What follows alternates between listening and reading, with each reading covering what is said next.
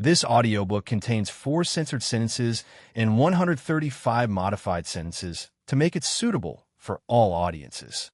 Visit our website to listen to the original version without censorship or modifications. Link in the channel bio. We can continue with our assembly. That's good and all, but the demon race cannot do anything, said the Golden Lion Chiefess. We do not have the Demon Destiny's sword to activate the formation. The sword is in my hand, Wang Wei said calmly, and as a sign of good faith, I will hand it over to your race. The demon race representatives were immediately surprised. But before they could analyze the situation and give their thanks, someone objected. Sect Master Wang Wei, is this really a good idea? I agree. I think it would be best to place it in a secure place that all our factions can safely guard. I agree. Me as well. You humans only want to control the luck of our demon race. After what you people have done, do you blame us? And what about what you've done to us? Argued the demon representatives. After billion years of suppression, you've killed more of our race than the Golden Ape Emperor ever could. Our actions are only to prevent history to repeat itself. You demons should be glad we did not exterminate your race from this world. All right, stop before things escalate, Wang Wei stated. In this kind of argument, his status as the perfect son of an era played its role. I need all of you to start thinking and see things on a much larger scale, to go beyond the scope of the myriad emperor world and take into account the entire endless void. Everyone listened to him, waiting for him to finish talking. If you analyze the information from Gu Xian's trial, it's easy to notice that too many geniuses that would be described as era-suppressing have appeared in the lower dimension. It's almost as if a glorious age has occurred in many world communities. And what is the role of a glorious age? To cultivate eternal emperors. Exactly.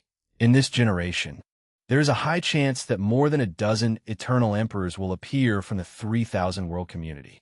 You can imagine how complicated things would be if these people decided to give a devastating blow to the myriad emperor world and prevent our development. Wang Wei then looked at the demon race representative. I will be direct. Your demon race is a potential problem. Your resentment for the human race can easily be exploited, leading to your betrayal. We would never do this. The myriad emperor world is as much our home as it is yours, humans, argued the Golden Rock Chief. Maybe so, but it does not change my statement, continued Wang Wei. Eradicating your race is one solution to this problem, but I would like to avoid the price suffered in the process. So, here's my solution to deal with this problem.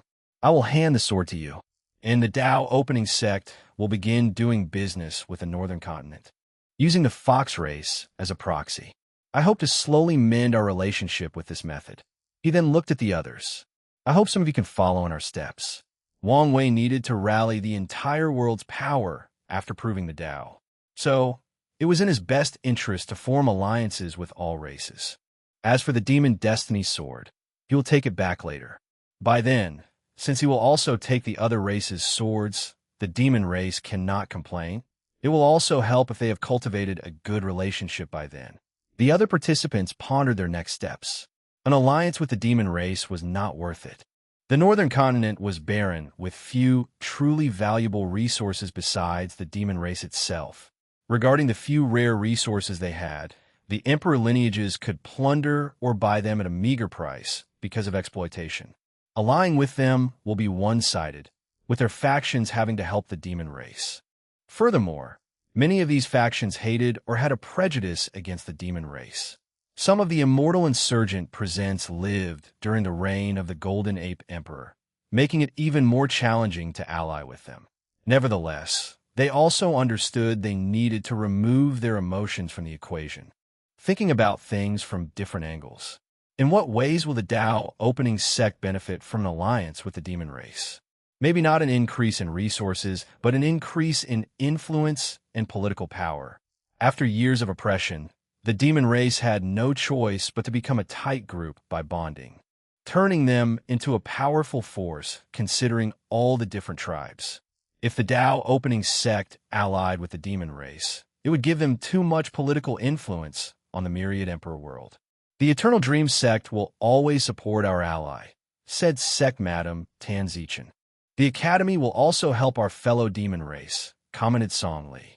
After him, many of the top emperor lineages like the Sword-Casting Villa, the Tai Profound Gate, and the Moon Palace also agreed just because they didn't want the Tao opening sect to increase its influence. Wang Wei nodded as if he did not care. These people had impure motives and would show up during their interaction with the demon race. Meanwhile, he was considering things from a higher point of view and genuinely wanted to cooperate with the demon race to ensure the success of his plans. On behalf of the demon race, we sincerely thank everyone present. The Golden Lion Chiefess remained composed as she knew these people might be only words. She would not have any hope until she saw fundamental changes in the northern continent. Since we have come to an agreement, let's discuss the issue of resources, stated Wang Wei. Chapter 6, 27 Compromise Gift Bonus Chapter. Thanks to SimCity Chabs for the gift. I still think this is not a good idea. Everyone looked at the person who suddenly destroyed the momentum of this assembly, and it was an insurgent from the Origin Rune Palace. Our actions are based on the premise that other planes will attack or intervene in our world. But nothing has happened yet, so why the need to act? Explained Formation 1. Everyone looked at him, wondering why he would disagree with something that was obviously beneficial to the entire world. Some people speculated it was something to do with the resource discussion, since it would take an extremely high amount of resources to keep these formations activated until the heaven will battle. These people's speculations were correct. Formation 1 knew the Origin Rune Palace was in a precarious situation. As the founder of Array Dao in the Myriad Emperor world, they had a high status and respect. Unfortunately, it did not change the fact their sect only had 2 great emperors. So, regarding resource allocations, he feared being treated as one of the top emperor lineages with 5 or more emperors. Your objection means nothing since the majority has agreed, announced Wang Wei. The juniors in this generation seem to have massive egos, replied Formation 1. Wang Wei was calm, while everyone watched with intrigue, waiting for his response. Do you want a beating? Asked Origin 1 with a fierce light in his eyes. If you do, I won't hesitate to break into your sect and give you. Formation 1 almost choked with anger after hearing this. He took a deep breath to calm down. Does your Tao opening sect want to use its power to force people? I made a good point, and I'm sure some people feel the same way. It's not about using our power, rebutted Origin 1. It's about not giving the title of sect master of our sect any respect. So, watch your words and tone.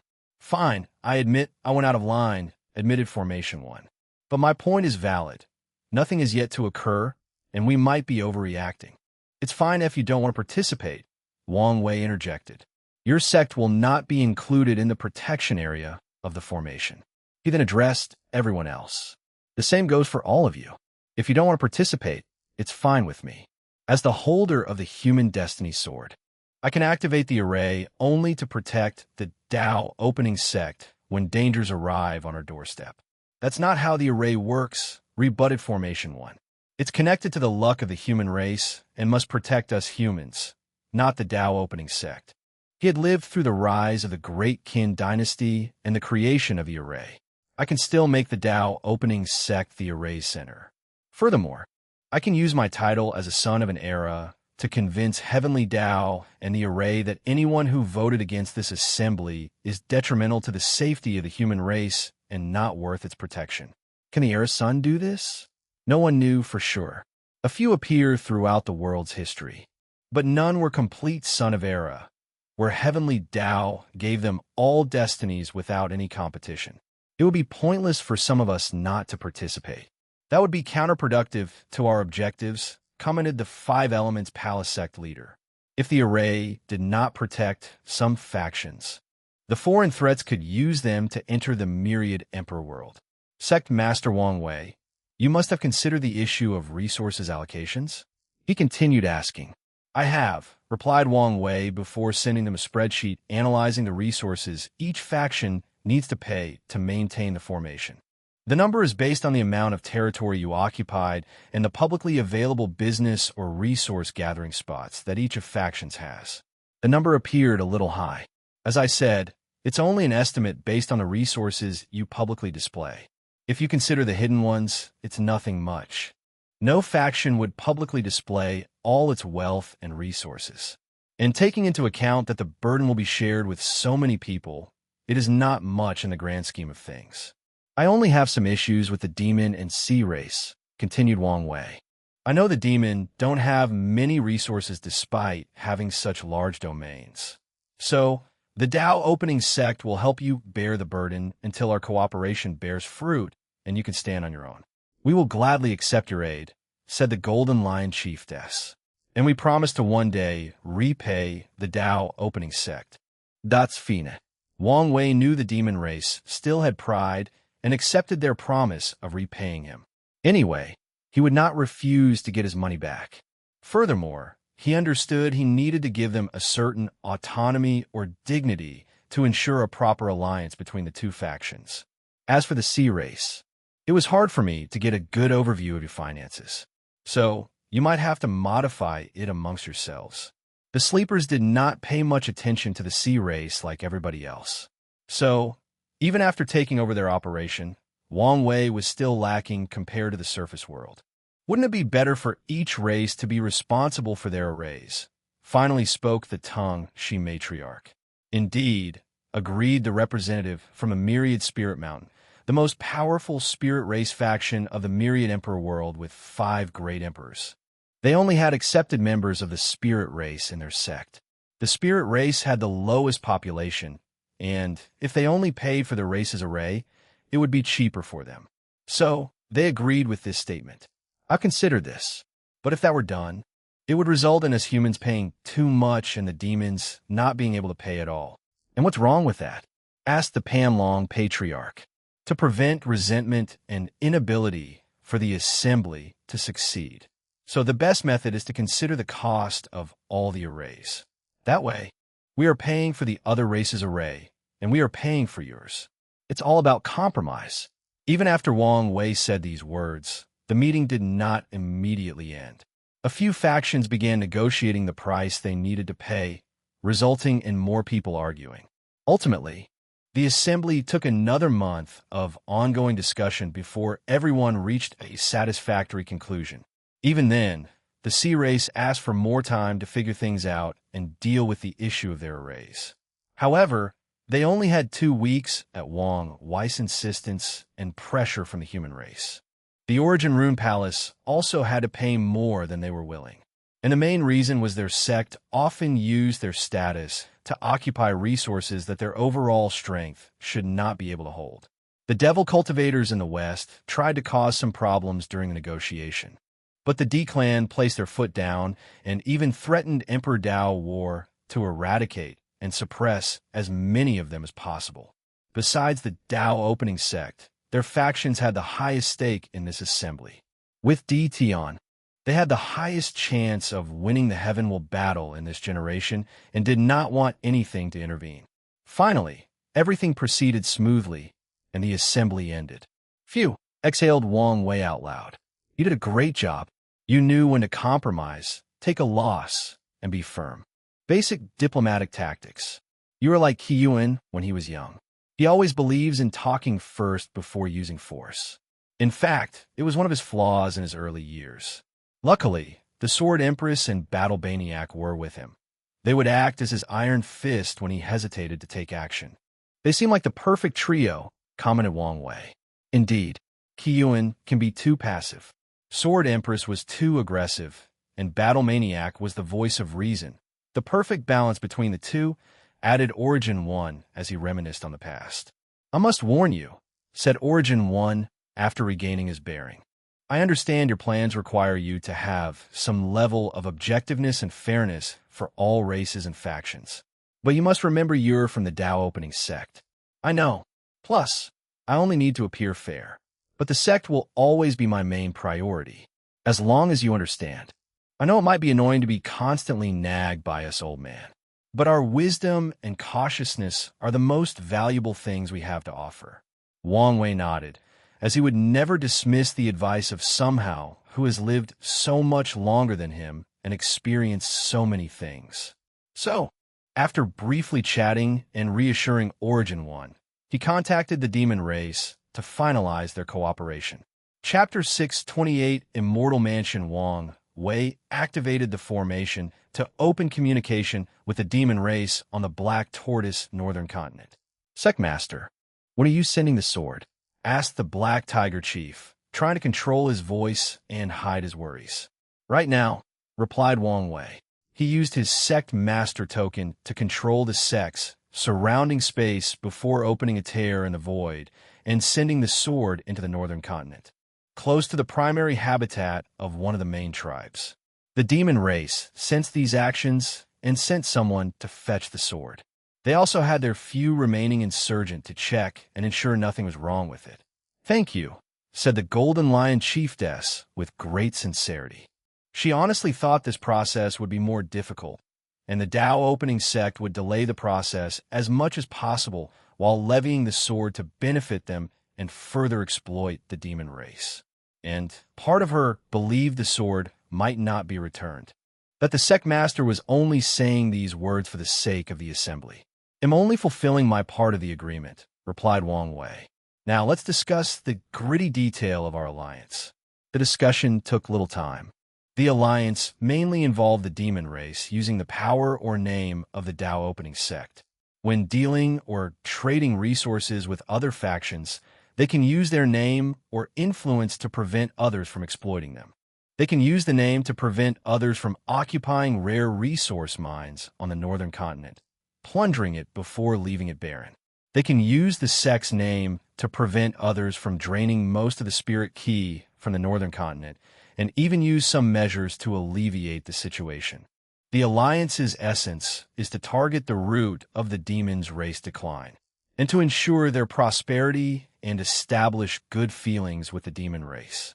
Wang Wei even promised the sect would send powerful cultivators to help them reinforce these new changes, since he knew many factions would openly agree while sabotaging the Alliance from shadow. I have to say I was surprised, Sect Master Wang Wei, commented the chiefess. It seems you genuinely want to ally with our race. The prosperity of the demon race will benefit the entire world. Once he returns the environment to its innate key space, the demons will have a resurgence because many of them have some innate life form's bloodline mixed with their lineage. And by absorbing innate ki, these demons will have a higher chance of activating these hidden bloodlines. One of his objectives is to ensure some level of peace and harmony between the races and factions. If you don't mind, I have a request, said the Golden Lion Chiefess, making Wang Wei frown slightly. Do say, we would like control of the demon school Key Luck. Over the past 10,000 years, she has witnessed the benefit and horror of the school. The humans continued to preach to animals to awaken their intelligence and become low-level demons or demonic beasts. This act resulted in many factions increasing their military power through a large army of demons. However, this was only the beginning. These factions forced these low-level demons to fight and consume each other as cultivation. That way, they did not have to use too many resources to cultivate an individual demon. The increase in demonic population in the other 4 continents has drastically boosted all professions in the world. Demonic beast bodies are one of the primary ingredients for many pills, arrays, weapons, and talismans. Talismans benefited the most since they required papers with spiritual key to engrave runes. And demon race skins were the perfect materials. The herd raising Valley's business took a big hit as they lost overwhelming control of the demonic beast market. Most factions do not have to rely on their services since they can use their school to raise and educate demonic beasts, ensuring their loyalty. No, replied Wang Wei, his tone very firm. Just like the Academy control the concept of Academy for your demon race, our sect must also control all aspects, including other races like the Sea race. Wang Wei never liked that each race could create its own school concept by copying his idea. He felt Heavenly Tao should change the order of the world to prevent copyright infringement. As such, after creating the idea, he also followed so for all the other races to ensure their sect had sole control of the luck. I figure as much, replied the Golden Lion Chiefess. In that case, how about returning the Fox clan to us? Wang Wei did not immediately answer as he pondered. The Nine-Tailed Fox clan has been on his mind lately. Once his plans are accomplished, the Wang, Li, and Yin clans will increase their number of emperors, thus shifting the already tilted power dynamic of the sect. So, he wanted to find a way to make up the power of the sectarian side. His first plan was to introduce the Fox clan into their factions. The two together would increase their chances of cultivating great emperors. However, he feared once the Fox clan had cultivated an emperor, they would become the fourth faction of the sect instead of supporting the sectarian section. Their racial identity made it easy for this possibility. Three factions controlling the sect is fine since they can use the majority to decide significant events. But a fourth will result in complications if they cannot decide on a majority. I understand why you want their return, added Wang Wei. Emperor bloodlines are very important to the demon race. After a great emperor proved the Tao, their entire race's bloodline will also benefit. It is the same for humans. But it is not as apparent for them because the benefit of great emperors manifests more in the luck of their sects or clans. However, the current situation is the result of your poor management. If you want them to return, communicate with the Fox matriarch and convince her. The chiefess sighed as she knew this was unlikely to succeed. Their tribe treated the Fox clan poorly, to the point they saw no choice but to defect to the human race. I will try. Wang Wei nodded, but did not continue the topic. After signing the alliance agreement, he ended the conversation. Have you decided what to do with the Fox clan? Asked Origin One. No, but am leaning toward making them die-hard allies like the Eternal Dream sect. Are you not worried they would return to the demon race? I know they will return, but only after cultivating a great emperor.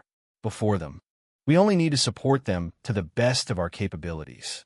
And generations later, we will have a solid ally when they succeed. It's good you're thinking long-term. Origin One knew it was rare for young people like Wang Wei, who only has lived about 100,000 years, to consider things in terms of generations. I suddenly remember, did we ever find someone to cultivate the Dragon Sovereign key? Yes. Was it another immortal venerable? No. It was one of the sealed quasi-emperor. He fit perfectly with the key. Can mortal refine immortal key on their own? Is there a difference between an immortal doing it or even with a great emperor's help? Yes, replied Origin One. The core issue is the immortal mansion. Immortal venerables require it to produce more ki by converting it from outside energy sources like spiritual ki. The problem with mortals refining immortal ki is that they usually have to rely on a single string to create their immortal mansion, a process that requires a ton of time. Then, they must consider whether their bodies are strong enough to bear the power of the immortal mansion or whether their soul is strong enough to control it. After all of these issues, they have to survive immortal tribulations, explained Origin One, who paused to gather his thoughts. If an immortal venerable refine a new key, they only need to fine-tune their immortal mansion to adapt to the new key and ensure they understand it enough to control. As for great emperors, they can refine the immortal mansion that is best suited for someone, ensuring a higher success rate of quality, which dictates the leaf strength of immortal venerables. Wang Wei understood his meaning. The higher the purity of a key, the higher the leaf strength of the immortal venerable. In other words, immortal mansions refined by great emperors granted cultivators a higher chance of becoming a 9-leaf immortal venerable. Is there any way to accelerate the process? Wang Wei asked. Yes, we can use immortal, Tao, and even innate resources to help create immortal mansions. So, that's the real purpose of innate resources. Correct. They are wasted when used on mortals. Innate resources can help increase ki, help with grand Tao source comprehension, and are overall better suited for immortal tier powerhouses to use. Wang Wei agreed with this statement. Innate and chaos treasures are popular amongst Heaven Chosens because they can better boost their strength than Emperor treasures, which are difficult to use. He said goodbye to Origin One before leaving. Li Jun and Liling is back. He'll go see them. Northern Black, Tortoise Continent, Demon Race Tribal Alliance. After the meeting, the chiefs and chiefess looked at someone that did not show up but witnessed everything. Nevertheless, Everyone present seems to have a sense of awe and reverence for him. What do you think? Chapter 629 AO Shun Gift Bonus Chapter. Thanks to SimCity Chabs for the gift. He's planning something pretty blaiji ao sheng. And it's something major, something that will take into account the entire world. Heavenly Tao has some hint of what it is, and it approves of his actions. That would explain why he was chosen as a complete son of Era. But what roles does our demon race plays in his plan? I don't know. But it seems to require harmony between races, continued Ao Shun. In that case, how do we treat the alliance? Asked the Golden Lion Chiefess. Ao Shun did not immediately answer, pondering about his race's future. The time spent in a martial hegemony world has benefited him immensely. Upon arrival, he had to learn to hide and become quite good at it. But eventually, his identity was revealed, and he was forced to run away.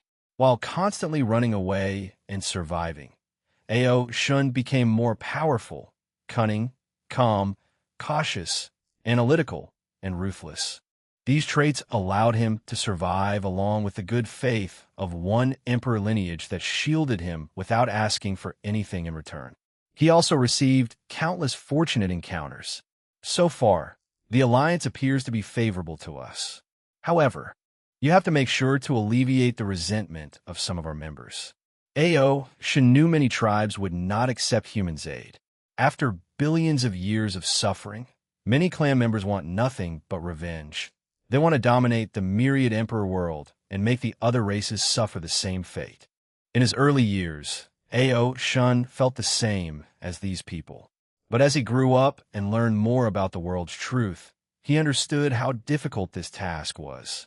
Only an eternal emperor on par with Empress Wu and the absolute beginning emperor could achieve the goal of these demon races. However, there are other problems to consider. If he overthrew the human race as the protagonist of the myriad emperor world, the founders of the most powerful factions might intervene. Ao Shun learned the true foundations of these sects are the people who have ascended and achieved higher realms in the upper dimension. These people would never allow the destruction of their factions or the enslavement of the human race. Ao Shun became depressed after figuring out this truth. And a few hundred years ago, when he learned about the closure of the lower dimension, he thought his plan might work. However, his cautious nature made him analyze things thoroughly and realize he would suffer the one suffering consequences if he annihilated the human race. These founders and previous emperors would never allow him to survive in the upper dimension. And Ao Shun eliminated the possibility of hiding in the lower dimension since he wanted to continue his cultivation journey. After mulling over the situation, Ao Shun realized that he needed to change his primary objective and not let hatred cloud his judgment. After becoming an eternal emperor, his goal should be to lead the demon race to prosperity and rival the other factions. He needed to take this rare opportunity of an upcoming era to ensure that the demon race dominated that era. And after years of prosperity, the demon race can rejuvenate itself and become one of the most potent factions in this world. I'm worried about them, too, commented the Black Tiger Chief. Hatred ran deep in many tribe members, and they could affect this alliance. I will talk and explain the situation to them, said Ao Shun.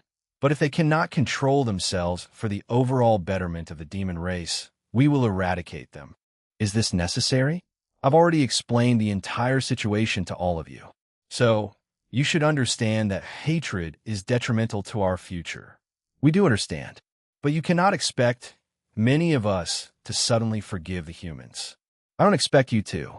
I just want you to be able to control your hatred and not let it affect the general situation, explained Ao Shun. Our demon race is so close to liberation. I don't want anything to affect us, especially our own kind. You are right. I will try to appease them, said the Golden Lion Chiefess. Good. What about the cultivation technique I gave you? How are things proceeding? Not very good. Our race is not very good at adapting to new things. I'll shamefrown it. One of the main reasons the demon race has become so weak is that humans exploited this weakness. They destroyed most of the race's knowledge and cultivation techniques. Most demons have to rely purely on absorbing spiritual ki to nourish their bloodline. That's all many people use for their cultivation. The cultivation method is so basic and rudimentary. Emperor bloodline tribes can use this method to reach the quasi-emperor realm. However, cultivation is extremely difficult for other tribes with lesser bloodlines. Ao Shun knew the demon race's inheritance was not completely gone. Tribes like Golden Lion, Black Tiger, Golden Rock, and others have some inheritance remaining. These inheritances included ways to temper bloodlines and techniques that allowed them to use their bloodline to create domain or blood dharma. Using these inheritances, years of trials and errors, and a touch of fortune, they finally had one bloodline achieve atavism, resulting in the creation of Ao Shun, an innate dragon. Unfortunately, these tribes are adamant about keeping their inheritance amongst themselves and don't want to share it for the demon race's advancement and prosperity. Ao Shun concluded the tribal system itself was one of the reasons for the demon race's current decline. So, he wanted to change things.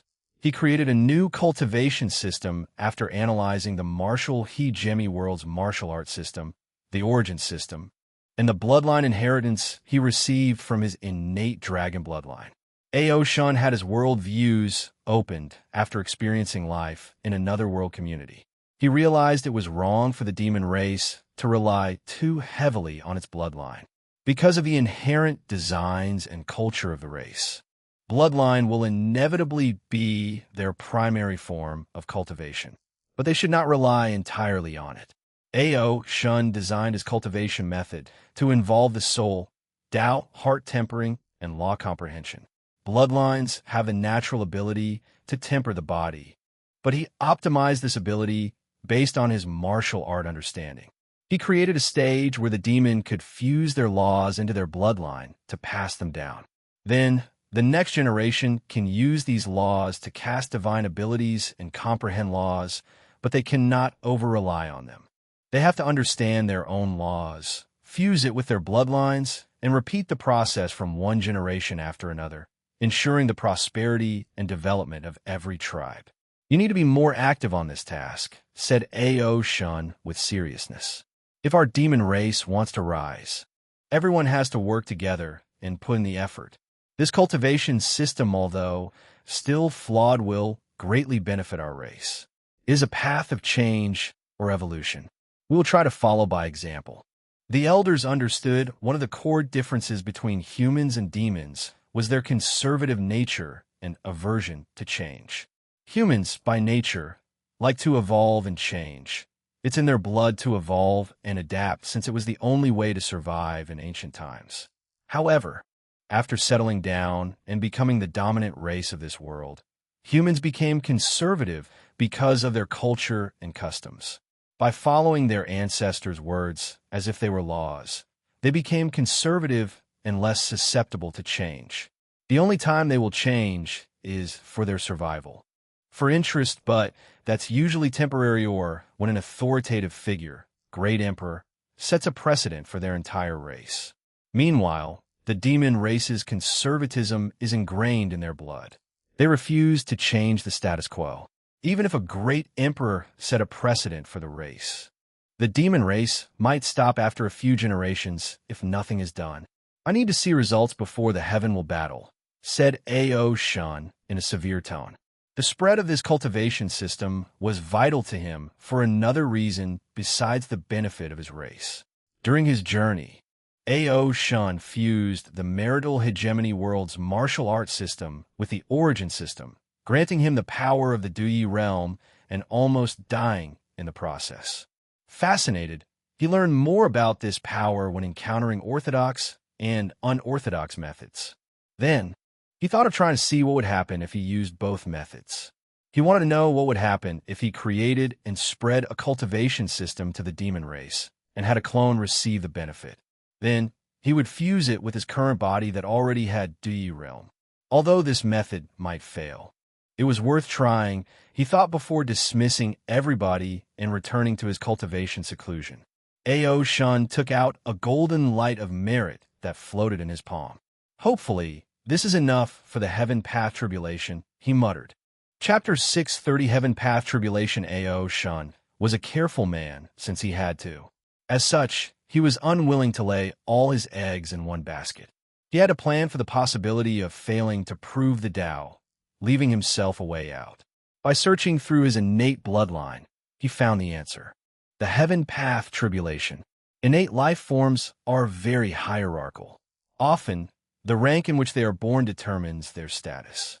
A dragon born with the power of Saint Realm will have a higher position than one taken with the void-shattering realm. However, they can still cultivate and improve. Moreover, innate life forms had to evolve and change to survive against acquired life forms during the Ancient War. And the main reason for their strength was the Heaven Path Tribulation, which allowed Tier 9 innate life forms to enter Tier 10, on par with great emperors.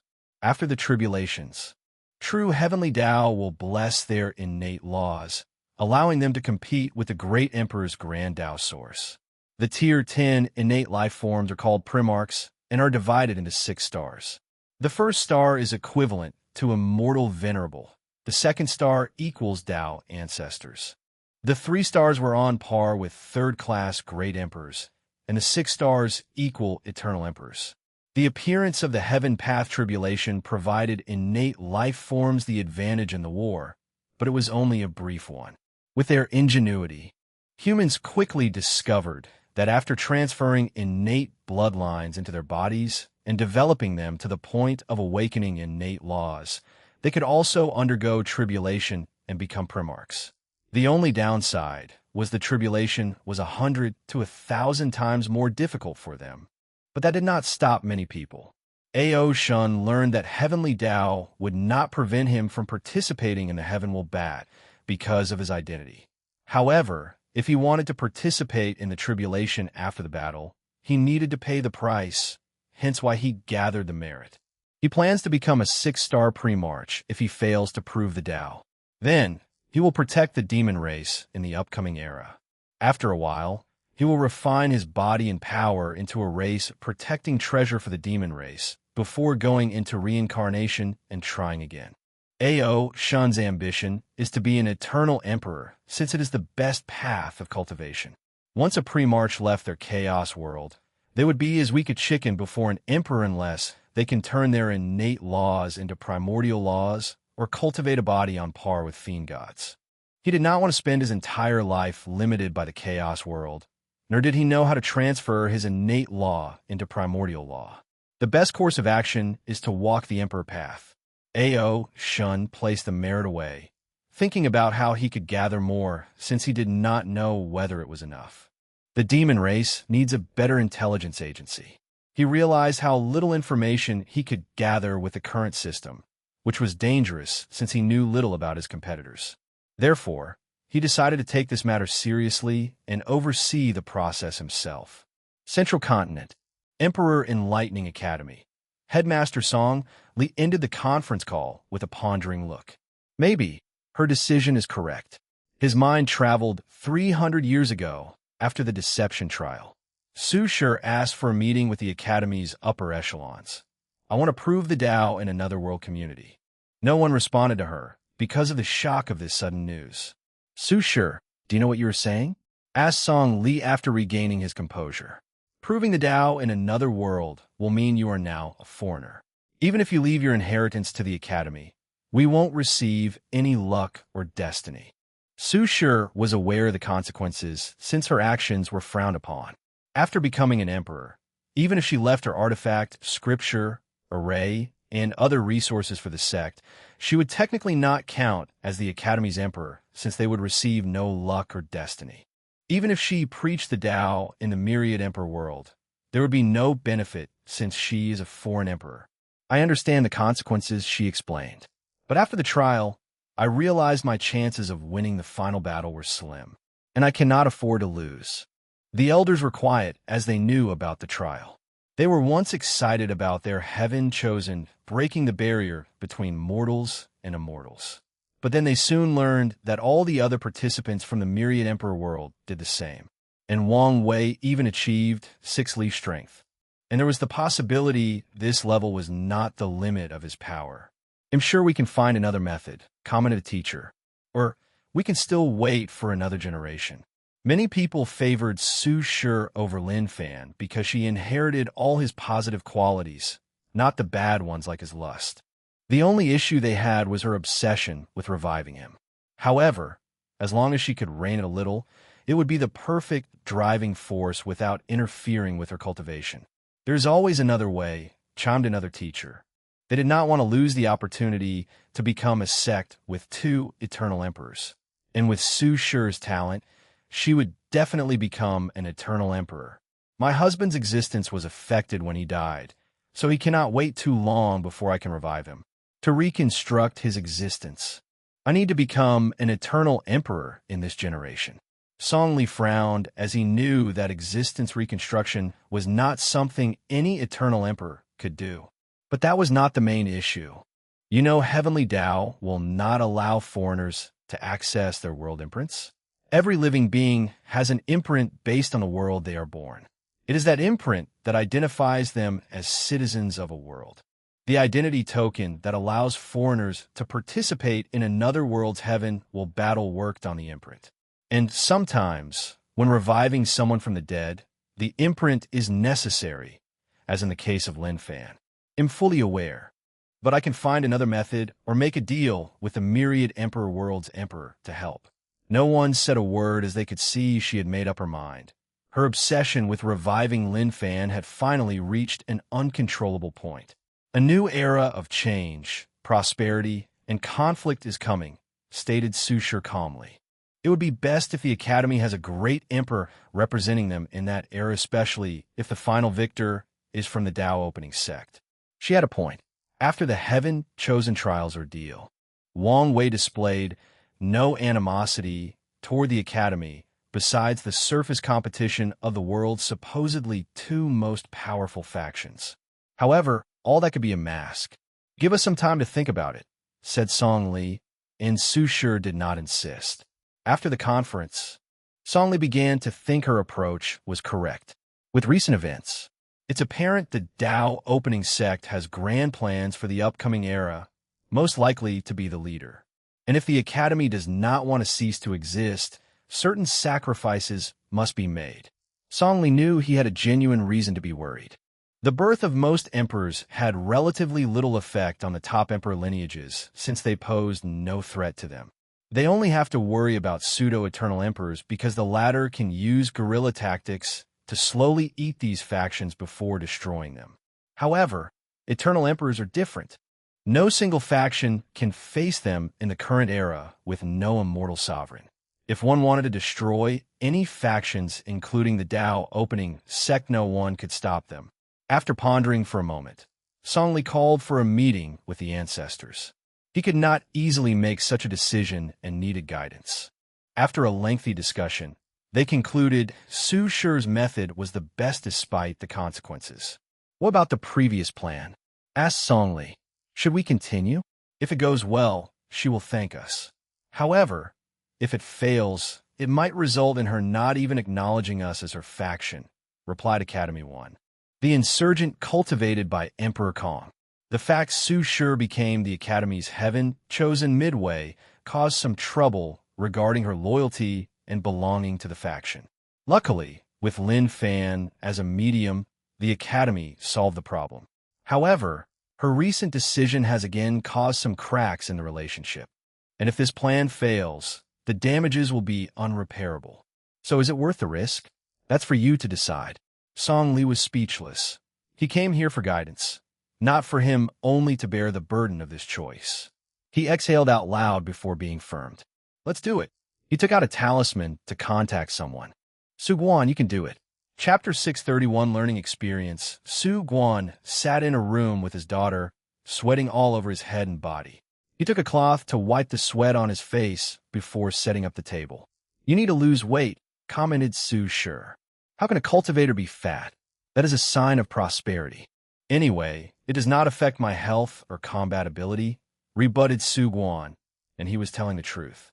Unless by choice, preference, or a weird physique, most cultivators are fit because fat is considered an impurity of the body and will be dispelled through the process of cultivation. Nevertheless, some cultivators enjoy looking plump and choose this way as an aesthetic. "So what brings you to see me?" asked Su Shi, deciding not to interfere in her father's choice. "Do I need a reason to come see my daughter?" "True." Su Guan nodded before taking out something from his space ring and handing it to her. She was surprised as she had never seen something like this despite her wealth of knowledge. "What is it? Some kind of shoes?" "It's called a heel. About a month ago, the Tao opening sect began to sell this new and strange footwear. The popularity has reached the point that it's gone on my radar. They looked beautiful," praised Su Shi before trying them on. "Comfortable, too. That's what all the women who tried it said," stated Su Guan. According to our commerce's predictions, this industry will soon become another staple business for their sect. Su Guan sighed out loud. Why do these powerful sects keep getting richer? Shouldn't they have enough? They could leave some opportunity for us peasants to struggle. Su Shi ignored her father's complaints. The Association of Chamber of Commerce is one of the most wealthy factions of the myriad emperor world, ranking top 100. They have not gone up in the ranking because their most potent backing is a third-class strength insurgent. And the fact they can keep such considerable wealth without trouble is proof of their diplomatic abilities and the connection they've made with different factions. "Are you going to sell knockoffs of these shoes?" asked Su Shi. "If you are, you should be careful of the Tao opening sect's reaction. The original plan was to create a cheap knockoff and sell it in the black market through the unaffiliated business of the association," replied Su Guan before gritting his teeth. However, the plan hadn't even started before ending. "Did they warn you?" she asked, slightly surprised. "When it comes to products such as this one that can be easily copied, most factions will ignore copies as long as they control the primary market." "They didn't have to," replied Su Guan. His pouting face somewhat made him adorable. Someone placed a powerful curse on the very concept of the heel. The knockoffs will spontaneously catch fire if someone else tries to sell it before self-destructing. "This must be quite the unique curse," analyzed Su Shi. "If they're willing to go such extreme for this product, then you shouldn't get into this business. I know this. I'm worried other people will begin using similar methods for other products. You don't have to worry much. How many people do you know can use such a curse? Even if any faction spent years cultivating a curse master, they might not reach that level," reassured Su Shi. She then took out the heels and admired how beautiful the design was. Then she frowned. "I know, Su Guan was aware of this, but he has a business intuition that this method of protecting discoveries or inventions will become more regular in the future. And if that's the case, the association's commerce will be significantly affected. Have you noticed?" he asked. "Yes. The material on these shoes is terrible. Even if I refined them and added more runes, they would only last a few decades. It's done on purpose, to sell more shoes." She instantly realized, yes, they designed the products to last a specific time, forcing people to come back and buy more. "Quite the ingenious tactic," elaborated Su Guan with glistening eyes. "The shoes are even designed to self-destruct if someone tries to modify them. According to tests done by the association, only the best artifact refiners have the skills to temper with these shoes. However, the material used still limits them." "Truly ingenious," muttered Su Shi as she knew who was responsible for this product and all these tactics. She has secretly infiltrated the Tao opening sect's domain, and she was genuinely shocked by the experience. It was like a completely different place from the rest of the world. The mortal had created a civilization entirely based on puppetry and constructs. They were educated, healthy, well-fed, and generally happy. Cultivators and mortals lived together in harmony. Su Shi was greatly surprised by what she saw. The amount of luck the mortals could provide the Tao opening sect, because of their excellent reputation, was at least 5 times more than any other sect with the same population.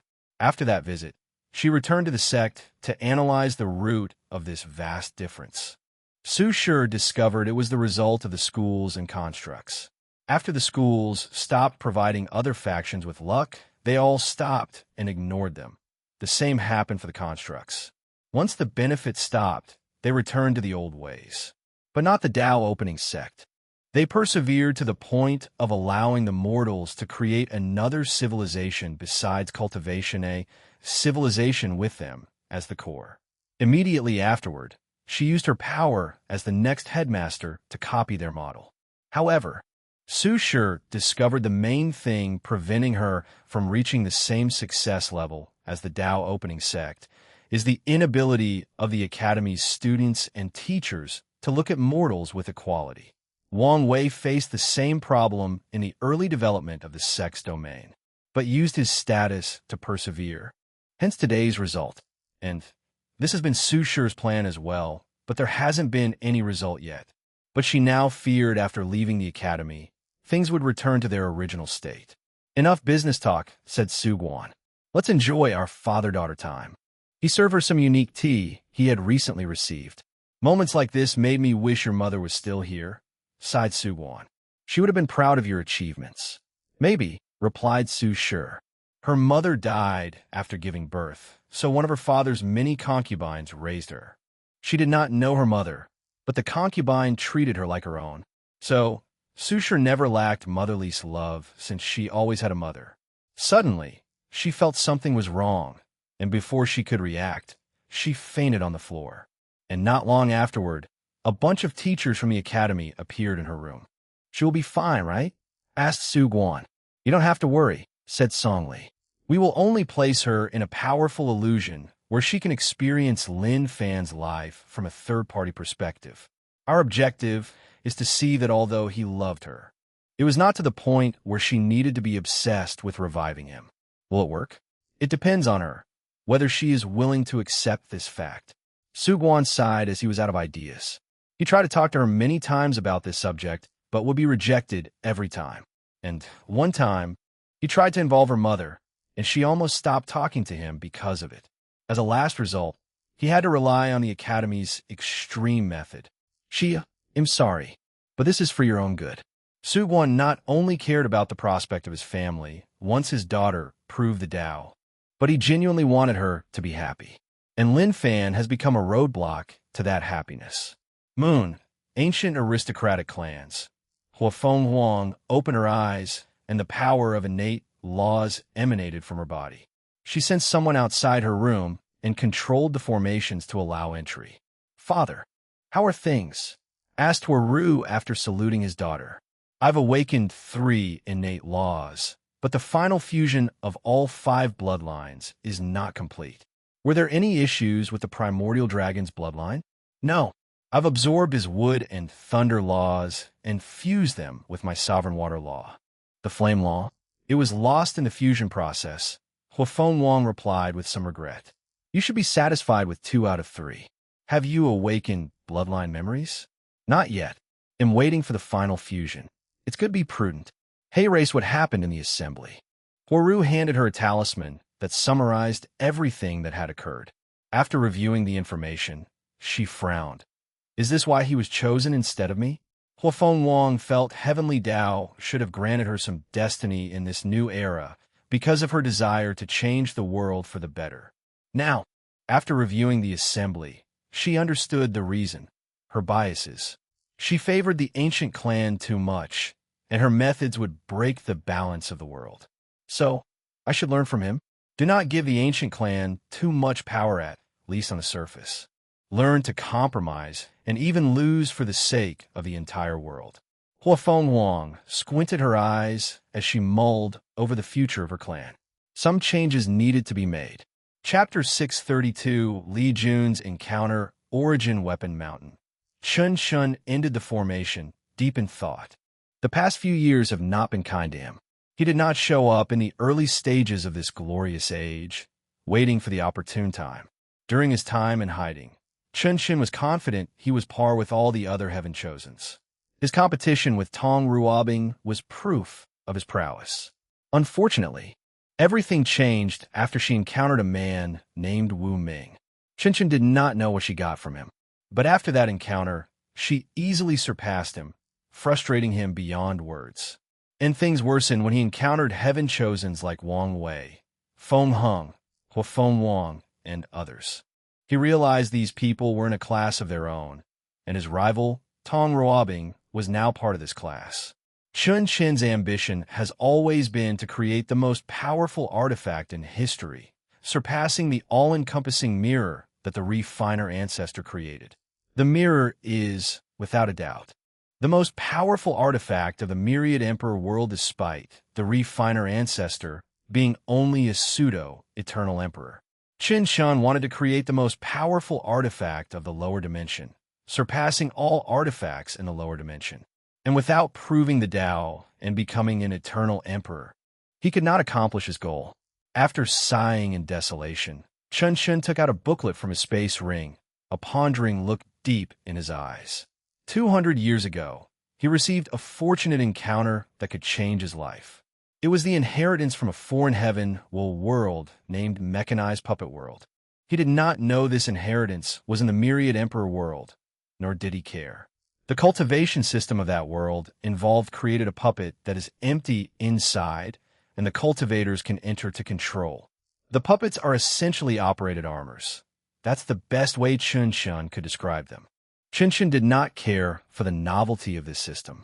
In his eyes, these puppets were nothing but well-crafted magical artifacts used in another system.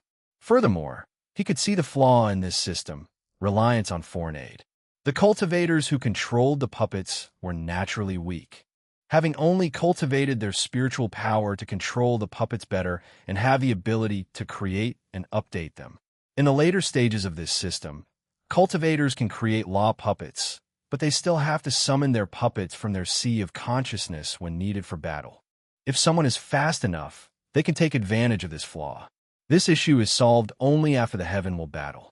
After proving the Tao, the cultivator will inherit their puppet's power, while the artifacts will become something similar to a proving Tao artifact. A technique considered forbidden in the mechanized puppet world allowed the cultivators to fuse with their mechanized puppets permanently, to eliminate the boundaries between flesh and metal, human and puppet, to eliminate the boundaries of self and tool. The moment Chun Chun read about this technique, he thought about fusing with an Emperor tier puppet. Of course, reasons told him that was impossible, but he still could do it for an immortal tier 1. However, this technique had a high failure rate, and the consequence was worse than death.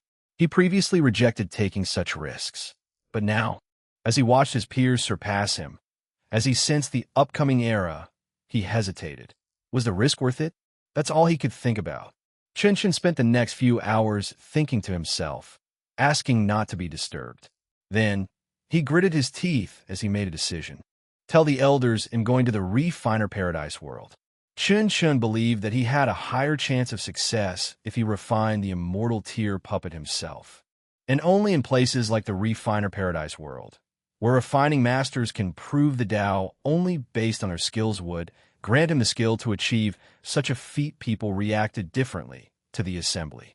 However, one consensus that every participant agreed upon: a new era of strife was upon the world, and the son of an era had a plan for that era.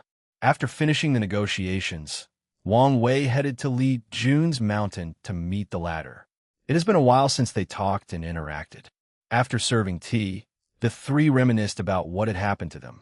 Nothing exciting occurred for a while, explained Li Yunya. After receiving the talisman from the ancestor, I went into retreat, even using the time formation. You must have gotten quite the result? Asked Wang Wei. Indeed. I realize how much I underuse my physique. As long as you learn. Liling, what about you? A lot occurred. I received the ancestor's talisman right after the automatic cauldron succeeded in producing heaven-grade pills. And with what I learned, saint pills won't be a problem. That's good news, nodded Wang Wei. What about the acquired source rune physique I mentioned? I've succeeded, she replied before raising her hand, displaying as it turned into a hand made of runes. I've turned all the cells in my body into runes, as you suggested. But why do I feel you're not that excited? I am. It's just that pill refining talent also involved flame control, herbology, purification, and runes. This physique has drastically elevated the runes aspect, but only slightly affected the others. The most significant benefit Yin Liling received from this physique is her talent for the other professions has been elevated, granting her the skill required for the automatic cauldron. I'm more excited about your force control skill. It has helped me a lot in my refining methods. That's good. What about the Duyi realm? I've also succeeded. I've refined my divine sea into a spiritual herb garden. Yin Liling waved her hand to show inside her divine sea, where she planted various spiritual herbs. Her origin essence will nourish the herbs, while some will produce spiritual ki similar to Wang Wei ki flow divine ability. Although it is only the first stage, I'm satisfied, she concluded. Wang Wei nodded before looking at Li Jun. Nothing yet, he replied, slightly embarrassed. It seems your cultivation talent is lacking a little, commented Wang Wei, and Li Jun agreed. His battle talent is on par with the likes of Feng Hung and other heaven chosen that have broken the boundary of mortal and immortal. However, his talent for cultivation, as in going through realms and comprehension, was lacking to them. This might help, stated Wang Wei as he took 2 small purple orbs, 2 strings of chaos ki. Yes, after close to 100,000 years, I've condensed these 2 from innate ki, commented Wang Wei. After spending more than 90,000 years listening to his ancestors' preaching, his key flower ability produced these 2 strings. Have one of the insurgent ancestors wash your body and soul with these kiss. It should increase your cultivation talent. Li Jun was not hypocritical by rejecting something that he truly desired, especially since it came from his brother. So he calmly accepted the offer. I may have another way to help you, but I don't know if it will work. What is it? Wait until I know if it will work, and I'll tell you. What's with all the mystery? Complained Li Jun before sipping his tea. I just don't want to give you false hope. Whatever. He could wait. Before I forget, announced Wang Wei. Don't forget to lend your talisman to the ancestors. It might be helpful to them. We were just thinking this, added Yin Liling. We've learned so much from the ancestors and hoped the entire sect would benefit. I'm sure they will. Wang Wei suspected the ancestors left something for the sect's insurgents. And when he started dealing with Origin 1 instead of Sword 1, he confirmed his theory. We also have something for you, said Li Jun before handing him a talisman containing a memory. Intrigued, Wang Wei activated it and saw a scene from a few days ago. Li Jun and Yin Liling were walking in a forest, traveling throughout the world while flirting with one another. The couple wanted to take this opportunity to have a vacation after spending so long not seeing each other.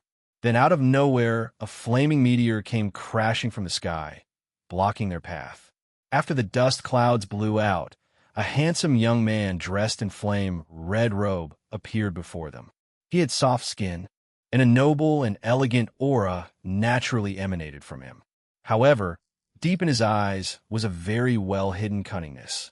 You're Li Jun and Yin Liling, correct? Wang Weisgard dogs. Li Jun calmly looked at him before answering with a smile. We are. And who might you be? Young Guo Wei. Am I supposed to know who that is? Continued Li Jun despite lying. He knew who this man was from the Fate Shadow Guards.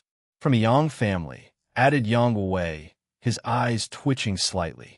Oh, you're the cheater, 9 Sons Emperor's offspring. Chapter 633, Li Jun versus Yang Guo Tiating, replied Yang Wei with a sneer. Anything goes for the final throne. It's not my father's fault your elders were stupid enough to fall for such a trick. What did you say? Yin Liling asked, triggered by this comment. No one can badmouth her elders. Li Jun placed his hand on her shoulder, calming her nerves. He was also mad since the 9-Son Emperor basically destroyed the Tao heart of his brother's grandfathers. That heaven was wasted on your father. Any of our elders could have become pseudo-eternals and even eternals. But your father barely became a first class. All I'm hearing are excuses from sore losers. Okay, I don't want to waste time with you, countered Li Jun. Every second looking at your ugly face, I feel my lifespan rapidly shrink. Veins appeared on Yang Guowai's forehead. He had to admit this comeback was a good one. What do you want? Continued Li Yunya. I want the deceiving heaven longevity art. And what does it have to do with us? Li Jun suddenly thought of something. You want to kidnap us to blackmail Big Brother Wang Wei? I guess you're not as stupid as you look.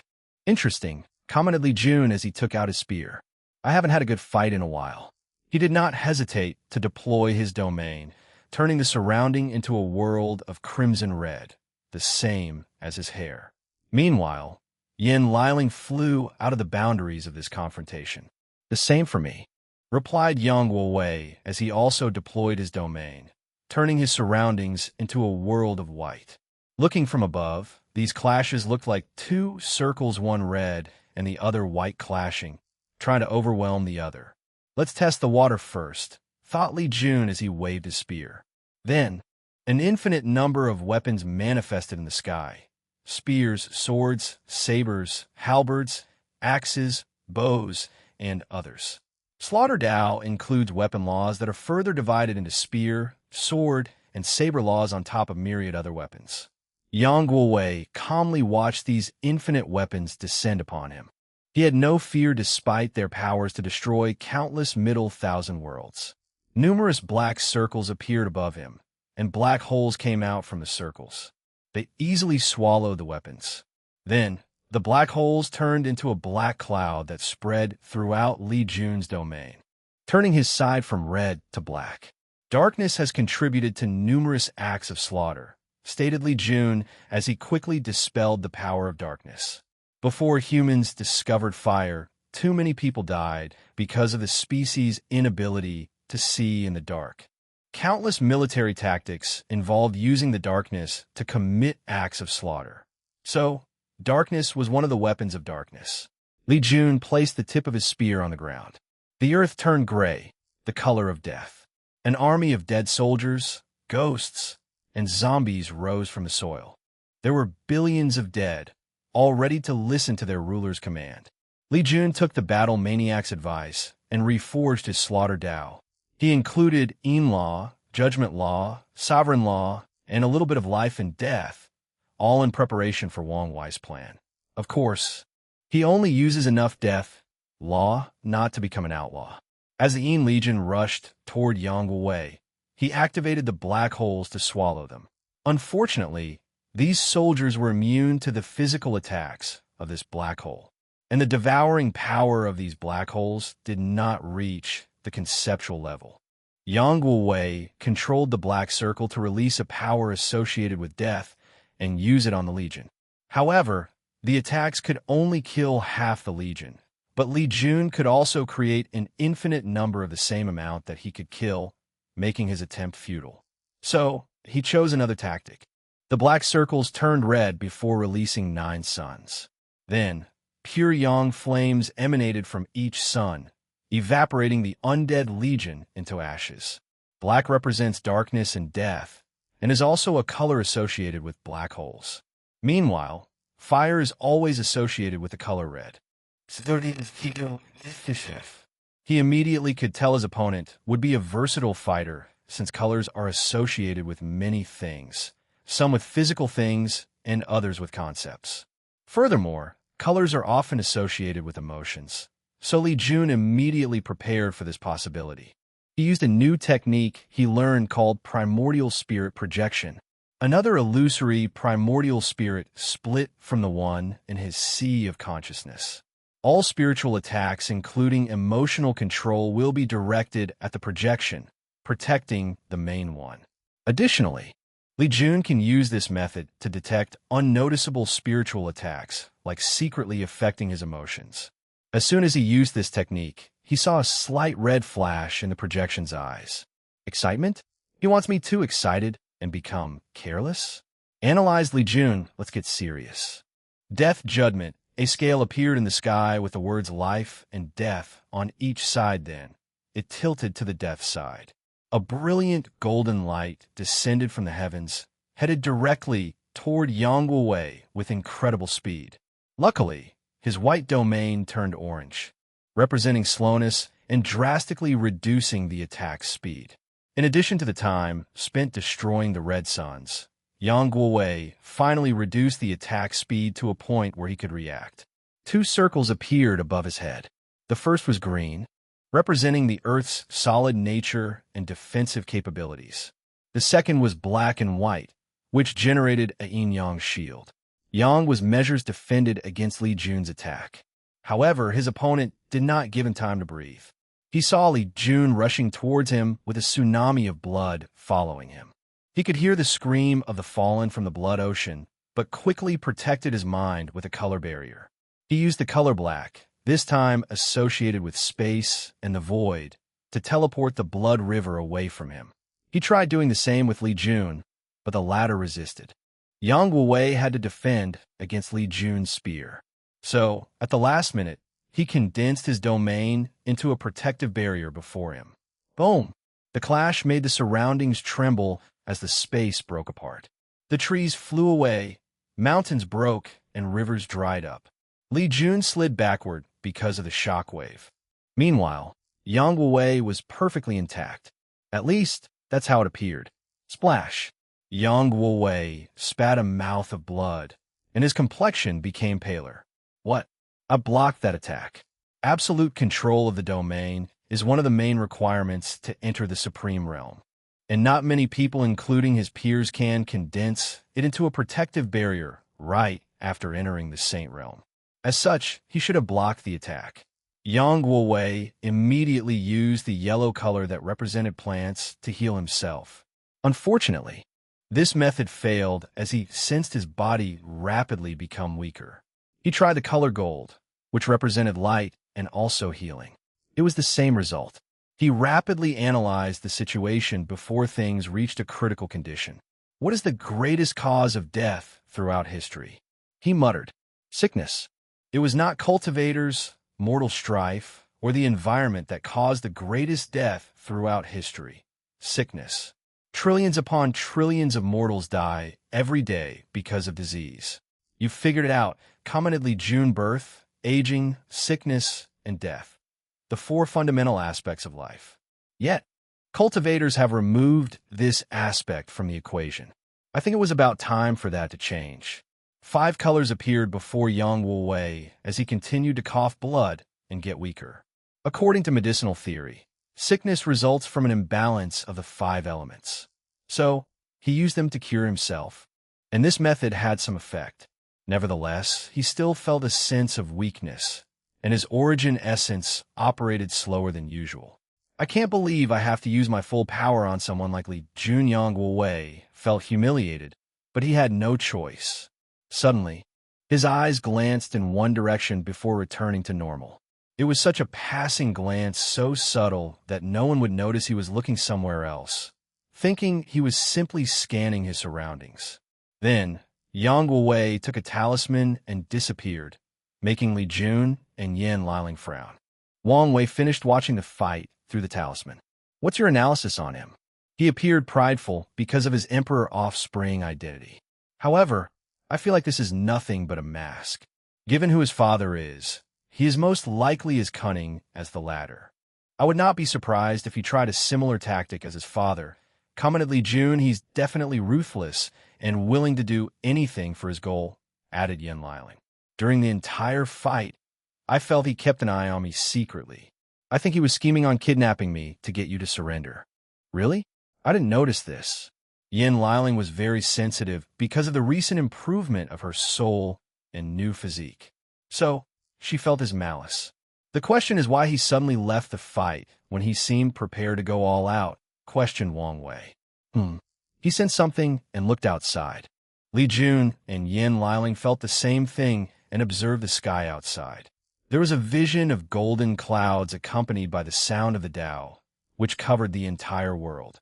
The group calculated the reason and learned someone in this generation had already broken into the Supreme Realm, surprising everyone. Most Heaven-Chosens were still in the void-shattering realm, with a few entering the Saint Realm. But someone had become a true monarch out of nowhere. Wang Wei divined more information, but only learned it was a sealed Heaven-Chosen who cultivated. However, something blocked other details on the ladder. While pondering on the person's identity and whether they had a purpose for cultivating so fast, Heavenly Tao suddenly sent a message to all cultivators in the world. And it involved this generation's cleanup. Chapter 634, The Cleanup. Something is wrong, thought Wang Wei. The cleanup is a generational event where cultivators of the myriad emperor world essentially go on a slaughter spree in the 9 devil god world, culling the strength of the devil race. The purpose is to prevent any possibility of rising. Although it was a generational event, not everyone participated, and sometimes only a few people do, so mainly loose cultivators, since it is an excellent opportunity to gather resources in another world. This event had the most significant after the Devil era. Back then, cultivators were full of hatred and animosity and took it out on the surviving race. In the next few generations after the end of the era, the Devil race was almost extinct because of how much people hunted them down. Typically, the cleanup should not be important in this generation, nor did it warrant an announcement from Heavenly Tao. But this has changed today because the cleanup involved the Heavenly battle. Heavenly Tao announced that participants needed an entry token to participate in this generation's Heavenly battle.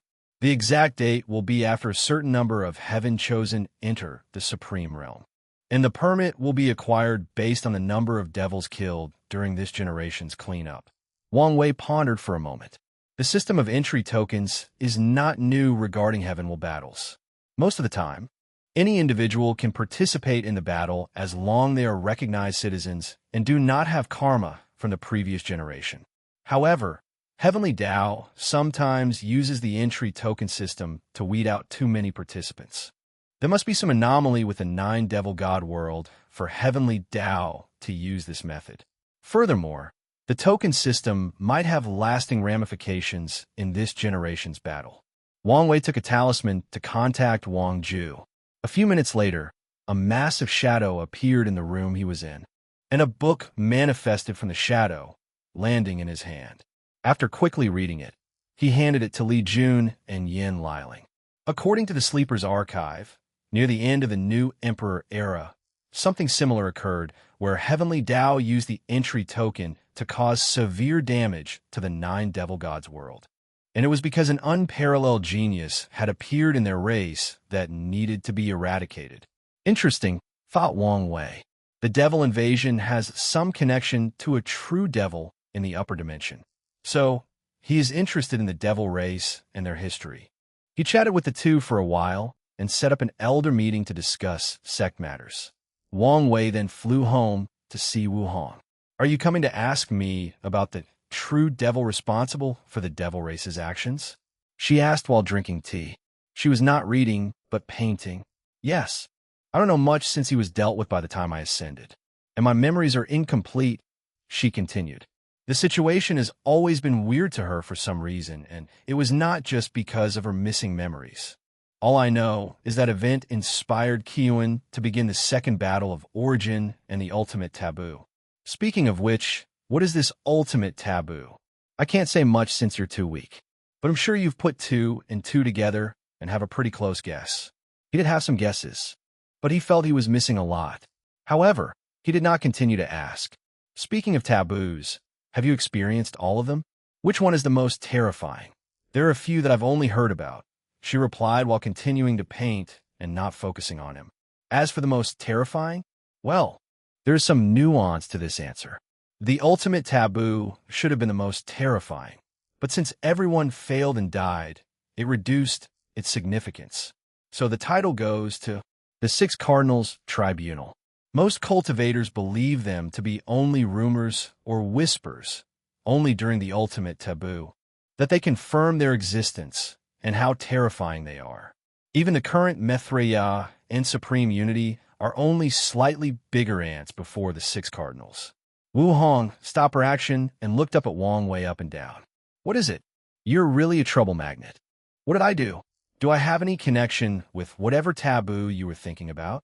Not yet, but you will if you want to be free from fate. Wang Wei groaned as he caressed his temples. His intuition told him she was correct. All right, let's not talk about these things. Wu Hong shrugged as she continued to paint and enjoy her tea. What are you going to do? Go in a retreat? I have to undergo my Saint Realm tribulation and flesh tribulation. Then I will go into retreat. Are you going to undergo mortal dust before entering the Supreme Realm? I am. That's good. It's always beneficial to temper the mind and heart when given a chance. Furthermore, when done correctly, mortal dust is a great way to deepen understanding OFS own Tao. Speaking of which, my parents should be back in a while. Wang Wei had a feeling they would be returning soon. Really? I miss father and mother. Me too. How about grandfather? Still in retreat? Yes. I've checked on him, and he's still dealing with his Dao heart, replied Wang Wei. Do you know any method to cure shattered Dao heart? In this chaos world, the answer is no, replied Wu Hong. The laws of this chaos world has placed great restrictions on resources dealing with Dao heart. Is it to weed out the elite and the weak-minded? Yes, but also to encourage cultivators to rely on themselves to deal with the issue. That's unfair, declared Wang Wei, who felt there should be a better way to deal with this issue. You're only feeling this way because it affects you. You don't have to expose my hypocrisy so blatantly. Wu Hong ignored his fake outcry. You don't have to worry about grandfather. Your plan to have him defeat 9 sons should work. Hope so, replied Wang Wei as he stood next to her, watching her masterpiece. He had nothing to do until a few days later when he had to activate the Human Protection Array and finish the Myriad Emperor World's protection. Sun's Yang clan estate. Yang Wei was talking to a few elders when he sensed something. He dismissed everyone before activating the room's formation, showing the figure of a hidden figure cloud in darkness. What is it? He asked. How are things proceeding? It's only been a few days. The dark figure paused as they sensed something in Yang Wei's tone. Are you still mad about the other day? No. You should know it would have been impossible to kidnap them without alerting Wang Wei. And since you know his strength, you should guess what your fate would have been. I know. The figure paused for a moment. All right. Don't forget our agreement. He then disconnected the communication. And Yang Wei squinted his eyes. Somewhere in the Myriad Emperor world, the dark figure ended the formation. He was a young man with green eyes. His face was handsome until an insect came from his ears and burrowed into his cheeks. And the figure behaved as if he felt or sensed nothing. This Yang Wei is a snake. I cannot determine his motive and behavior pattern, he thought. Anyways, as long as his father is on our side, he should behave. He then activated the formation to contact 2 others. Yu Zhu. How? I've told you not to call me by that name. Parasite. Fine. Undead Flame. How is your situation? Not good. I think the Fate Shadow Guards have spotted me. So soon? They knew they could not hide for long, but the longer they could, the better the situation was for them. I think they are only suspicious. But some people have been monitoring me and my contact with the corpse-selling sect. You need to be more careful and better hide your track. I will. Parasite then looked at the second individual. Designer, how are things on your side? Excellent. As long as you gather the resources and have enough people to sacrifice, I guarantee you a weapon capable of killing a 3rd-class emperor. Reassured a young man with dirt all over his face.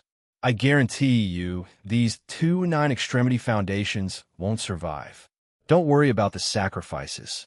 I've already established a semi-decent alliance with many Heaven Chosens. I will turn everyone against these 2 if I have to. What about the Suppressing Fate Alliance? Do you think we can ally with them? Asked Undead Flame. Maybe. I'm hesitating to deal with Mo Xingyun since she might be connected to the Heaven Devourer Emperor. If she is as selfish as her ancestor, it won't be a bad thing if she's the one who proves the Tao. Their objective is to prevent the rise of the Myriad Emperor world, or at least delay it for as long as possible. So, if someone as selfish as Heaven Devourer Emperor become Emperor, they would never help or lead this new era. Let's wait and see. The moment Parasite said these words, he and the others sensed something. Then, they received Heavenly Tao's message. Immediately, Parasite's face changed as the situation just got complicated. Heavenly Tao uses the entry token system to reduce the number of participants in the battle. And if it is the same in this cleanup, their plan, which requires ganging up on Wang Wei and Dition, will be in jeopardy. What do you think? Asked Parasite. It doesn't make sense to restrict the participant size, commented Designer. In heaven will battles where Eternal Emperor should appear. It has always been a free-for-all, so that the final winner is the person who suppresses every individual. According to precedent, a few times Heavenly Tao tried to cultivate an Eternal Emperor through a glorious age that skipped the previous generation, and countless heavenly physiques showed up. And in all these battles, there have never been restrictions on the participant number. Do you think it's because of the heiress son? Asked Undead Flame. No, Heavenly Tao cannot show that much favoritism, even if it would benefit it. Analyze Parasite. Let's just until the cleanup. This might be because of an unknown situation in the Devil God world. Chapter 635, Saint Tribulation Wang Wei held the human destiny sword in his hand. At the decided time, he activated it. A brilliant light rushed from the department of the Tao opening sect, shining over the entire world. And from that light appeared a golden formation made of countless circular runes with different designs. It covered most of the world. Subsequently, 3 more lights rushed to the sky. The silver one from the northern continent was from the demon race. The blue one from the eastern ocean located between the central and eastern continent came from the sea race. The last one was white, and it came from the eastern continent. The different color formations appeared above the heavens before fusing. The process was easier than expected, making Wang Wei believe that someone thought of this possibility and tempered these formations. His guess is Emperor Kong, since only an eternal emperor would have the means to detect these hidden formations. Of course, he had no proof. As he proceeded with the fusion, he strengthened his theory even more. He discovered that it was not someone tempered with the other formations, but the human protection array. They made it more compatible with fusing with different arrays. Focusing on the task at hand, he finished the fusion process before giving it 2 main directions. Firstly, watch any movement from the forbidden zones, especially the Tao burial ground. Secondly, be on the lookout for foreigners approaching and entering the myriad emperor world. Once everything finished, Wang Wei felt a sense of relief. The next step of this plan was the committee that ensures each faction pays its share of resources. He had already chosen a reliable delegate from the sectarian faction to send for the committee. While mortals, ordinary cultivators, and non-emperor lineages wondered what was happening in the world, Wang Wei had other stuff to do. Tai Gang had returned, and he wanted to chat with him. How did things go? There was no suspense, since most of the worlds I went to were middle 1,000 words. As for the great 1,000 worlds, there were a few resistances, but the elders put them down. That's good. Did you catch the existence of other factions in the lower realm? A few, Tai Gang replied. Mostly the Academy. They've conquered a few worlds to compensate for the previous Key Lux loss. According to your instructions, we did not intervene in these worlds to not alert anyone. Wang Wei nodded. We must reduce interaction with the outside world for a while before the heaven will battle. Is there a reason? To prevent foreign interference or invasion. What about your other plans? Everything is already set. I just need to wait. He has already instructed the Fate Shadow Guards to expand throughout the endless void. And he has a reliable person in charge of the expansion, allowing him not to worry about problems despite entering a state of low contact. So, why is this conversation really for? Tai Gang could feel this was not as simple as on the surface. What is your plan for the future? Tai Gang did not immediately answer.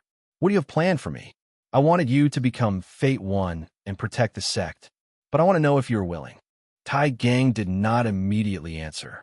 I remember the first time we met. I was full of pride and ambitions, even after losing at the hands of Li Jun. But you made me realize how weak I was with one look.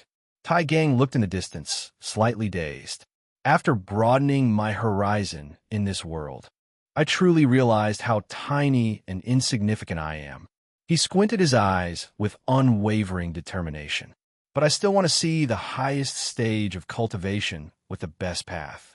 You want to prove the Tao? Yes, replied Tai Gang. But I also know my limitations. So, I have a plan that gives me the best chance. Oh, do tell. I want to become the most powerful insurgent possible, and I will serve you until you ascend. But before leaving, you can transfer my power to someone else, and I will reincarnate. You want to use your past lives experience to ensure you can prove the Tao in the next. Yes. It's not a bad idea, muttered Wang Wei. With Tai Gang's talent, he would need much luck to prove the Tao or hope that he is reincarnated into a more talented body with a better destiny. However, such a method is not guaranteed. However, if he was a powerful insurgent in his first life. He could use his experience to compensate for his talent. I will help you. But do you want to be karmically bonded with the sect during your reincarnation? No, I want to revive the Iron Fist Kingdom. Tai Gang knew the benefit of this karma and became one of the Tao opening sect's emperors. However, he wanted to have his own legacy. That's fine, agreed Wang Wei before talking with him for a while and dismissing him. I guess I need to find another Fate One. He had someone else in mind, but he did not know whether she would be a good fit. Soon afterward, he went to Tribulation Peak to upgrade the formations. He did not want to leave the sect for his tribulations, but he also knew it could be too powerful for the current formations. He improved them and ensured to hide the process from the outside world. However, he did allow the disciples to witness the whole thing, allowing them to experience how powerful their sect master was. After setting up everything, he released the suppressing technique he's been using the entire time. The sky then changed as fire, thunder, wind, and other elements descended on him with unimaginable power. This part of the tribulation lasted 7 straight days without stopping.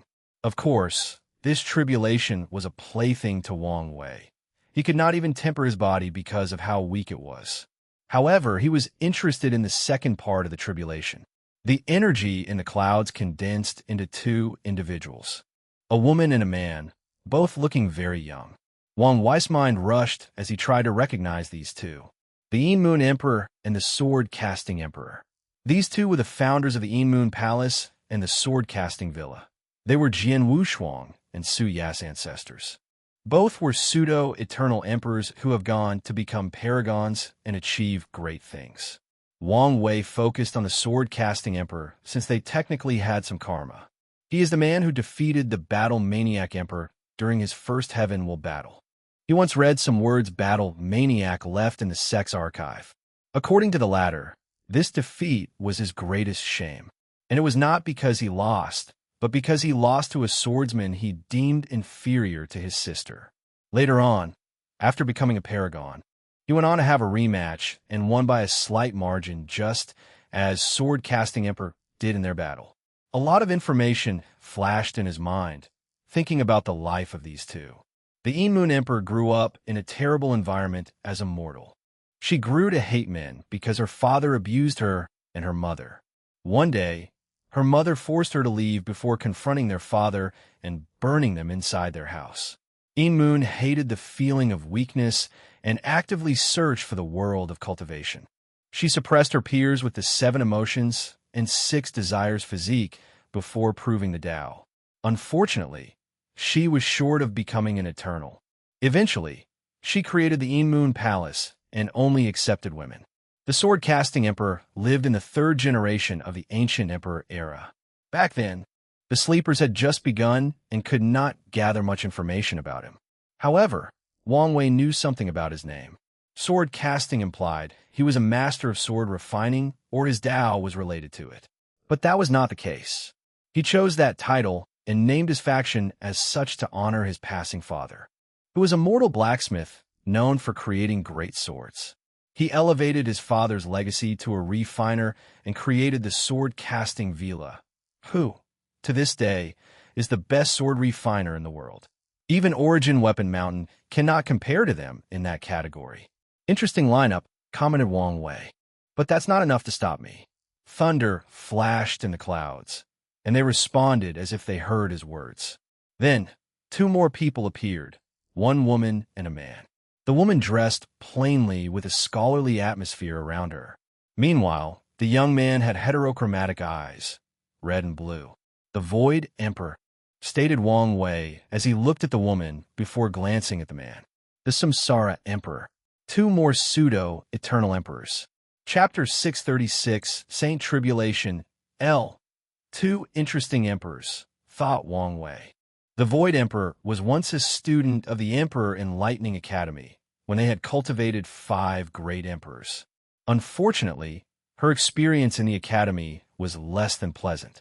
She had one other competitor who was on par with her despite having the boundless void physique. However, the Void Emperor always felt the academy discriminated against her because of her gender. She received fewer resources from him, less support, fewer followers, and fewer opportunities. She would have understood if there was an overwhelming difference between the two, but they were relative to each other in most things. The last straw that made her leave was when one of the supreme teachers tried to force her to marry her competitor and give up on her goal of proving the Tao. She left in anger, trying to forge her way. Oddly, she began to strive during this period. Her strength drastically increased until she became known as the person most likely to prove the Tao. And she did. She defeated all her opponents and became a pseudo-eternal. Then, she established the Tao Worshipping Academy with a more tolerant and accepting philosophy. As for her opponent from the academy, she killed him in the final battle. But she did not retaliate against the academy.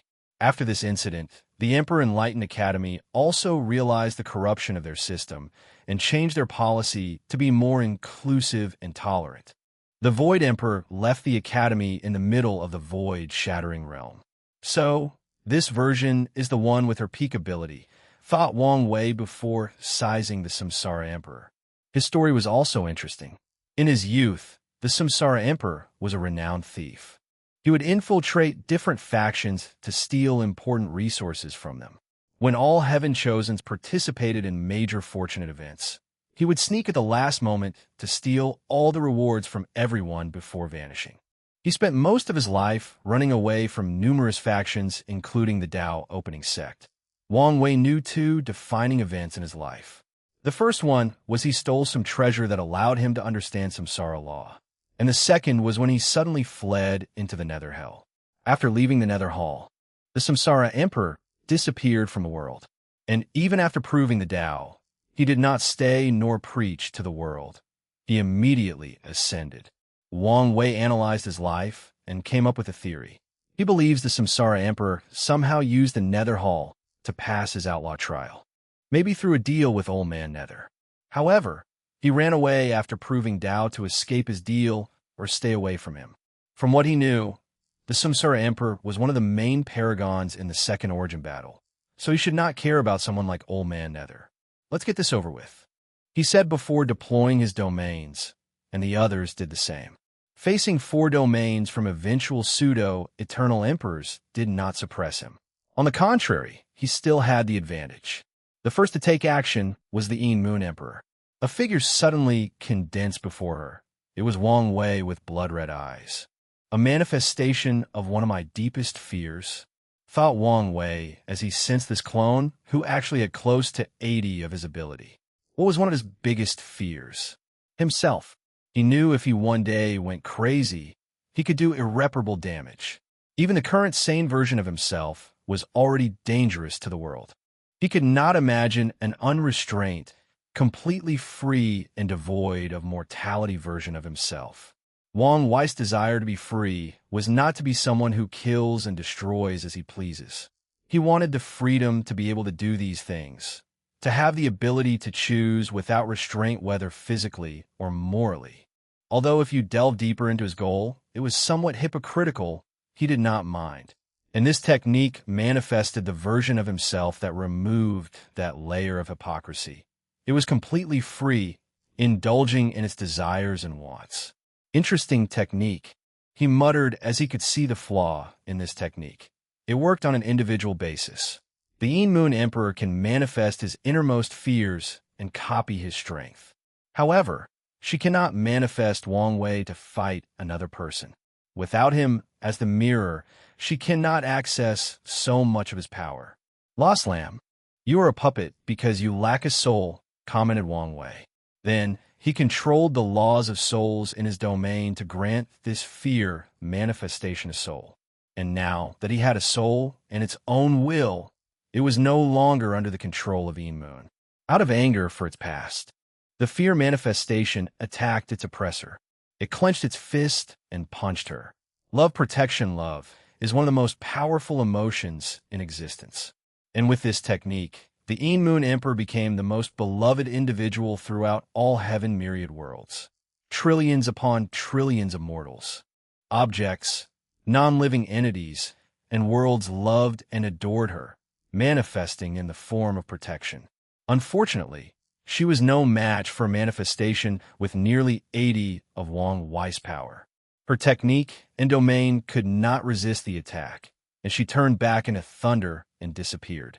Wang Wei then gazed at the sword-casting emperor. The latter looked at him without moving. Wang Wei knew how this man's Daos operated, giving him an advantage, but he still tested it.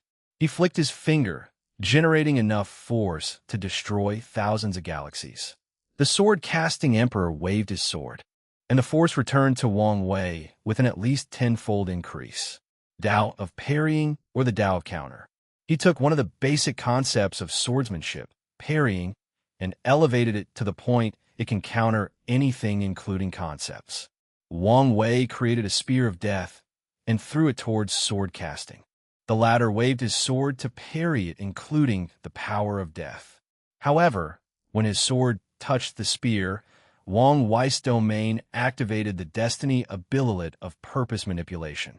He forcefully changed sword-casting Emperor's Tao to be only able to counter physical objects. So, the latter countered his spear, but death's power killed him.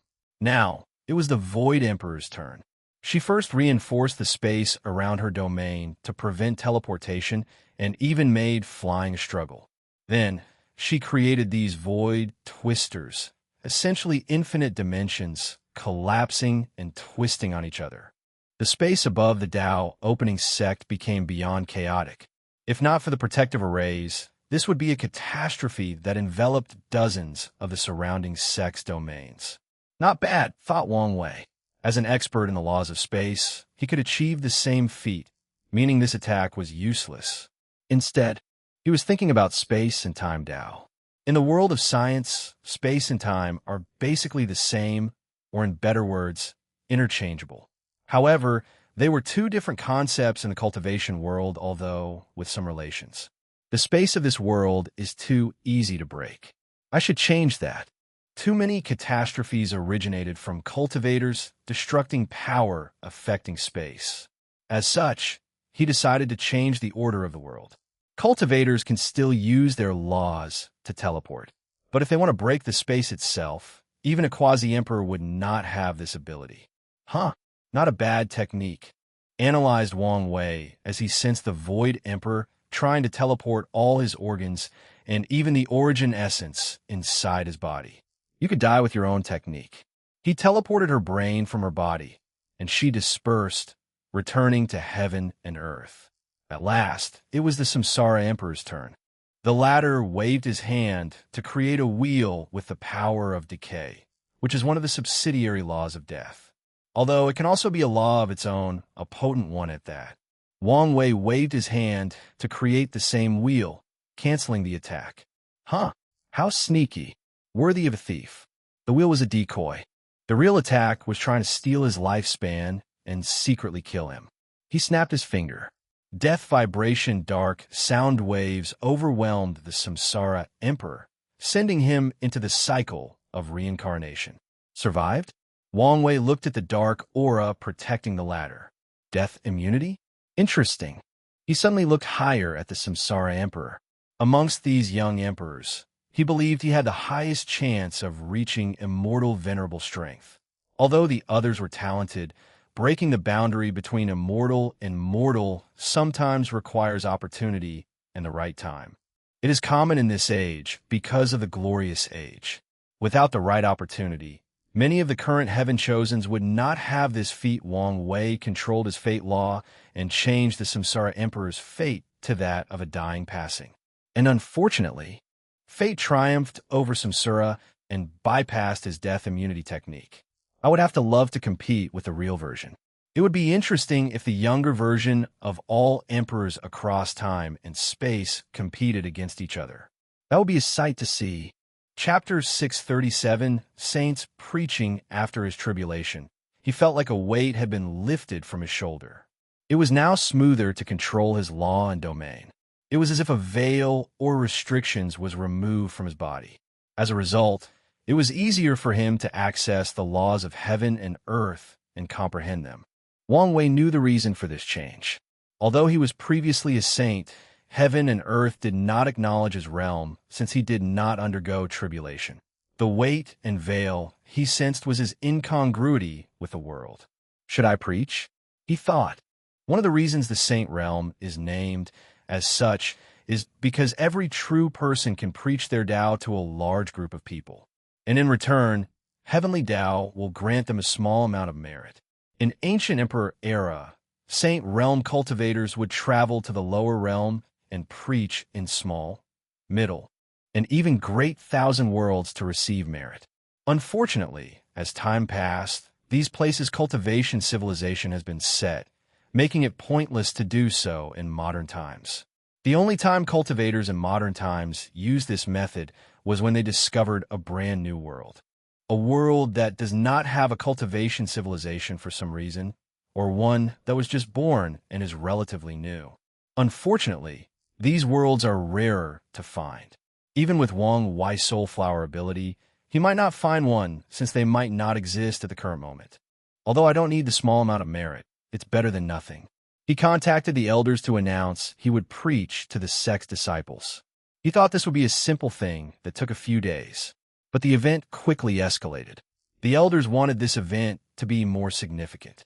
They wanted disciples, elders, deacons, and foreign guest people affiliated with the sect, but not directly part of it to listen. It would take some time to gather these people. One elder mentioned that the sect would recruit another group of new disciples a few months from now and let them listen as well to benefit the sect. Another one suggested allowing the disciples from the lower realm to participate. The new branches the sect opened in the lower realm needed a way to increase these people's loyalty to the sect. And listening to a potential future eternal emperor preach would do wonders for this issue. The myriad emperor world was semi-closed, so the lower realm disciples could not come here. But the sect decided to use an image transmission array to broadcast the event. Wang Wei was speechless the entire time. He did not expect things to escalate to this level. After the elders planned everything, Li Jun and Yin Liling would also preach before him, turning this into an event. Tai Gang was on the list unfortunately. He was now in retreat to enter the Saint Realm. A few months later, Wang Wei oversaw the disciple recruit. The sect divided the tester into two groups, the one with cultivation and the one without. Regarding cultivators, no one above the divine altar would be accepted since that's the realm where it is not too expensive to recast the foundation. There used to be an age limit, but Wang Wei removed it to ensure the sect could find some late bloomers with undetected talents. As such, people from as young as 14 to divine Altair cultivators close to the 1,000-year limit attended this process. The sect then used a variety of criteria to test these people. They tested for their talent including professions, soul, physique, understanding, key manipulation talent, luck, willpower, and Tao heart. The pagoda was useful for the last part, and this was not the end. The sect checked the background of these people to ensure no problem. They checked their fate line to see if they had some unique destiny. They checked their karma to see if they had some karmic connection that would be favorable to their cultivation or detrimental to them and the sect. Because of this unique and comprehensive method, some accepted individuals appeared to make no sense. Some people were nothing but mortals that did not even have leakless bodies. They only wanted to take a chance at changing their lives. And since travel had become more accessible because of the constructs, they came to give it a chance. Although these choices appeared nonsensical, only the sects knew these people could compete with some destiny, allowing them to have their legends in the cultivation. That destiny might be as simple as an inheritance. Usually, these people would never have a chance to fulfill their destiny. But with the sect support, they were now the prime candidates. The advantages of this recruiting method were endless, and it was only possible because of Wang Wei's destiny and Fei Dao. Once everything finished, two participants stood out amongst the rest. A girl named Kai Song, and she was a member of the spirit race. She is a child's toy who became sentient after being stuck in a high-spirit key environment. After learning about the world, Kai Song had recently acquired her physical body and was on her way to Myriad Spirit Mountain. On her way, she heard about the sect's recruit and had a whim to come test. The sect discovered she had an extraordinary cultivation talent and a monster-level talent for puppets. She was on par with Yin Liling in her professions, if not even more talented. The second one was Jean Ming Yao, the owner of the 25th Physique, Spear Overlord Physique. Sectmaster, what do you think of these two? Asked one of the elders through divine sense. Chao Song is quiet, introverted, and does not fear loneliness. Perfect traits for professions that require years of study. However, we also have to train her social skills. Puppets can be vital for our plans if used correctly, so her skills can be helpful. As for Jean Ming Yao, besides his arrogance, he is indeed talented. However, we must see how he grows. Wang Wei can read Jean Ming Yao like the back of his hand. He could tell this guy was planning on using the sect's resources to catch up to this generation's heaven chooses. Then, defeat him to become the sect's leader before proving the Tao and becoming an eternal emperor. The arrogance and ambitions of young people, thought Wang Wei. These two are potential emperors. Based on their performance, they could become the sect's seal heaven chosen. One of them might participate in the generation after my father, he added. A few people thought the same things and waited to bring it off. With the karma washing pool that Wang Wei brought for the sect, they will not have to worry about future emperors. Even if one of these two failed, their heaven will battle. The sect could wait for a generation with less competition and bring them out. They don't have to seal themselves for millions of years. After the sect's recruitment, it was time for the preaching events. Li Jun went first. Most people gathered on the sect's largest mountain, sitting cross-legged on cushions. The rest stayed in other mountains and watched things through formations. And it was the same for the branches in the lower realm. Li Jun sat cross-legged, floating in the air and overlooking everyone. I am true person Li Jun, and today I will enlighten you in the ways of battle. His voice was soft, but everyone could hear him. It was as if he was muttering next to their ears. Even the people who listened through formations felt the same way. Visions of lotus manifested near him, along with beautiful sounds representing the voice of the Tao, the voice of truth. Li Jun then talked about battle as if it was a Tao.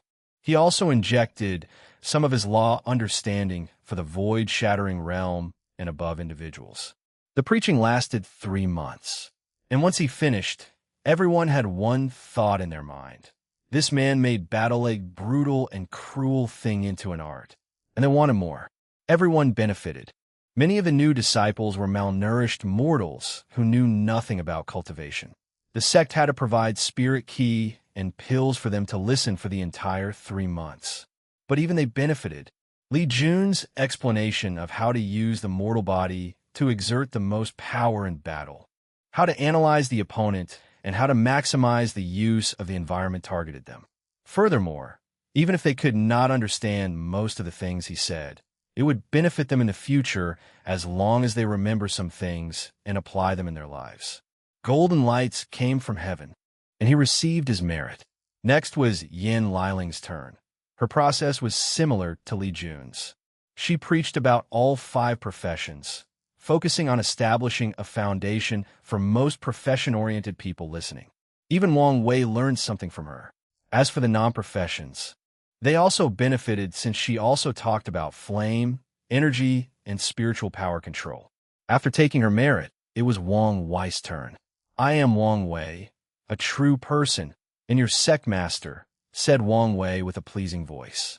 And today, I will enlighten you on the essence of cultivation. He let his words simmer for a few seconds. In the endless void, there are countless cultivation systems, good or bad. But at their core, they involved 4 fundamental aspects: essence, key, spirit, and law. Even if there are some outlier systems, one of these 4 will be involved in one way or the other. Now, let's begin with essence, or the body. Next is ki, or energy, the source of life and evolution. Third is the spirit, or the soul, mind, or spirit. Finally, it's the law, the fundamental concepts that govern realities. The process lasted 3 years, and once everybody woke up, they did not know how to describe this experience and remained quiet for a few seconds.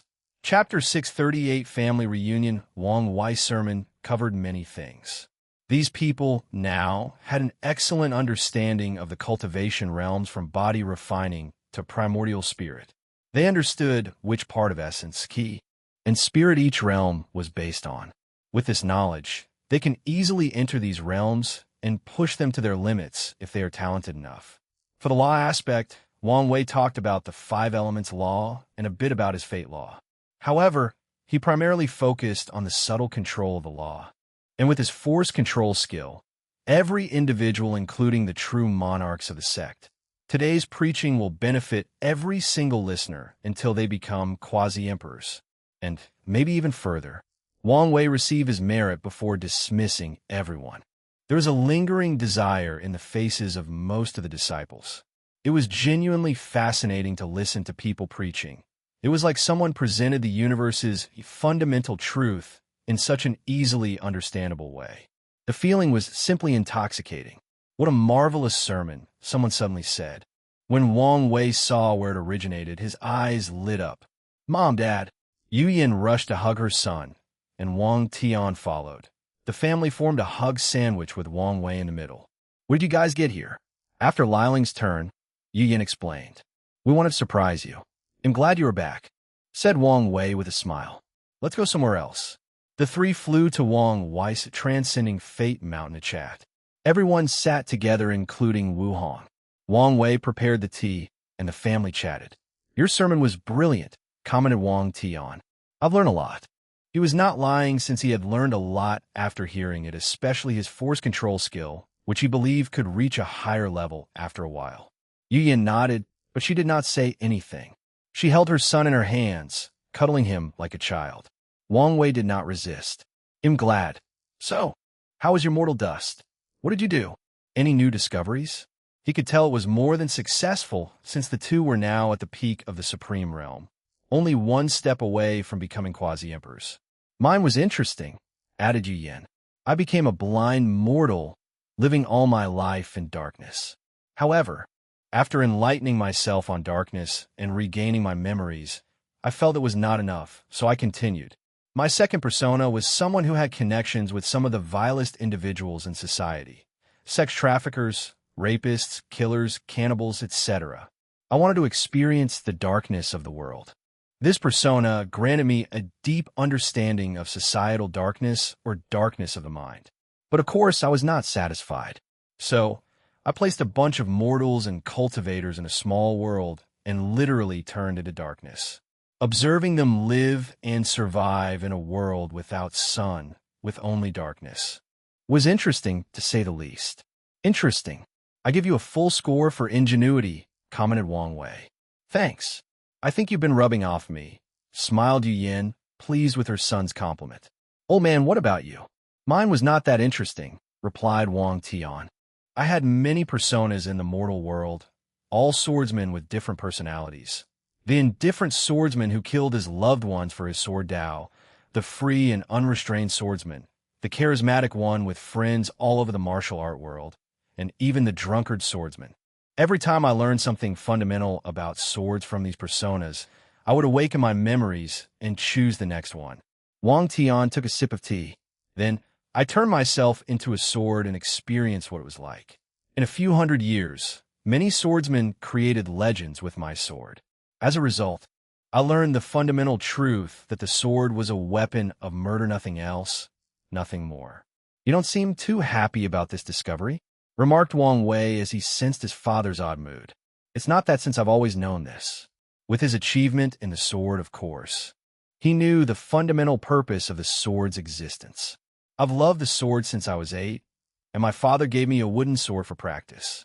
I named it Little Heaven after my name, and I still preserve it. I was hoping to pass it on to you for your training. Well, you know how that turned out. Wang Wei gave his father a wry smile. It's not his fault that he was not a fan of most weapons. Wang Tian did not blame his son, since he was in a state of remembrance. My love and passion for the sword have allowed me to travel far in its ways. But it also made me romanticize the sword, thinking it was more than a simple weapon. I thought it was beautiful, mighty, the best weapon, and the weapon of kings. Unfortunately, through cultivation, I found its essence as a tool created for death and slaughter. And a small part of me refused to accept this fact until mortal dust. In the time he spent as a sword, he ended up in different people's hands. A blacksmith who admired the technique behind its creation. A king who used it as a symbol of power and authority. However, he always ended up being used as a tool for killing. After removing that final reluctance, Wang Tian sublimated his state of mind, and his swordsmanship reached a higher realm. As long as you figured things out, added Wang Wei. How strong are you now? Condense your most powerful attack into a sword key, and let me see. Wang Tian did not hesitate because he knew how strong his son was before leaving. He raised his hand to condense a small sword the size of a toothpick. As expected, commented Wang Wei as he felt the power emanating from the sword key. Middle level of 3-leaf. After you become a quasi-emperor, you will reach the peak with a slight chance of breaking into 4-leaf. He knew his father, and since Ji Lanfang had such potential, it made sense for his father to be on par with the latter. Chuips, Yu Yin smacked her lips in response. She left her son's embrace and chose to embrace her quiet daughter-in-law instead. What's wrong? After showing her my strength, she argued with me that she would still win if we had a heaven-will battle in our generation, explained Wang Tian. Son, don't you think so? I do. Oh, come on. How come you're on her side? Countered Wang Tian. Firstly, it's not as challenging as you think to scheme against an immortal venerable. I'm sure Mom could do it given the right circumstances, said Wang Wei. Secondly, the only reason you've broken the boundary between mortal and immortal has much to do with circumstances. Now you're just blatantly disrespecting me. There are 3 main reasons for your current success. The fact that you had to stay so long in the Saint realm, forced to polish your foundation beyond anything you could have achieved if there was a battle in your generation. The others are the Duyi realm and my force control skill. Wang Tian pondered for a moment and realized it was the truth. These things contributed most to his current strength. Of course, there were other factors. For example, he pushed himself beyond his limits when he saw how fast his son grew. Competition and drive can motivate anyone to improve beyond their limits. Be that as it may, I still think I would have one. Wang Wei shrugged his shoulders and did not take a side. He believed his mother would win simply because his father had a soft spot for her. If she exploited that weakness, he would not be able to resist. Of course, given how much she loved him, she might not be willing to take it that far. I have 2 things for you, said Wang Wei to change the topic. The first is a talisman from our ancestor, the Sword Empress. Wang Tian immediately became excited. He had never met a swordsman compared to him, so he idolized the ones from the past, and his ancestor was his favorite. Whenever he needed guidance in his swordsmanship, he would comprehend her heaven-slashing scripture or the sword which she left in the sect. He took the talisman with a childlike smile. He could not imagine the benefit he would receive from direct guidance from her. The second is the contact of a swordsman on par with you. Wang Wei then told him about his fight with Ji Lanfang, and Wang Tian became more excited. I cannot wait to exchange experiences with another fellow Taoist. He felt his luck was on the rise after the mortal dust. All right, let's not talk about these boring things, commented Yu Yin as she caressed Wu Hong's hair. Daughter, when are you giving me my first grandson? Ask your son, she replied sheepishly. He's the one who doesn't want children. Wang Wei wanted to roll his eyes. They've talked about this and agreed on the matter. But now, she has placed the blame on him. Chapter 639, Flesh Tribulation. Wang Wei spent the next few months with his parents, postponing his seclusion. Then, he created a clone to socialize with him while his main body entered seclusion. Meanwhile, Wu Hong did the opposite as her main body entered seclusion while a clone spent time with Wang Wei's clone. The couple wanted to spend as much time together as possible. The first thing he did was Wang, just ceremony. The process required formations, a ritual, and other resources. After everything finished, his shadow connected to her shadow, transferring some of his power to her. A cocoon enveloped Wang Ju as she underwent a massive transformation. She will be a terrifying spy and assassin after inheriting 70% of Wang Wei's power and abilities, especially if she uses them correctly with her shadow law. Afterward, Wang Wei proceeded to condense his first black hole. With enough primordial star essence, he condensed a black hole countless times bigger than the observable universe back on Earth. He first checked whether there were any problems with his secondary artificial acupoints.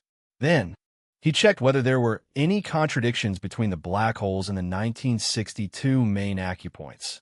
After detecting no issue, he continued to condense black holes for a total of 10,000 second acupoints, or a grand total of 19,962.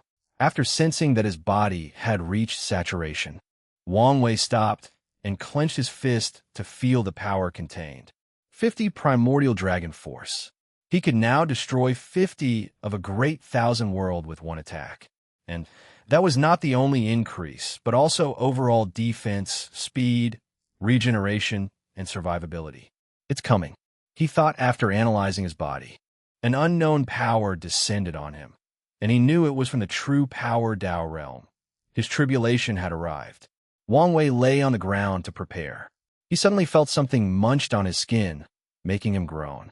With his pain resistance, he would not blink an eye if he swallowed an entire sun. Feeling every sensation as the heat burned his throat, liquefied his intestine, or charred his bones. However, the pain intensity was nothing he's ever experienced. Ancient Desolate explained to him this was one of the aspects of the flesh tribulation.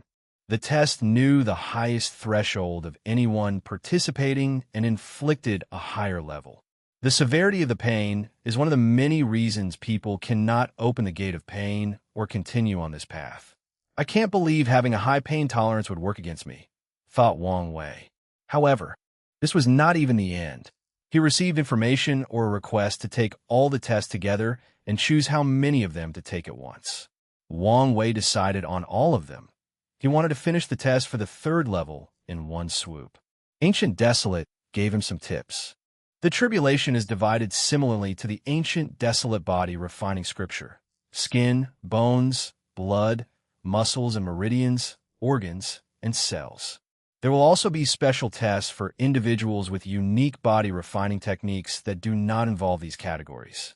Typically, Wang Wei needed to take these tests one by one in the primordial dragon realm. However, the Ancient Desolate Emperor told him there would be some advantages if he took the tests together. He will receive a boost of strength afterward compared to if he took them individually. Meanwhile, the single test is to decide a body refiner's worthiness to continue walking on the true power Tao realm. After the request, the tribulation continued. Wang Wei experienced horrendous pain as he watched his skin rapidly disappear from his body, as if a creature enjoyed a pleasant meal with his body. Suddenly, an intense fear overwhelms his mind. Here we go, thought Wang Wei, trying to control his emotions. Watching his skin vanish, the fear of dying overcame his mind. Wang Wei knew this part of the test. His powerful soul, immune to most spiritual attacks, was useless on this occasion. The unknown power of the true power Tao realm did not care about his innate paragon soul, and his intuition told him that even if he removed his chains and accessed his spiritual strength, it would be pointless. Wang Wei had to rely on his willpower to bear the pain, his Tao heart and state of mind to fight this overwhelming fear. However, things became worse for him before getting better. After he turned into a macabre creature without skin, his muscles rapidly evaporated, exponentially increasing the pain and fear. Wang Wei was grunting and groaning, trying to keep the pain away. Meanwhile, he felt his mind was on the verge of cracking. I don't want to die, I don't want to die, I don't want to die, I don't want to die. He repeated these words over and over like an endless loop. However, things got worse for him since his organs were next. If Ancient Desolate were here, he would give Wang Wei a thumbs up for his crazy action. When he told the latter to take the test together, he meant 2 or 3 simultaneously, not everything at once. By the time Wang Wei was a creature with only bone, he was screaming despite having no vocal cords. His scream came deep from his soul. He watched the dissipation of his bones, and the fear intensified. With every cell that disappeared, he felt himself driving close to madness. And the pain did not help the situation. He could hear a whisper telling him to give up and abandon this path, and he desperately wanted to listen to it. How easy it would be to give up. Why did he have to endure so much? If he wanted a strong body, he could just comprehend power law. There was no need to inflict this level of cruelty onto himself. It was not worth it. I can't give up. In this strange state where he has no corporeal form but still exists, Wang Wei discovered he could use the full power of his willpower. So, he tapped into that power. This action aided the situation, but it did not solve the problem. He hung on to this feeling of unwillingness and defiance. Memories of him floating in the endless void flashed in his mind. Back then, he also had to overcome his fear of death while fighting eons of loneliness. He did not give up then, so he would not give up now. He gritted his non-existent teeth and persevered. When only the last cell of his existence remained, his fear and pain reached an indescribable level. And when that cell also evaporated, he failed a crack in his spirit, pushing him to the verge of a mental breakdown. However, he drew on his experience of having his existence destroyed. He reined in all the fear and resisted the pain. He had to withstand such intensity for only 10 seconds, but each felt like a lifetime. 10 seconds later, the suffering ended, and his body was regenerated cell by cell. And since his fleshly body was linked to his primordial spirit, it also regrew. That was interesting, he muttered as he looked at his new body. This test took into account all his willpower and pushed it beyond his limit to test him. And he felt a real challenge for the first time in a while. Not to mention, this experience was a great way to temper the mind. 70 primordial dragon force, an increase of 20. Is this my reward? He muttered, satisfied given how difficult it is to advance in this realm. Not just this. He raised his hand, and the void trembled. He did not use any key, law, or other aspects of his power. He materialized his willpower to achieve this feat. Wang Wei realized this experience had allowed him better control and access to his willpower. For the first time, he can use the strength of his willpower without damaging his body. Although it was only a portion, he always believed he needed to become a great emperor before taking that step. This is a good step. He muttered about his progress. Then, he exhaled deeply, thinking about the true power Dao realm. He always knew it was not a simple cultivation path. But today's tribulation confirmed his guess. He has many theories about the true power Dao realm. The best one is that it is the first power system ever.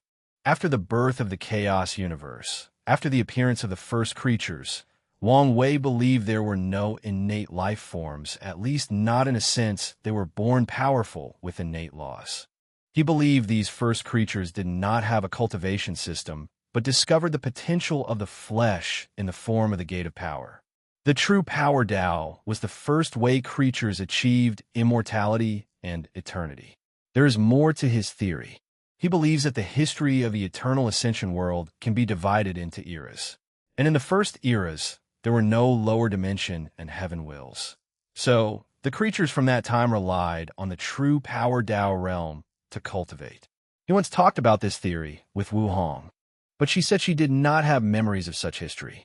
But he was probably correct. Did you really take all the tests at once? Wang Wei turned to the sudden voice and saw his wife. Not bothered by how she bypassed his formation, he replied, yes. Wu Hong did not know what to say. She remembered her flesh tribulation. She had a whim and decided to try 3 simultaneously, and she did not forget that horror for a long time. In her career, she has met a few inextinguishable paragons, or individuals who open the gate of power. The number of people who could withstand 2 tests simultaneously could be counted on one hand. Most of them did so by accident since they knew little information about the horror of the test. Many unlucky individuals chose 2 or more tests for a while and failed, ending their dreams of walking on this path. Chapter 648 Heterogeneity. Wu Hong was impressed. She has always known her boy toy was talented and capable, and on a few occasions, she was proud and impressed by him. But today, for the first time, she was impressed beyond words. She looked at him, eyes sparkling while gently biting her lower lips. Wang Wei immediately recognized the look in his wife's eyes. He smiled before they threw themselves at each other with no shame or regard for the children's visitors. Moreover, he grew wilder when she even let him take the lead. He went wild. Wang Wei lay on the floor, with Wu Hong leaning against him. He was breathing heavily as if he had just finished a long, grueling task. The bedroom was one of the few places he could feel the weight of mortal exhaustion settle into his body. After taking a few minutes to regulate his breathing, he asked her, "I was wondering why my incarnations did not undergo the tribulations. There are already many restrictions on the unorthodox path, and it would be unfair if all the incarnations had to undergo the tribulation." "That makes sense," Wang Wei analyzed. "I guess the orthodox path only has to take once. They don't have to redoing it with each reincarnation." The two chatted for a moment before continuing to do their own things. Wang Wei had to test the limits of his body while getting acquainted with his new strength. He punched the formation before him. Boom! As expected, 7-leaf. His fleshly body only had this power, not considering his other source of power, and he could sense that he would have no problem increasing his power as long as he moved up in the true power Tao realm. Is this a way to remove the limit of 7-leaf? Or is this the result of my paragon soul and the incarnations? Wang Wei always suspected his soul was one of the reasons he barely had any bottlenecks in cultivation. He also suspected he would not have the immortal venerable limit that most cultivators have. However, he did not know the exact reason. Regardless, he knew that if people wanted to remove the limit, they could cultivate until the 3rd level of the true power Tao realm. He checked his body and smiled. In the early stages of his cultivation, his fleshly body has always been more powerful than his cultivation. However, the other aspects caught up after the void-shattering realm and the 9-extremity foundation. Now, his fleshly body was the most powerful aspect at least for his main body. After admiring his perfect figure, he continued his seclusion, focusing on comprehending laws. Wang Wei had entered the mature Tao tree stage of the Saint realm, and his domain was hundreds of times beyond the limit. Without the help of Gu Xian's pagoda, the process was extremely long, 20,000 years to be exact. And with the 360 future Buddha self, he spent 7.2 million years. He pushed the boundary of the Saint realm with how deep of time he spent comprehending the law, especially with his talent. And yet, I still have a silver tree. He now understood achieving golden tree is now just about time spent comprehending laws. But also the mysterious baptism samsara Tao cultivators experience when they walk the path of 9-extremity. I still have to rely on the Fate Palace. He closed his eyes to sense the other incarnations. They had all finished their mission and tempered their bodies to the peak, including the Order incarnation.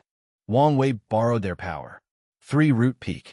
He did not achieve 4 root because the main body was still in the Saint realm. He left seclusion to see his wife. Finish? Yes, he replied as he embraced her. Prepare to go through mortal dust before breaking through? Yeah. What was your mortal dust like? Mine? Let me remember, pausing for a moment. My early years were about proving my worth to the world. And by the Saint realm, my state of mind had changed, but there was still a lingering flaw. For mortal dust, I became the only daughter of the most wealthy individual of a mortal kingdom, loved and cherished by everyone, a little princess. Then, I was a princess adored by the kingdom, followed by a sovereign, the noblest individual in the kingdom. Afterward, I had some persona focused on my Tao. I was the best scholar in another kingdom. I remember these days arguing with these stinky scholars who could not accept a woman besting them. I was an artist focused on painting and sculpting.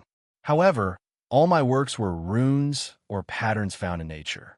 Finally, my personas were people confined or sealed in different places. One spent her entire life in a house, never leaving its confine. The other was in prison. One of my personas spent a few days surviving inside a coffin. I learned a great deal about sealing in these experiences. How fascinating. Indeed, Wu Hong replied, reminiscing about the old days. Are you staying for a while, or leaving now? I'm leaving. However, I have to go see Li Jun first. His parents were also in retreat. His father was receiving the Sword Empress guidance, while his mother had to plan for the merit-proving method. He flew to Li Jun's mountains, and the other was waiting for him with drinks. "Where is Liling?" "She's refining pills." Wang Wei took the jar from him and took a sip. "Since we now have karma washing water, why don't you unseal your wife and child? I want to see and spoil my nephew." Li Jun shook his head. "Not until we become emperor, and I know for certain I can protect them." "That's a good idea." He knew another reason was because of Yin Liling. It can cause trouble having the concubine with a wife present. And Li Jun is smart enough to understand how to navigate this kind of situation. After spending this generation with Liling, and once they reached such a high realm in cultivation, many things will have different perspectives. "This is for you," said Wang Wei as he handed him a book. "What is it?" "I call it the 8 Heterogeneous Foundation," he explained. "You will create 8 incarnations or clones since they are not connected to your existence. Anyway, you divide your soul into 8 perfect clones. Based on my previous sermon, 2 clones will cultivate a cultivation system based on essence, spirit, ki, and law. Then you will fuse with them, boosting your foundation and achieving immortal strength." Li Jun scanned the book. There were 4 cultivation systems contained inside. Pure essence cultivation that focused on the body, pure ki cultivation, pure spirit, and law-based cultivation. The idea is that these clones would cultivate until the quasi-emperor realm. Then Li Jun will fuse with them and use them to nourish his fleshly body, ki, soul, and law. "As you can guess, this method has some flaws," continued Wang Wei. "The fusion process will not be easy since the clones cultivate different cultivation systems, especially the ki clones. I've made it so they cultivate an energy compatible with the origin essence, but it could still cause trouble." He wanted a ki system that uses spirit ki, but he discovered spirit ki itself is a catalyst and cannot be directly used as an energy for a system. Or maybe this is beyond Wang Wei's current ability. Lastly, I've discovered there will be a significant amount of impurities in the bodies due to fusing 2 different systems or Tao foundations. I've created an impurity removing step, and you can use other resources. No, it's not a problem considering I don't have to comprehend existence for this method. True, as the first person who cultivates this method, you should not have a problem. However, Heavenly Tao might place some restrictions on it afterward. A cultivation method that allows individuals to break the barrier between mortal and immortal will definitely have some restrictions. However, Heavenly Tao operates similarly to a game master in a game. It can fix loopholes or bugs in a game, but the player who discovered it can keep the benefits. Better yet, let my mother and Yin Liling cultivate it simultaneously under the heaven-hiding array. Let's take advantage of the situation to get the most benefit. He also wanted to include Tai Gang, but with the latter's talent. He doubted he could cultivate this technique. What about the resources? Li Yun asked. Cultivating these clones into the quasi-emperor realm was not cheap. With your contributions, there should be no problem. However, he also had to talk to his mom. He contacted her through Divine Sense to ask. She told him that her Yu clan could raise 8 other true monarchs, and he did not have to worry. Wang Wei told her to ask if she needed, and she reassured him that she would not be polite with her own son. "I just remember," suddenly said Li Jun. "Did you contact Wang Ju?" "No, what's wrong?" "She's injured." Chapter 641 Eating Time, is it DT on? Was Wang Wei's first thought. He knew the latter had the Sex Lord Shadow technique, and should have cultivated a powerful shadow on par with Wang Ju. However, he quickly denied this possibility since Wu Hong sealed him too early. The techniques have specific requirements, and he could not have met them when he was sealed. Despite eliminating this possibility, Wang Wei realized it was about time for DT-On to be released. He has to participate in the cleanup to acquire a token and fight in the final battle. From now on, he can no longer be at ease when doing things since he has someone who can match in power and use experiences to compensate for the tactics department. He'll go see her. "Do you want me to go with you?" "It's fine. Focus on cultivating." Wang Wei teleported to the small world where Wang Ju was recuperating. When he saw her, he squinted. A part of her body was disappearing while the other half tried to prevent this from happening. She was too focused on saving her life that she could not respond to his presence. Luckily, he had access to the formations and did not have to use force. Someone or something has erased her time, analyzed Wang Wei. He could tell someone hit her with an attack that erased part of her past. And if Wang Ju did not have access to some of his time laws, she would have ceased to exist by now. No, not erase, but ate. Wang Wei came closer to analyze the situation. If Wang Just time could be represented by a line similar to the fate line, the attack took a bit out of her timeline. The attack's purpose could only erase certain events in her life, or it could wipe her out of existence. Wang Wei raised his hand to manifest his time law, trying to fix the gap in Wang Just timeline and save her. He failed. He tried again after borrowing the power of his incarnations. No response. Wang Wei instantly deployed his domain to surround her and boost his strength. This attempt was also of no use. He then accessed the River of Time, which should contain records of Wang Just timeline. He used the records to recreate her timeline and fix the gap. What level of time Dao is this? His attempt at even using the River of Time failed. This is not something even he can do. Fate surpasses time, so let's try that. He connected to the River of Fate and found Wang Just fate line. Using the record of her life in the fate line, he fixed the part that was eating. There was great resistance, but he succeeded in the end. Wang Ju stopped disappearing from reality and opened her eyes. Sec Master, thank you for saving me. This experience was horrifying. Having hundreds of years of her life vanished from her memories, having to question her sanity on whether these events occurred before slowly watching her dissipate from the world. What happened? Who did this? The upper dimension people, she replied, making Wang Wei frown. Although you can only use 70 of my main Bodhis power, only immortal venerable and above could injure you. And there is that strange time technique. It was a trap, explained Wang Ju. I was investigating some suspicious people when I discovered the possible existence of another alliance against you. My investigation led me to a strange heaven chosen who seems to use insects. However, it was a trap. When I further investigated, they were prepared. They knew about the Lord Shadow technique and had a light-based formation that could affect my shadow status and weaken my access to your strength. Many thoughts flashed in Wang Wei's mind after hearing this, but he let continue without saying a word. Luckily, I've acquired some of your intuition and felt danger. Before they completely deploy the array, I used the talisman you gave me to create a hole and flee. Unfortunately, someone hit me with a strange time technique.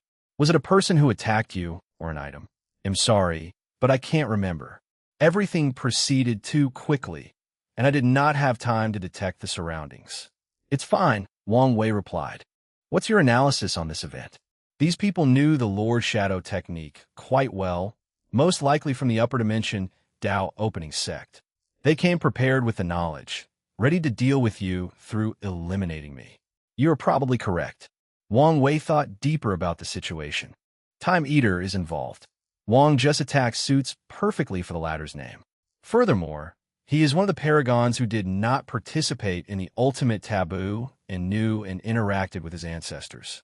There is a high chance that he knew the Shadow Ruler, interacted with him, and even competed with the latter. You need to be more careful from now on. I will.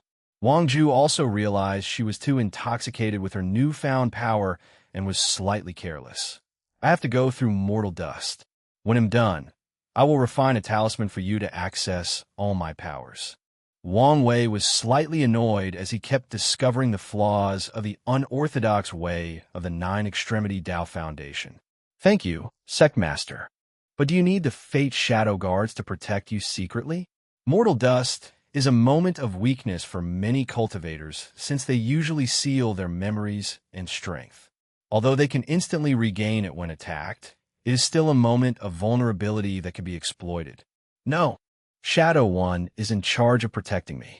I see. Wang Ju was slightly disappointed but felt relieved since her young master's safety was what truly mattered. I wonder if I can become Shadow One instead of Shadow 3? She quickly removed this intrusive thought from her mind, since she knew such a request would cause a seniority issue that could lead to real problems. Do you remember what the runes of the formation looked like?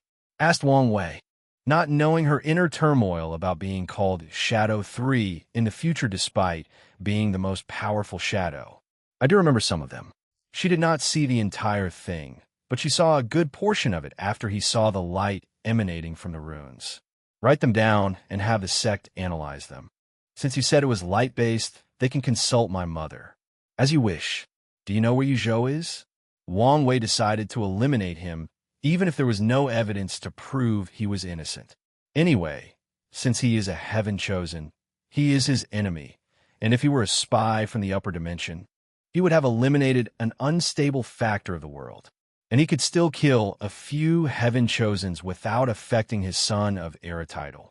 Wang Ju did not immediately explain, but checked the Fate Shadow's headquarters for information. He disappeared after the trap. We currently do not have his location. He's not in the Soul Race's small world. No, that was more suspicious. Forget it. He has to show up for the cleanup. Wang Wei ordered her to keep up her work before going to say his goodbyes. Then, he headed to a mortal world for his mortal dust. Primordial chaos, outside the Eternal Ascension world. 7 people fought an enormous creature with dark red skin and 2 horizontal black horns that almost met before his forehead. Its body was muscular, displaying its developed muscle. It has leather pants and boots on, and these items shone with magical light, indicating their value. Primordial laws flowed out of his body as he fought all 7s. The battle lasted a few days, with at least 6 of the others slightly injured. But the creature was perfectly intact, even his skin was not broken. The creature looked at one of the 7 and then at the Eternal Ascension before leaving. He treated primordial chaos as its home as it navigated its endlessness like a pool in his backyard. That's the 7th attack in the past 100 years, commented Undead Phoenix. More should be coming. They could tell these attacks were nothing but testing the situation. We need to do something, added Earth Emperor. The 2 sons seemed occupied and told them to deal with the situation. Do what? This should just be the beginning, added Blood Dragon. Damn Kiyuan, snarked 5 Feather Phoenix. The current situation is because of the All-Seeing Temple's predictions. Many people in the Chaos universe believe the Eternal Ascension world will be responsible for the upcoming chaos and want to either deal with them or enter to prepare. There is no point in complaining. We need solutions, reiterated Earth Emperor. What about the previous recruitment plan? As long as some potential paragons side with us, we can increase our power. Most of them do not want to associate with us, replied Blood Dragon. He tried to entice Qintong and a few other people in Limbo, but they all looked at him in disdain. I still do not agree with this method, countered 5 Feather Phoenix. We do not need to share our power and resources. I don't believe I'm going to say this, but I agree with her, added Undead Phoenix. Then, what do we do once the situation is beyond our control? Asked Twin Flower. Don't we have the sons? They can protect the Eternal Ascension world with their power. Chapter 642, Mortal Dust. L. Are you sure you want to do this line of work? Asked Big Mouth, a fat and muscular man. That's the best way to describe his appearance. His arms were muscular and well-defined. His legs thicker than a tree, but his belly might mistake him for a pregnant woman. Of course, there was his oddly shaped big mouth. Yes, sir, replied a slightly thin young man dressed in coarse clothes. However, despite his social status, indicated by his clothes and seeking employment, he had an odd charm around him that caught people's attention. However, they could never pinpoint or describe what his appeal was. It takes guts to do this job. Can you handle it? No problem, sir. Grunted Big Mouth. You're a little too skinny. Don't look at my appearance, but I have divine strength. The young man looked around and easily picked up a large saber, weighing a few hundred genes with one hand. Big Mouth's eyes lit up. He initially accepted this lad, Yen Wei, because one of his acquaintances called for a favor and because not many people were willing to do this dirty job. However, he became convinced after meeting the latter and seeing his respectful nature and strength. Good. Come tomorrow at dawn. They'll begin your training. Yen Wei immediately bowed and profusely thanked him for this opportunity. He rushed home with excitement. The next day, he arrived an hour before dawn, when night still loomed over the world. Big Mouth also arrived an hour early, and he was surprised when he saw the young lad waiting for him before the prison. "The Barado haven't even crowed yet. Why are you here? I didn't want to be late. I like spunky people like you. I hope you can last long."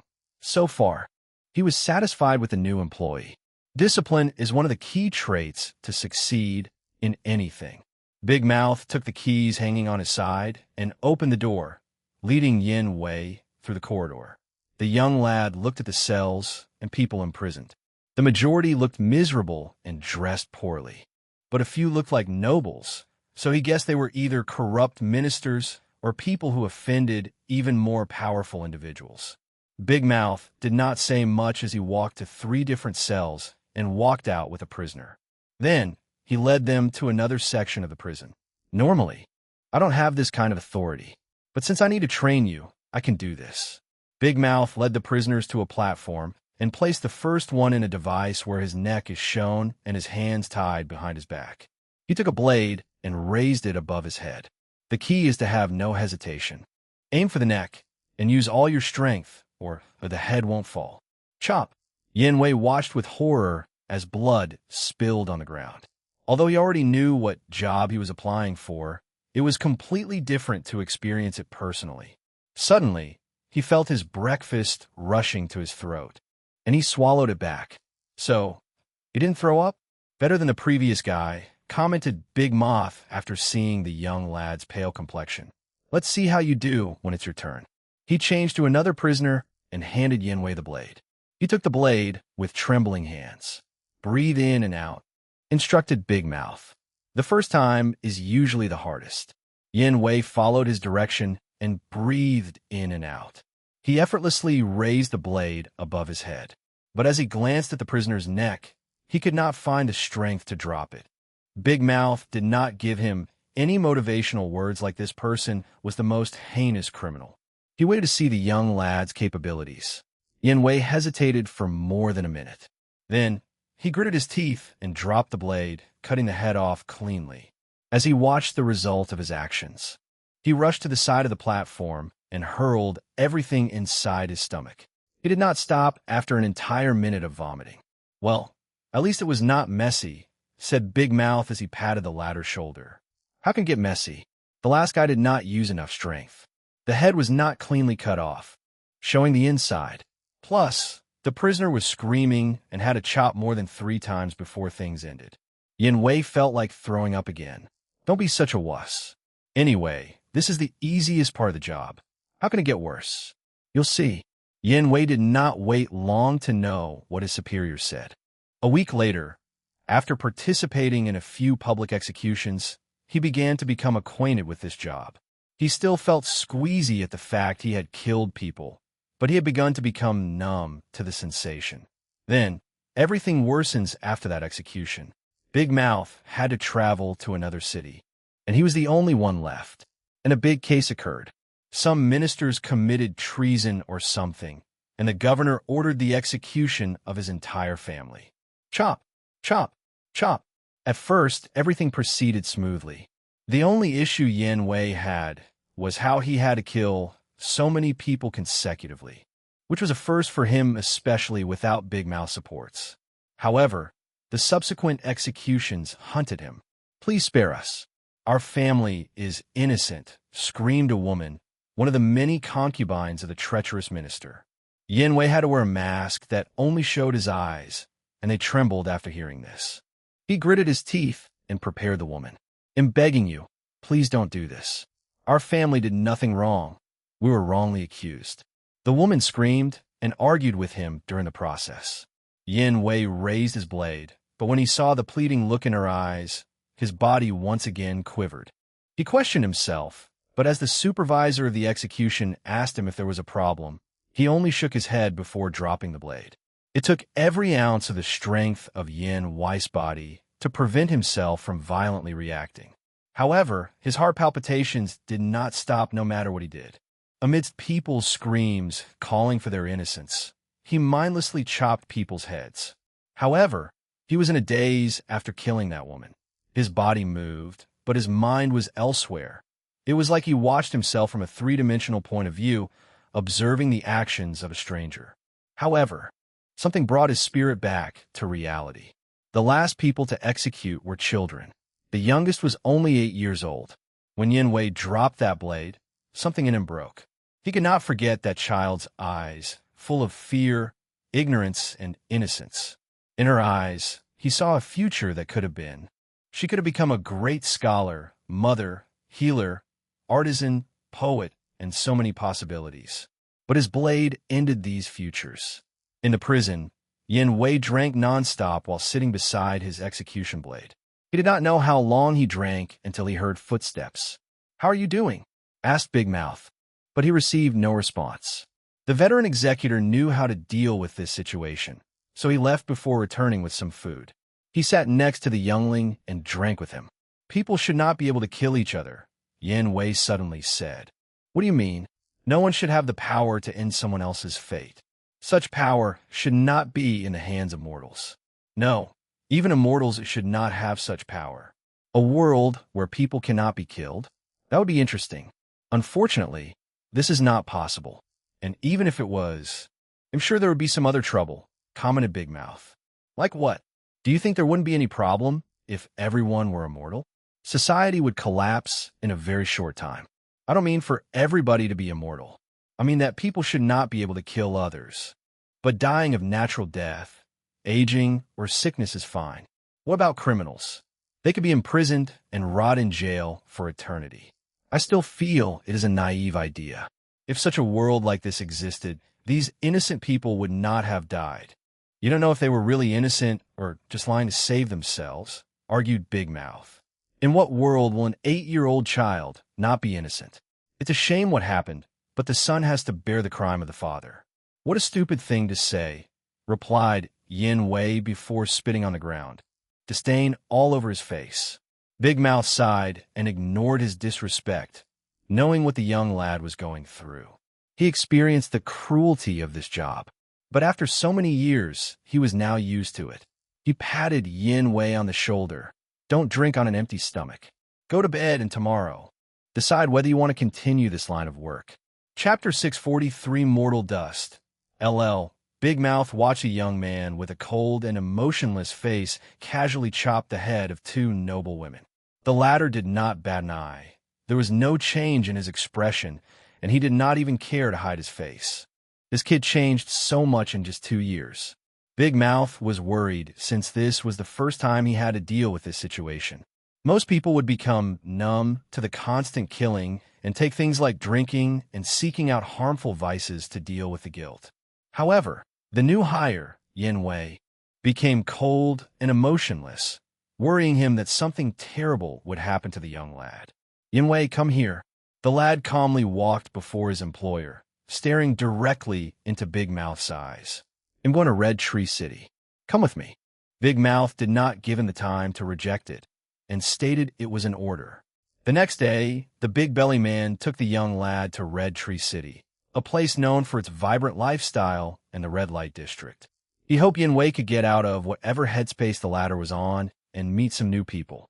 Regrettably, Yin Wei remained quiet during the entire journey. The only time he reacted was after arriving. Numerous people surrounded two people, a fat youngster dressed in embroidery clothes and another malnourished youngster in coarse garments. The fat noble constantly kicked the other on the floor, swearing at the latter for dirtying his clothes. Everybody watched with empathy in their eyes, but no one dared do anything. They can only pray that the noble has enough and leave the youngster alone. "Don't look," said Big Mouth as he dragged Yin Wei from the large crowd.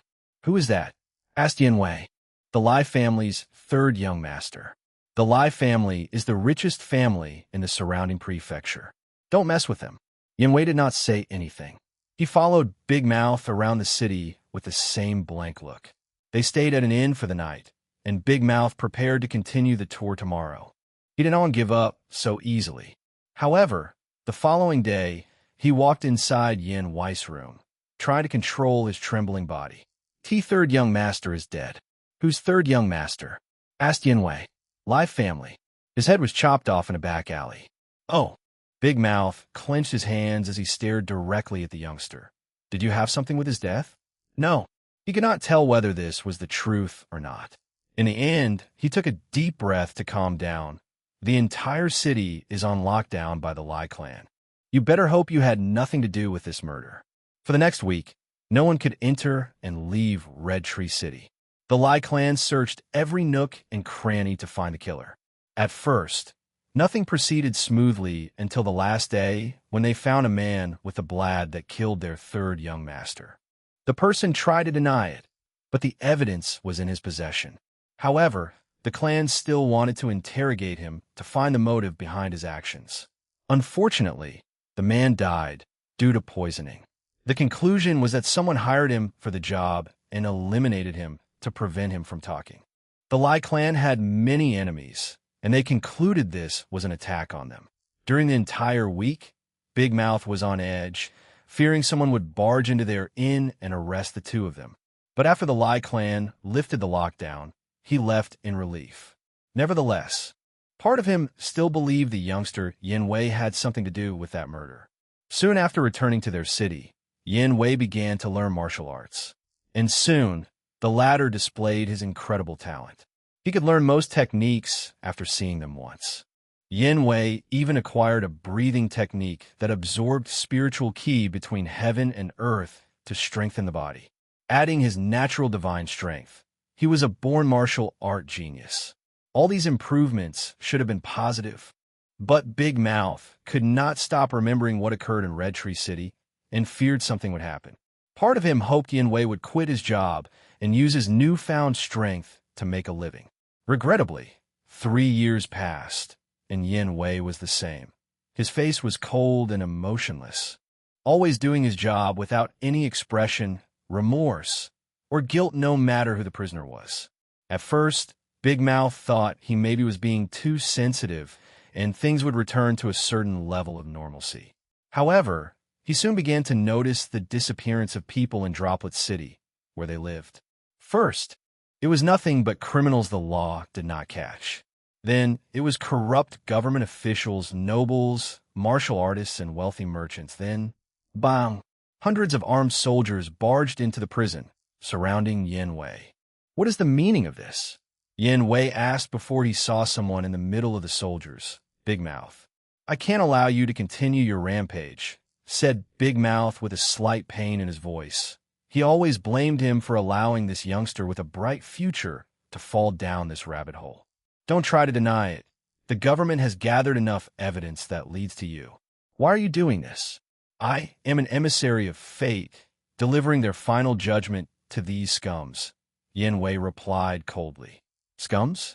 I can understand your actions for the criminals. But what about the innocent people you killed? That's only because of their poor luck. I put the name of every person in this city in a bowl and chose one at random. The selected person will receive a final judgment from fate from me. Who are you to decide people's fate? Roared Big Mouth. Who is a nobleman to decide the fate of a poor countryman? Rebutted Yin Wei. He does it because he has the strength to. Big Mouth looked at this youngster with red eyes. He knew the person he knew was long gone, and nothing he did would change that fact. Get him. The soldiers rushed with their weapons to arrest or permanently eliminate Yin Wei. Unfortunately, his martial art was truly superb. He used the room or environment to his benefit and ran away with severe injuries. A few months later, the fate killer struck again by stealing names from the magistrate, selecting them randomly, and massacring everyone chosen. And from now, this became his modus operandi. Whenever he traveled, he would repeat the same things. Unfortunately, his actions offended countless martial arts sects and the government, leading to an alliance to eradicate him. Yin Wei fought a legendary battle for 3 days against the coalition of martial artists and the government. Unfortunately, his ultimate end was being stabbed by dozens, if not more, weapons. Wang Wei dug himself out from his grave. Being corrupt by the power of fate? I've never thought about that, he muttered. His goal has always been to control fate, but he never thought about the possible side effects of his actions.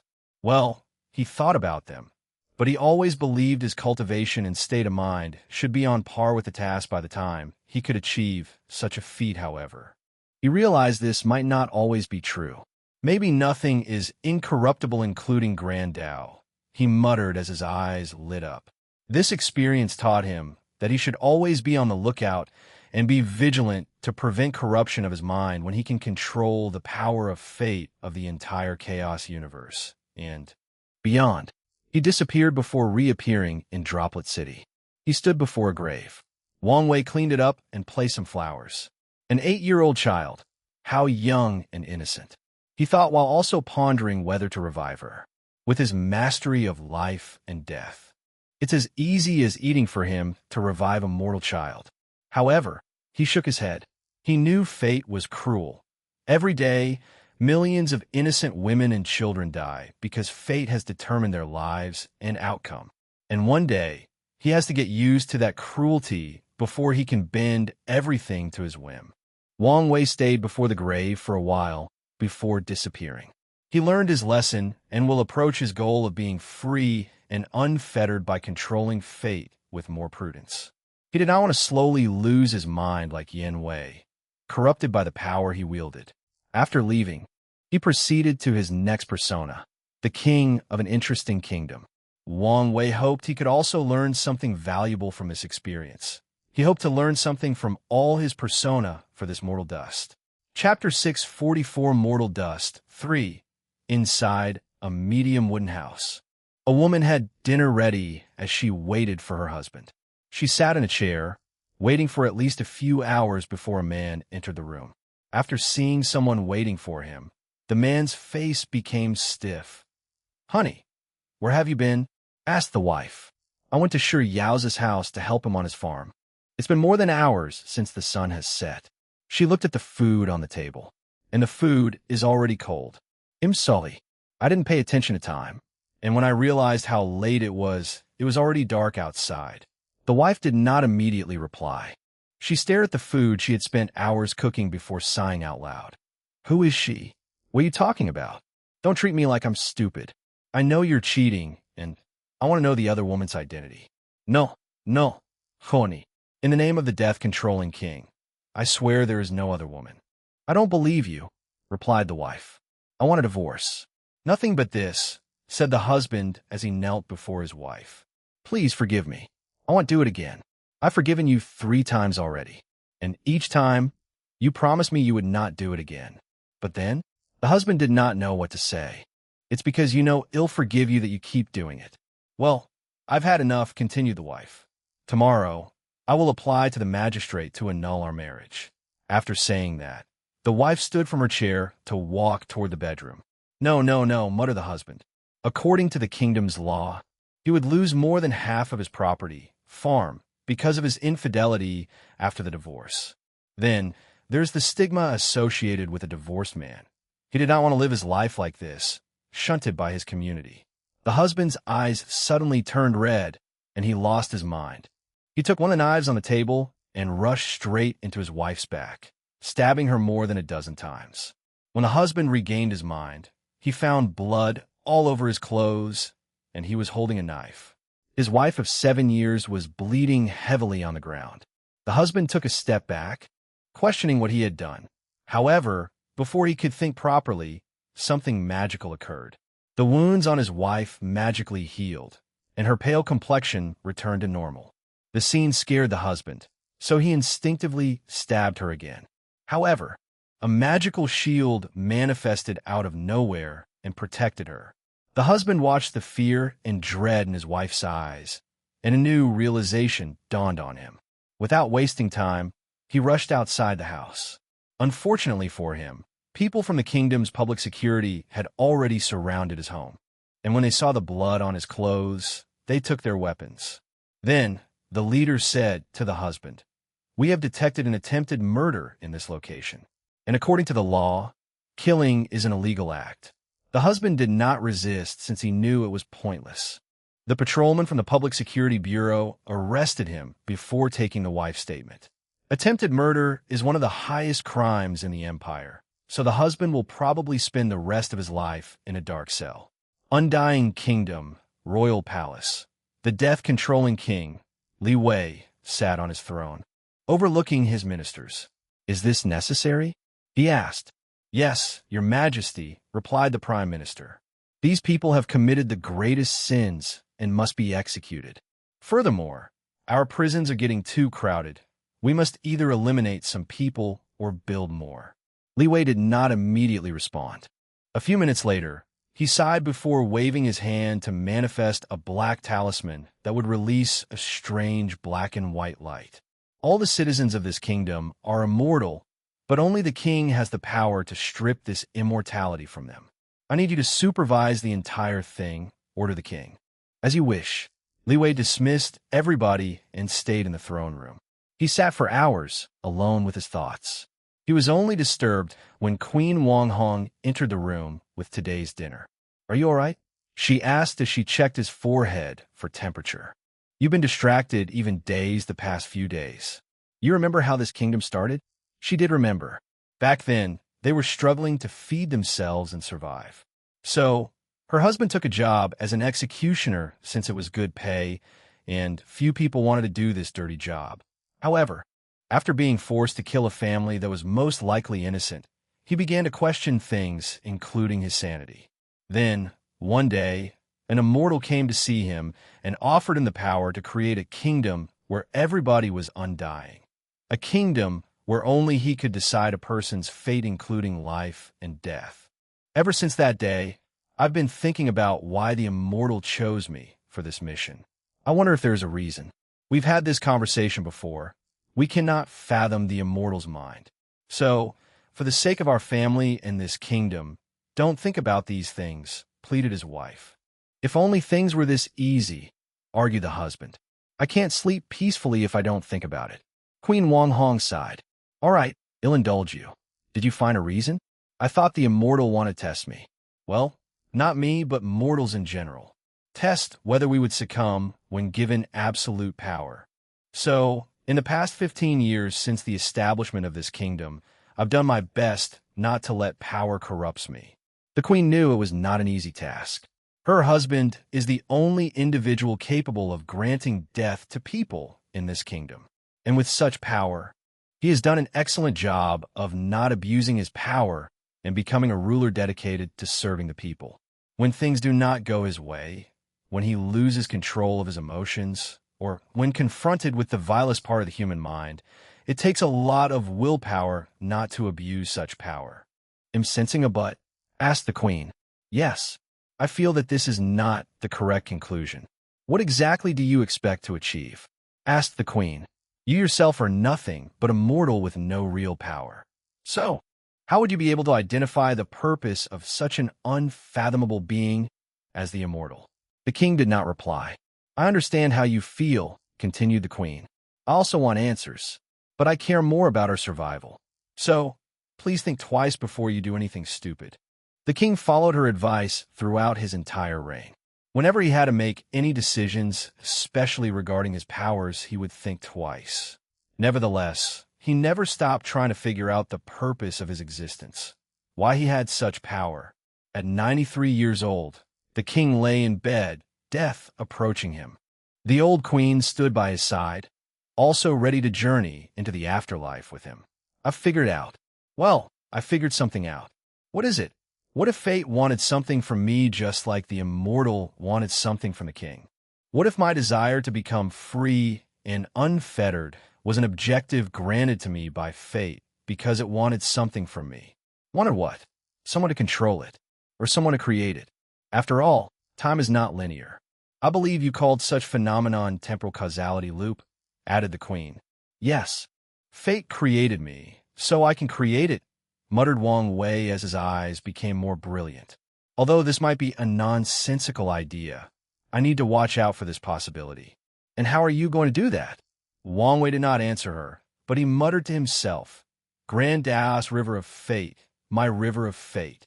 As he regained his memories, power, and youth, he felt something had changed because of his enlightenment. He raised his hand to manifest 9 small, magnificent buildings in the palm of his hand. There was 1 in the middle and 4 on the left and right that orbited the central one. Are those your fate palaces? Asked Wu Hong as she sensed the power of fate these things emanated. Yes, he replied.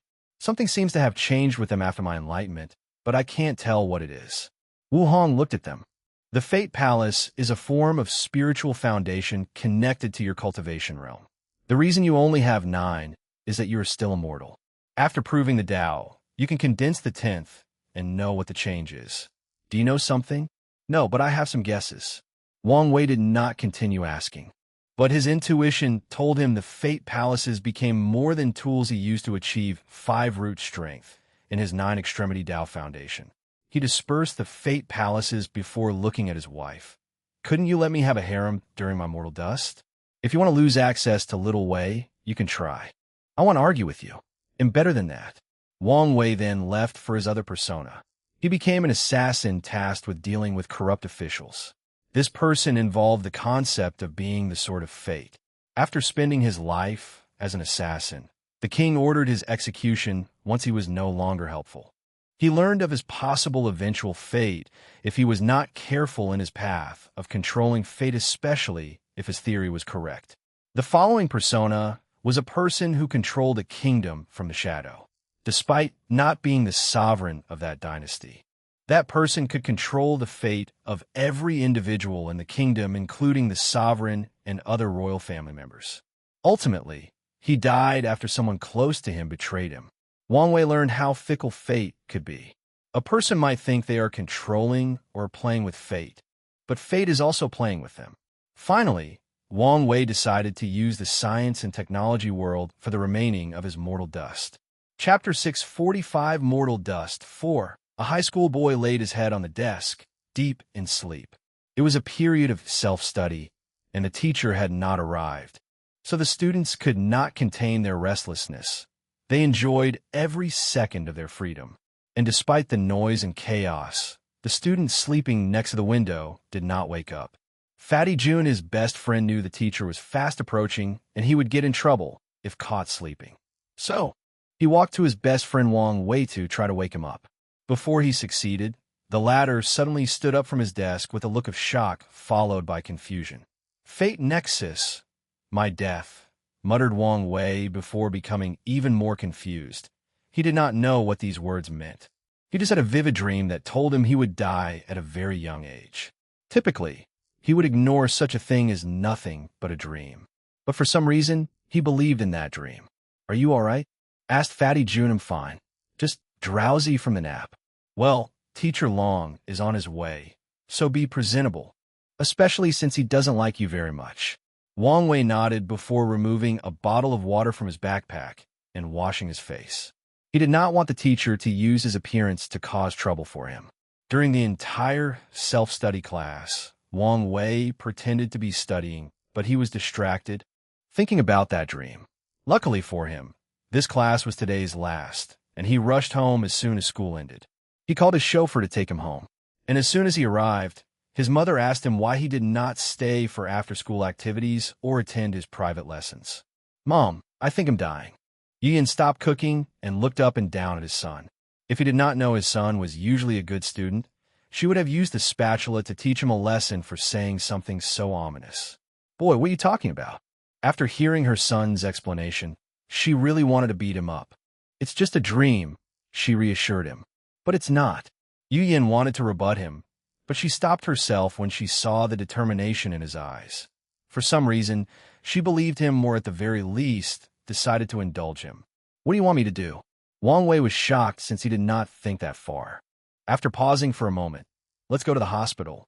Maybe there is something wrong with my body. Fine, replied Yu Yin as she contacted their primary physician. Their family can be considered wealthy elites, so it was not a big deal to use the most extensive and expansive medical tests to reassure his son. An hour later, Yin had already texted her husband about the situation while taking Wang Wei to the nearest hospital. Wang Wei asked the doctors to run all possible tests, and they acquiesced.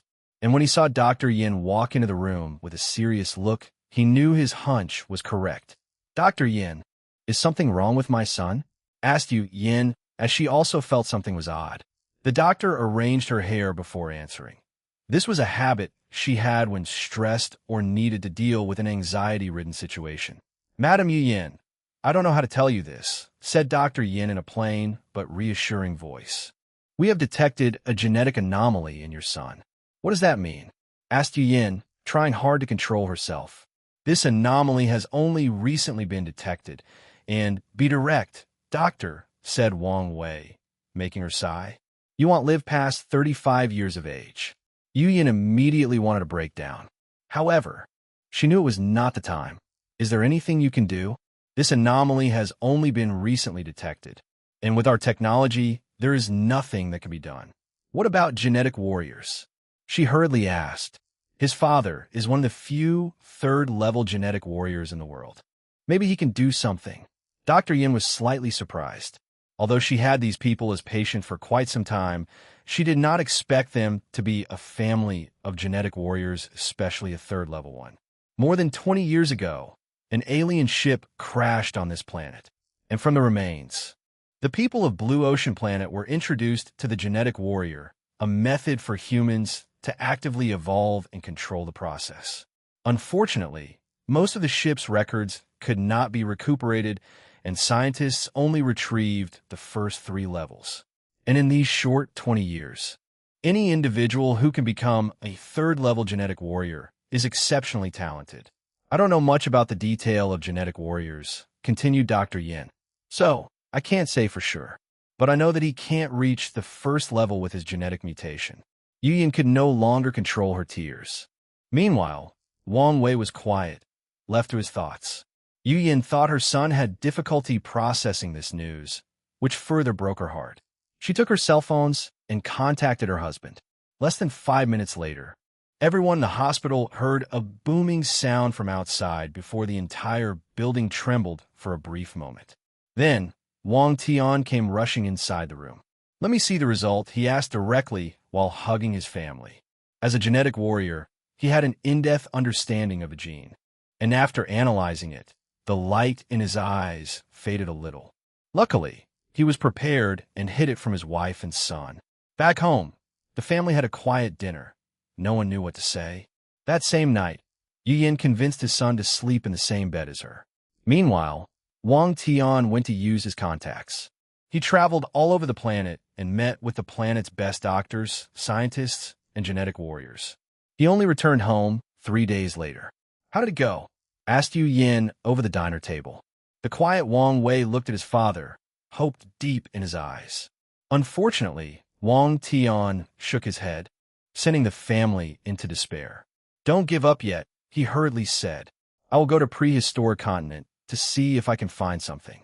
Everyone became quiet. The alien spaceship did not only bring forth evolution for humans. In the continent it first landed, it released some unknown substance that forcefully accelerated the evolution of all life forms. Animals, plants, and even some inorganic life forms appeared. As a result, the entire continent became inhabitable, forcing large-scale migration. The prehistoric continent contained many creatures, many on par with genetic warriors. There are even rumors there are 4th-level creatures deep in the continent. Unfortunately, satellites cannot properly capture images or information on that continent. The Blue Ocean Federation tried to drop numerous nuclear bombs on the continent to deal with these powerful creatures. Unfortunately, a powerful attack prevented these bombs from landing. Furthermore, the power of technology has drastically been reduced on the prehistoric continent. "This is too dangerous," argued Yu Yin. "It's worth it to save our son's life." Yu Yin choked her counter-argument. She could not disagree with this sentiment. "In that case, they'll start training as well. If I become a genetic warrior, I can help you. And who will stay with Xiao Wei?" "He'll be fine," replied Wang Wei. "No, you won't," cried Yu Yin, as she knew her husband was correct. She also knew he wanted to undergo all the danger by himself. After dinner, Wang Tian quickly left. Wang Wei asked his mother for some time alone to think. While sitting on his bed, Wang Wei thought about his life. He had a bright future ahead of him, a good brother in the shape of Fatty June, and he hoped to declare his love for the school's flower, Wuhan. Unfortunately, everything changed after one nap. "I must take matters into my hands," he muttered before going to sleep. The next day, Wang Wei began to focus on his studies. He usually was in the top 5 of the school. But now he turned into a study tyrant, always with a book in his hand. He ignored all other after-school activities. He forwent socializing or even interacting with people. He only studied. In just 1 year at 16, he graduated high school and scored in the top percentile on the planet during the college exam. Wang Wei applied to Blue United University, the best university on the planet, sponsored by the Federation. His major was biology with a focus on genetics. He completed a 6 years course in just 3 years, graduating at the young age of 19. In a lab, Wang Wei looked at a recent blood test result. I've already started to decline. The numbers look slightly off, but he knew this was the beginning of his decline. Suddenly, his phone rang, and he answered. Xiao Wei, when are you coming home? I haven't seen you in 3 years. Mom, I also want to see you, replied Wang Wei with a sigh. But I don't have time. Yu Yin became quiet on the other side. She could not blame her son for trying to save himself. But as a mother, she had to watch her family slowly fall apart as her husband kept adventuring in that dangerous place, and her son tried to beat the clock. How about I come live with you? No, replied Wang Wei. He did not want to be cold, but he already theorized how alarming his decline would be, and he did not want his mother to watch him slowly die. Were the things I asked for. He changed the topic. Your father has paid for a top-of-the-line research facility for you. However, according to him, you have to recruit personnel yourself. Wang Wei did not mind since he knew geneticists are extremely valuable in this age of genetic warrior. Everyone from the government to private corporations will do anything to recuperate, even a mediocre one, because of the hope of finding a way to create a fourth-level genetic warrior. Wang Wei knew he would not have as much problem recruiting people since he had made a slight name for himself in the community with some of the papers he released in the past 3 years. Chapter 646 Mortal Dust V. Exploring the Limits of Genetic Engineering, the Future of Genetic Diversity. Implications and Challenges, the Path of Genetic Medicine, Discovery of the Gene Core, and the correlation between genes and energy life forms. In the past 5 years, with nonstop research and unrestrained funding, Dr. Wang Wei has changed people's understanding of the genome. His discoveries in gene medicine have reduced the threshold to becoming a genetic warrior, thus pushing the planet into a new era of fast evolution. Unfortunately, such a genius, considered a gift to humanity, does not have long in this mortal world. Maybe God or the heavens envied his talent and cursed him with such a disease. Cough, cough. Wang Wei wiped out the blood from the corner of his mouth with a tissue. Dr. Wang Wei, are you all right? Asked one of the lab assistants. I'm fine, replied Wang Wei, his complexion paler than a ghost.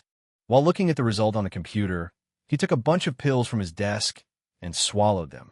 He coughed again, but a bit dry compared to his previous wheezing. His phone suddenly rang, and he frowned when he saw who it was. Mom, I told Wai Xiao Wei. Crying. Why your father? Crying. What's wrong with father? He hurriedly asked. Your father. Crying. Calm down, take a deep breath, and tell what happened. I promise everything will be all right. Your father is missing. What do you mean he's missing? He went deep into the prehistoric continent since he heard there was a flower that could cure your disease. However, a fourth-level creature appeared in the same location he headed, and no one has heard of him since then. Wang Wei became quiet. One of the main reasons for all his success is the odd things his father brought back from that hell of a place.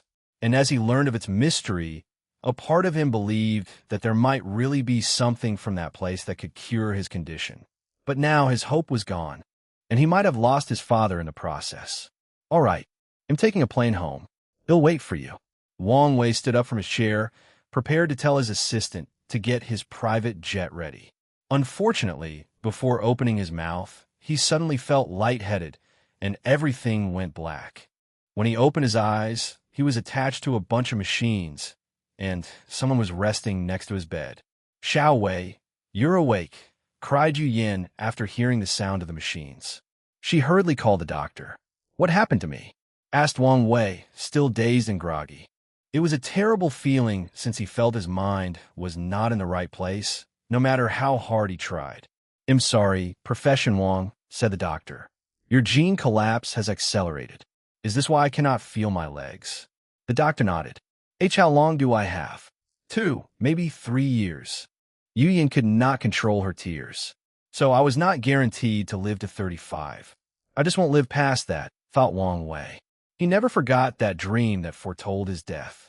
He looked at his mother, and he could not recognize her. And it was not because he rarely went home in the past 8 years, but also because the woman before him was not the mother she knew. She was thin, her skin was dull, and she had heavy bags as she had never slept a wink for years. The most significant difference was her eyes. They were listless, full of sadness and despair. Give me my phone, said Wang Wei.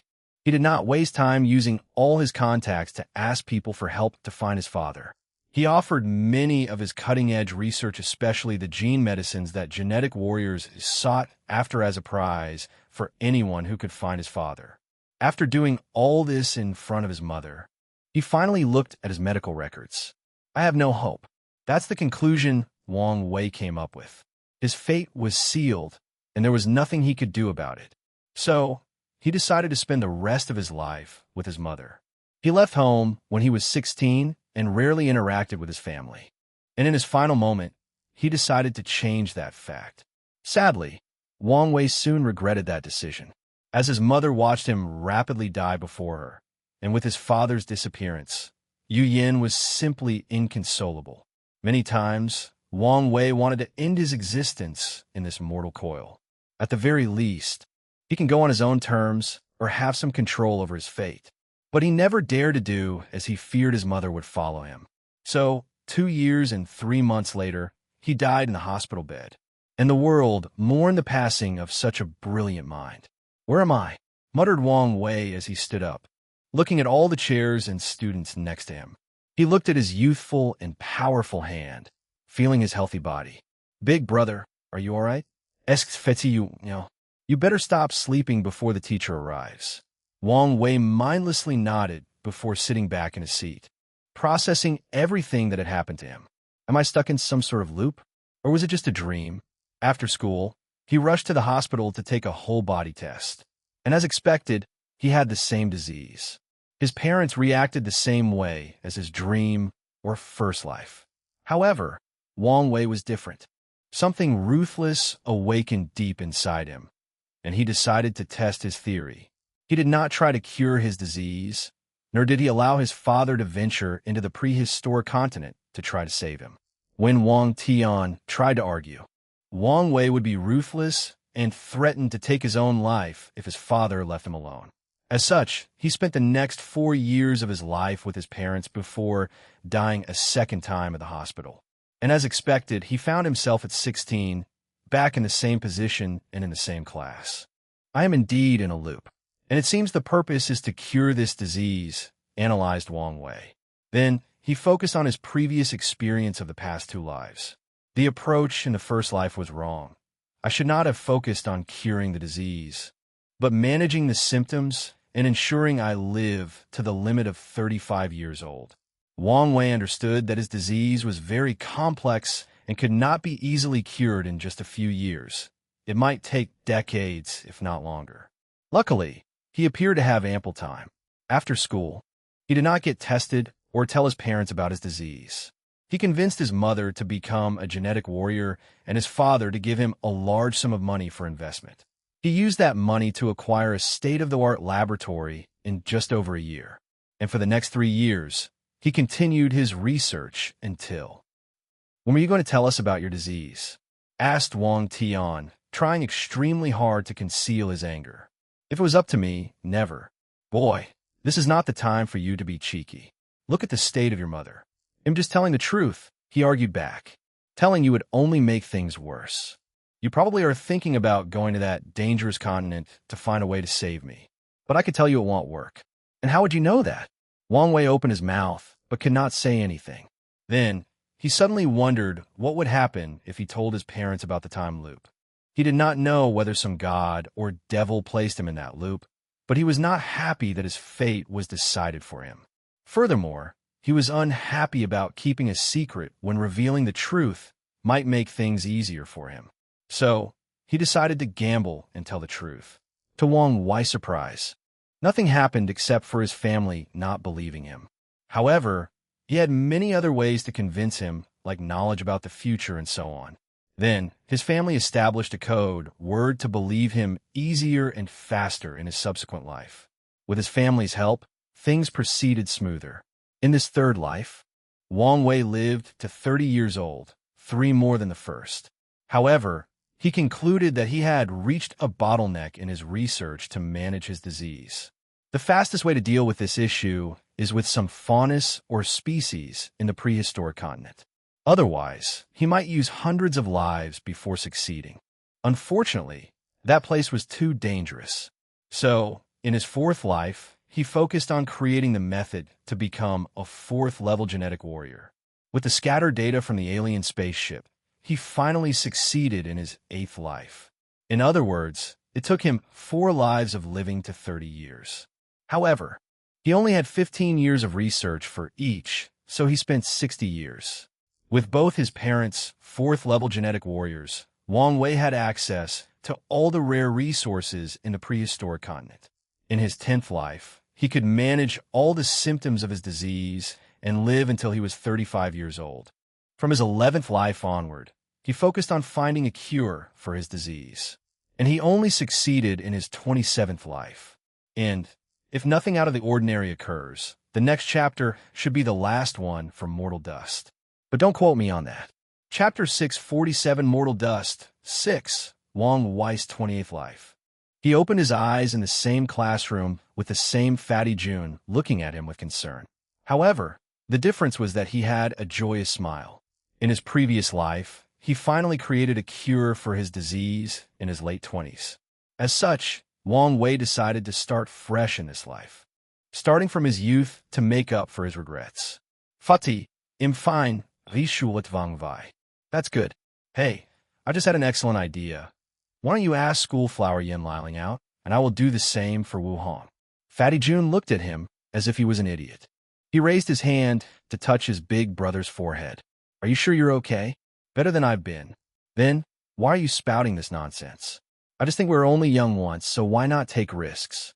So, what's the worst that could happen? Rejection? Well, them humiliating us in public is probably the worst that can happen. But if that is the case, then that's only because of their poor characters. So, why would we want to be associated with these kind of people? Fatty June felt these words made sense. At the same time, he felt something was wrong, but could not find the words to argue back. Do you really think I should declare my love for her? Why not? Fatty June frowned for a moment. How about I wait until I lose some weight? Maybe my chances would be higher then. He knew many handsome and rich men in this school who lusted after the schoolflowers. Although his family did indeed have money, he lost considerably in the look department. If she cares about your appearance, then she does not deserve you. Wang Wei Lit. He knew most women had a preference for physiques when choosing a partner, and that was perfectly fine. After all, some do prefer Fatty's type, and some men also prefer bigger women. However, he needed to build the little fat man's confidence. Plus, if you ever wanted to lose weight, you should do it for yourself, not to please someone else. You know what? You're right, said Fatty June, his voice a little too loud and catching the attention of the other students. The two had to continue their conversation with lowered voices. That afternoon, a piece of shocking news traveled throughout the school.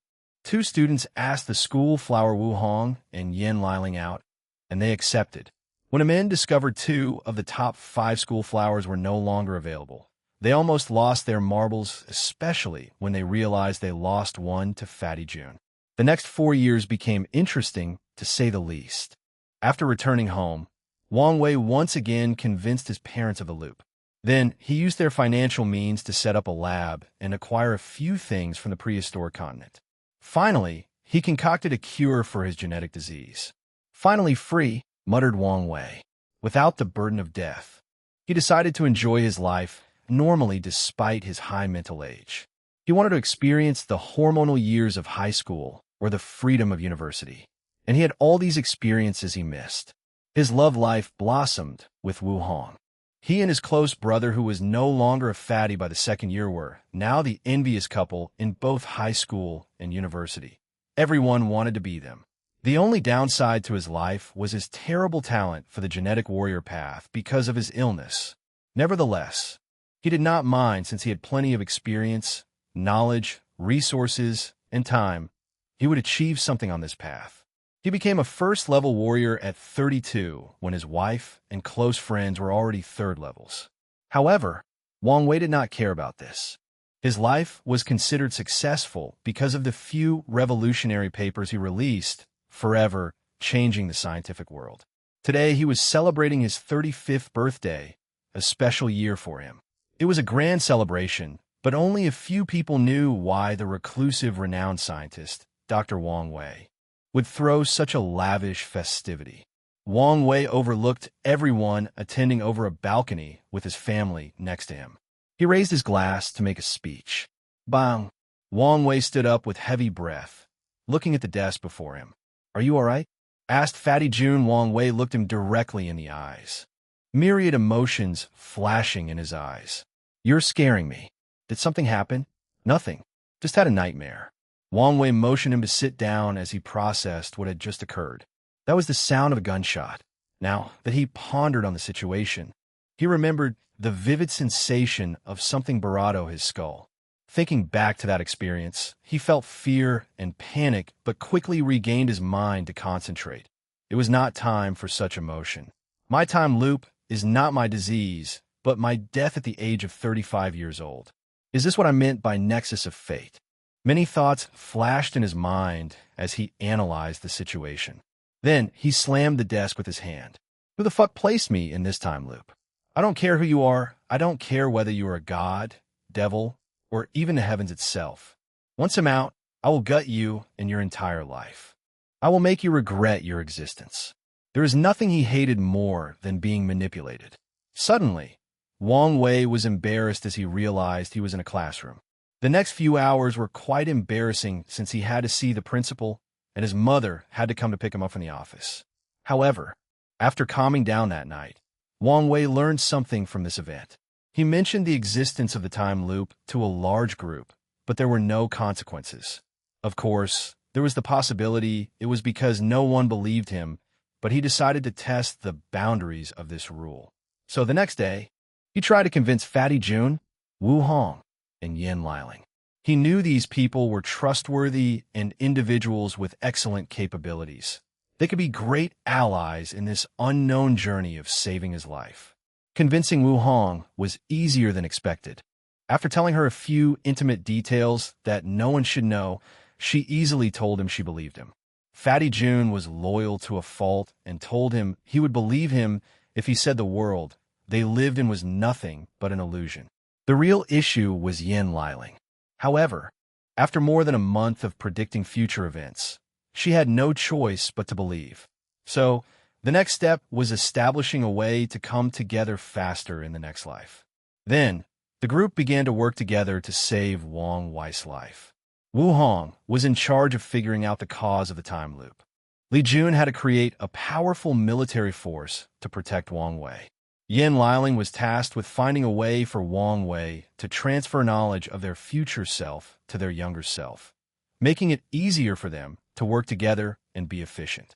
As for Wang Wei, he worked to change his talent in this life to become a powerful genetic warrior. And since the others' tasks were not simple things that could easily be achieved, they would also help. He died in this life because one of his researchers accidentally brought a dangerous plant from the prehistoric continent. The plant looked like an average office plant, and she used it as decoration. Unfortunately, it released a dangerous and undetectable toxin that is deadly to all first-level below genetic warriors. With this death, Wang Wei knew for sure he was in a time loop around living more than 35 years, and that he could die in the most ridiculous way if he were not careful. In his 29th life, he successfully cured the problem of his genes and acquired an ungodly talent for evolution. Unfortunately, he died because something went wrong with his laboratory, resulting in a powerful explosion. Li Jun, Yin Liling, and Wu Hong could not save him in time despite their third level. In his 30th life, he cured his disease and the problem with his genes. And in a short time, He and his family became fourth-level genetic warriors, using countless resources and even affecting their foundation. As one of the most powerful entities on the planet, he still died. How? The beast disaster. All the creatures or odd species from the prehistoric continent invaded his region of the world. This event revealed to humans the horror of that place, with countless fourth-level creatures. Wang Wei died while protecting his mother as a creature swallowed him whole. Chapter 648, Mortal Dust Finale. Wang Wei sat on his school desk, breathing in and out. He placed his elbows on the desk and supported his head with his hands. 30 times. That's how many times he had to experience death. And each time, the experience was not pleasant. He ignored the noise around him as he took a deep breath. He concentrated on the sound of his beating heart, slowly alienating all the noise in his surrounding. And when he could only hear the soothing, rhythmic thumping of his heart, he felt calm, peaceful, and composed. Let's see if it works. He closed his eyes, using a meditation technique to enter a realm of absolute silence. As he traveled into the depth of his mind, he soon saw 5 floating lights, and a rare smile appeared on his face. He opened his eyes to look at the worried Fatty June and said, "I have something for you." "Huh? Something? Forget about that. Are you all right?" "You'll understand soon." Wang Wei placed 2 fingers on Fatty June's forehead as he closed his eyes. "It might hurt, so be prepared." Immediately afterward, Fatty June groaned as his eyes changed. It was no longer youthful and full of vigor. Instead, it contained the vicissitudes of life. Li Jun faltered for a moment, and Wang Wei supported him. "So, I failed," said Li Jun, his eyes full of wisdom beyond his age. "What life is this?" "The 30th. But you should not blame yourself. I couldn't protect you. So who else should I blame? We knew things would not be so simple. Anyway, we should focus on the positive sides." Liling's method worked. Fourth-level genetic warriors have evolved their brains to detect the magnetic fields of the universe. And this process is often referred to by scientists as achieving a higher consciousness. Wang Wei's group theorized the further evolution of the higher consciousness in 5th and above genetic warriors would allow humans to transfer their consciousness into another body, abandoning the flesh and becoming pure consciousness creatures, to become soul creatures. So, they experimented to see if they could leave a piece of their higher consciousness to Wang Wei, and when he died and restarted, whatever power placed him in the time loop could bring them with him. Separating the higher consciousness took some time to achieve through technology. And right before Wang Wei's 35th birthday and death, the group proceeded with the plan. "Let's go get the others," said Wang Wei before meeting with Wu Hong, Liling, and his parents. After accessing the previous lives' memories, the team had a better chance at surviving since they did not have to go through all the hurdles of becoming acquainted and convincing each other. "It's good that at least one of our plans succeeded," commented Yen Liling. "So what's our next game plan?" 5th-level genetic warrior. "If all of us can be this powerful, nothing on this planet can kill us," said Wang Wei. "That's not as easy as stated," added Yu Yen. "We have already theorized that further study of the higher consciousness is the way to the 5th level. But how will we achieve this stage in less than 20 years? She was correct. Achieving 4th-level genetic warrior with the limited time the group had was already a daunting task. And each higher evolution needs more energy or resources and more time. "Do you want to study temporal fields to create a time acceleration room?" asked Wu Hong. "Exactly," replied Wang Wei. "This level of technology cannot be developed easily." "Yes, but we have time." They did have time, but at what cost? Wang Tian patted his son's shoulder while Yu Yin tried not to cry. Then, the group got into action. Wu Hong and Wang Wei worked on the temporal field, while Yen Liling and Yu Yin worked on the 5th-level genetic warrior path. Li Jun and Wang Tian were in charge of calculating all possible dangers that could lead to Wang Wei's death and preventing it. The group also did not give up trying to survive in this life. They tried to build an underground bunker to hide and pass the time. Somehow, a group of 4th-level creatures that had evolved underground ambushed and killed them. The next attempt was to build a spaceship and leave the planet with their research crew.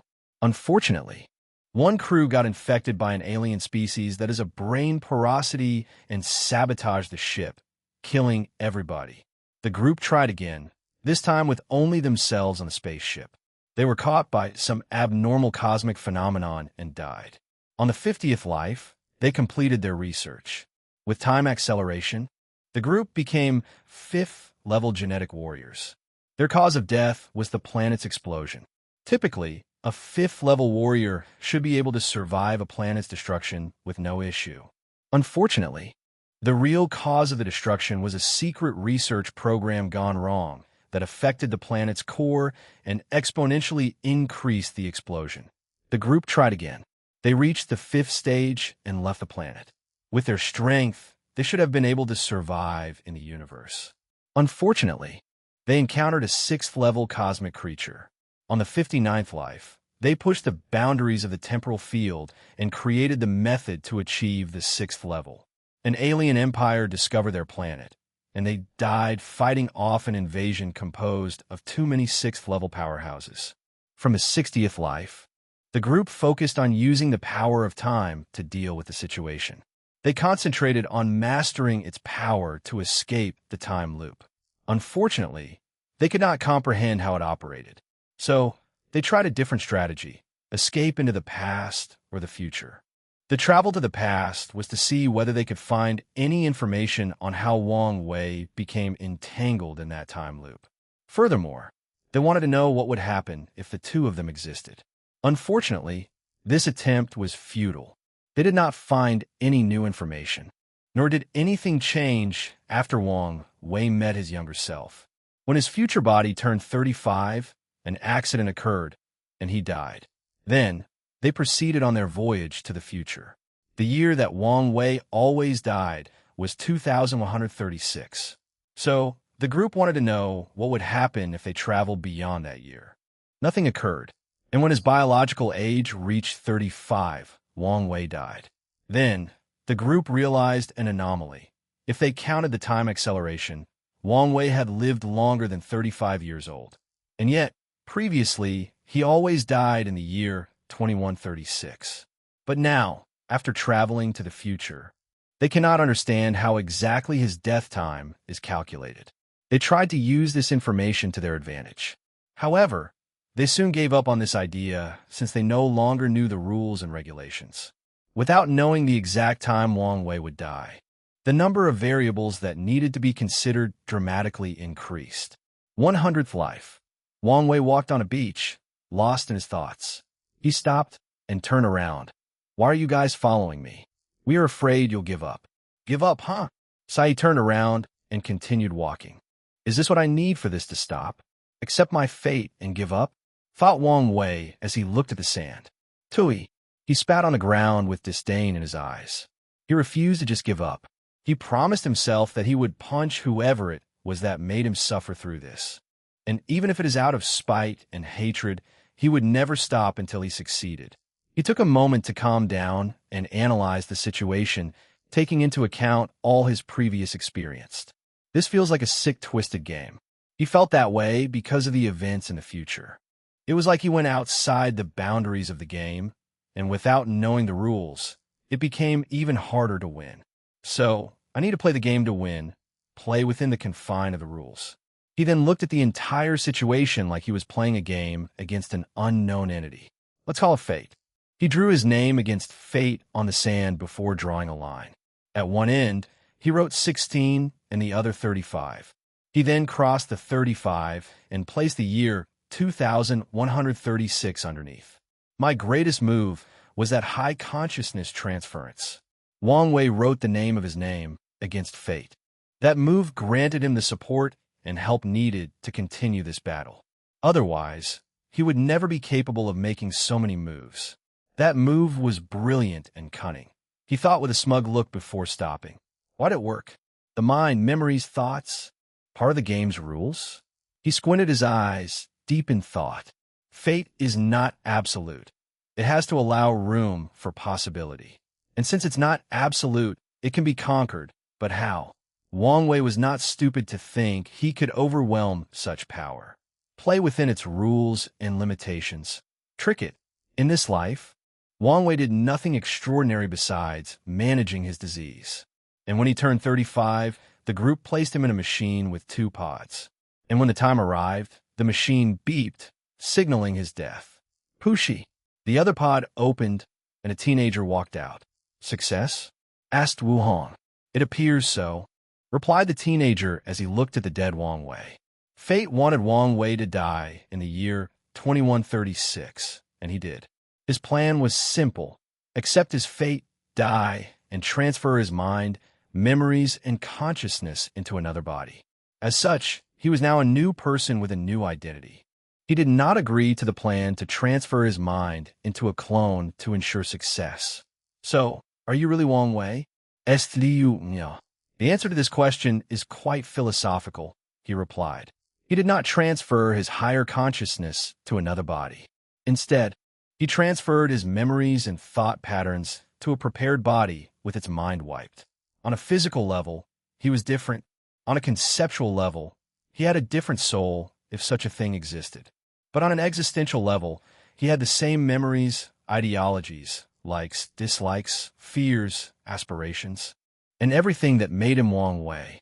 After thinking about this, Wang Wei suddenly smiled as his eyes and hair turned gray and his face changed. Meanwhile, his family dispersed since they were only projections. This was an interesting experience. Chapter 649, The Game, The Discordance of Fate, thought Wang Wei, which is one of the most important things he learned from this experience. Fate is all about determinism. It deals with the absolute. Yet, it yearned for the people under its control to have unlimited possibilities and escape its shackles. Wang Wei raised his head to condense a silver-gray star and looked deeply at it. Cultivation is a process of slowly escaping the control of fate. The higher the strength, the more choice an individual has, the more capable they have of becoming responsible for their actions. Then, there are the fateless, people born outside the control of fate. They're the blessed few. A better way to describe them is that the river of fate does not register them. Finally, there's another group of people that he just learned of, people who have condensed their fate star. When a mortal break free from their fate without outside influence. The influence includes finding a cultivation technique and becoming powerful. To condense a fate star, they have to be similar to the mortal dust Wang Wei, using their intelligence, resourcefulness, and willpower to fundamentally alter the course of their life or a specific event. This is not as easy as it appears, thought Wang Wei as he looked at the planet he created in a corner of the science and technology world for this mortal dust. I can control the fate of everyone present to a scary level, he thought before looking at 2 couples walking in the street. If he wanted, he could determine the very genetic components of this couple's descendants 100 million years from now. He could control the air particle their descendant 234,987 years from this exact moment would breathe. Wang Wei could determine the precise molecular composition of every mortal that will exist on this planet for up to a few billion years. He could determine their personality, choices, trauma, success, failures, and so many more. The river of fate should be more even horrifying than I am. So, how difficult is it for a mortal to condense their fate star? Wang Wei could not fathom the difficulty of achieving such a thing. Even he only defeated fate because he had unlimited time. There should be some people who succeeded. And if these individuals walked the cultivation journey, they would be scary. He shook his head before dispersing the fate star, since it was not real. Anyway, he was still a fateless, and to his knowledge, the star granted similar capabilities. Wang Wei then teleported to the beach, where he had his epiphany. He looked at the sand, deep in thought. In the grand scheme of things, it does not make sense for fate to allow any being possibilities to become free. It undermines its core concept of absolute control unless someone needs it to do so. Grandau, he muttered out loud before writing its character on the sand. The entire chaos universe is like a game, and cultivation is a way to level up. Based on the player's location, they can choose different classes, Emperor, Dao, and Immortal. In some locations, the Emperor class is not available. Wang Wei felt his understanding of fate, especially order disorder laws, increase at an alarming rate. In this game, there are technically 12 levels. There are many rules and regulations reinforced by game masters, Heavenly Dao. Once a player does something outside the game's cognition or becomes too broken, the game master will place limitations on them. At the same time, the higher a player's level, the more rules they can learn and break. Nevertheless, the highest level player does not come close to the ultimate game master, Grand Dao. Wang Wei's eyes became more brilliant. Not everyone in the game can be a player, so people have to be NPCs. And when an NPC becomes a player, those are the people who give birth to their fate star. Meanwhile, fateless are people born with some small bugs.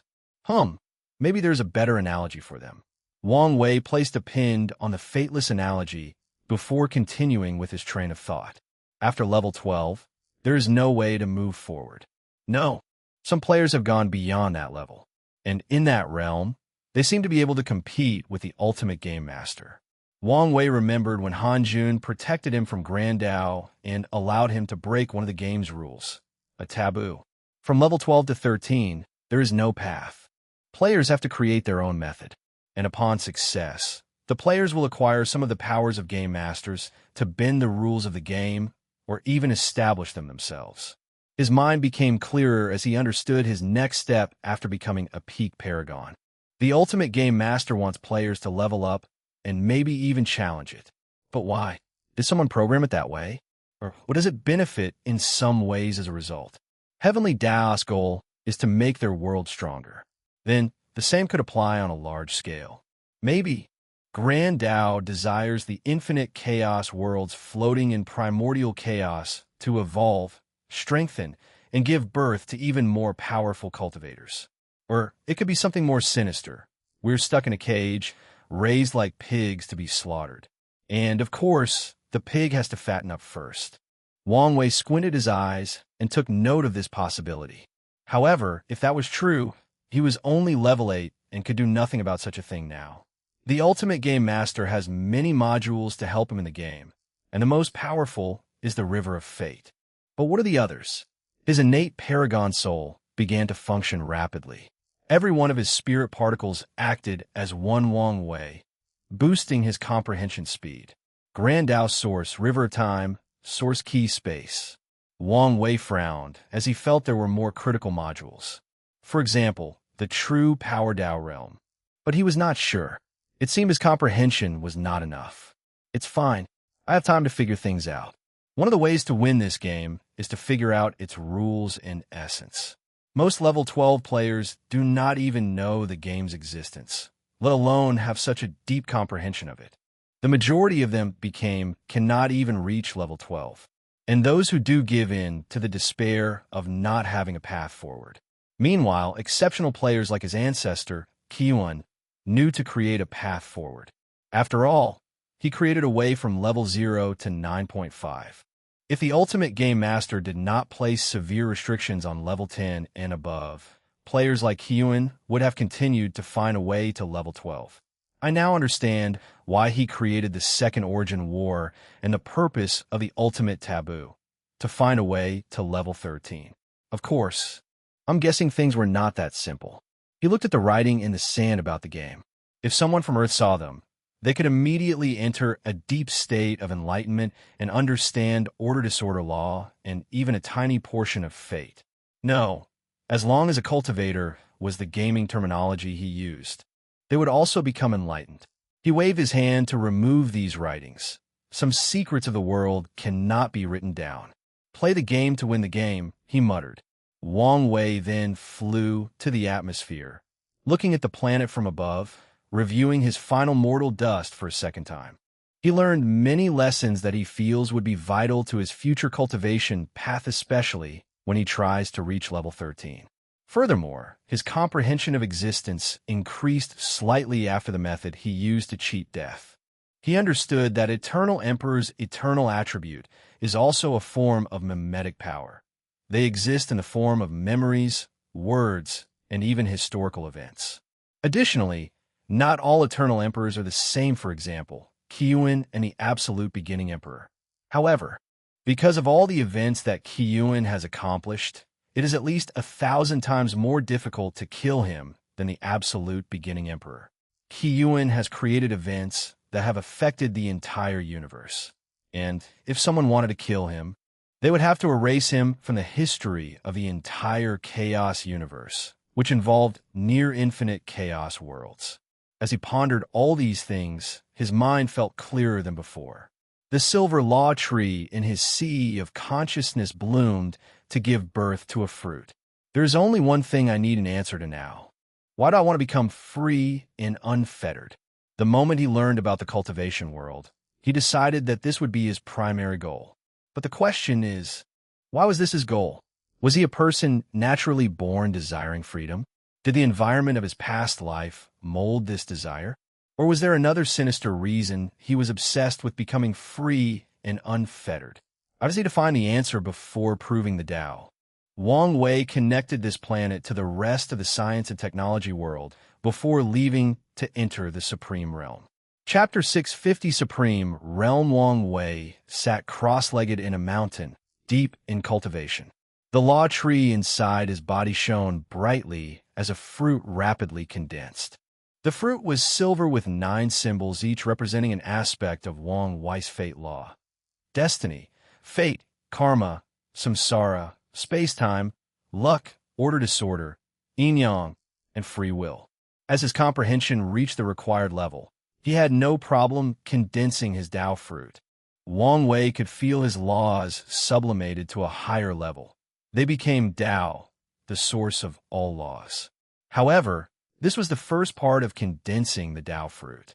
The next step was to instill all his desires, goals, and ambitions similar to what occurred in the divine body realm. Not everyone can pursue the Tao, and there are differences between the people who do. Does a cultivator have their own Tao, or are they relying on the path of the ancestor? Is their Tao heart and state of mind worthy of pursuing the Tao? All these things will determine success in entering the Supreme Realm. Wang Wei used his spiritual strength to instill his ideas and ambitions, and in the process, he felt resistance. In the process, countless doubts manifested from the deep corner of his mind. He began questioning himself, his ideas, his beliefs, and whether he would succeed. Could he prove the Tao in this generation? Everything seems to be going smoothly, but is that the case? What about his plans? What will happen to the people who are counting on him? Then there's his dream, no, his goal of becoming free and unfettered. Is that really possible? Can absolute freedom be achieved? Can his version of absolute freedom become a reality? Wang Wei pushed through everything and did not let these doubts stop him. Despite the many questions he had about his life, despite the worries, he never doubted his eventual success no matter the situation and kept pushing forward. After the process finished, his Tao fruit shone a little, indicating his success. The next step is to condense his Dharma body or the other fruits of his secondary Taos. Cultivators cannot have 2 primary Taos. They can cultivate as many laws as they want, but there has to be the main Tao fruit that is used to prove the Tao. Luckily, the Tao fruit can be composed of countless laws. Wang Wei proceeded to condense 2 more secondary fruits that he labeled Profession Tao Fruit and Battle Auxiliary Tao Fruit. The Profession Tao Fruit contained the laws of the 5 elements, followed by his understanding of the other 5 professions like array and alchemy. The Battle Auxiliary Tao Fruit contained soul, destruction, devour, thunder, and sealing laws. The process of condensing the second Tao fruit was simpler than the first and did not cause much trouble. So, Wang Wei watched the 2 other small fruits below the main one. Next is the Dharma body, thought Wang Wei. This part of the breakthrough involved control of laws and the domain. This part was the easiest for him because of his force control skill. An enormous version of himself appeared above the mountain. If Wang Wei did not isolate the surrounding with formation, the entire myriad emperor world would have noticed the presence of that Dharma body. After making the shape, the fruit inside his sea of consciousness shone brilliantly, for a few minutes before stabilizing itself. Wang Wei stood before the enormous version of himself. "Not bad," he commented to his handsome self. "Last step. Well, second to last." Another enormous version of himself appeared, his physique's vision. Under his control, the two fused. The Dharma body then released a more mighty and profound aura. As expected, the power of River of Fate gave me a small boost. He fused his physique's vision with the River of Fate from the heavenly abode realm. And now, it benefited his Dharma body. Wang Wei looked at the giant and dispersed it before summoning it. Dharma body, the Tao manifesting in a physical body. It's both real and unreal. When he dispersed it, Wang Wei felt this thing did not exist. But upon wishing it, the Dharma body reappeared again. Furthermore, he felt if it were severely damaged, he would also suffer. 8-leaf strength, Wang Wei muttered as he calculated the devastation he could unleash with the Dharma body. Not as much of an increase as I hoped for. He understood that he was rapidly approaching a plateau that his main body could reach. He then focused on how he will cultivate this realm. There are 2 stages in the Supreme Realm, and they are cultivated at the same time. Technically speaking, there are 2 stages for some people. The first stage, and only stage, is the fruit ripening stage.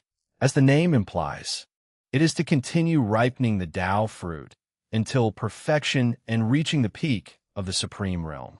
The second stage is the Tao Tribulation Realm, where cultivators without their own Tao will undergo numerous tribulations to prove they are worthy of keeping their power. An example would be someone like Yin Chanwang, Weiss' previous Tao, protector whose Tao is partly himself and partly the Sword Empress.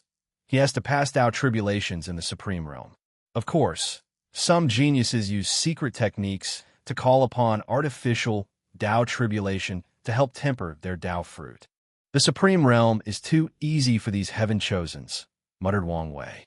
This is probably one of the reasons there have been so many pseudo-emperors. In this realm, it should be mandatory for them to undergo Tao heart tribulations at the very least. He felt the heart road was not enough. A cultivator should never stop tempering their Tao heart.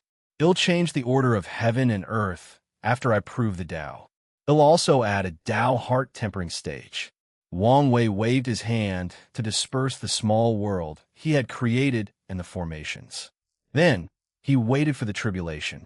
Wang Wei was not in the mood to experience tribulation, so he swallowed everything that came for him and used it as nutrients for his body. Finally, the tribulation condensed the projection of a past heaven chosen. A young man full of confidence and ambitions, dressed in fur coats, pants, and boots. The heaven-opening emperor. The heaven-opening emperor did not waste time and rushed toward Wang Wei, punching him with unimaginable force. The law of power and strength on par with 10 primordial dragon force, commented with a slight surprise. He was not amazed by the latter's strength, since he expected as much from the heaven-opening emperor. After all, he was one of the critical reasons acquired life forms won the war during the Null Era.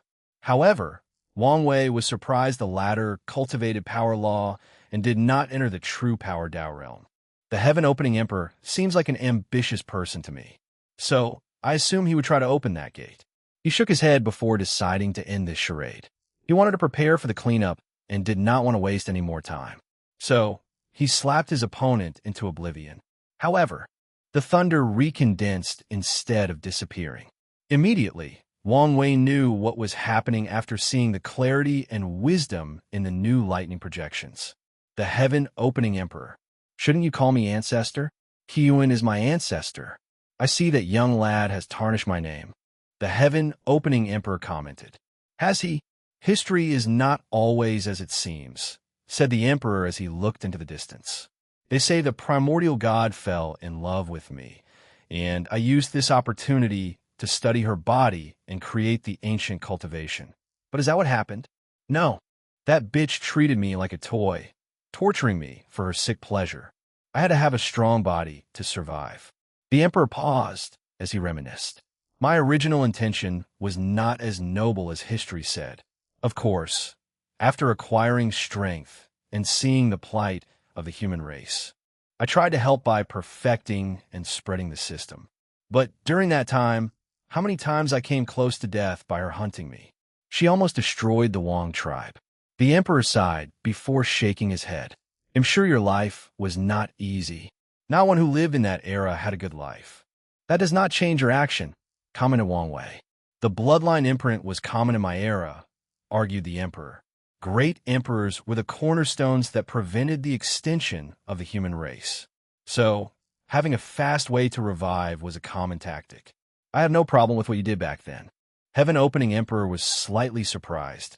He thought this descendant was similar to Qiyuan, a little too righteous.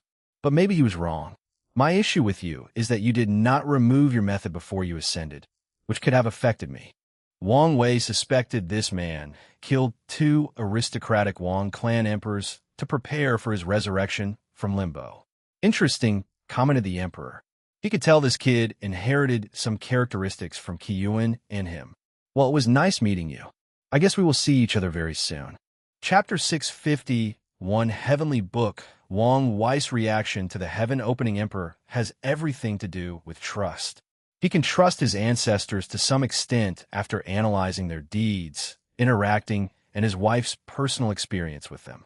Nevertheless, he would never completely trust them since the number of people he trusts completely can be counted on one hand. As for the heaven-opening emperor, he is in the category of people Wang Wei can trust once he is on the same level as them, with no overwhelming power disparity. Once that happens, he has no trouble reuniting the Wang clan for his benefit. He looked in the distance before disappearing and returning home. He first went to check on Li Jun and the others. He did show them the memories of what happened in the science and technology world, since he did not want them to be affected by the taboo.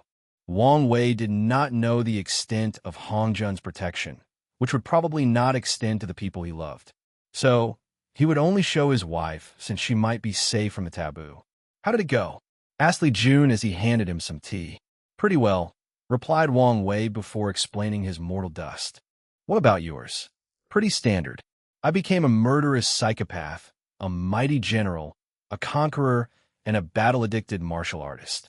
The only interesting aspect was when I was a corpse and worked in samsara for your life-death incarnation. That should have been quite the experience. What about the 8 Extremity Foundation? It worked. I did what you told me and sent all my clones to the space-time incarnation. They are now all quasi-emperors after cultivating in a parallel timeline. What did Liling decide? She said she wants to take at least try. Wang Wei nodded. Yin Liling's talent is better than Li Jun despite being way weaker than him. So, she wanted Wang Wei to preach existence to her and see if she could walk the 9 Extremity Foundation. Wang Wei also plans to do the same for his mother. He wants his mother to have the strength of 7 Leaf before proving the Tao. She has to have the power of a failed 9 Extremity Foundation. And he's prepared to go to extreme means if necessary. He chatted with Li Jun for a while before seeing his father. Once he reached the Wang clan's mountain, he saw the latter fishing before a small pond with a dazed look. Are you all right? He asked as he sat next to him. Oh, you're here, replied Wang Tian. I'm fine, just thinking about something. Where's Mom? She went back to her clan. Is everything all right? No, just a normal visit. I see. So, what's on your mind that you did not even go with her? Wang Tian sighed before explaining the situation with the Sword Emperor's talisman. In other words, you're conflicted about tempering your body despite the ancestor giving you her wisdom that the body is necessary for the future path of cultivation. Wang Wei wanted to curse. These swordsmen were too stubborn. I know you think I'm inflexible, but things are not simple. I am now over 900,000 years, and for all my life, I've held the belief that swordsmanship is all about giving up everything for offensive capabilities. How can I easily change? You should also understand that the ancestor spent innumerable Yuan epochs to learn this lesson and shares that wisdom with you. Shouldn't that count as something? It does, hence why I'm conflicted. Wang Wei took out a wine jar from a space ring and took a big sip, not hiding the frustration on his face. Did she leave her consciousness in the talisman? Yes.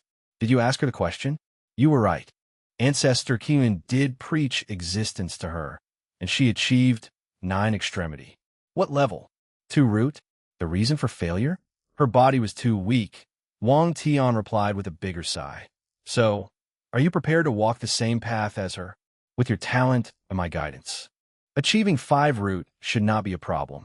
I don't know. Well, figure it out. Wang Wei disappeared and returned home to see his wife.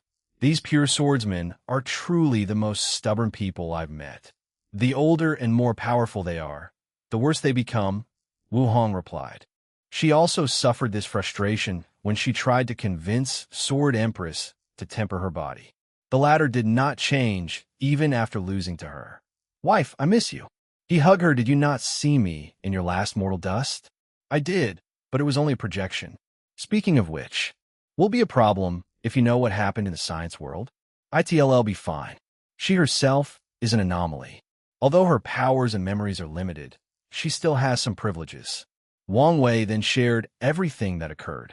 Your game analogy is quite the perfect way of looking at things. Commented Wong. However, you underestimate the players who condense Fate Star. Oh, is there something I don't know? After condensing the Fate Star, they will undergo an awakening where they experience the essence of the universe or the essence of the Tao. The result of this process is a terrifying ability that you would refer to as cheat ability or golden fingerback on Earth. Wang Wei's mouth twitched. Is it that bad? It varies based on the individual. But I remember one of the scariest Fate Stars I met, continued Wu Hong. Heavenly Book Paragon, a peak paragon and controller of the Heaven Grand Tao Source. She squinted her eyes. He is one of the few people I've never defeated in my life. And honestly, during our fight, I don't think he fought me with all his strength during our fight, yet we tied. He's that good? Do you know what his ability was? It was a novel. You have to give me more than this. Let me finish, replied Wu Hong before pinching him. Imagine your life was a story written from birth until you become a paragon and beyond. Then, the author of that novel reincarnated in his own book. What would it be like? The author would know all the secrets of the universe, all the best scriptures, talents, fortunate encounters, etc. He could use them to rise to the top in a quick, efficient, and terrifying manner. That's what his ability was.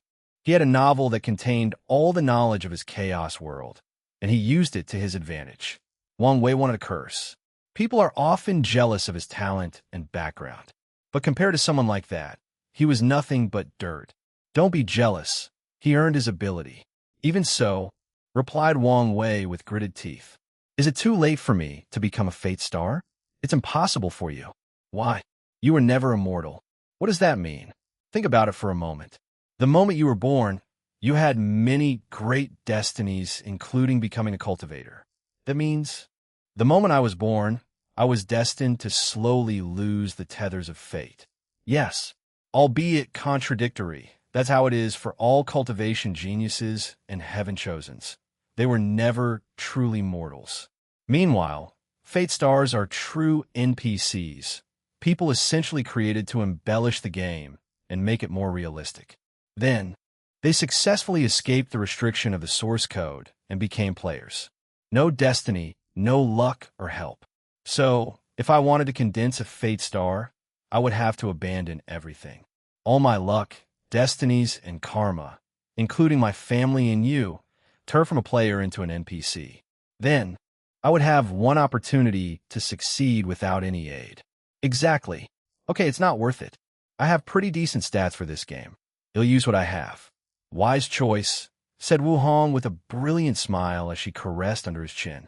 By the way, what happened to Heavenly Book Paragon? Is he also in limbo? Probably not, since he refused to participate at the last minute. Wang Wei squinted his eyes. What are you going to do next? The cleanup should start soon, replied Wang Wei. He guessed most Heaven Chosens were now using time acceleration to the limit to catch up and be prepared for the cleanup. You should prepare that things will not be as simple as it seems. Indeed. Are you coming with me? No. My presence might make things more complicated. She had an inkling of the reason for the cleanup, but she was unsure of the detail, nor did she care to inquire. And she also felt things might become more complicated if she appeared. Wang Wei checked on Wang Zhu to prepare for the upcoming events. He then checked the alliance with the demon race and ensured no problems. He did his duty as sect master. A little over 200 years later, Heavenly Tao announced the beginning of the cleanup. So, he flew to the lifeless domain along with everyone else. Chapter 652, The Lifeless Domain. Wang Wei was in the midst of teleporting outside of the lifeless domain when he sensed something. So, he told the team to go ahead and that he will be late. More than half an hour later, he arrived. Did something happen? Asked Li Jun. No. I sensed an opportunity that would accelerate the rate I condense my black holes, so I went to get it, replied Wang Wei as he looked around. The clouds were red, and the soil was a death gray. He could sense a terrifying, baleful aura in the surroundings that could easily corrode the body and soul. The laws of heaven and earth were chaotic, making void-shattering realm and saints almost useless in this place. The space was chaotic, thus preventing teleportation through normal means. What a terrible place, commented Wang Wei as he looked at a humongous red door not far. And all the Heaven Chosens gathered around. Really? I like it, commented Li Jun. Of course you do. This place is like a small haven for you, commented Yan Liling. These baleful auras are a booster for someone who cultivates Slaughter Dao. I wouldn't say it's a haven. Wang Wei ignored the couple as he observed everyone present. All the Heaven Chosens in this generation were here, many of which he had never seen or interacted with, but he had a file about their information. Su Shi is not here. Is she late? Wang Wei continued to look around before his gaze on Mo Xingyun, and he suddenly appeared before her, catching everyone's attention. After all, who does not know the man who is said to have the highest chance of proving the Tao in this generation? A puppet? Said Wang Wei after observing for a while. There is no. She did not finish her word as Wang Wei snapped his finger, and she exploded into 1,000 pieces. You can leave or suffer the same fate as the construct, said Wang Wei to the people of the Mo clan. You can't do this? Yes, I could sense I did not break any hidden rules. He snapped his finger, and these people disappeared, teleporting them to some unknown place and also sealing them. Wang Wei knew his actions would not prevent the Mo clan from getting their hands on a token, since they could still enter after him, or, better yet, take a token from some poor soul. After all, Heavenly Tao did not explicitly state that a token was linked to the person who acquired it. The entire token situation is not even clear yet to everyone. Wang Wei ignored the stares around him and walked toward someone else. Little rat, I thought you would continue to hide. Sir Wang Wei, this is the first time we have met. Have I offended you in some way? Replied Yu Zhou with a confused look on his pure and innocent face. And he was not the only one. The people from the soul race were also wondering what's the contradiction between these two. You know me better than anyone, so you should understand I will not let societal pressure like status, custom, or public image dictate my actions. So what's your alliance? Some other Heaven Chosen might be worried about the image of the Tao opening sect and how suddenly killing someone for no justifiable reason might cause trouble. However, Wang Wei only cares about these things when necessary. However, since he placed Yu Zhou in his kill-on-sight list, I guess we'll see. Boom! Before anyone could react, he punched Yu Zhou into oblivion. The latter could not resist even a tiny bit as his opponent left nothing of him. Meanwhile, Wang Wei waited, and as expected, a flame suddenly came into the position he was, and Yu Zhou's body suddenly regenerated. The undead phoenix scroll, he said. So, you're really one of the traitors. Everyone looked at him, wondering what he meant by traitors. Traitor to whom? Most people were confused, and even the top Heaven Chosens only analyzed that he might be talking to traitors to other worlds that wanted to interfere in the myriad Emperor worlds Heaven will battle. Traitor? What are you talking about? Asked Yu Zhou with a frown. Yes. You can explain your ability to a fortunate encounter in receiving the undead Phonexus inheritance, commented Wang Wei before punching him again into oblivion. A few seconds later, the other revived. I've obliterated every atom in your body along with your soul. Yet, you're completely okay. That's because I'm immortal, replied Yu Zhou with confidence. Although I don't know why you're bent on killing me, it does not matter in the end. Wang Wei did not continue attacking, but instead observed Yu Zhou for a moment. I see. You're connected to a powerful entity. Nothing between heaven and earthy can kill you as long as that entity is alive. Yu Zhou's heart skipped a beat. However, his facial expression remained the same. That's the wonder of the undead phoenix scroll. That's the wonder of the one from the upper dimension, not the one he left before ascension, commented Wang Wei, making Yu Zhou's eyes almost twitch. Interacting with this man was scary. He released a natural aura of authority and power that can easily pressure the weak-minded. But the scariest part is how his eyes seem to bravado all secrets. On top of everything, his mind is so sharp that he can infer the tiniest information. Once again, I don't know what you're talking about. If Undead Phoenix's dog is so hard to deal with, what about the others? Wang Wei tilted his head slightly as he looked at Yu Zhou. The word dog irks you? Isn't the price to achieve such immortality to become someone's doormat? Shouldn't you have adapted to being called a dog by now? Young Master Wang Wei, even a Buddha can be angered, said Yu Zhou with gritted teeth. Whatever. Let's see how you deal with being sealed. Ruin appeared around Yu Zhou, and he tried to resist. Unfortunately, he turned into a small orb that contained a small world where he was sealed. Wang Wei waited a moment before a flame came out from one of the soul races before Yu Zhou materialized. Killing yourself and using talismans located in different locations to materialize again. Not a bad method to avoid sealing. Wang Wei looked at the sky for a moment. You even used some means to hide the karma threat connected to the other talismans. Your means can even hide from me. Is that your soul race ability or someone else? Wang Wei looked at the people behind Yu Zhou. From your reaction, it's from your race. So, you told them everything to ensure your identity remains legit. I would be stupid not to take preventive measures against the only weakness of my immortality. Muttered Wang Wei as he looked directly into Yu Zhou's eyes. I don't like the hidden cockiness in your eyes. It doesn't matter how you feel. There is nothing you can do about it, he replied with his shoulders straighter than before. You're only partially correct. Partially? Wang Wei slowly raised his hand toward Yu Zhou's head. The latter tried to move and respond. But once again, he was powerless. Wang Wei held him by his skull.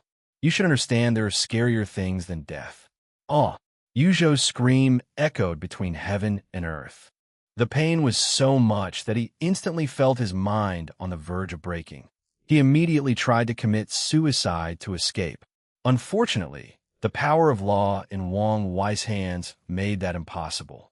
Only this small amount of pain almost broke you, Wang Wei said in disappointment. He has not created a way to transfer his pain in the flesh tribulation to his opponent. But with the slight evolution of his pain talent after the tribulation, Yu Zhou could not withstand it. After the latter destroyed his vocal cord, screaming for a few minutes, Wang Wei dropped him on the floor. The heavenly will battle does not allow interference even by an existence on par with the undead Phoenix Emperor. So, who will give you your immortality by then? Yu Zhou exploded himself in an attempt to use death to remove the pain. But even then he still felt, leading to killing himself a dozen times in just a few seconds. He then looked at Wang Wei with fear. Yes, those are the eyes that traitors like you should have. He then looked at the soul race members. Your race should probably close your gate again before the final battle. Why would we do that? This idiot just revealed that he has a method of being immortal. You can imagine how many people would do anything to get their hands on it, even if they must become someone's dog. Their faces changed. Some emperor lineage and even hidden old monsters would pay anything for such an opportunity. Yu Zhou's face changed as he immediately realized Wang Wei's plan. With the information he revealed, he would raise the soul race's suspicions. Then, he revealed his immortality, forcing them to close their gate and limiting his movement and resources. And if he abandons this identity, he will become more suspicious. Not to mention, he will have to hide from immortal powerhouses interested in his immortality. No, eternity. Wang Wei turned around to look at someone who was observing him not far away. Ditian. Their eyes met, creating sparks. Chapter 653, Clash of the Titans. As they gazed at each other, standing a few dozen meters from each other, they suddenly released their auras. Bang! A terrifying wind generated from their clash, sending some of the weaker geniuses into surrounding away in the process. But this was the beginning. The clouds over the entire lifeless domain were divided into two.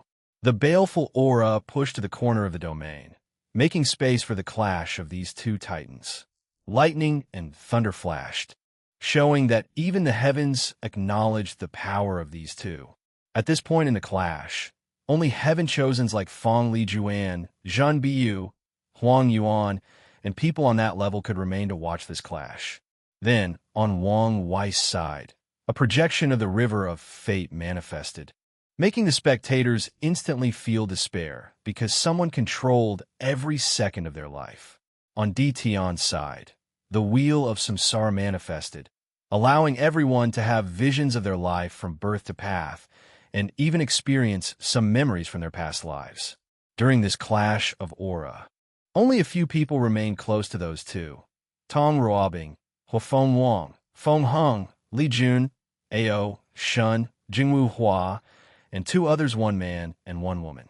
The clash lasted for a few more seconds before another vision occurred of a golden throne situated between the two.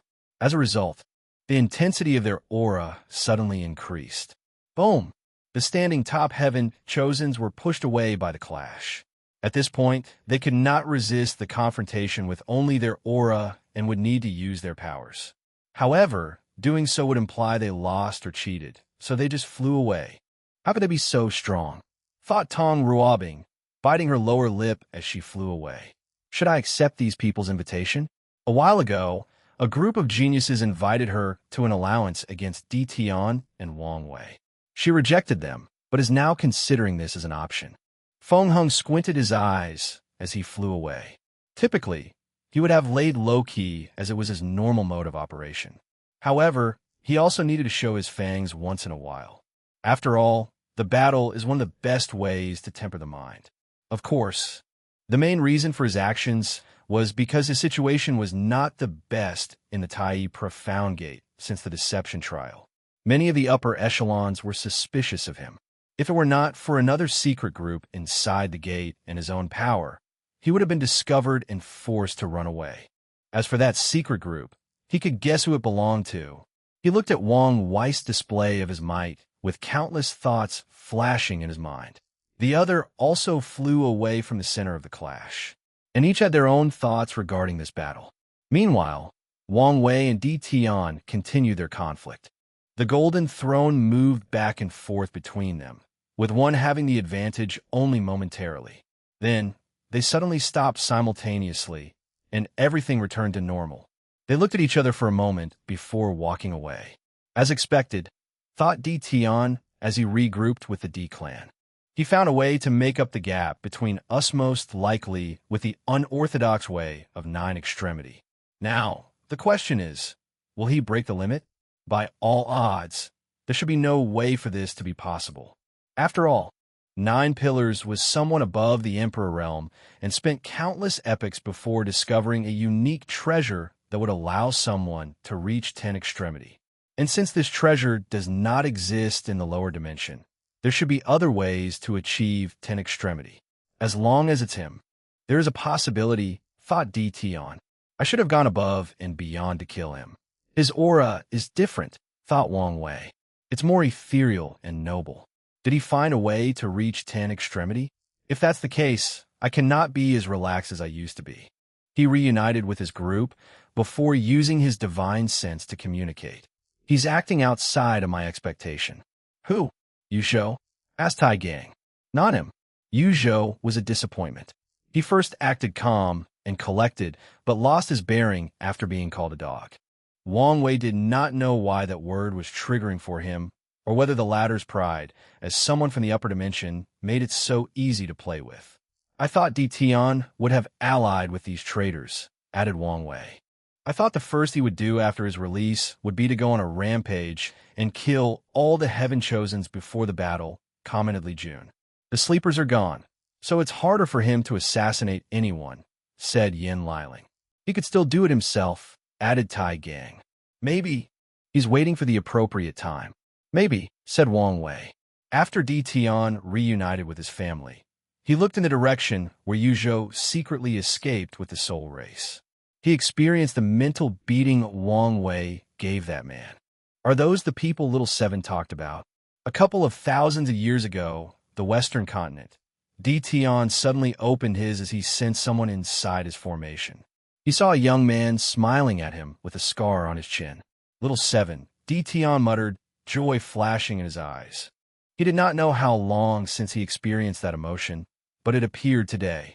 No, I should call you Five-Finger Emperor now. It's Five-Finger Paragon. However, you can call me Little Seven. So you've reached such height. Di Tian reminisced about where he created Little Seven. He used the best five-element materials to create someone perfectly in harmony with heaven and earth. Later, he learned from history that he became the Five-Finger Emperor, a pseudo-eternal emperor on par with Eternals who used five-element sealing Tao. His trademark sealing method was a mountain with 5 peaks that resembled fingers, hence his emperor title. Now, that young body has reached heights he cannot imagine, making Di Tian feel a little complicated. It was great to see remnants of his past and his creation that he considered like his children. Simultaneously, too much time passed, and none of them were the same. Why are you here? Can you free me? Unfortunately, I'm dead and have little power left, replied Five-Finger, who did not want to deal with a seal that had the power of Empress Wu. I'm here to give you a few warnings. Warnings? A few people might come to ask you for an alliance against Wang Wei. Don't do it. Oh, and why not? These people are traitors and spies from the upper dimension. Five Fingers explained some basic knowledge about the 2 suns and 7 moons, the closing of the lower dimension, and the meaning of the upcoming era of the myriad emperor world. Now, I understand why Heavenly Tao gave him a complete sun of era position. So, you still haven't explained why I should not ally with him? He would work the devil itself if it could assure his victory. Five Fingers sighed, a little frustrated on the inside despite expecting this outcome. There are factions amongst the people who participated in the ultimate taboo, and their factions composed mainly of people from the Null era, wanted their people to lead the new era instead of Qiyuan's faction. However, this was very unlikely, given Di Tian's personality and obsession. The era of the 7 moons is coming to an end, and anyone associated with them will be eliminated once that happens. If you work with these people, when that day arrives, we will not be able to protect you or the revived madam. Di Tian frowned. He did not want to do anything to would affect his life after reviving Ninger. If working with these people placed a target on his back, then he might be forced to hide in the lower dimension for the rest of his life. And even then, they might not be safe. All right, they'll listen to you. Lastly, be wary of Heavenly Tao. If you go on a killing spree of this era's heaven chosen, they won't ignore you anymore. I know. Di Tian knew that if Wang Wei did not rise, Heavenly Tao would accept him taking the throne because of his overwhelming strength. However, with the current situation, if he began to affect this golden age, the latter would again scheme his downfall. Is there anything else? No, replied Five Fingers.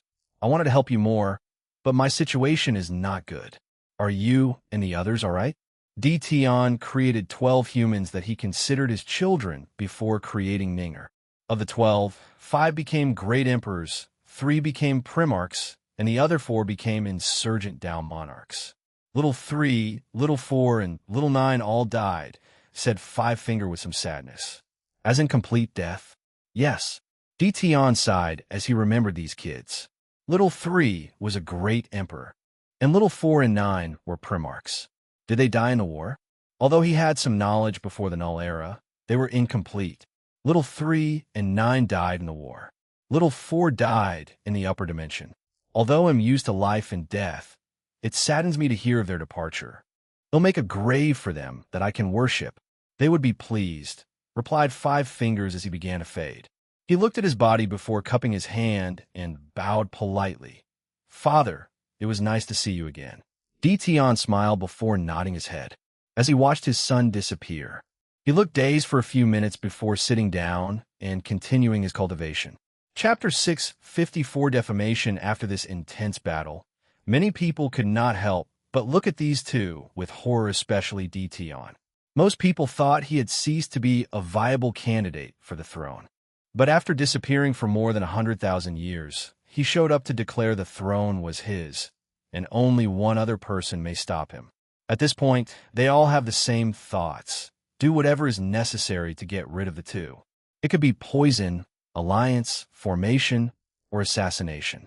Some daring one even thought about breaking the Immortal Avenue Pact and asking their faction to send some of their immortal ancestors to get rid of these people.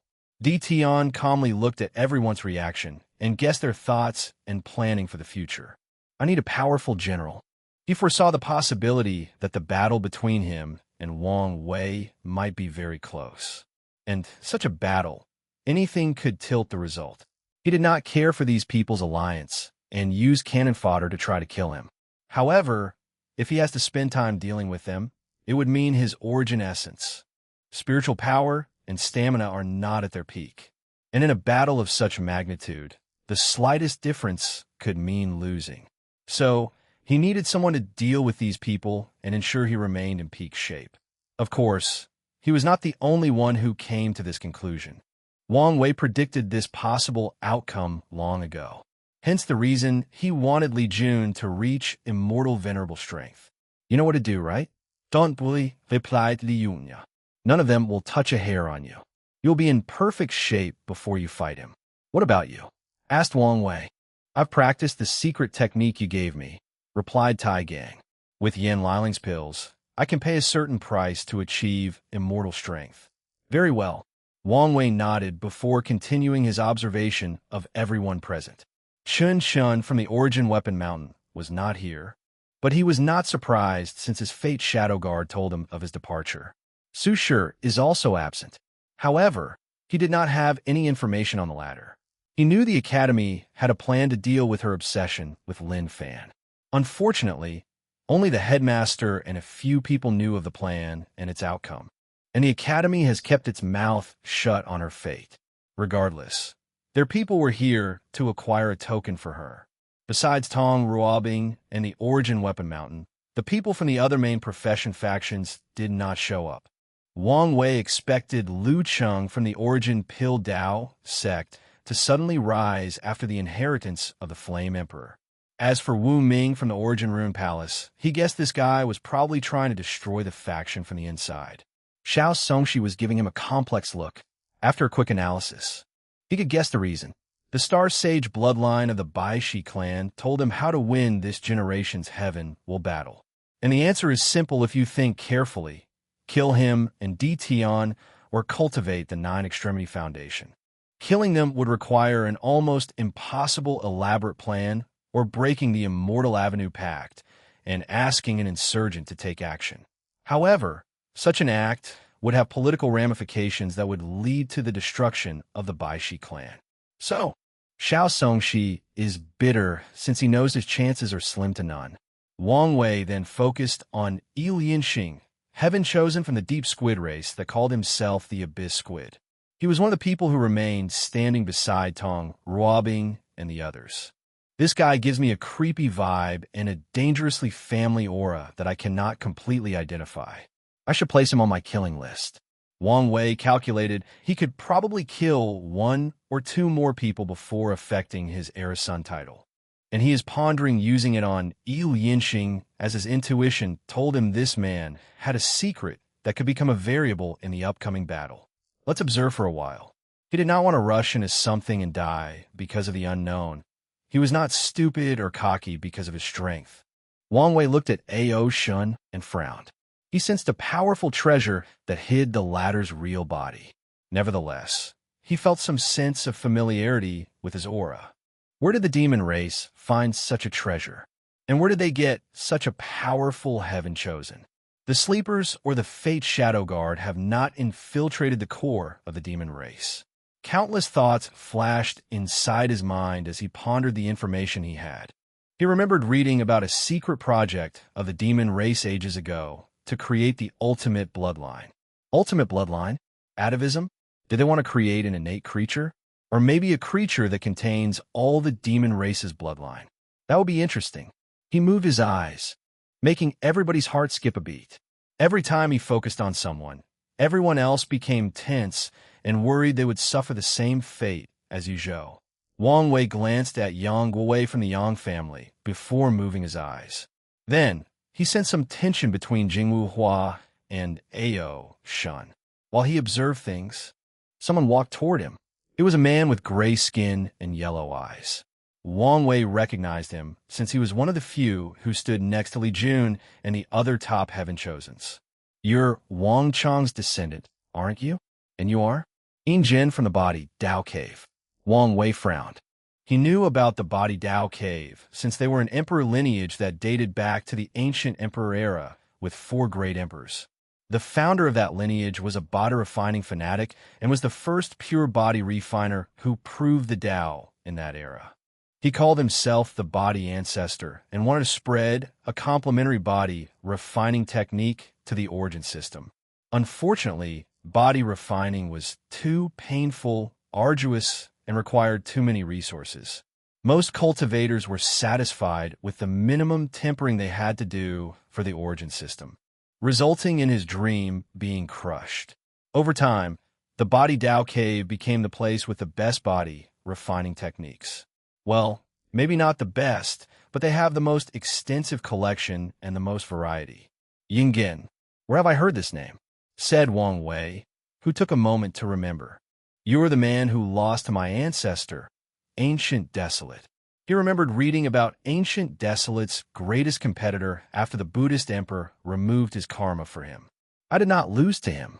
Back then, my heavenly zombie art was not completed yet. Whatever helps you sleep at night. So, what do you want with me? Yin Jin's mouth twitched slightly as he understood how easily this kid could get under people's skin. Nevertheless, he refused to argue with the junior. I have some conflict with your family. I can guess as much. What a rude brat, he muttered. I have accepted my loss to Wang Chong. But tell me why. After I woke up from my seal, I learned the ancient desolate body refining scripture is known as the most powerful body refining scripture. And the reason for such a title is that it grants the cultivator the ability to fight great emperors in the quasi-emperor realm. What a load of bullshit. He only lost to Wang Chong because he did not finish his heavenly zombie art. But now, after sealing himself in Yin Grotto heaven for countless eras, he not only managed to temper his will to a high level, but also perfected his technique. It is indeed bullshit. But what can I say? Some things, people, and events are mythified due to time. Brat, are you saying Wang Chong did not spread these lies? Quite the accusations. Lord Yin Jin, said Wang Wei with squinted eyes. Does your Body Dao Cave have proof? Otherwise, you're defaming one of our ancestors, and our sect will not take lightly to false accusations. Yin Jin's yellow eyes shone. Kid, I'm not here for a war of tongues. I only care about proving him the best with body refining. All right, let's settle this. Wang Wei raised his hand, and Yin Jin followed. They grasped each other's hands before squeezing. They controlled their strength to prevent affecting the surroundings. Bang! A few seconds later, Yin Jin's hand exploded, and he looked on in shock. He did not say anything and walked away. There is still a chance, he thought. How is it? Asked Li Jun, 54 Primordial Dragon Force, Peak 5 Leaf. And room for growth. Li Jun squinted his eyes. It seems I have work cut out for me. Before everyone could process the situation, a vision occurred above the red gate in the middle of the domain. Heavenly Dao finally appeared. Chapter 6, 55 Oddity. Numerous lights flew from the heavens before floating before all the participants. They were all a token with the characters heaven will inscribed on them. Wang Wei held his token and observed it. As expected, it's not linked exclusively to anyone. If someone lost the token, they would lose their position to fight for the heaven will. And as everyone figured out this truth, this thing immediately became the most valuable thing to everyone present. Wang Wei instilled his divine sense and received a message on how it functioned. The current token is inactive and requires sacrifices of the devil race's blood to become active. After Heavenly Tao distributed the tokens, the door to the 9 devil gods began slowly opening, and the process took a few minutes. Hey, what happened to the 2 talents the sect got? Kaisong is doing excellent. She's been absorbing some of the miscellaneous emperor's inheritance and developing her talent for puppetry and constructs. She is now preparing to create her own scripture, replied Yin Liling. What about that arrogant little guy? He's suffering from heart devil, said Li Jun. Oh, what happened? In just a short 20,000 years, he reached the primordial spirit realm, showing his talent. However, the first thing he did afterward was challenging your projection in the battle tower. And as you can expect, he was abused. Wang Wei left his projection in the battle tower and often used it to fight himself to learn and grow. How come the elders let him do this? Especially in the primordial spirit realm? I guess they wanted to give him a wake-up call and quell his arrogance. But no one expected him to become obsessed with defeating you and creating Heart Demon. They need to fix it as soon as possible. These 2 are the future of a sect. Wang Wei wanted the sect to have more talent and be more prosperous. So, he is prepared to chat with the young lad if necessary to help him deal with his heart devil. The gate finally opened, and he and Di Tian were the first to enter. Wang Wei felt like he had passed through a resistant film, and when he opened his eyes, he was alone and in a different place. We're all scattered. He did not mind as he scanned the surroundings and located the nearest habitat with living creatures. He teleported to a small village full of flame devils. They were a species with a head made of fire with a human body. Wang Wei snapped his finger and killed the nearest devil before checking his token. Then, he frowned since nothing had happened. He snapped his finger again, killing all hundreds of people in this village. Nothing happened to his token. What's going on? He looked thousands of meters in the distance to the nearest city. He saw one of the Heaven Chosen waving his hand to instantly massacre a city of billions. However, the latter also frowned as he looked at his token, since nothing had changed. There was no indication he had completed a kill or that his token was activating. Wang Wei checked the other place, and it was the same. Things are not simple as expected. He prepared to leave when someone flew from the distance and floated before him, looking at him with intense hatred. People from the myriad emperor world. Have you not enough? Have we not suffered enough for the actions of our ancestors? If you devils had conquered the endless void, you would do worse than this, replied Wang Wei. But we did not. We lost and paid the price for 2 eras. Shouldn't be enough? Maybe it is. Unfortunately, no one wants to test whether you have truly changed or would revert to your former self after recuperating. This is not about preventing our rise. No, this is plain cruelty, replied the devil. If you guys truly care about that, you should have wiped out our race and taken us out of our misery. The devil looked at the destroyed village, tears falling down his eyes in the shape of lava. His father, mother, younger brother, and sister lived in that village. He knew the cleanup was coming and left to find a way for them to survive. And when he returned, it was too late. The devil did say anything. He looked at Wang Wei with piercing hatred before falling to the ground. He destroyed his soul. I agree with you on that, muttered Wang Wei before leaving. He did not create a tombstone for this unknown devil or the village. That would be too hypocritical even for him. He came here as a conqueror and destroyer and accepted that his hands would be full of blood before he came here. He teleported far away to where he sensed Li Jun and the others. What's going on? Asked Li Jun, confused like everyone. I don't know, but am prepared to find the answer. Wang Wei floated in the air in a cross-legged position, closing his eyes as the power of fate and yin-yang manifested in him. The others protected him and waited. Find something, he said a few minutes later. There is a subcontinent of this world that seemed its own world. Maybe it has something to do with this. Wang Wei waved his hand to create a passage to that continent, but he did not enter himself since he did not know the danger. A gigantic hand appeared above most of the 9 devil gods' world and instantly caught 90 of the Heaven Chosens before pushing them into that tunnel. Wang Wei and the group waited. They could not see beyond the tunnel, but they could sense the life signs of these people. While waiting, everybody else's Wang Wei did not catch soon arrive around them. looking at the channel and figuring out what had happened. After 15 minutes, the group decided it was worth trying but took out their life-saving talismans, just in case. Wang Wei found himself in a regular place. The only anomaly was a protective film that rose to the heavens. He walked to it and touched it. What is it? Est li yunya. We can't enter the Nine Devil God until we fulfill some condition. Wang Wei could feel the power of this film was terrifying. It reminded him of the time he asked Wu Hong to show him the power of an eternal emperor. But how is that possible? Heavenly Tao of any world will only reach second-class emperor and barely first class. It seems that an anomaly did occur in this world, said Yin Liling as she tried to know a veil to look beyond this veil. The situation is worse than you think. Whoever laid this film should have the power to hide this small world completely, said Wang Wei with a frown. But they did not. Is it the surviving devil gods? But they should be in a weakened state. Even if they sacrificed all their powers, could they do something like this? Added Tai Gang. Could they have revived? But that would mean they removed Empress Wasil and all the other emperors who reinforced it, said Li Jun. Could it be the people from the upper dimension? The revival of the devil race does not benefit them since they would need a long time to recuperate and pose a threat to anyone. Plus, even if they did return to the peak, no plane would let them achieve the same thing again, analyzed Yin Liling.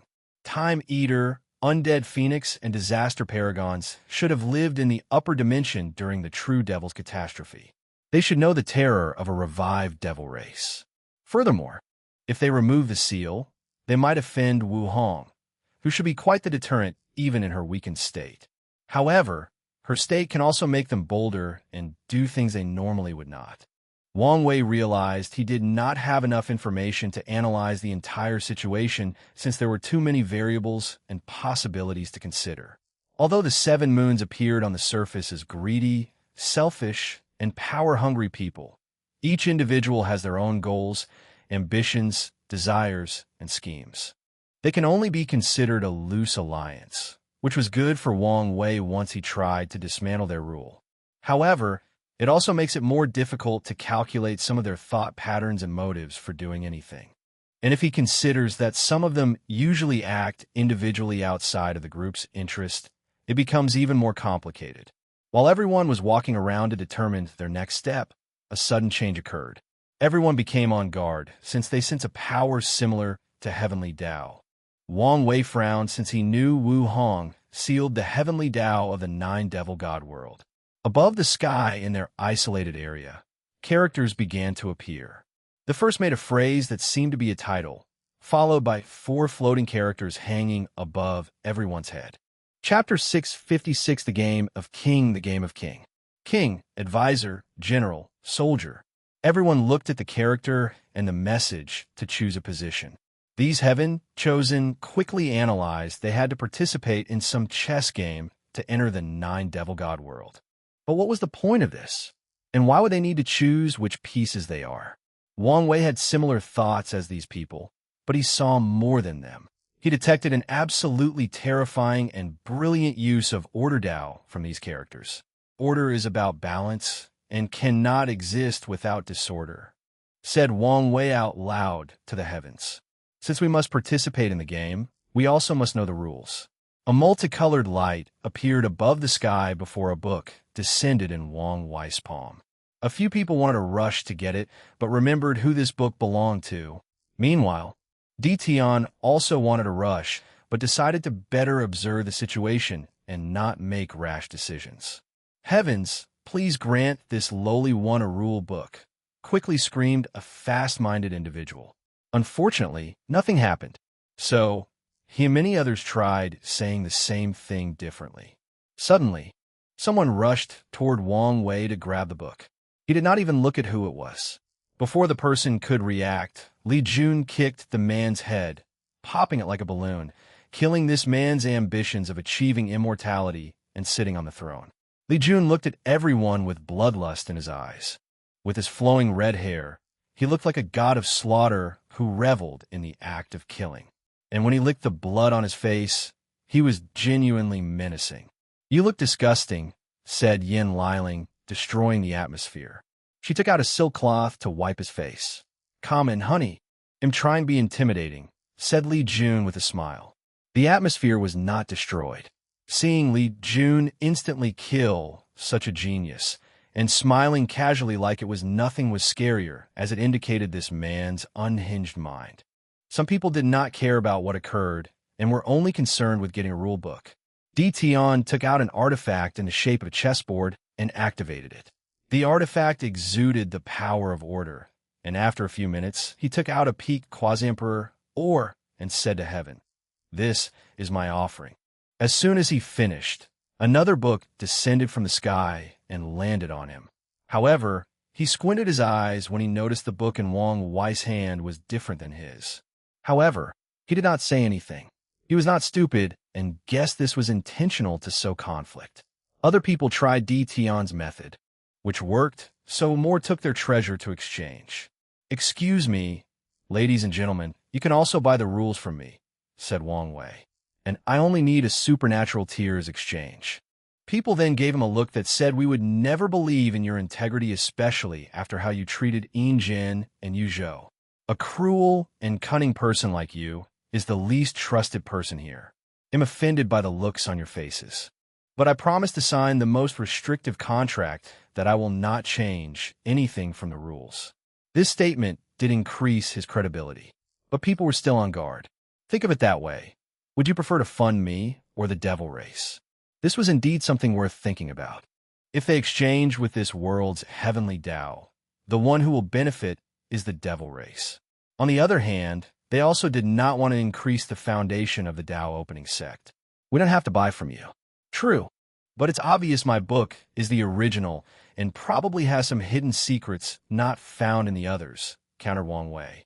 Many people debated, and in the end, many decided to buy from him. The others continued to buy from Heavenly Tao, and Wang Wei shamelessly called them traitors. As for the others, they bought from the few people who exchanged after Di Tian. As for Di Tian himself, he had an unapproachable vibe, so everyone left him alone. Wang Wei made a decent profit, and he kept his word. Of course, the contract he signed also stated these people could not sell it to another person. Then, everybody collectively after reading the rule book because of how strange they were. The first sentence was about how anyone who entered the continent needed a role: king, advisor, general, and soldier. The book indicated the rules and restrictions of each role. King can only fight another king. Kings cannot kill generals, advisors, soldiers, or others. Kings can have up to 5 generals. Only kings can fly. Advisors are responsible for logistics, transportation, and other miscellaneous responsibilities. General leads the soldiers. Only generals can use summoning techniques with a limit on the number. Soldiers can only kill soldiers. Everyone wondered about the meaning of these rules. To be precise, the deeper meanings and implications. "I choose general," suddenly said Di Tian. The character trembled a little, but nothing occurred. "In that case, I want to be an advisor." The character trembled again, but it was the same result. "Soldier." Nothing happened. "King." Then, the character of king floated above his head. Everyone tested this anomaly and discovered 5 people who could only become king: Di Tian, Wang Wei, Yin Jin, Feng Heng, and Ilian Xian. "What is with these rules and nonsensical restrictions?" asked Tai Gang. "It seems the objective is to prevent us from slaughtering too many of the devil race," commented Li Jun. "The vagueness of the rules is to give the devil race an advantage," analyzed Yan Liling.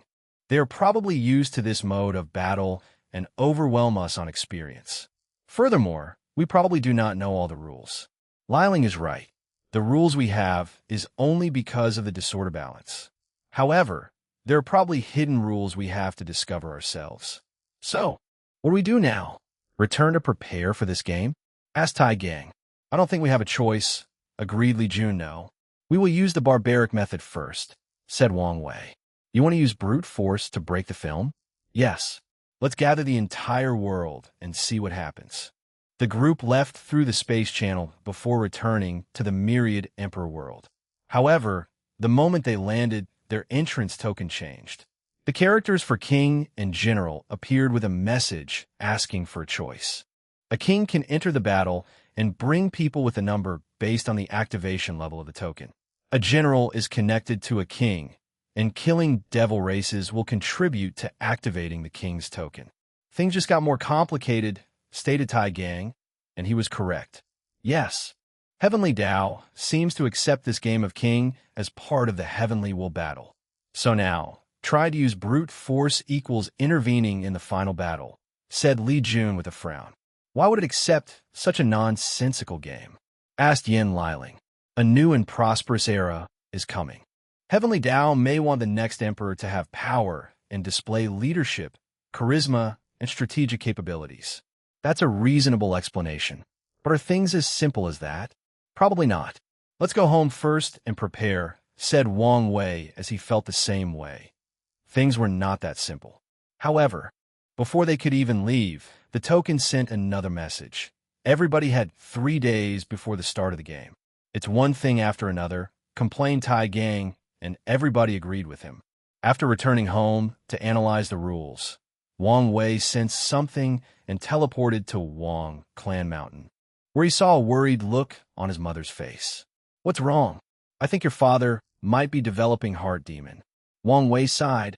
He'll talk to him. He flew to the fishing river, and his father was in the same position, and he appeared to have been there since their last meeting. Wang Wei could feel the chaotic emotions emanating from his body, even affecting his spiritual power. What's going on with you? He asked as he sat next to the ladder. I've been thinking about the situation and trying to convince myself, replied Wang Tian. Then, I suddenly thought how you would be disappointed in me if I made the wrong choice and the situation escalated. You don't have to worry about my disappointment. This is about your cultivation path, and I will accept and support whatever you choose. But you will still be disappointed. Yes, but that's not important. Is it?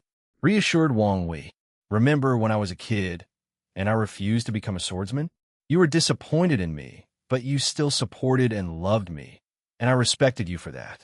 That's true, replied Wang Tian, smiling a little as he reminisced. And in the process, his breathing became smoother. I still cannot make a choice. Let me ask you something. You believe in your pure swordsman path, correct? Of course. Let's imagine a scenario. 2 identical swordsmen with the same talents studied the same techniques, fought the same battles, had the same state of mind, Tao heart, battle IQ, etc. One is a pure swordsman, and the other trains his body to the pinnacle. Who would win? The body one, of course. Why? Because of his defense. Shouldn't the pure swordsman overcome the latter's defense? Isn't that the core of your ideology? Overcoming everything with the most powerful attack. So, why would the body swordsman win? He would win because his body would allow him an even greater attack power. He would become the ultimate sword, an unbreakable sword, a sword without weakness. A powerful sword will appear around Wang Tian as he closed his eyes, entering a state of enlightenment. Wang Wei smiled and nodded before leaving. I'm busy, so I can't wait for him to wake up. Don't worry. Now that I think about it, it's weird that you're back, said Yi Yin. Things got complicated. He'll tell you later. All right. He'll stay by your father's side until he wakes up. Wang Wei flew to reunite with the group. Chapter 657, Start of the Game. How is it going? Asked Wang Wei as he entered the room. We've asked the elders to begin the troops' mobilization, and we are now analyzing the rules, replied Li Jun. Is everything okay on your side? It's deal with. What do you guys have so far? The advisors seemed the most useless of the roles based on the description only. However, it appeared second when the roles appeared. Moreover, what is the meaning of miscellaneous in the job's descriptions? Said Yin Liling. If only kings can fly, battles will become less dynamic. Which is both good and bad, commented Li Jun. And there might even be some other restrictions before a king can another. I'm worried about this sentence. Kings cannot kill generals, advisors, soldiers, or others. What do the others mean? Are there any unknown roles we do not know about? Added Tai Gang. If the soldiers cannot fly and teleport, then we would need to march or use other forms of transportation like horses or demonic race, pointed out Li Jun. This should be one of the jobs of the advisor. Transportation. Logistics should involve pills to recuperate, increase strength, and other stuff. That means advisors must have alchemy capabilities, said Yen Liling. Or worse, they might be the only ones who can use alchemy or other professions. This conclusion made sense if the game's purpose was to limit the players, targeting masters of all trades like Wang Wei. Moreover, the advisor must be a capable alchemist like Yen Liling, who can refine various pills. The summoning restrictions are also a way to limit the power of generals, said Li Jun. However, why does it say soldiers can only kill soldiers? Could it be that a large number cannot be used to defeat other roles? Or is it something else? Big brother, what do you think? Are you paying attention? I am, but am thinking why only 5 of us could only be kings. Isn't it because of strength? Yes, everyone that was chosen except for Yi Lianxing had a minimum strength of 4 leaf immortal venerable. Does that mean he also has that strength? It seems obvious. It does. But everyone who broke the mortal immortal boundary has a certain aura to them that I can recognize, but I did not feel it from him. So what's so special about him? People like Tai Gang and Liling, who has to use a secret technique to immortal venerable strength, also do not have this aura. Are you saying Yi Lianxiang can increase his strength from Quasi-Emperor to 4 leaf immortal venerable? And it might be higher? How is that possible? Because of the gap. Li Jun only has 3 leaf and will only achieve 4 leaf in the Quasi-Emperor realm, and there is the possibility of failure. Maybe you should really kill him, said Tai Gang. He was in for removing any possible hidden danger. Let's observe more, since I probably only have 1 spot left. I need to take out the biggest instability, replied Wang Wei. Now, you guys should consider the implications behind these 5 individuals. Implications? Said Li Jun with a frown before his eyes lit up. The devil race's heavenly Tao is not worried about generals or kings that only have 3 leaf or below strength. So, that's the reason I could be both a king or a general. Exactly. This game might be more difficult than we expected. Indeed, said Wang Wei, motioning for everybody to quiet down. He closed his eyes and began to calculate and do simulations, even using his future Buddha self. A few hours later, he said, "The advisor is the most important role in this game. Did you figure something out?" "Yes," replied Wang Wei before explaining the possible scenario he thought of. "That would change the dynamic of everything," commented Li Jun. He then looked at his wife. "You'll have a lot of work." "It's fine. The automatic cauldron is perfect for this kind of scenario. Let's go prepare. Add a few more professions as soldiers," commented Wang Wei. "We might need them later." He then flew home to see his wife. "Whatever it is you want to ask me, don't..." "What?" "I haven't opened my mouth yet. It's your heaven will battle. So deal with it yourself." "Sigh. Can you, at least, tell me if there has been any heaven will battle like this one? I know there have been a few odd ones, but nothing as odd as this one. So, it is an anomaly." Wang Wei spent some time with his wife before leaving. He wanted to take the remaining 3 days to strategize and even do some last-minute training with his army. However, before flying away, Wu Hong said, "Be careful of Ilianxing. What's secret he gives me a bad vibe. Do you know something? I feel like I do, but I can't remember. Like many others, such a person did not exist in the previous timeline." However, Ilianxing's creepy aura reminded her of one of the few times she experienced terror as a paragon. Unfortunately, the memory is vague and distant. I will be careful. After Wang Wei left, Wu Hong looked into the distance. "I can only use it once more, and it's already been planned." She shook her head, a little sad. Meanwhile, Wang Wei regrouped with the others. They used his time chaos treasure to strategize and conduct training. The entire world was rapidly mobilizing for this sudden change in heaven will battle. Powerful generals instantly became extremely valuable, since one cannot even acquire an entrance token without one. 3 days later, everyone gathered again at the starting place of the game. Wang Wei became the king, Yen Liling was the advisor, and Tai Gang, Li Jun, and Wang Ju were generals. Although they could choose 2 more generals from the sect, the group strategy considered this. Tong Ruobing looked at Wang Wei's group and frowned. Why does he only have 3 generals? More generals meant a bigger army and a higher chance of survival. Is he too confident? Or does he know something? She looked in Di Tian's direction and saw that he also only brought 3 generals. And like Wang Wei's formation, one of the generals seemed more focused on information gathering. Something is definitely off. Little did she know these people discovered some hidden rules to this game. Wang Wei used his intellect, while Di Tian used his wealth. One of the treasures he has was refined from the body of a Star Stage Bash clan. In his attempt to revive his wife, he consulted a member with a 5-star bloodline, and when the latter could not give the answer he wanted, he was not pleased. And because of his action, he had this treasure and became the sworn enemy of the Baishi clan. Wang Wei chose King for his entrance token, and the others chose General linked to his. I'm counting on you guys. Big brother, don't worry, we have your back. Wang Wei smiled before heading to the protective film. However, before passing through it, something occurred. Heavenly Dao suddenly showed up and said Wang Ju and another person wearing a hood beside Di Tian were banished from entering. What's wrong now? Asked Wang Wei even though he knew. No answer. He'll agree for her to seal herself. No answer. Just the same answer that Wang Ju was banned. Then, let her be a king. Still the same. This is absurd. Wang Wei closed his eyes and used his Sun Era title to summon the myriad Emperor World's Heavenly Dao. He argued that the devil race should not allow changing the rules. Afterward, negotiations occurred between these world consciousness before they reached an agreement. A seal descended on Wang Ju and Di Tian's shadow, limiting their power. Wang Wei frowned, but he did not say anything else. The group then finally entered the film. They found themselves in an open plain with nothing in the distance. What is going on with Heavenly Dao? Asked Li Jun, I don't know, replied Wang Wei. Let's observe the surroundings for now. All right? Abundant spiritual key, so the devil race should be thriving living in such an environment, commented Tai Gang.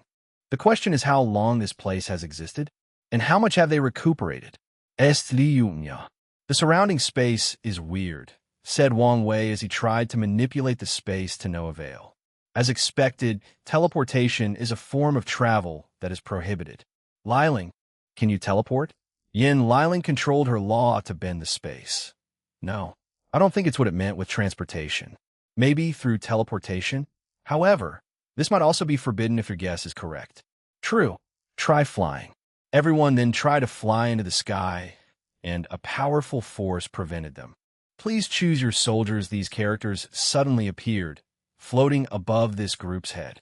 The group then summoned their legions, the Slaughter and Undying Legion. You have reached the maximum number of soldiers. Please be warned that spatial treasures will be forbidden from now on. So, take out your weapons and armor immediately. So, they're trying to prevent us from placing soldiers in small worlds to transport them, commented Tai Gang. What about for advisors? Asked Wang Wei. Advisors are allowed to remove limited items from their space ring. Do you think we would know the answer if we did not ask this question? Asked Yin Liling. Probably not, but it's not that hard to figure out. I think, replied Li Jun, let's test out a few things, said Wang Wei before flying the distance and returning a few minutes later. The king can only travel a certain distance from his troops. Luckily, the distance is not that horrible. The devil race in this continent better have the same rules and restrictions, said Tai Gang. Otherwise, this would be ridiculous. They have to, replied Wang Wei. Wang Ju, send your scout. Well, march afterward. Wang Ju only brought the least amount of people in the group because of the previous tactics. A few hours later, she returned with some news.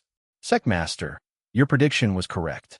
Chapter 658, suffocating Li Jun and Tai Gang each led 5 million soldiers, walking in perfect order and wearing the best armor and weapon. Anyone who watched these groups could feel the intense aura they emanated, immediately realizing they were soldiers who had seen blood and slaughter. Halt! Roared Li Jun, and everyone stopped simultaneously. He looked at his man and could see them breathing hard and sweating. The information is correct, said Li Jun to the group next to him. They only walked a few thousand kilometers and are already this tired, commented Yin Liling. The weakest cultivation level of these soldiers is primordial spirit, with many middle officers in the void-shattering realm. Meanwhile, the lieutenants are all saints. Any of these soldiers will be God back on Earth, or considered middle or high level in other worlds. Yet, after walking a few thousand meters, they were out of breath, sweating, and displaying signs of fatigue. So, the restrictions of soldiers is that besides their strength, their stamina is limited to immortal, complained Tai Gang, feeling more absurd about this game. It might be worse than this, said Wang Wei. Ordered them to recuperate. Li Jun made a hand movement, and the soldier perfectly sat cross-legged on the ground, entering a deep state of meditation while holding their weapons. Half an hour later, it's useless. They are not recuperating their stamina. Give them some food and pills, ordered Wang Wei, and Yan Liling did so. After eating the food, the soldier's stamina recuperated. You, and you, said Li Jun, pointing to 3 people in the front. Go to the side and use all your origin essence. The soldiers followed his order and used the fastest way to deplete their origin essence. Then, they cultivate to recuperate. Useless, as expected, said Li Jun. Yan Liling approached the soldiers and gave them energy recuperating pills, and they quickly recovered. Resources will be extremely valuable, she said. The game allowed her to remove limited items from her space ring. So, she will need to use the resources of this place to supplement her soldiers. I'm surprised they did not make us use our own resources, commented Tai Gang. That's what the exchange at the beginning was for, added Wang Wei before looking in the distance. Heavenly Dao purposely teleported us to a faraway place so we could waste the resources in our spirit ring. If resources are not managed properly, we could be wiped out. This game seems to value mortal strategies and abilities. Mortal generals have to worry about their army's state when marching, their transportation, logistics, etc. Meanwhile, as a cultivator, he rarely has to worry about his soldiers' stamina and traveling speed. Luckily, he also had to learn these things when his army was young, and he also read Sun Tzu's Art of War from Wang Wei. Personal ability should play a role in this game as well, said Wang Wei as he closed his eyes and expanded his divine sense of the surrounding. Nope, they restricted that too. Tai Gang is right. This is bullshit. That's what I've been saying. Let's go in that direction. I've detected life. The armies continue their march, with the group focusing on managing their pace and keeping tabs on the soldiers. After 5 days of marching, numerous breaks, and hunting food for the soldiers, the group arrived at a small devil race village and immediately noticed a few anomalies. What race is this? Asked Tai Gang. He learned of the subspecies of the devil race, but he had never seen such a creature, so he thought it was a lack of knowledge and experience. They look like humans with horns, said Li Jun. There is no devil species like this. The closest is the horned devil, but they have claws, fangs, and wings. Only a few devil races externally looked like humans, added Yan Liling. Is this a new species? Their bloodline has some human mixed on it, said Wang Wei as he scanned them with his divine sense. More importantly, have you guys noticed something even more abnormal? Yes, they're not afraid of us, she replied. I cannot see the slightest fears in any of their eyes. The group did not act rashly and observed. These devils only glanced at their large army and continued to live their lives as if nothing had occurred. Some of the children even looked at them with curious eyes. Wang Ju, send one of your men to kill one person. Order Wang Wei. A fate shadow guard approached the nearest healthy man and slashed his head, immediately turning the village into a frenzy. Children hurtled with their mothers, and the man stood in front, protecting everybody. Wang Wei and the group did not continue to kill and waited. They checked the entrance token to see if this kill made any change. It did not. Half an hour later, a new message suddenly appeared in the sky. Soldier has violated the rules. According to the stipulations, preparing for annihilation. A terrifying power brewed from the sky and readied to annihilate that guard. And he knew that nothing he could do could save him. There was no fear or other emotions on the shadow guard's face. He was trained to die for the leader, and when the moment arrived, he accepted his fate. This is his infraction. yelled Wang Wei. Annihilation cancel. First infraction punishment, weakened state. For how long? Countered Wang Wei. 3 days. A light sphere from the sky entered the Fate Shadow Guard's body. His aura suddenly drastically decreased, and his expression became pale. Wang Wei walked next to him. "Thank you, Lord. Don't mention it. I won't let my man die if I can help it," replied Wang Wei as he observed the latter's weakened state. "We now understand the rule. Soldiers can only kill soldiers. It's to protect the mortals of this continent and prevent mindless slaughter," said Li Jun. "The question is, why does our heavenly Tao suddenly care about mortals? In the previous cleanup, everything was permitted," added Yin Liling. No one could answer her, so the crew focused on Wang Wei. "Did you find something?" "Not really. It's the power of order beyond my ability to deal with. The best I can do is quickly figure out the hidden rules," replied Wang Wei. He tried to study and deal with Wang Zhe's seal, but it was useless. Luckily, she could still use immortal venerable 3-leaf strength. Wang Wei looked in the sky as he mobilized his Tao of Fate and Yin Yang, trying to divine and calculate any information about this continent, for example, the history and evolution of this place. He then tried the power of time to see if he could see the past before proceeding to read the fate line of the villagers. So, all conceptual abilities not used in battle are limited? Does this game want to turn us into mortals with only powerful destructive power? Or am I missing something? Wang Wei looked in the distance, his gaze landing on an elderly man who seemed to have a high position in this village, most likely the elder. He waved his hand, and the elder flew before him. "Foreign demon, have you not learned your lesson? The heavens protect us." Wang Wei ignored him as he entered the latter's memory and saw everything from birth until now.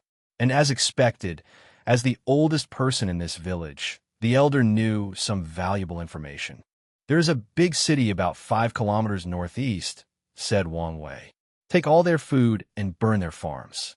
Li Jun frowned before ordering his man to do as he said. The troop marched forward, leaving a devastated village.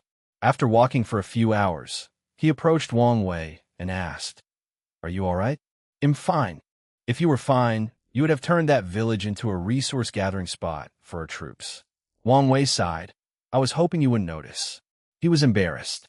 "Come on, I know you better than this. I just find this place too suffocating," replied Wang Wei as he looked at the sky. Li Jun understood and patted his shoulder. "Don't worry, I'll calm down." Wang Wei decided to better control his mood during this game. The group continued their march, taking the necessary pause and break. After 5 days, they finally arrived in a big city. The troop immediately noticed the city was prepared with the gate closed and soldiers on the city wall. So, Li Jun ordered everyone to siege the place and waited outside, deciding on the subsequent attack strategy. Somewhere in this continent, a secret gathering took place. 7 shadows sat at a rectangular table, 3 on each side, with 1 person on the head. "Hasn't these meetings become too often?" asked a voice. "Shut up, Greed. You're always complaining about something. Unlike you, Lust, who spends all the time staring at a mirror, I have better things to do." "Shut up," said Pride, who knew these people would bicker for hours if this continued. "We have these meetings often because of the cleanup. I'm assuming this is the reason we are here, Wrath?" Everybody looked at the head position. "That's correct. Chapter 659-7, since our race has been hiding, planning, and preparing for this moment for countless generations," said Wrath. "So, make sure everything proceeds smoothly." Everyone listened as they were used to Wrath's grand speech. "Whose territory did Ditian and Wang Wei land on?" "Ditian is in my territory," replied Lust. "I have Wang Wei," added Sloth. "You guys know the plan. Avoid them at all costs." "So, we will just let them slaughter our people?" countered Envy. "Unless you have a way to deal with a 9-extremity foundation, what choice do you have?" asked Greed with a sneer. "We are not letting them wantonly slaughter," explained Wrath. "We will use the practice tactics to make things difficult for them and limit their accomplishment. Our objective is for them to leave after accomplishing their goal with a minimum requirement. If any of you directly confront any of these two, The result will only be your pointless death. That's fair. Acknowledged envy. What about the other ultimate kings? What do we do with them? Asked Pride. With enough planning, we can deal with them, but be extremely cautious, replied Wrath. However, stay away from Ilianshing. Give him the same treatment as the two supreme kings. Him?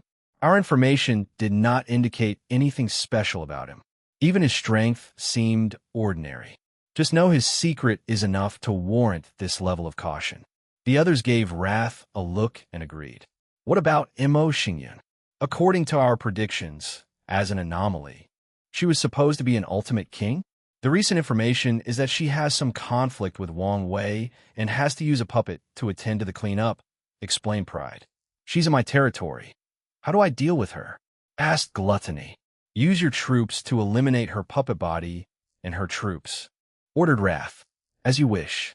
We will regroup if something unexpected changes, declared Wrath before dismissing everybody. Hopefully, the plan goes smoothly. Lust Territory, a magnificent palace. A beautiful woman dressed in a black hanfu with braided hair suddenly opened her eyes. She looked indistinguishable from a human except for her very long nails, which were at least 10 centimeters and very sharp. She gently picked 2 pictures, Di Tian and Wang Wei. I finally have a chance to surpass Wrath. How can I give up so easily? Many things flashed in her mind before putting Di Tian's picture away and holding Wang Wei. He seems the easiest target of the two. So let's begin with him. An overlord? 9-extremity foundation? A soneta? Lust sneered. Every man has a weakness, and yours happen to be your family. She then left the palace to prepare. Sloth Territory. The group sat in a tent with a table and a map in the middle, looking at a rendition of the city. What's the best method to attack the city? Asked Wang Wei. A direct attack would result in too many casualties since our enemy is ready, commented Tai Gang before pointing to a spot. It does not help there is only one gate for the entire city. Although that's bad, it will become our advantage if we can take down the city, commented Li Jun. Another problem is the city formation, making things even harder. I worry the people will burn the food and destroy the resources once it appears we're about to conquer the city, added Yen Liling. Can we siege the city and starve the people inside? Suggested Tai Gang. Our logistics won't last for that long. Yen Liling shook his head. We don't have a cavalry yet. So this limit our options, said Li Jun. He then looked at Wang Ju. Have your scouts found a group of demonic beasts yet? No. We only find a few beasts, but they are not suitable for war. Li Jun touched his forehead. The best option might be to use the advantage of the Undying Army to break the city gate forcefully. The city is protected by a powerful formation that can block the 3 generals for a relatively long time, even if they use their immortal strength, limiting the use of brute force in this scenario. Use the array virus, said Wang Wei. Array virus? Li Jun's eyes lit up. You want the Fate Shadow Guard to infiltrate the city array with the virus, deactivate it from the inside, and even open the gate from the inside? Yes. Many years ago, Wang Wei theorized. Arrays were similar to computer programs that worked in reality. So, he invented a prototype of a hacking virus for arrays and tested it during the Heaven-Chosen Selection Trial in the Academy. After so many years, this thing has been perfected. The city formation is only quasi-emperor tier, and the only reason for its power is because it's part of a bigger formation, Yen Liling explained. However, I did not bring one with me, and it would take some time to make one. The array virus is now a standard equipment of the Fate Shadow Guard, so we brought some, reported Wang Ju.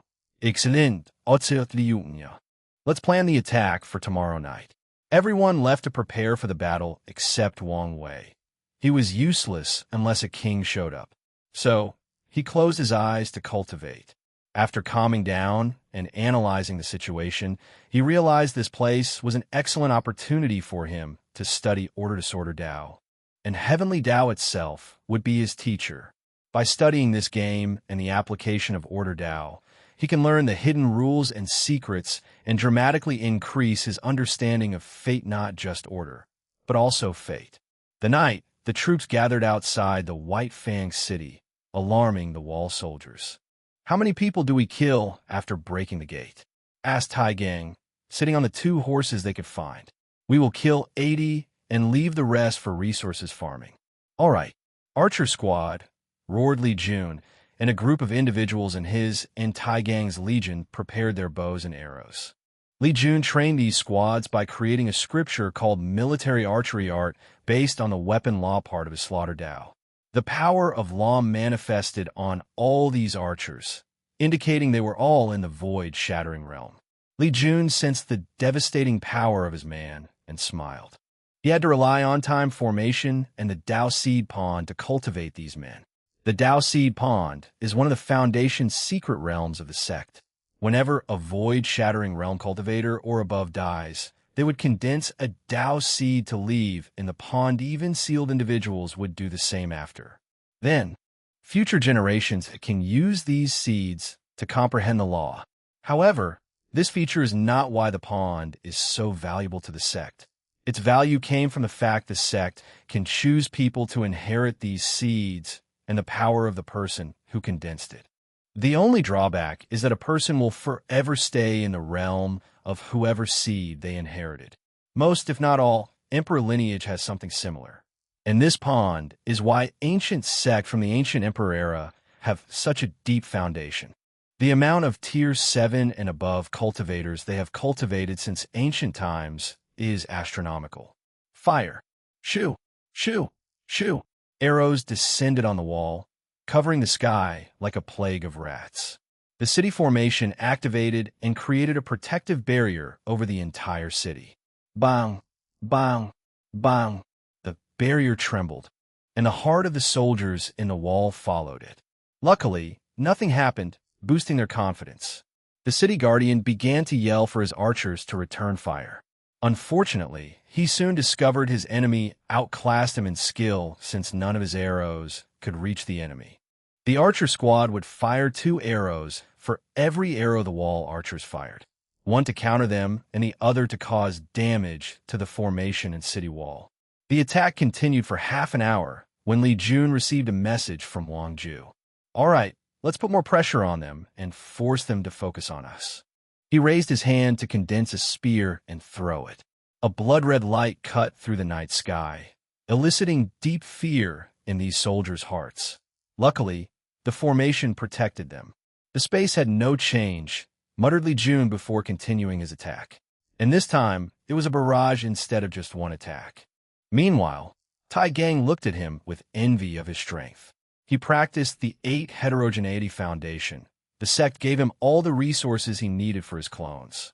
Unfortunately, he failed in the last process of fusion, almost dying in the process. So now, he has to use a special pill refined by Yin Liling and a secret technique to temporarily fuse and use immortal venerable strength. Suddenly, he noticed the city's protective barrier flickered before disappearing, and his eyes lit up. Li Jun did not waste time and threw a spear that blew the city gate open. Charge! He roared, and Tai Gang followed. Chapter 660 Bloodline Mixture. Thank you to Wii for the Magic Castle. This gift means a lot to me because of the situation and because it's my first Magic cast. You'll remember this. Once again, thank you. Li Jun led the troops inside the city to confront their defensive army. They faced an army made of the Black Wing race, a devil race with black wings and horns. Unfortunately, with the game's restriction, this race that could naturally fly lost its advantage. Li Jun led the troops, but did not participate much in the battle after killing a few hundred people. Instead, he overlooked the situation to ensure nothing unexpected occurred and waited in case the enemy had a mighty general. He would also protect his men as much as possible to reduce the loss. Meanwhile, Tai Gang led the slaughter in this battle. His undying legion relies on his innate talent, so he should have waited behind a layer of protection in case something occurred to him. However, he always considered himself a fighter and would be the first ahead in a battle. Bang! Tai Gang threw a punch and generated an immense vibration that killed thousands. He instantly appeared before a row of soldiers that remained perfectly in their army formation despite the dire situation. Boom! With one punch, The heads of thousands of soldiers exploded in a vertical line, creating a scene similar to numerous balloons exploding consecutively.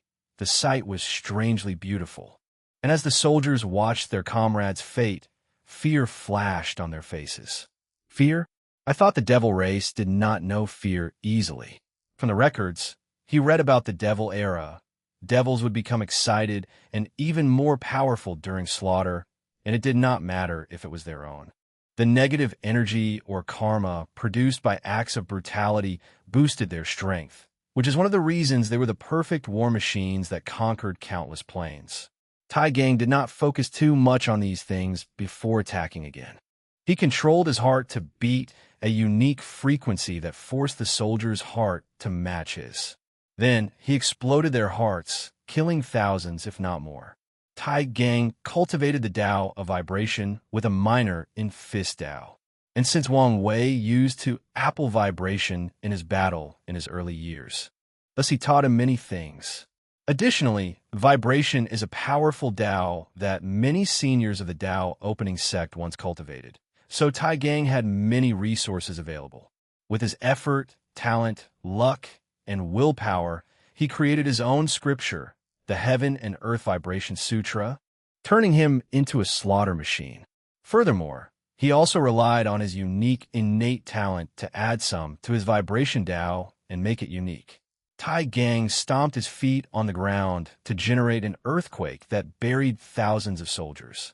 He also controlled the earth on the ground to ensure his attack did not do too much damage to the city, as per his order. He looked at one of the squads and whistled. However, this was not a normal whistle, but using a terrifying frequency that directly exploded the brain and soul of these devils. It's better to kill using my fist, he thought before rushing to another group and becoming a maniac that enjoyed exploding people's heads. He used the ground's vibration to push himself forward, drastically increasing his speed. Without using any technique, he could just barge into a group. Once they hit his body, the vibration generated would be redirected toward the enemy, creating even more devastating damage. Tai Gang headed to another squad and noticed the group had dropped their weapons and had a pale complexion. He did not care about the enemy's surrender since they had not reached the 80% allocation. "You can't kill us," roared a soldier, making Tai Gang stop and look at this group. He did not ignore these people's words, given the current situation. "And why can't I kill you? We are mortals now. Tie Gong Fronet. You could check. We have destroyed our cultivation and are now mortals. Is this another hidden rule?" thought Tai Gang before looking in the distance. He immediately used his divine sense to message Li Jun, who ordered his men to stop killing. He quickly accessed the situation and learned many of his men killed these mortals. "Damn it," he said before immediately contacting Wang Wei, who flew from the distance. A few minutes after his arrival, Heavenly Tao, or the Game Master, manifested above the city. Rule breaker detected. Launching punishment. No punishment is needed since these soldiers became non-combatant during active battle. Their action should not be allowed in the first place. Heavenly Tao slowed down the process of gathering power. Punishment avoided. Be mindful in the future.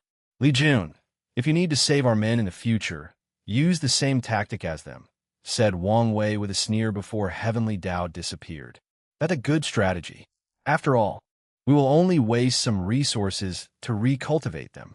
All these men were talented disciples in one way or the other, and the resources used to cultivate them are not worth searching for talented and loyal individuals. Li Jun mobilized his men to get the city under control since a few people chose to fight until death. Meanwhile, Wang Wei was observing the people who surrendered. Most had fears and relief in their eyes. However, some looked at him with defiance, telling him he could not do anything to them.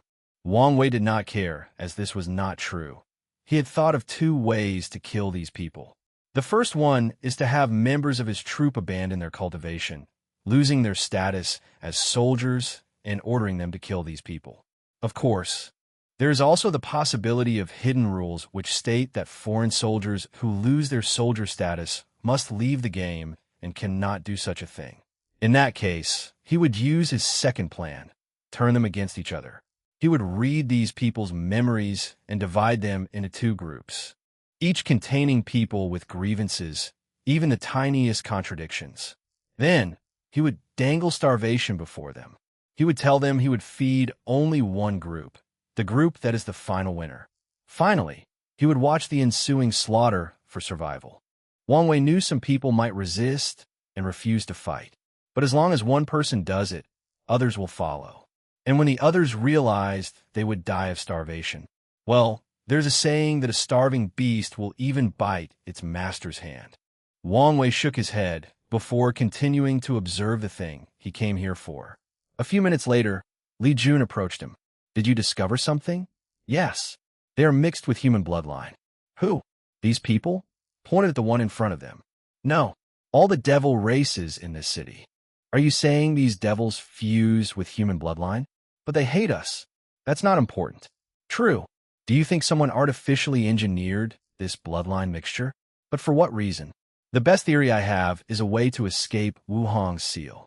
If the devil race became a subspecies of humans, they would no longer be the devil race, and the seal would not work on them. However, is that possible? It seems too easy. It's not simple. They would also have to be acknowledged as a new human subspecies. Acknowledgement from the myriad emperor world's heavenly Tao. Wang Wei shook his head. The seal affected the entire endless dimension, and the devil race was also once a species on that level. So they would need true heavenly Tao's permission. You don't sound too sure. It's just a theory. Plus, I feel like I'm missing something. We have time for you to figure it out, said Li Jun. Nevertheless, whoever is responsible for this plan is either very powerful or extremely intelligent. They also have no fear of Wuhong or willing to die for the revival of the devil race. Li Jun patted his shoulder and did not say anything more. He's only the muscle and only uses his brain when needed. Let's go discuss our next step. Lust Territory, Red Rose City. Dition slowly walked around the destroyed city with a serene look. The troops lost way above the bottom line I wanted, and many of the resources were destroyed before we conquered the city. He frowned as he looked at the result of this war. I need better generals for the heavenly battle. He could see that his army would not survive in a confrontation against Wang Wei because of superb generals like Li Jun and Tai Gang or a supporter like Yan Liling. The only thing he has equal to Wang Wei is his shadow, who has 70 of his strength. If his sleeper still existed, he could find a talent from there that had the potential of breaking the mortal-immortal boundary. Unfortunately, the D clan did not have such a talent in this generation. Should I wake up a sealed heaven chosen with his status in the clan? There should be no issue using a sleeping heaven chosen as a general. His eyes suddenly lit up. There might be a better alternative.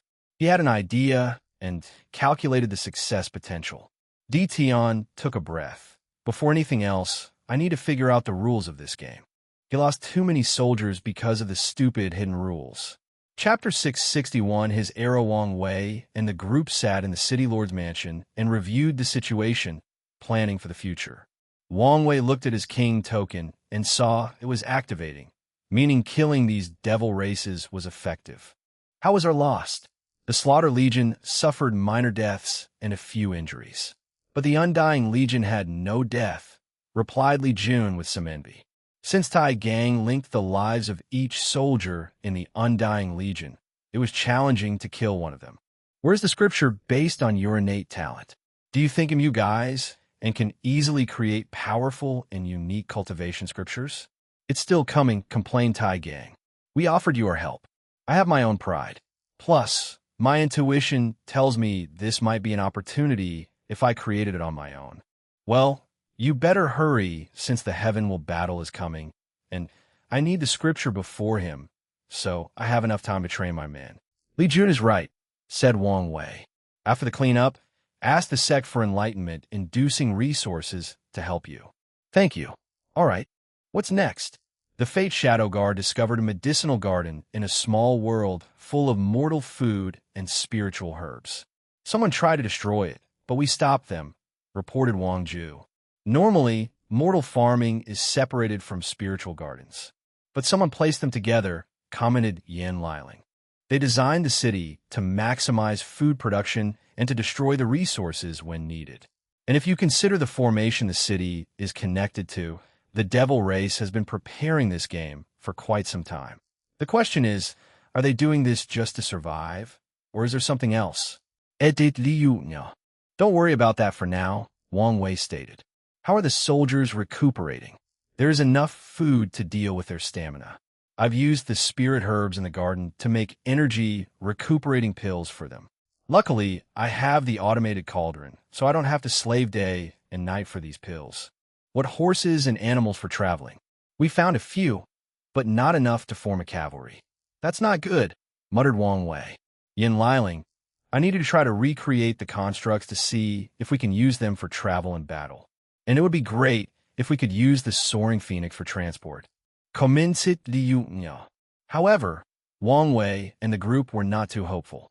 Heavenly Tao seemed to target them while also having detailed information about them. And anyone who enters the Tao opening sex domains would know about the constructs. So it's almost guaranteed they would be restricted in this game. The group continued their conversation for a moment before scheduling for another day.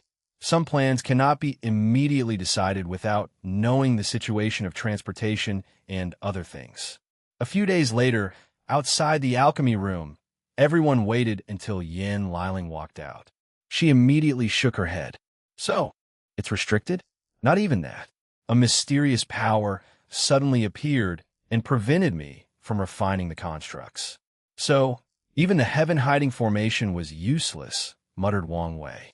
What about the horse construct? He suspected the constructs that replace cars, helicopters, or even planes would be restricted.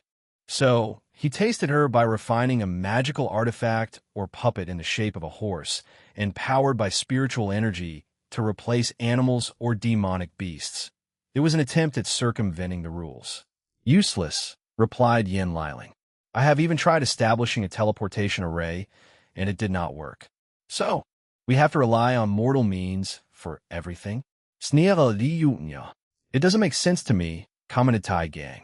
While the rules restrict us, it also restricts the development of the devil race. We destroyed the devil race civilization. So, if they want a chance at survival, they must bring us to their level and play their game, analyzed Wang Wei. They would lose miserably if they tried to catch up with us in such a short time of recuperating. Everyone felt a sense of suffocation, although these people did not have the same goal as Wang Wei.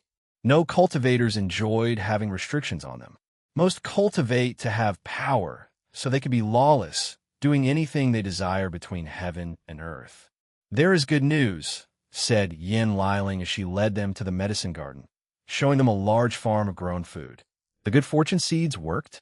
Yes, nodded Yin Liling. In just a few days, with abundant spirit ki, we cultivated enough food to feed our 10 million troops for 3 months. The good fortune seed is a project Wang Wei thought of since his key luck trial. He wanted to create these seeds or crops that could grow quickly by absorbing spiritual ki from the environment. His original goal was to feed his Grand Xia dynasty citizens. Unfortunately, he did not have the capability back then. However, over the years, with his power and understanding of the good fortune flame, he finally created the seed. With this seed, the mortal in the Tao opening sect never has to worry about food. He plans to use this seed to feed the entire myriad emperor world and amass a ton of merit. Additionally, the seed has another benefit. It's beneficial for cultivators in the body tempering, divine sea, and even divine Altair realms. Cultivators can acquire the spiritual ki they need from the products grown from the good fortune seed, instead of hard cultivation. It makes cultivating in these realms easier and faster. Over the years, the Tao opening sect has cultivated many low-level disciples with these seeds. And Wang Wei tasked Yin Liling to bring some into this continent to ensure the troop no longer have any problems. There is some bad news, added Yin Liling. As expected, Li Jun's mouth twitched. It's not bad. After testing, I discovered that the good fortune rice can only replenish a quarter of the soldier's origin essence. They still need to take pills to recover completely, At least your workload will decrease. Comforted Li Jun, and Yin Liling nodded. The area you're about to create will truly be brilliant. Suddenly said Tai Gang as he looked at the field. What brings this on? Asked Wang Wei. The idea just popped in my head, he replied. Do you have a name for it? Now that I think about it, you never told us, added Li Jun.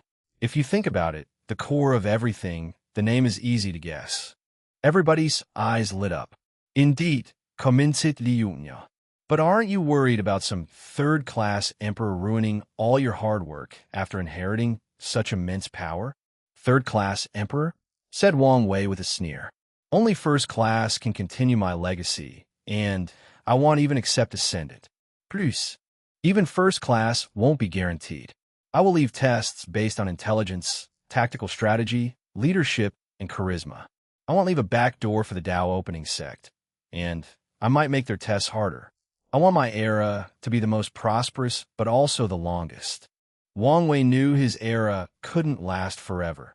Things that rise must fall, which is the balance rule of heaven and earth. However, he can take steps to ensure the new era lasts as long as possible by preventing weak and unworthy people from inheriting his legacy and power. Finally, he'll have you guys to keep them in check, added Wang Wei. Have you considered what will happen when another race proves the Tao?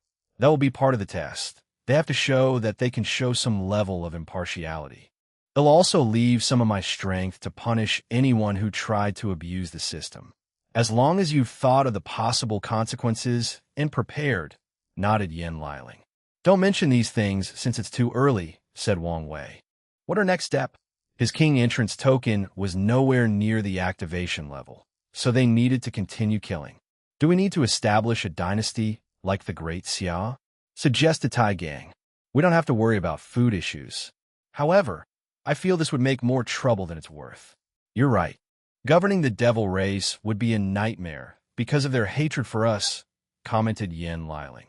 Such a dynasty would have too many rebellions, and with the lack of transportation, the larger our borders, the worse the situation would become.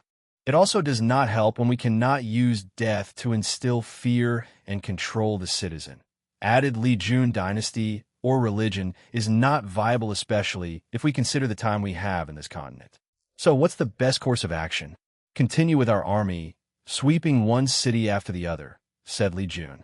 In that case, we need a map of the surrounding. A map of the continent would be ideal, but I doubt we will find that, said Wang Wei. Did we find one in the City Lord study room? No.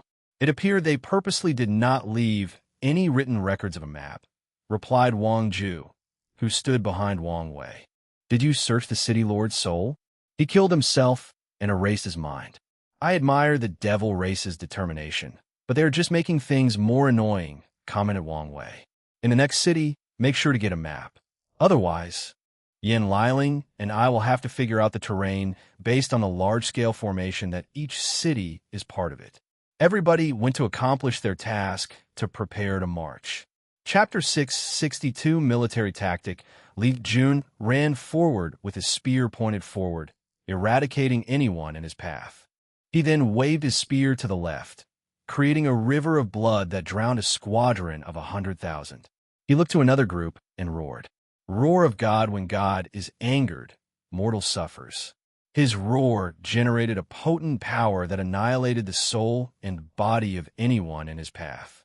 Li Jun then opened his mouth to spew an eerily green smoke. Anyone affected by it had black veins on their bodies and faces. Their eyes turned red, and they vomited black blood. They died of poison. Li Jun then focused on another group. With one look, the soldiers instantly became pale, lost their hair, and their eye sockets became thin. They died of unknown and incurable diseases. Fear enveloped the soldiers who witnessed his brutal slaughter, and Li Jun used this to his image. He controlled the generated fear to immobilize the surrounding soldiers, preventing them from destroying their cultivation. He only came for one thing: killing. He wanted to kill as many devil races as possible before they used the same tactic in the previous city. While Li Jun was searching for his next target, he heard a scream before seeing a young-looking devil rushing toward him, with no fear and determination to die with him. Li Jun calmly looked at him. In his eyes, this soldier was slower than a snail. He calmly caught the soldier's spear and crushed it with his hand. Then he stabbed the latter with his spear. The soldier looked directly at him, his eyes full of hatred and unwillingness. I curse you and the human race. Do you expect me to be angry at the words of a loser? Li Yun responded calmly. On the contrary, I feel pity for your kind. Pity how far you've all fallen from the ancient era.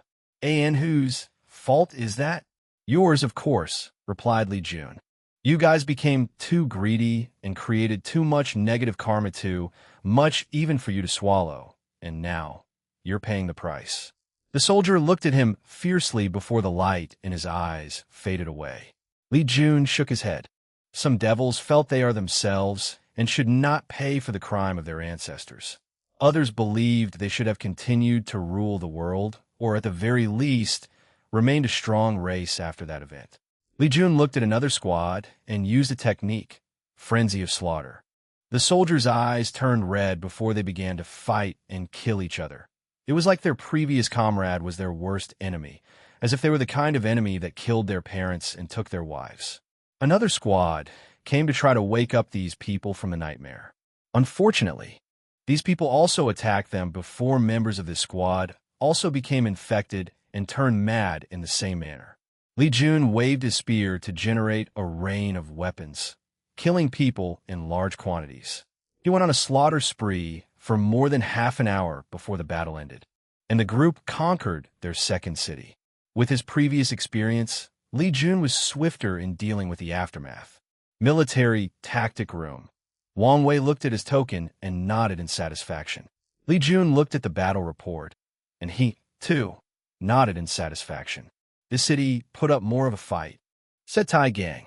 The Blood Devil race are more militant, so few were willing to surrender even in the face of death, said Wang Wei. Do we get the map? Yes, replied Wang Ju succinctly before laying a map on the central table. There are 7 territories in this continent, each named after one of the 7 deadly sins. We are now in the Sloth territory, and the territory closest to us is greed. In the grand scheme of worlds, this continent is small, said Li Jun as he looked at the map. However, it is too big for us. With our marching speed, it would take us 10 years to reach the greed territory and 6 if we have horses. It doesn't make sense, Yin Liling pointed out. With such a scale, such primitive traveling method would make things a nightmare and even hinder the development of the devil race. Even if they want to restrict us, isn't this going too far? She imagined the nightmare it would be to build the cities that make up the formation and how the lack of communication would impact the entire continent. Everything we have encountered so far indicates the game was well planned out, meaning there must be a chain of command and a way to communicate long distance, Wang Wei said. And if there is a way to communicate, there must be a way to travel instantly. A hidden rule that allowed teleportation, summarized Tai Gang, who no longer complained about this nonsense game since he expects the bullshit to continue. Any ideas? Asked Li Jun. Wang Wei shook his head. Too many possibilities. In that case, let's move on, announced Li Jun. Our next target is Hell Tiger City. When is the reinforcement logistic coming? The group left a group of soldiers in White Fang City to plant a new batch of crops and bring more food. If we consider the time it took us to reach here, the fact they are a small group, and the time for the crops to grow, they'll arrive in 3 days, replied Yin Liling. We will depart on the 5th day. 5 days later, the legions began their march toward the next city. Midway through the journey, one of the Fate Shadow Guard rushed to the group. Enemies detected on the east side. Oh, how many people are there? Asked Li Jun, estimated to be roughly 20 million soldiers. So, the same as our numbers. Do you recognize who they were? Is there a king present? Asked Wang Wei with hope in his voice. He's slowly dying of boredom after not doing anything for the past weeks. It's A. Before the soldier could answer, another scout arrived. Enemies are approaching on the north side. Then, 2 more approached with news of the enemy coming from the west and south side. We are surrounded, commented Tiyigong. With each side having 20 million soldiers, that's a total of 80 million for times our number. This could prove to be dangerous. "Do you think someone is watching us?" asked Yen Liling. "To blindside us easily with this tactic is the only way I can think of. I would normally say no, but am not completely sure when it comes to this game," responded Wang Wei. "However, the most likely scenario is a brilliant strategist." "I agree," added Li Jun. "The strategist knew where we landed, making it easy to calculate that we would attack White Fang's city, the nearest city. From there, it's easy to calculate our next destination by considering whether we have a map, then plan this attack." "So what's the plan?" asked Tai Gang. Li Jun did not immediately answer, but looked at the 4 scouts. "Give me an educated guess on whose troops you think are the most powerful." The Fate Shadow Guard gathered and exchanged information. They took into account things like the leading general's aura, the marching discipline of the troops, their weapons, aura, and other factors to theorize which was the better troops. "East and west. Huh," muttered Li Jun before looking at his men. For direction formation, shields on east and west. Immediately, the troops marched to their formation. The Slaughter Legion took a position on the east and west sides, and each soldier took out the shield in their back and firmly planted it before them, forming an iron wall shield. The Undying Legion took the north and south side, ready to attack and annihilate their opponent. The Archer Squad positioned themselves in the middle to serve as support, while also protecting Yin Liling and the Logistics Squad. "For times or numbers? No problem," declared Li Jun, who was not afraid of such a confrontation. Even outnumbered, he believed in his men's capabilities. "Coming," said Wang Wei, floating in the sky and looking in the distance. Then he muttered, "No king is expected."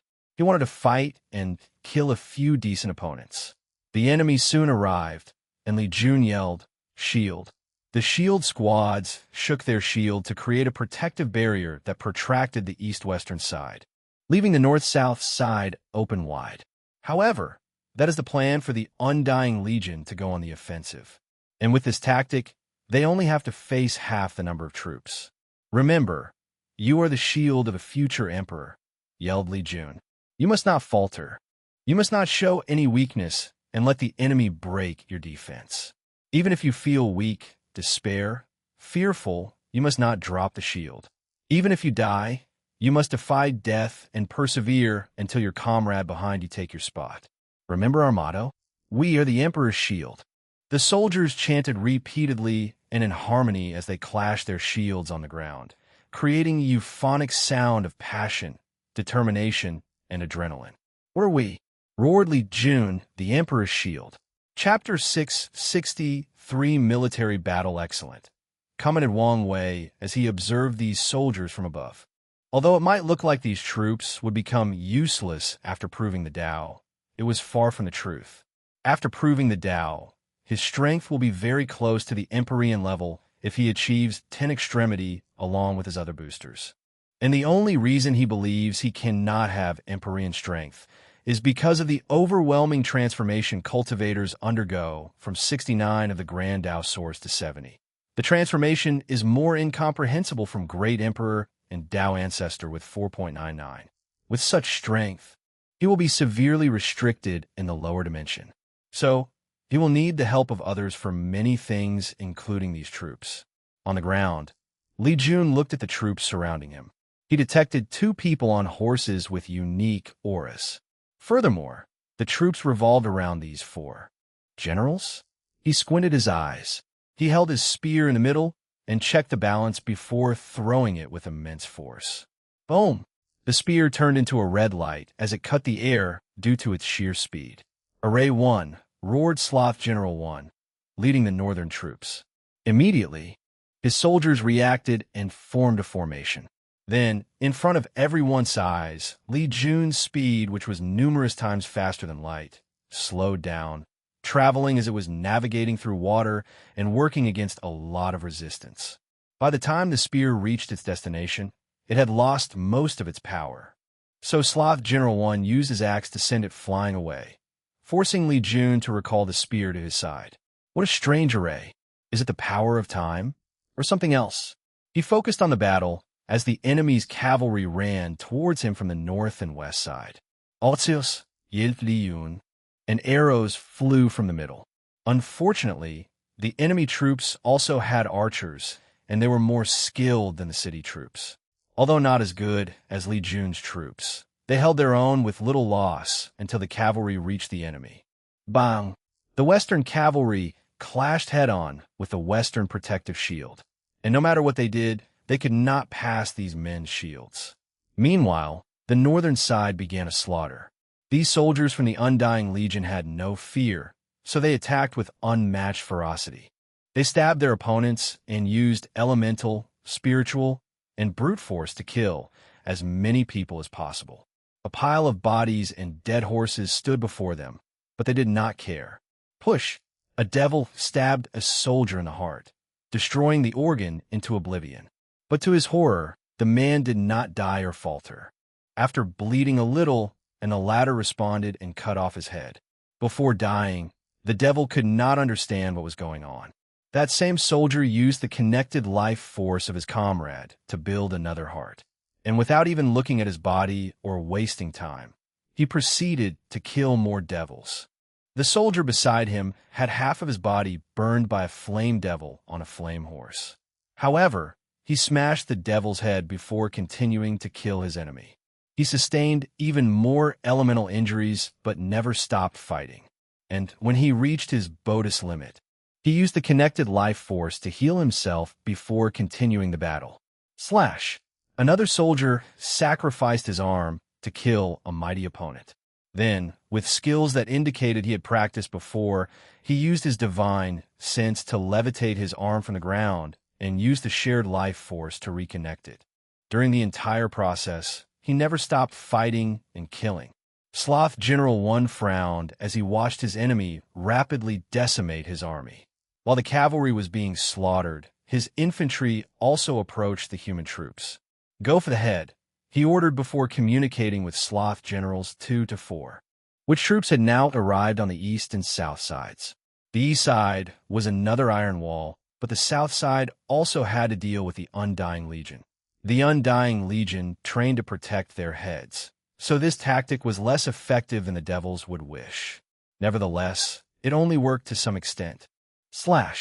A soldier had their heads cut off, and this should have been his end, but to these devils' horror, a white light came from his separated neck and reattached his head to his body, even drawing the spilled blood back onto his body. The devils became more aggressive and smashed these soldiers' heads, but also regrew back.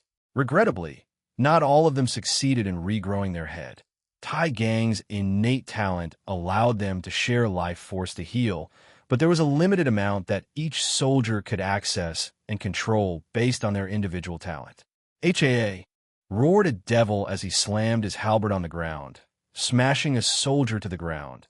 Blood splat over the surrounding people and on his body. But this was not the end. Splat, splat, splat. The devil continued to smash the heavy weapon with unmatched rage, turning all the soldiers' body parts into meat sauce with chunks. He did not want to give the latter a chance to regenerate. Ha ha! He laughed victorious before he felt a pain in his chest. He looked down to see a big hole, and with shock, he raised his head to see the same soldier before him. Primordial spirit? The last thing the devil saw before entering samsara was a condescending smirk. The undying soldier looked at his fallen opponent before rushing to his comrade next to him. According to his training, if he lost his body on the battlefield, he could continue to battle or find a place to hold his primordial spirit. The sect would create a body for him later. The soldier entered his comrade's weapon according to the rules, waiting for his return in the future. Here, said Yin Liling, handing Tai Gang numerous pills. The latter did not hesitate to swallow them. His life energy drastically increased, and he used his power to share it with his soldiers, increasing the pool of life force they had to heal. These soldiers immediately became more intense, entering a semi-berserk state since they had no fear of death. Sloth General 1 noticed the change in Yin Liling's action in the center. He knew the best way to deal with this army was to find the source of their ability, and he could already identify what it was, who it was. Unfortunately, he could not immediately take care of the problem. Use soul attack, he ordered.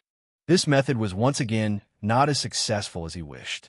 Tai Gang developed his talent to reach the soul, meaning the soldiers can heal certain soul injuries, even if it's not all.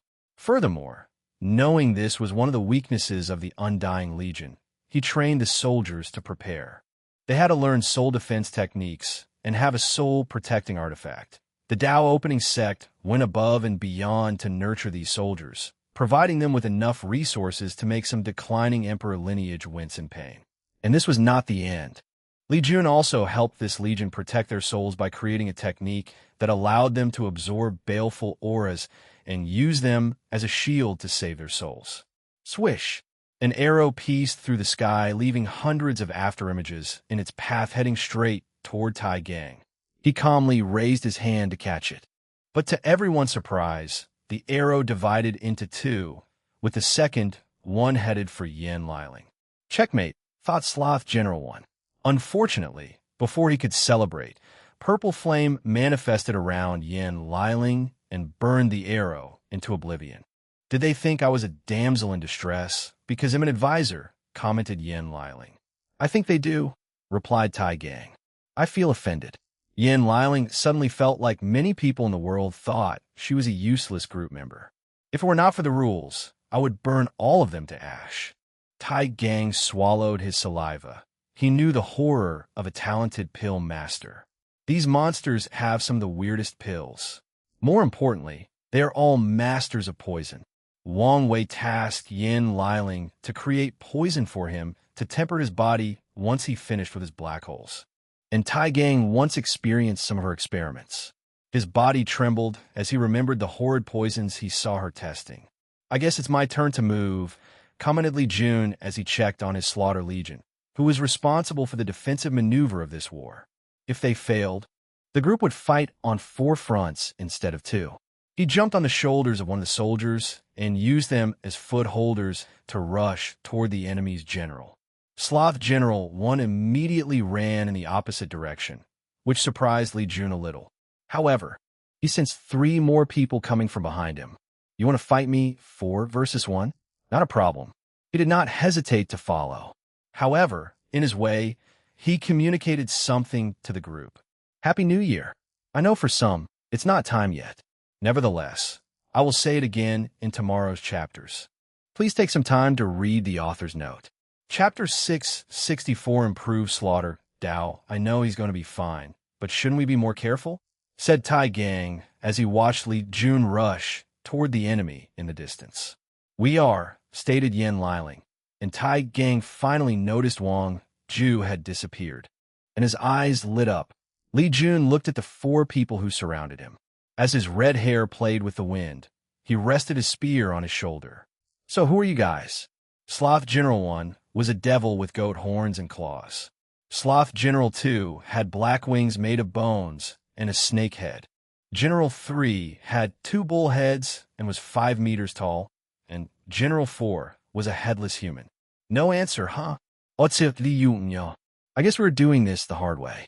General 4 was the first to attack as he turned into an enormous creature more than 30 meters tall before punching Li Jun. The attack was comical if someone compared their size. However, Li Jun easily blocked it with the tip of his spear. He never stopped tempering his body and suffering through the pain. Li Jun's goal is to reach 1 primordial dragon force in body refining before the heaven will battle. General 4 acted immediately and changed into a tiny creature as tall as 30 centimeters and rushed toward Li Jun with unmatched speed. Transformation Dao, or a lesser version of it. He flicked his spear to send him flying away. Suddenly, General 1 appeared out of nowhere in front of Li Jun with a dagger stabbed in his stomach. Li Jun looked at the blood falling from his body, and after a few seconds, it disappeared as if it was never there. Interesting illusion. If I didn't see through it, my body would have responded as if I did and created a stab wound, he commented. It's a shame I outclass you in spiritual strength. The General 1 before him disappeared since it was an illusion, but the others took this opportunity to attack. War, roared, yelled General 3 as numerous soldiers suddenly appear behind him, boosting his stats and giving him a number advantage. Using war, Dao against me? I admire your confidence, commented Li Jun. He gazed at the summoned troops coming toward him, and they suddenly dropped on the floor one by one. General 3 checked, and his face became severe. His summon died of hunger, a common mortal problem. Sinful water, General 2 spewed out a putrid and visually unappealing black water. Anyone who lays eyes on this water will have an instinctive reaction of disgust, and the consequences of touching it are even worse. Cleansing purifying flame, Li Jun created a pure white flame that instantly disintegrated the black water. If you do not use your trump cards, you will die miserably in this battle, said Li Jun with a smirk. The 4 generals gave each a look before placing themselves in a specific position. The same strange runes appeared before them, before becoming a tattoo on their bodies. Li Jun immediately felt the changes.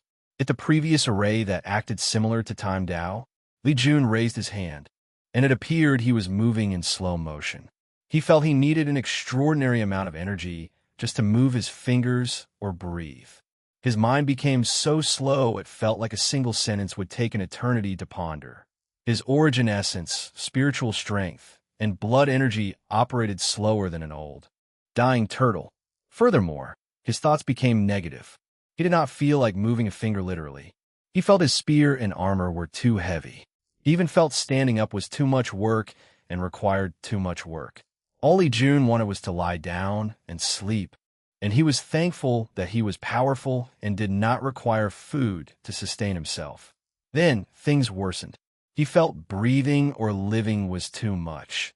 He felt his very existence was a burden to the world and the people around him. So, all he wanted was to enter eternal sleep. He wanted to give up to stop the pain. Depression? Mental disorder?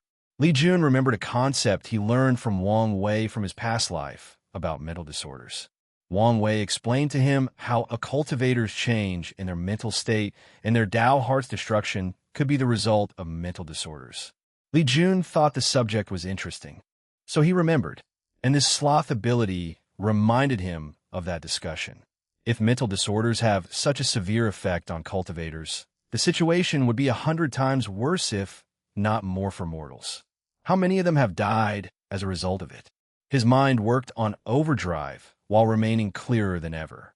My slaughter Dao involves every aspect that causes mass death: famine, disease, natural disaster, or war. So, isn't mental disorders a part as well? A purple light flashed around Li Jun's body, granting him a more ethereal and mysterious aura. Enlightenment, commented General 1. Don't let him. The others followed him and rushed to terminate Li Jun. Unfortunately for them, for Shadow, tentacles manifested from the ground and blocked their paths. Who's there? Roared General 1, but no one answered him nor showed up. So, they tried again but could not get close to Li Jun, and a few minutes later, he opened his eyes with a more profound aura. Sudden enlightenment? And it was so deep. Is this what it feels like to be a super genius? Although it was not his first time having sudden enlightenment, it was never as deep as this one, and it became rare for him after comprehending the law. However, with this one, he knew he had a slight chance at reaching 5-leaf venerable strength before the heavenly battle. Li Jun squinted his eyes as a crazy idea popped into his mind. It's worth trying even if I might die. Li Jun looked at his opponent and no longer decided to test out their powers and abilities. He deployed his Dharma body, which was holding a spear like him. All things can be killed, even sloth. The enormous spear descended from the heavens, immediately rendering the 4 generals immobile. Their arrays could not resist the spear for even a moment before bursting apart and continuing toward them. Huh, muttered Li Jun as he sensed spatial fluctuations. And before he could act, a void portal appeared and swallowed Sloth General 1. Luckily, one of the shadow tentacles entered the portal and returned with blood on the tip. They can use teleportation, as we expected, said Li Jun before gazing at the 3 dead generals. Rise. The 4 generals turned deathly gray before their lifeless bodies began to move. Li Jun asked them a few questions, but they suddenly exploded midway. Did you learn something? Asked Wang Wei, who landed next to him. Yes. 7 supreme kings controlled 7 territories, each named after one of the deadly sins. These people are the troops of the Sloth King. So, they're the people behind the scenes. I'm guessing there are lesser or weaker kings. Yes. Did you learn how that he teleported away? Kings can choose a location as their home base, granting them the ability to summon their generals from long distance. But there is a price. Of course, the price is to abandon our citizen status and turn into a citizen of the Nine Devil God world. They really do not want to give us any advantage. Anything else? Kings with a base are not restricted by a certain distance from their troops, granting more free range of movement. That's all I could learn since someone protected their souls from searching. Muttered Wang Wei as he pondered for a moment. This is probably not the only method of teleportation. They might even have ways to teleport troops, added Li Jun. That would shift the balance of the situation toward our side after we learn of it, analyzed Wang Wei. So it's not very likely. However, there is definitely a way for kings to teleport from one territory to the next. For people as strong as you and DT, the best tactic is to run away and hide. So mobility is key, agreed Li Jun, who suddenly changed the topic. Can you tell me about the mental disorders you previously mentioned? Mental disorder? Is that related to your enlightenment? Yes. Mental disorder and slaughter? Oddly fits. There is no problem, but I only know very little information. He only knows about a few things he reads online and reads some basic knowledge once to impress a client. It's fine. If you want to use it to improve your slaughter Dao, you might have to study emotion, soul, and medicine law. You're probably right, he muttered after pondering for a moment. Then, he suddenly felt he fused too soon with his 8 other clones. Unfortunately, he needed the power for this event. Li Jun then remembered he was now a supreme genius and did not have to worry so much. He proceeded to annihilate the remaining troops focusing on the east and west side that the Shield Squad had to fight off. Once the Undying Legion finished off their opponents on the north-south front, they aided the Slaughter Legion on the eastern and western front. Sloth Castle. General 1 suddenly appeared in one of the rooms with someone waiting for him. Lord, mission failure. He dropped dead on the floor. Happy New Year, and I hope you have a wonderful year. Chapter 665 Trader Sloth was a young man who looked human and dressed in black robes. The only difference was a cloth wrapped around his eyes to cover the fact he had no eyes, only empty sockets. He was a member of the No Eyes Devil race. Dead? He muttered as he looked at the dead body before him, trying so hard to control his anger. He waved his hand to manifest an odd insect before inserting it into General One's body. A few seconds later, the latter's body moved as if it was alive. What happened? Our troops were annihilated. How? The plan was perfect. Our enemy. He did not finish talking when a shadow spear came out of his body and went for Sloth's throat. He evaded slightly, but it left a small wound on his cheek. Sloth frowned as he watched General 1 suddenly disintegrate. Very careful. I see, he muttered with gritted teeth. He used his status as king to manifest a mirror where he saw numerous green spots. However, with each passing second, countless red spots disappeared. A one-sided slaughter. Sloth could already predict he would lose 4 of his legion and generals, leaving him with 1. The plan was to weaken Wang Wei's troops while he hid, forcing the latter to quit this game and have to kill another participant to acquire an entrance token. Unfortunately, the plan failed miserably, and Sloth wanted to know why. No, he wanted someone to blame. He controlled the mirror to contact someone. Greed territory. A man lay in a tent with numerous women surrounding him. They would feed him, fan him, and massage different body parts. When is this going to end? Asked Lazy Suave. You have to bear with it, husband. I don't have to fight, right? You may have to if a powerful king shows up. Responded another beautiful voice. What a pain in the ass, replied Lazy Suave, who suddenly frowned. Husband, is something wrong? Nothing, just felt sleepy. Then, he closed his eyes and slept in his bed. In his dream, someone appeared before him. My lord, said Lazy Suave as he knelt on the ground. Why didn't you tell me? Excuse me? Why didn't you tell me Li Jun's troops were so powerful? You waste, roared Sloth as he kicked Lazy Suave away. Forgive me. I didn't know. Your job is to know. Your very existence is to know things I don't, rebutted Sloth as he continued kicking. General and troops training is very private and only shows up during the Heavenwell battle.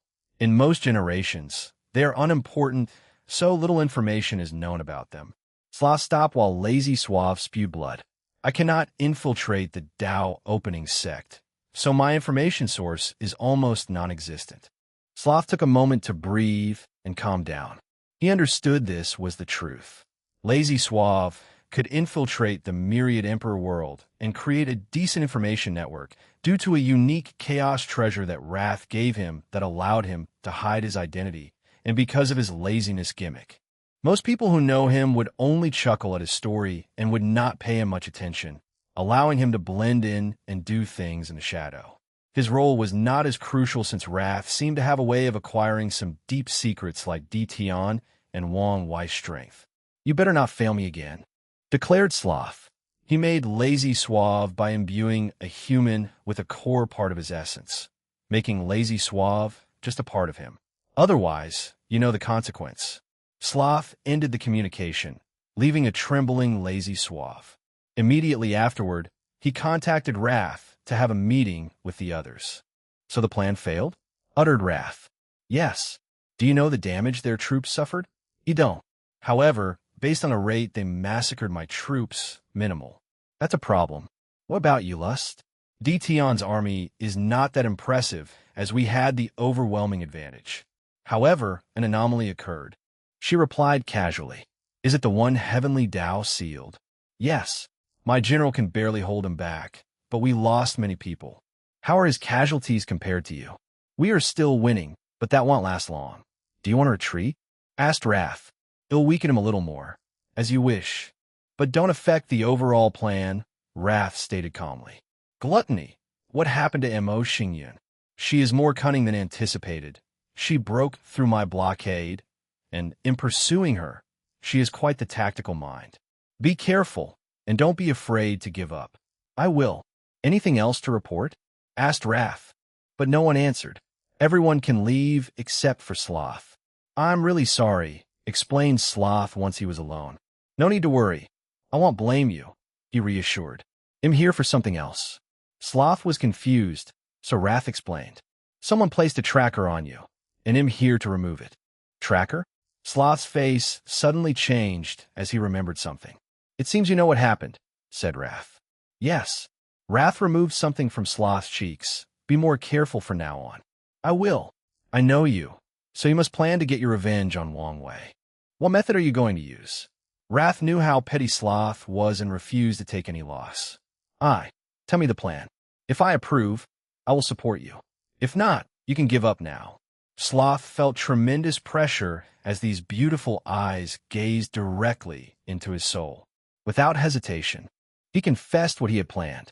It's a good way to satisfy your desire for petty revenge. Very well, you're dismissed. Sloth immediately ended the communication, breathing deeply as he felt a weight lifted from his shoulder. Still as scary as usual, he muttered before frowning. He activated the mirror. Lust. What do you want? I wanted to check on you. Since when were you so nice? That's unfair. We used to be very closed. So what's wrong with me checking on you? What do you want? Asked Sloth with raised eyebrows. Nothing. I was just thinking about our intimate past before the trial, before the game. After seeing how distressed you were, all these memories rushed in. Les smiled gently. I wanted to see you. Sloth bit the lower part of his lip. Fine, you can come see me. Kings can teleport between each other's locations if they ally. That's the primary way they travel between different territories. It's because of this alliance system that they can communicate long distances. A few minutes later, Lust, dressed in quite a revealing outfit, teleported to his base. Without hesitation or pause, they jumped onto each other's arms, acting like wild animals lost to their primal desires.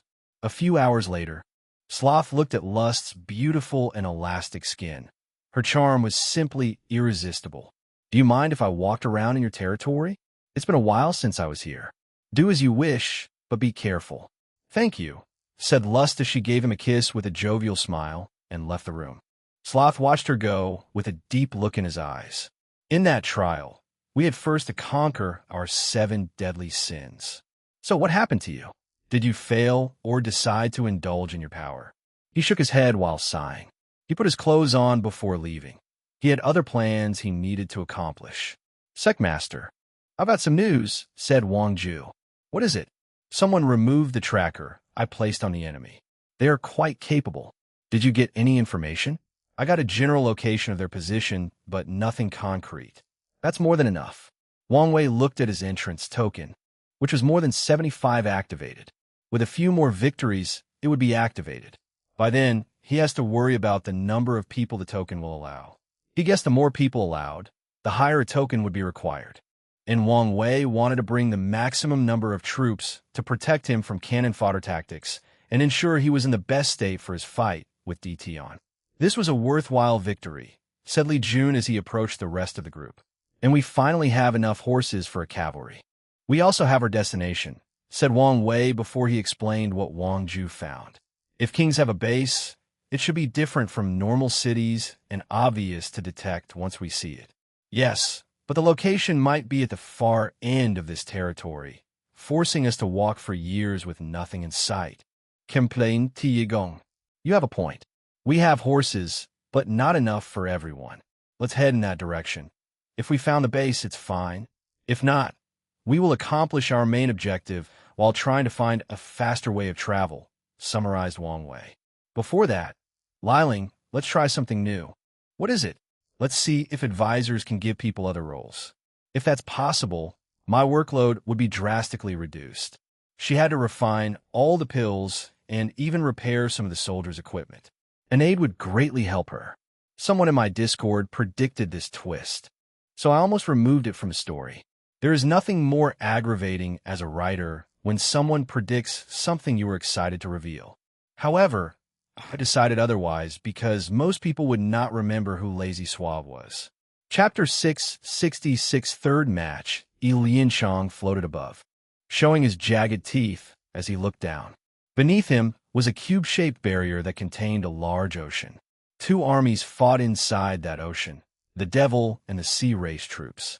Lianchong was calm as he watched the battle, since his troops used this array to change the environment and give them an advantage. The water boosted the Sea Race troops' power, allowing them a one-sided massacre.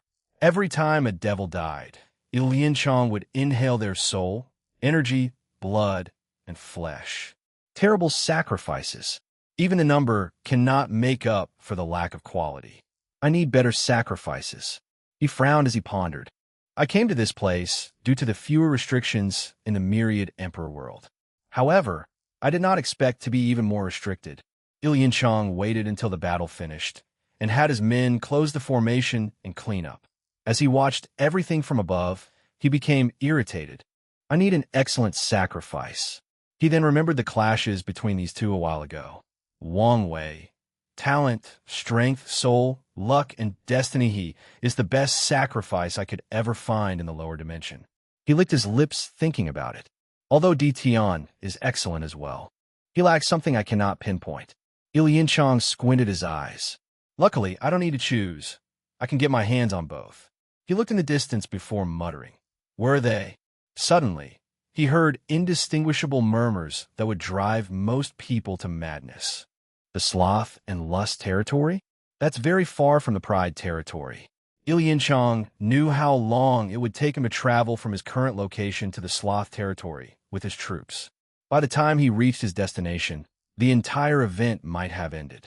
As for waiting until after the game, he came to this place in the first place because he feared using his power in the myriad Emperor world and being detected by some old monster or some hidden power.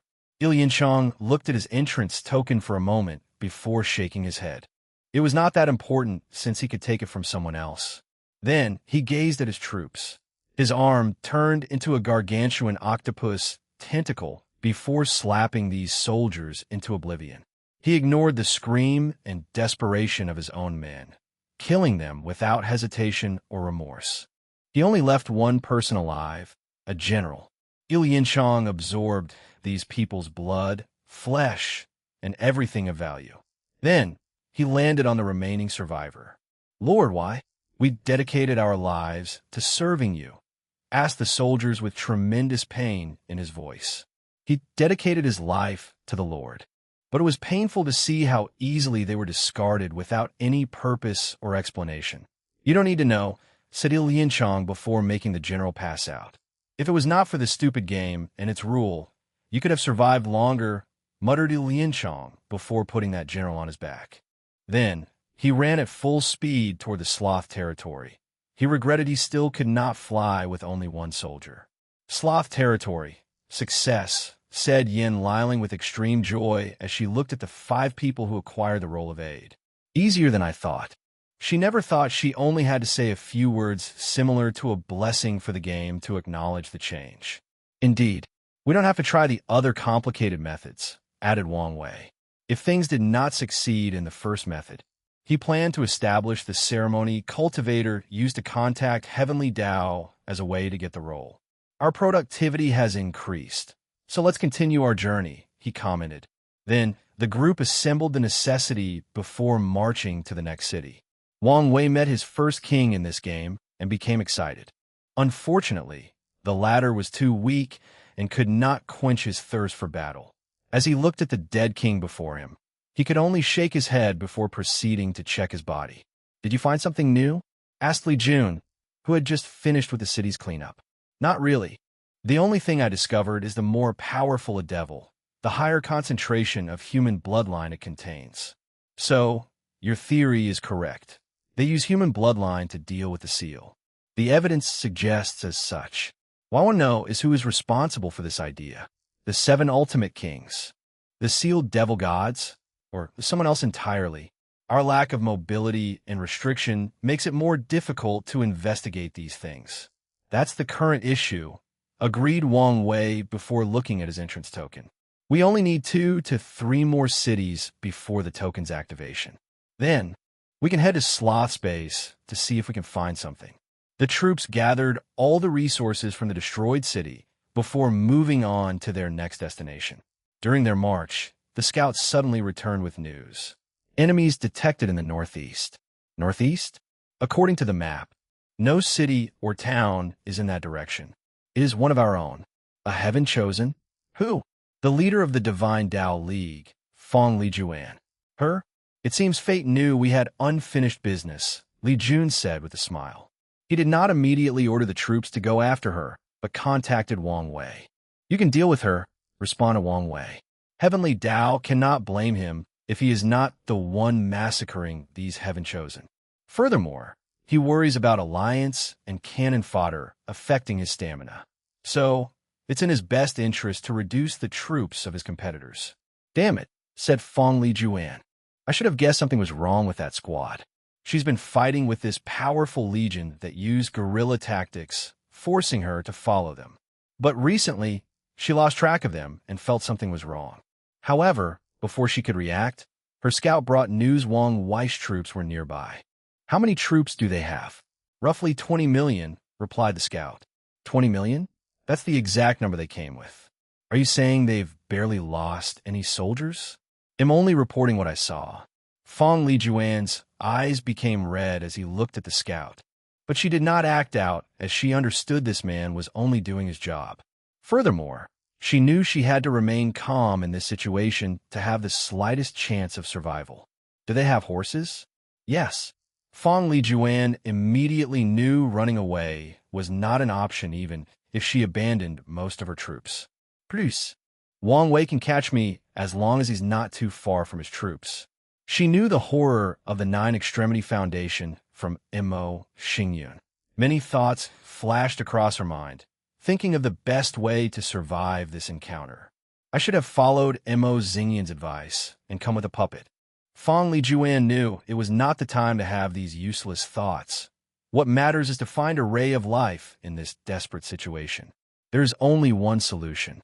She made up her mind and ordered her troops to prepare, waiting for the opponent.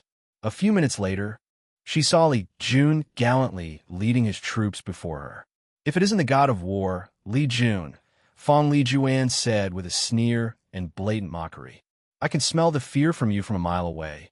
I'm surprised. What have you so rattled?" Countered Li Jun, and he was not lying. His recent enlightenment gave him a sixth sense of detecting emotions. Fear?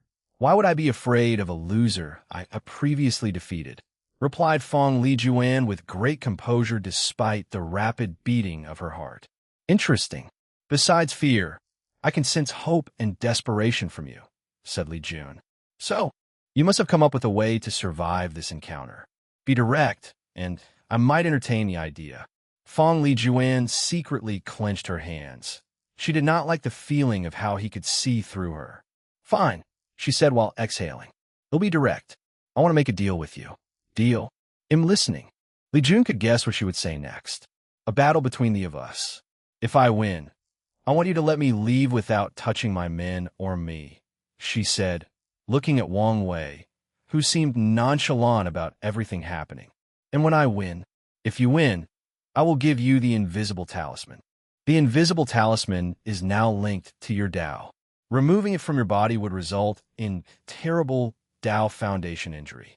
Such injury would end your cultivation path unless you use precious resources to heal. However, with how poor your Divine Tao League is, you don't have to worry about her status. As a heaven chosen, she has used her luck to drastically improve the League situation.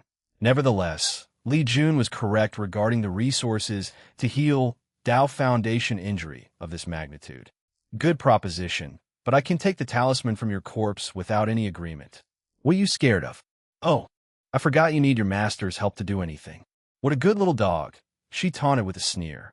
You'll have to do better than that, Li Jun replied calmly. Fine, it'll add news about the whereabouts of the war talisman.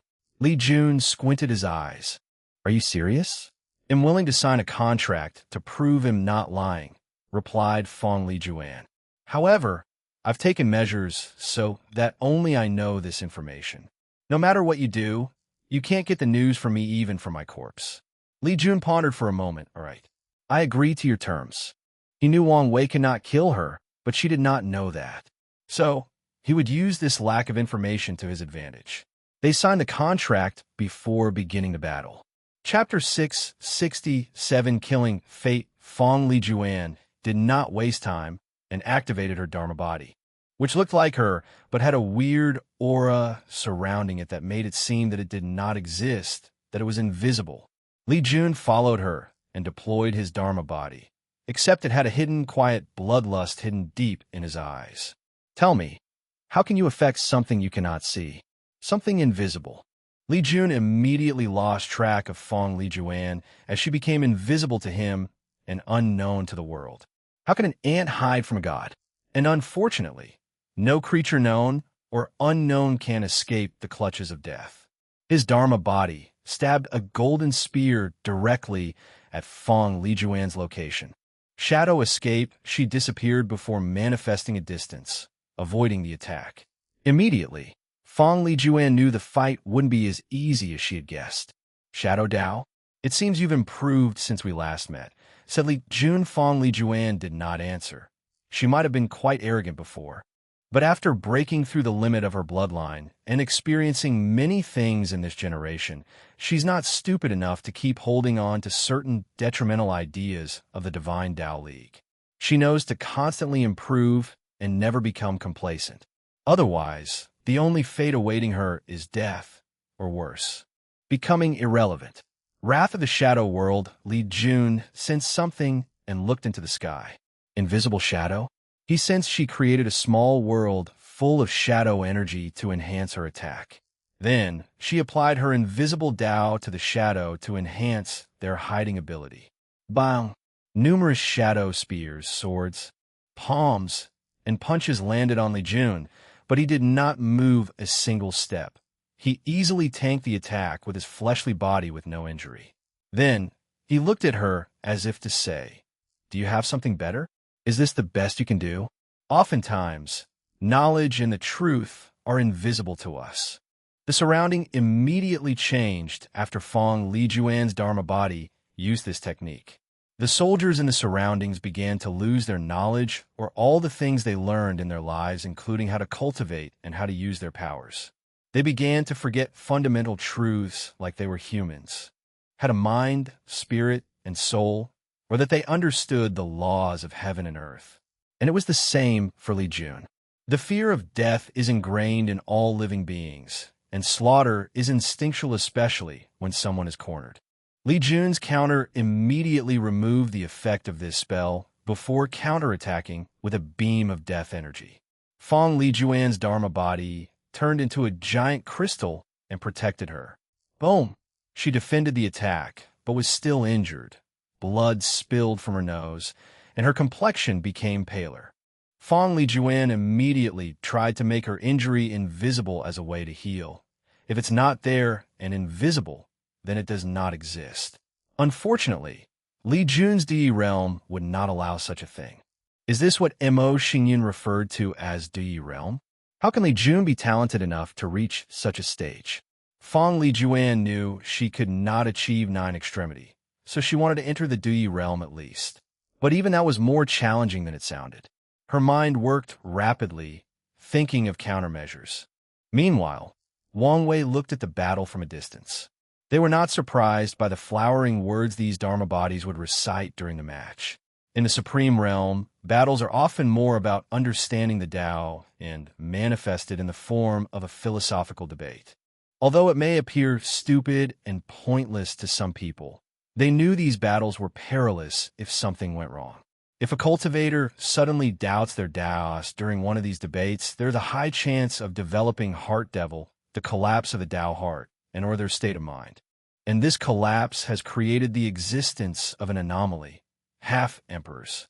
Typically, these people with doubts or wrong interpretations of their Tao would die if they ever touched the heaven will. However, throughout history, one recorded exception is the Heat Emperor. The Heat Emperor cultivated pure Yang Tao, with a fighting style involving extreme heat to burn all matters and concepts.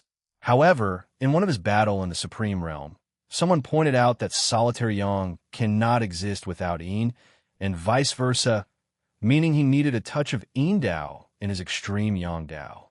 Unfortunately, the Heat Emperor refused to accept this fact and went on a maddening tirade. Years later, no one knew how he managed to enter the Quasi Realm, and he took the Heaven Will with some luck and strength. Then, the world learned of half-emperors, an entity even weaker than pseudo-emperors. Pseudo-emperors can become third class as long as they fix their Tao hearts. However, half-emperors are as weak as 5 root Tao ancestors. According to records, they have the eternity ability of ordinary emperors, but it is unknown whether they can improve or fix the issue with their Tao. Wang Wei theorized the Heat Emperor might have been the first half-emperor, and Heavenly Tao fixed the bug in the game after him.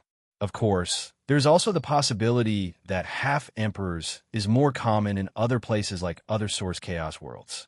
Fong Lijuan decided to be even more aggressive in her approach. The things most important to us cannot be seen. What are the most important things to Li Jun? His family, loyalty, sect, and pursuit of the Tao. All of a sudden, he felt these were not that important. They were rapidly becoming invisible to him. They no longer were a part of him. My slaughter Tao exists for guardianship, and as long as there are people I need to protect, nothing can change my essence. Splish! Fong Lijuan suffered backlash for the failure of this technique. But she did not care, since it was the first step of her plan. Shadow attachment, a very subtle and undetectable shadow, expanded from her body to connect to Li Jun's shadow. Now, your power belongs to me, said Fong Lijuan. Through the connection of a shadow, she can access her opponent's power and bless herself with it. This is one of the tactics she's been planning to use against Wang Wei and Di Tian after learning about their strengths. Of course, she knew this was far from enough. My power? Can you even handle its weight? Can you handle the burden of death? The screams of the fallen?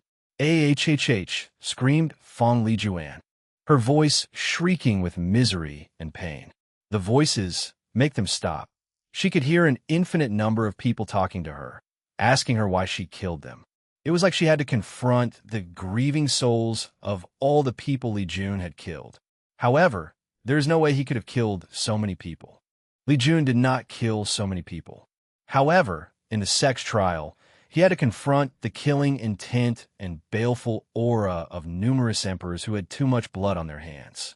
He has been using this method to temper his mind and willpower. So he passed on this burden to Fong Li Juan for her to have a small taste. This battle has been quite the disappointment, he commented. He has not even used his immortal venerable strength yet. Otherwise, he would have instantly crushed her. Not yet. It's not over, stuttered Fong Li Juan as she disconnected the shadow and abandoned her previous tactic. I have one last attack. Suddenly, her aura exploded as it drastically increased. Then, her hair turned white-gray like an older woman, and her face aged with wrinkles and age spots. The power of invisibility emanating from her Dharma body became even more potent. Things are finally becoming interesting, commented Li Jun. Who could see she sacrificed her lifespan to exponentially boost the invisible talisman's power? She even reached the strength of one leaf, immortal venerable. The invisible hand of fate, a gray hand with the power of fate, descended from the heavens, intending to annihilate Li Jun, and he looked at the sky in shock. I win, thought Fong Li Juan. She spent countless years and efforts before developing this technique that used invisible Tao to manifest the power of fate Tao. However, this is not why she believes she won. Given she already concluded Li Jun has immortal venerable strength. It's because of who you are. You worship your big brother. You worship his strength, intelligence, and, more importantly, his Tao, she thought with a sneer. And when confronted with its power, you've become overwhelmed, thinking there is nothing you can do before it. Li Jun looked at the descending palm, unable to move. He faced that palm many times in practice, and he was always helpless each time. And today, seeing it brought back all these memories. As he was about to be squashed to death, he suddenly heard a familiar voice. Fate can be killed. His eyes suddenly became bright as he held his spear. Yes, there is nothing between heaven and earth that I cannot kill. Fate-killing spear, he stabbed his spear, utilizing all the power of his slaughtered Tao. The palm disintegrated into beautiful motes of light, turning the gray sky back to its blue color. Chapter 668, Luck Manifestation. Li Jun looked at the spear in his hand, his eyes brighter than they'd ever been in his life. His mind was clear as he felt a blockage in his mind was removed. Maybe it was in his mind, but he felt his breathing was more regular, the air was fresher, and the world was more colorful than usual. He glanced at Fong Li Juan. I guess I should thank you. Impossible. I should have won, argued Fong Li Juan. But you didn't. It's unfair, yelled Fong Li Juan. The only reason you're so powerful is because of him. It's not fair. And without the invisible talisman, you would never have today's achievement, countered Li Jun. You would only be a Medicare member from the Divine Tao League restricted by your bloodline. Luck and destiny manifest in different ways.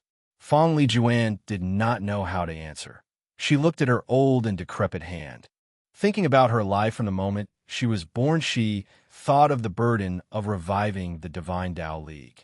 She remembered how her fate would have been a tool for marriage if she did not display enough talent. Fong Li Juan remembered how she had to put away her pride and dignity to deal with someone as lowly as Long Outyin. Her decision turned out to be correct since she found the invisible talisman, which changed the direction of her fate. Can you spare me? I don't want to die. No one wants to die, replied Li Jun. Now, hold your end of the contract. Are there no rooms for discussions?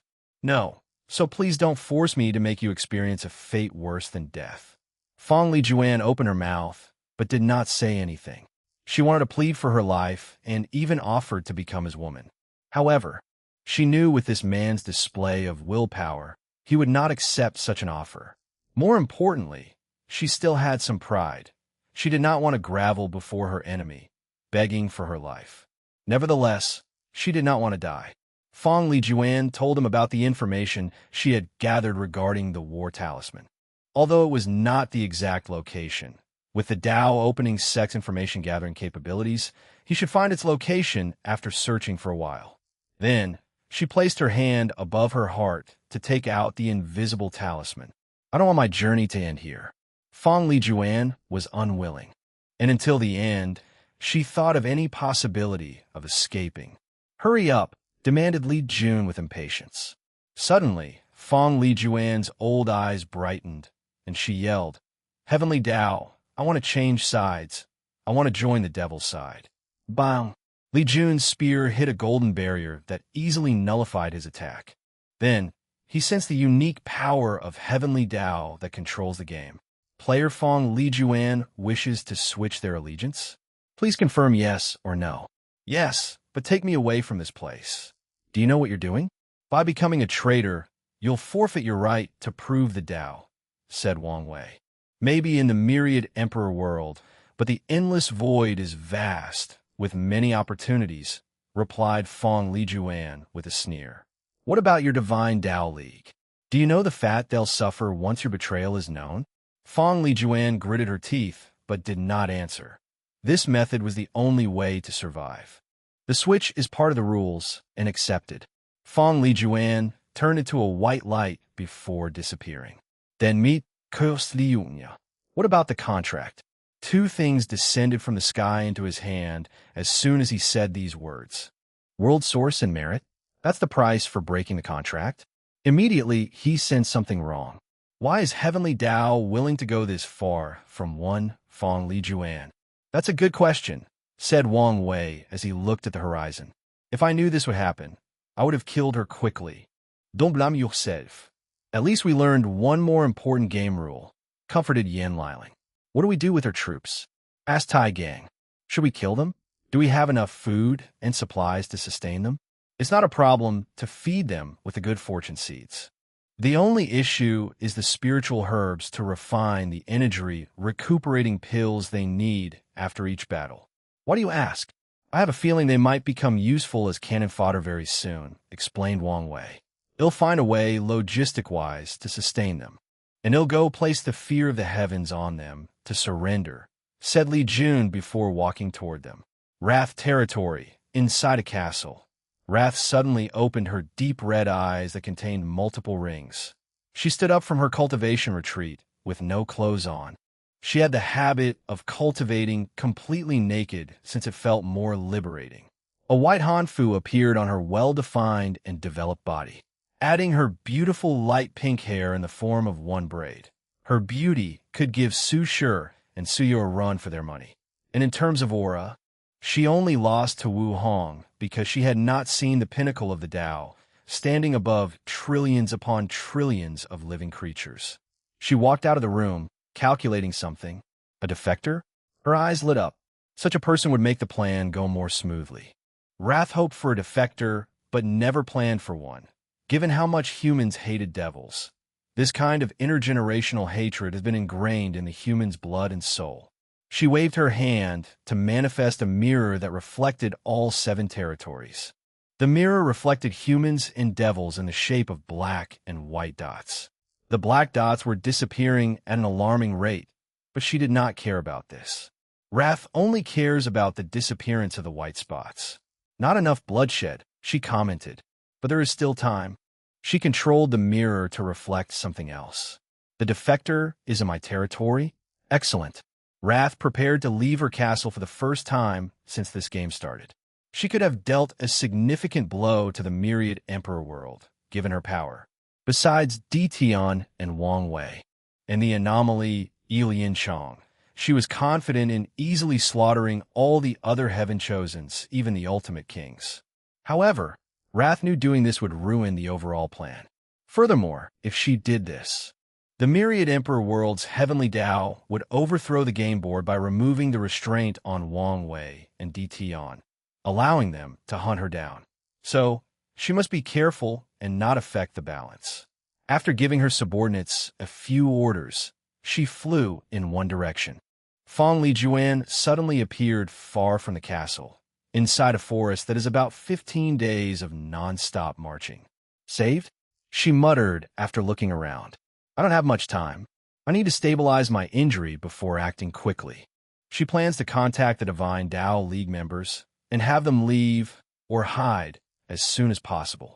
She hoped to save as many people as possible, or at the very least, the Fong clan. Simultaneously, Fong Lijuan feared the League would abandon her and label her a traitor to survive this ordeal. The Divine Tao League is too poor, which reduces other factions' incentive to eliminate them for their resources. As such, if they remove all connections with her, offer the Fong clan as a sacrifice, and swear an oath to hunt her down, they might survive this ordeal. I can worry about these things after I stabilize my injury. Fong Lijuan headed to a mountain nearby to create a safe place to heal. A few dozen meters outside the forest was a troop of soldiers, and their leader was Tong Ruobing. They had just won a victory a few days ago and were on their way to the next city. But her troops took camp in this forest to find more food and possible demonic animals. Something is going on, thought Tong Ruobing as she felt relentless. She calculated what the issue was and discovered her key luck dragon was agitated. A fortunate encounter? And it seems to be a good one. She crafted a luck-calculating talisman before connecting it to her key luck dragon. The forest? Tong Ruobing did not hesitate to follow the direction where she discovered a recently made formation. Although the person tried to hide it, this level was not enough to hide from a rune expert like herself. After taking a moment to break the formation, Tong Ruobing headed inside, where she saw an older woman looking at her while on guard.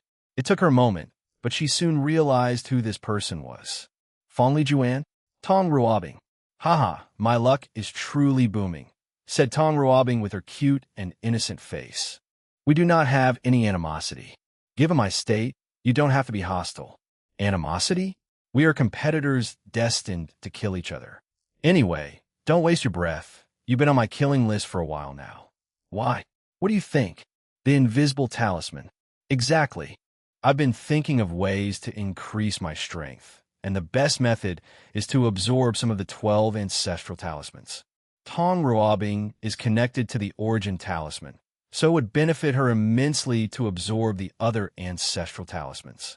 As such, after seeing the clash between Di Tian and Wang Wei, she placed Fong Lijuan on her hunting list.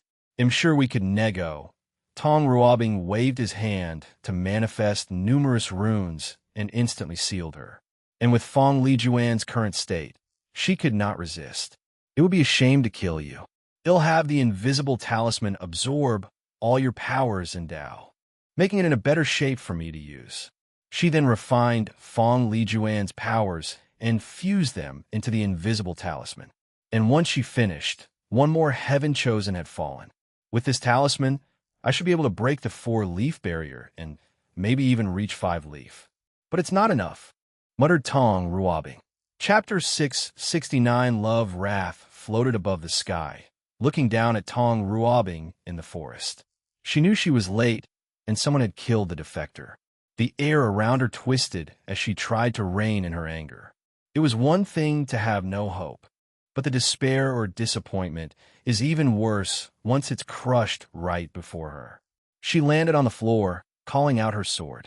Her actions immediately alerted Tong Ruobing, and she became on guard. Feeling a sense of dread, Tong Ruobing immediately activated her Proving Tao artifact, creating a pink crystal on her forehead. "Who are you?" asked Tong Ruobing. However, she received no answer. Heaven Eradicating Stab, a dark red sword energy flew from Wrath's sword to swallow Tong Ruobing, so she used defensive talismans and redirecting talisman to deflect the attack to its enemy. Her tactic failed miserably as the redirecting talisman broke apart under the sheer power of the sword. Meanwhile, her defensive talismans barely blocked the attack by forcing her dozens of steps behind. "You're a devil." Tong Ruobing's surprise came from Wrath having no physical traits of any devil subspecies. Even her bloodline did not give away her identity. She only discovered it because of the innate maliciousness devil contained deep in their souls due to their ability to absorb negative karma. "No, you're more like a human with a devil bloodline," commented Tong Ruobing. "Does that matter?" Heaven Killing Slash the surroundings turned dark red with a swing of Wrath swords. Cries of agony could be heard as if the heavens roared in pain because of that sword. Tong Ruobing acted swiftly to use teleportation talisman for short-distance space travel to evade the sword. She discovered kings could teleport short distances when they engaged in battle. Regrettably, her attempt failed. A sword that kills the heaven must be mighty and encompassing. So how could you evade? Said Wrath with a sneer. After being hit by that slash, Tong Ruobing felt every atom of her body was about to sever. Her defensive capabilities were like a mortal child fighting a body refining stage cultivator. Immediately, she activated her trump card, one of her best talismans, the Reality Illusion Conversion Talisman.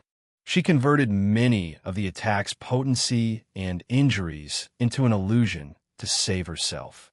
Who are you? And what do you want?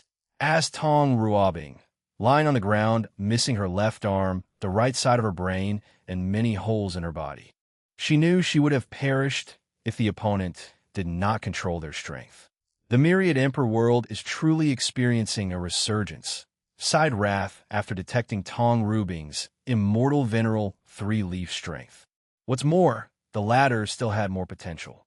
Besides her, only 3 of the other sins had immortal venerable strength, but they were only in 1 to 2 leaf and had to rely on treasures and secret techniques to reach higher strength. However, this number should have been much higher, given who and how they were trained. Wrath looked at Tong Ruobing. You should thank your luck. She then flew away. She controlled herself despite her emotions. She knew she could not start killing these heaven-chosens otherwise. The plan would be ruined. After returning to her castle, Wrath headed directly to one of the rooms where a red sword floated above a dark red blood pool. A mysterious aura came from different locations to enter the sword. My 9-leaf strength is not enough. I need to reach the Tao ancestor level of power, and this is my only chance. She squinted at the sword before leaving. Sloth territory. The group had finished subduing Fong Lijuan's troops and was camping when Wang Wei sensed something. What is it? I think something happened to Fong Lijuan, he replied. What do you mean? I don't know since I cannot calculate heaven's secrets in this place. But I sense a shift in the river of fate. Her heavenly luck was stripped from her because of her betrayal, so something bad definitely happened to her. She might even die. I say good riddance, stated Yin Liling. If it's true, I will be sad, said Li Jun, shaking his head. And why is that? She is technically the first real opponent I've ever had in my cultivation journey. I don't know. Somehow, I feel sad knowing she was dead. I could understand you feeling that way if she did not become a traitor. Li Jun shook his head and did not explain. He disdained Fong Lijuan's actions despite understanding she did it out of fear of death. Nevertheless, he still felt nostalgic for some reason. Muttered Wang Wei as he looked in one direction, garnering the group's attention. Soon, they sensed the same thing as him as someone approached them. Wife, he said. Surprised? Said Wu Hong with a smile. I am. I thought you didn't want to come. I only said that to surprise you later on. Well, that was a great surprise, replied Wang Wei with joy written all over his face. I knew you would like it. More than like it. With you here, I can figure out the ins and out of this stupid game. With his wife by his side, he's like a tiger with wings attached to him, becoming 100 times deadlier and more efficient as a hunter. Bang! Wang Wei punched straight through Wu Hong's heart, blood splashing on his clothes and the ground. Then, with a calm and indifferent gaze, he removed his bloody fist, looking at her kneeling on the floor. H, how did you know? Every time I see her, my heart flutters and the world seems brighter. In our more than 100,000 years spent together, this has always been the case, even if I slept next to her and lay eyes on her in the morning. This has never changed until today. There are a few other reasons Wang Wei knew she was fake. He did not sense their fate connection. Wu Hong would not have easily changed her mind after saying she would not interfere. And if she wanted to surprise him with her personality, she would have appeared out of nowhere to see his flustered reaction. However, the sensation he felt after laying eyes on her was the first thing he noticed that made him think something was wrong. Only because of this, Lus could not believe her plan failed because of such a stupid reason. Yes. What if you were wrong? Then I would be wrong, replied Wang Wei. If he were wrong, Wu Hong would only ask him why he attacked her before beating him until his mother could not recognize him. Y llore a Ruslisman. You did not hesitate in the slightest, said Lust, with blood dripping from her mouth. If the role were reversed, I guarantee you she would also not hesitate. This is not over, Wang Wei. I will have the last laugh, said Lust before disappearing, still with Wu Hong's visage. Wang Wei was not surprised as he detected she was a clone or projection after attacking her. He sneered as he followed the karma connection he had just made to a place far in the distance. The real Lust opened her eyes 1,000 meters away and coughed a big mouthful of blood. Immediately, she sensed her aura drastically decreasing. Damn it, the attack traced back to my main body. She was careful and used a clone. She even used this secret technique that allowed the clone to hide its existence, intending to make it more difficult to detect. It was an imitation and trace it back to her. Unfortunately, she underestimated Wang Wei's capabilities. To be precise, even if she overestimated his ability for this plan, it was not nearly enough. I don't have much time left, she concluded after analyzing her condition. She hurriedly activated her alliance authority to return to Sloth Castle before teleporting to her territory. After returning home, she immediately took out a chaos treasure. After passing the trial, each of the 7 deadly sins received one. She did not hesitate to sacrifice and ruin the treasure to heal her injury. However, Wang Wei's 9-stage D realm was a nightmare, so she could barely stabilize her injury. Damn it, do I have to ask Wrath for help? Lust pondered with gritted teeth. No, there is another way, Dition. She is a lust devil. After passing the trial, she also inherited the lust Dao. Her bloodline with the Dao granted her immense power and 2 special abilities. The first one is to turn into a perfect physical replica of what a person loved the most. It could be their friends, family, lovers, or child. Although this technique was not flawless, she used other methods to enhance its capabilities. The second ability is she could inherit a person's strength or power after forming an intimate bond with them. So, she planned to steal Wang Wei's power once she fulfilled this condition. As long as I get his power, I can heal myself and even have my revenge. After thinking for a moment, Lust prepared. She had a worry, but she also was not sloppy. She found a way to hide her injuries and prevent Dition from detecting something. Unfortunately, she was too weak to create another clone and had to take the risk. Once the preparations finished, he headed to his destination. Chapter 670 Obsession. Dition sat in a tent with a table and map, looking at the marching route of the army. He was not satisfied with his troops' performance. Nevertheless, they could still get the job done and activate his token. I still need good generals to counter Li Jun and Tai Gang. Before the destruction of the Sleepers, he knew of these 2 troops, especially of Tai Gang's Undying Legion. However, back then, he cared only a little for a general and their troops since he did not think they would become that important. So, he only asked his Sleepers to keep their eyes on them and infiltrate their ranks if possible. All that work gone in an instant. Dition was still mad about that tremendous loss. Although he has rebuilt the Sleepers, they were nothing compared to their past selves. While planning the next attack, he suddenly sensed something in the distance. Someone trying to lure me? He sneered before walking out of the tent. Heading in the direction, he felt something. Dition paused as he saw a beautiful woman bathing in the light of the moon, gazing at the sky. The tree next to her shaded from the freezing cold of the night wind, guarding her like an eternal protector. So perfect, he muttered under his breath, mesmerized by her aura. Ninger, is that you? After leaving his seal, he tried to find her again, but to no avail. I thought you did not want to see me. I didn't want to, but here I am, replied Kio Ning. Dition walked before her, holding her warm hand. He hesitantly raised his hand to caress her cheek. They were the same as he remembered, the exact same face he longed for. Something seems wrong. You seem weaker than when I last saw you. Kio Ning sighed out loud. I did not want to tell you, but I don't have much time left. You're disappearing? I should have expected this. Whatever obsession keeps you tethered to this mortal coil would not last forever. A sad truth, regrettably, replied Kio Ning as she also caressed his face. Before I leave, I wanted to see you one last time. To spent, she blushed, which in fact accentuated her perfect beauty. One last night of passion. I cannot remember the last time I saw you so embarrassed, Tion stated with the most brilliant smile on his 100 million years of life. Don't make fun of me. You know I get shy. That's true. He gently kissed her, feeling the lost sensation of his youth. The last time he stroked her lips, he was nothing but a young, passionate, and arrogant late with no fear of the world and boundless hope and ambition for the future. Tion waved his hand to isolate the surrounding area and clean the ground. Then they spent an intimate evening together, lost in conversation and companionship. Their time together lasted more than 5 hours before ending. Tion stood up from the floor before slowly putting his clothes on. He did not rush or use spells or techniques to place them on magically.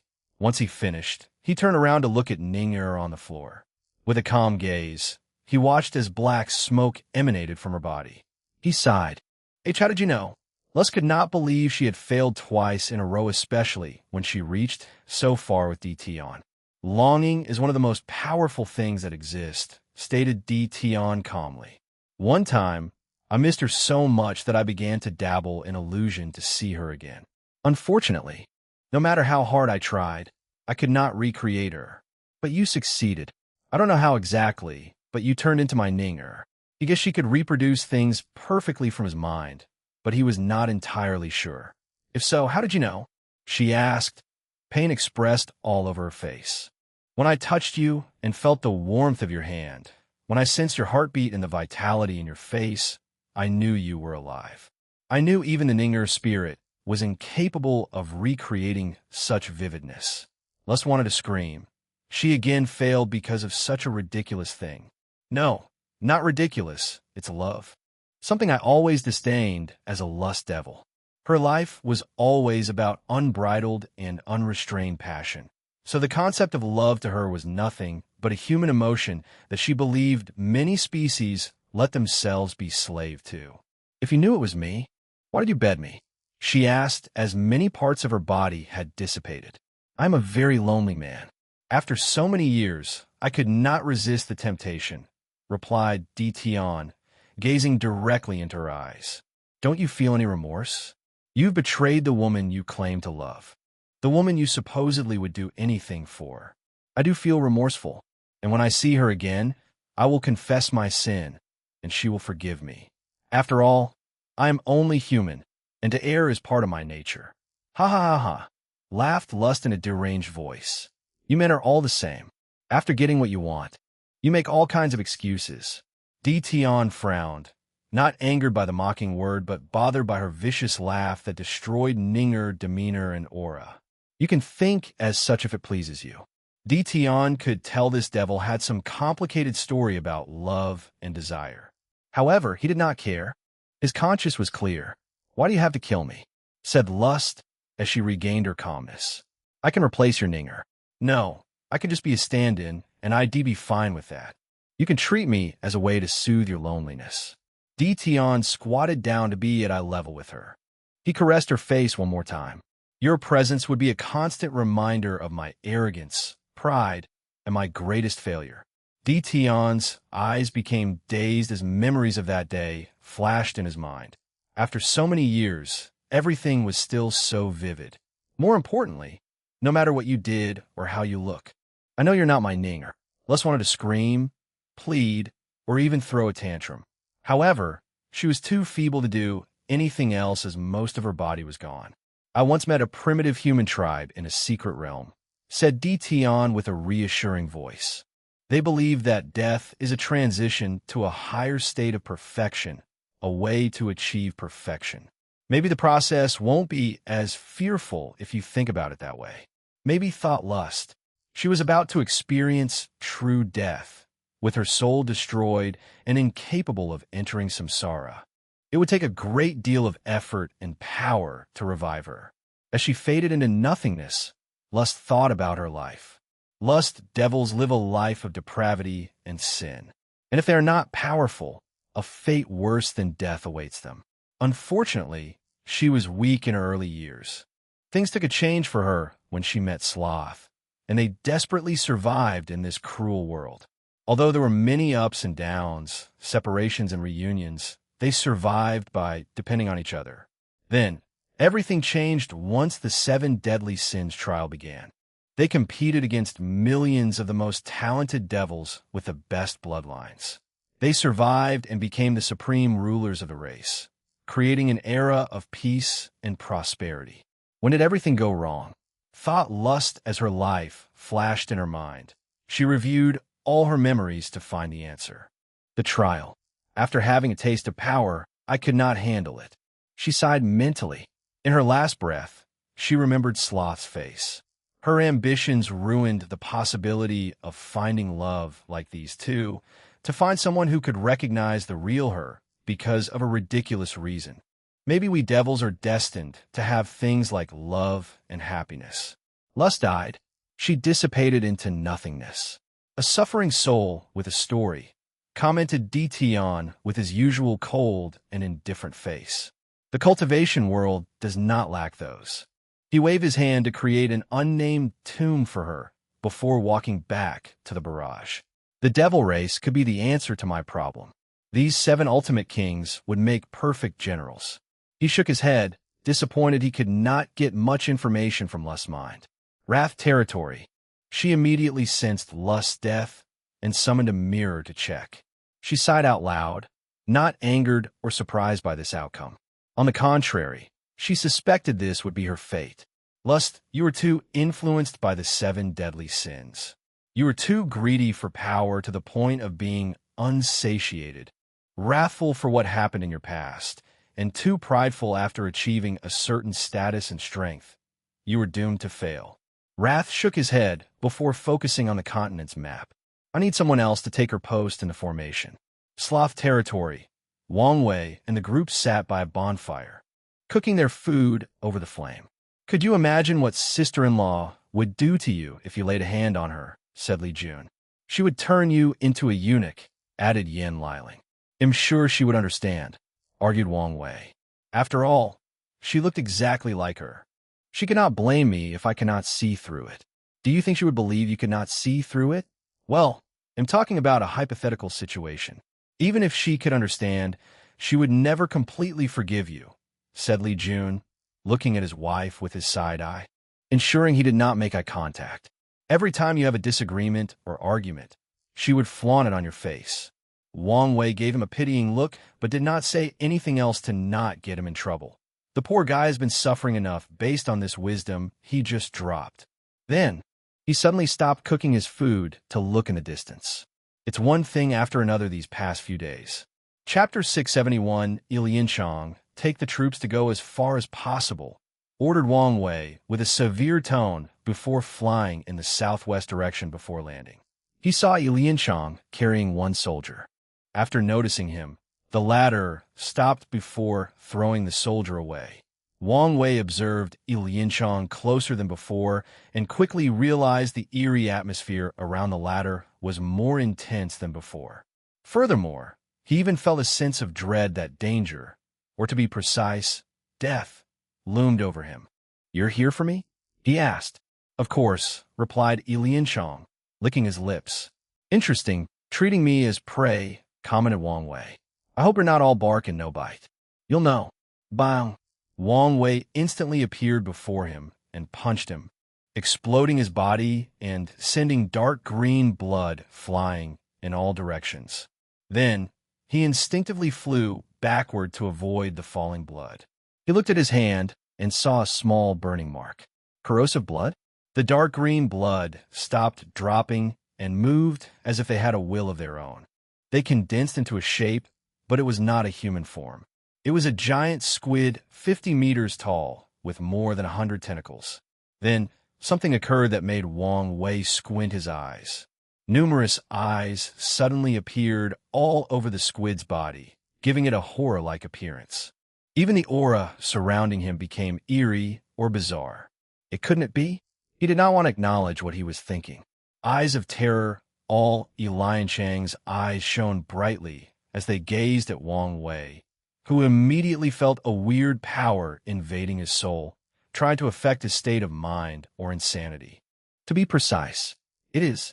He thought before manifesting his Dharma body and borrowing the power of his incarnations. He would go all out for this battle to kill his opponent as quickly as possible.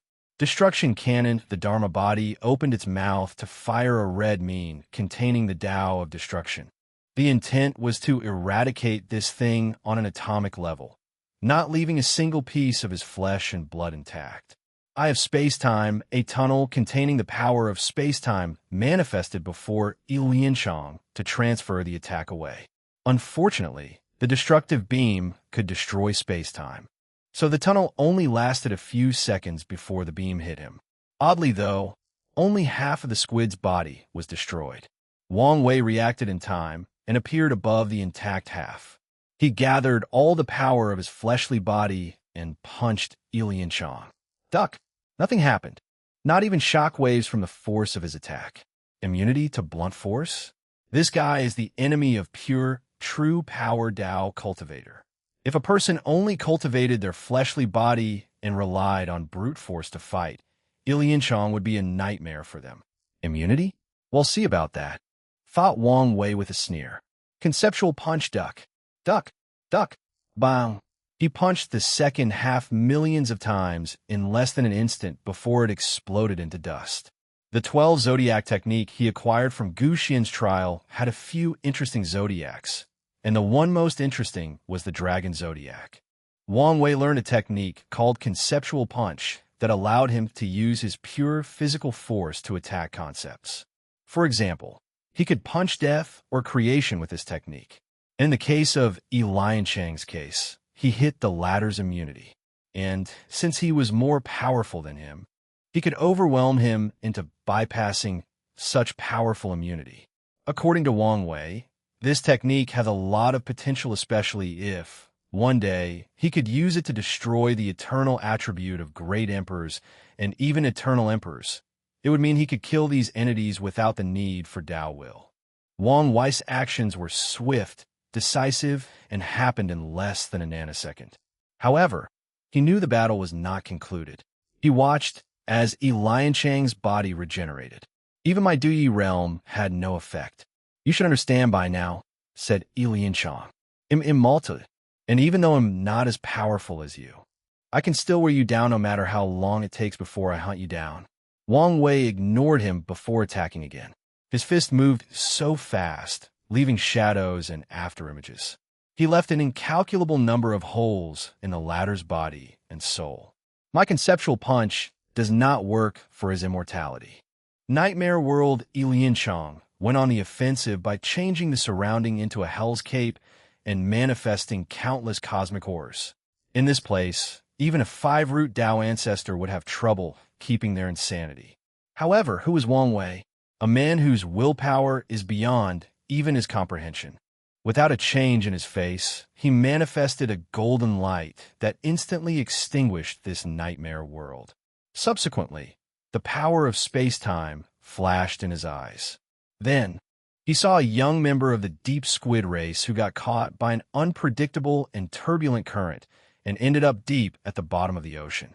And from there, he had an encounter that changed him for his entire life. I cannot change his past or fate to make it so that he never had this power. This was his plan to kill Lianchang, but it failed.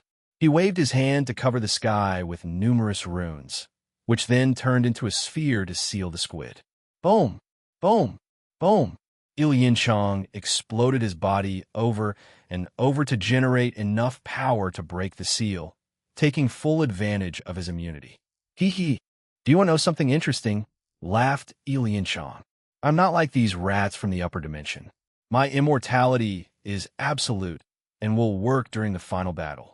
Hee.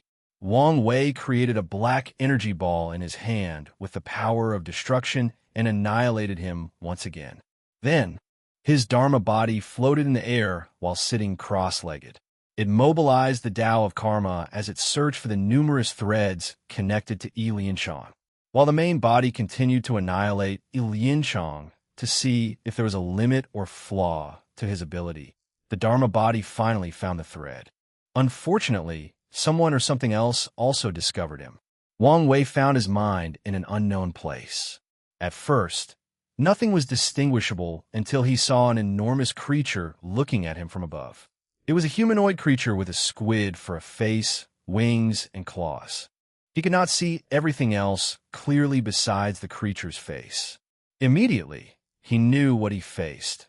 One of the 13 taboos, the old ones, the great dreamer, the sleeping one, Cthulhu.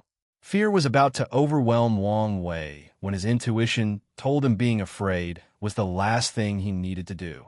Instead, he needed to directly face this mighty being without a hint of timidity. And that's exactly what he did.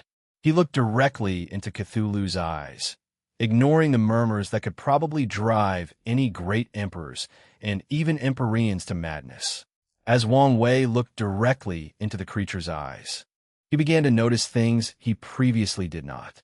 For example, Cthulhu had chains on its body, preventing its mobility. And the power he sensed from these chains seemed scarier than the creature itself. After what felt like an eternity, Wang Wei's vision ended and returned to reality. Without hesitation, he instinctively gathered his willpower and Dui realm and perfectly fused them. Then, he cut the karma connection between Yi Lianchang and Cthulhu. What the hell is going on? CT. He did not say the name. He once asked Wu Hong if there were other civilizations like Western magic or based on other races or ethnicity in other chaos worlds. And she told him they did not exist in the chaos universe. And Earth is probably the only place in the entire universe with races or ethnicity, making it a special place that even she did not know the secret to. But Cthulhu is Western mythology and should not exist. No, that's not important, thought Wang Wei as his mind began to work rapidly now that he had managed to calm down. In Lovecraftian myths, Cthulhu and the old gods are often portrayed as creatures outside of space and time. They are so powerful that they can only interact in the world through clones or incarnations. What the one I saw was just a clone of the real Cthulhu. By that logic, the real body would exist outside of the chaos universe. It would exist in Hongmeng. This information confirms my theory there are other chaos universes besides this one. Wang Wei's eyes lit up as he felt this information might become crucial to him in the latter part of his cultivation. He exhaled a deep breath out. Why am I drawn to all these taboos? I really hate this part about being a protagonist. With how much trouble he seemed to attract, Wang Wei accepted his fate as a protagonist. What have you done? Ye led Yi Lianchang in hysteria. Chapter 672 Spirit Genesis, Sect Wang Wei gazed at him and saw a man who had just destroyed their entire world and lost his spiritual foundation. Wang Wei did not say anything, but created another dark ball of destruction. What did you do? Why can't I sense my lord? Ye let Yi Lianchang. Give it back to me. Give me back my lord. He's my everything. Give him back. I can't say I feel pity for you, commented Wang Wei while shaking his head. I really want to search your soul to get more information. However, I don't want to deal with you and your lord and take unnecessary risks. So be gone. Boom. Yi Lianchang turned into nothingness as not even a single particle of his being remained in this mortal coil. If Wang Wei could, he would have erased the latter's existence to ensure he was genuinely gone. Wang Wei checked thoroughly with his divine sense to ensure the latter was dead, and he did not make a mistake. Once he felt relieved, he continued his thought of being a protagonist. He deeply understood the concept of luck, sons of destiny, and even era destiny. But his situation is different in a subtle manner. He is drawn to too many higher-than-life events or entities. In other words, he is a danger magnet. He is only immortal, but he is already connected to 4 taboos, something that most paragons have to actively search to get in contact with. And the 4 are the ones he knows as he feared he might even be secretly connected to unknown ones. My destiny is obviously not ordinary, but what is it? Am I destined to control fate and become free and unfettered? Or is my destiny as simple as one day becoming a primary character of this chaos universe? Wang Wei understood destiny does not equate to guaranteed success. People have to work for their destinies and could even fail to accomplish them. Nevertheless, it did not change the fact his life would not be peaceful. He raised his hand to manifest a few karma threads connected to him, focusing on the one connected to the Tao opening sect. I've cut all connection to my family and can remove the last thread after proving the Tao. However, it does not change they are still my weakness, and the future could use them against me. Wang Wei decided to do something about this if his life was destined to be turbulent. He exhaled before sitting cross-legged on the ground to check his sea of consciousness. He wanted to check his primordial spirit for any possible problem. Upon closer inspection, everything was normal, but he was not reassured. He checked every nook and cranny, but he appeared all right. However, paranoia took over him, so he checked over and over again, mobilizing his force control skill and soul Tao. And as expected, he saw a black spot on his primordial spirit that was hidden too well. Without hesitation, he cut off that piece, not even minding the injury to his soul. He then checked again, using the previous discovery as a guide. Finally, he discovered 2 other spots of corruption and removed them. "Are you all right?" These were the first words and sounds he heard after opening his eyes. "I'm fine," he replied. "Is Yi Lianchang so powerful that he can injure you?" Things were a little more complicated than that. "Is that so?" Li Jun did not continue to ask since Wang Wei did not want to talk about it. He understood some secrets he could not be privy to unless he reached a certain strength level. Wang Wei stood up and tried something. The previous fusion of his Duyi realm and his willpower. What power was that? He felt a certain sublimation, but he could not reproduce that perfect fusion again for some reason. He tried to enter that state of clarity and concentration when he fused it, but it was useless. Maybe because his life is no longer threatened, he could not accomplish the same feat. Let's put this as another form of training from now on. "Let's go," he said to the rest of the group before returning to the troops. Wang Wei wanted to activate his token as soon as possible before using the same method as Yi Lianchang to travel to other territories and survey the situation.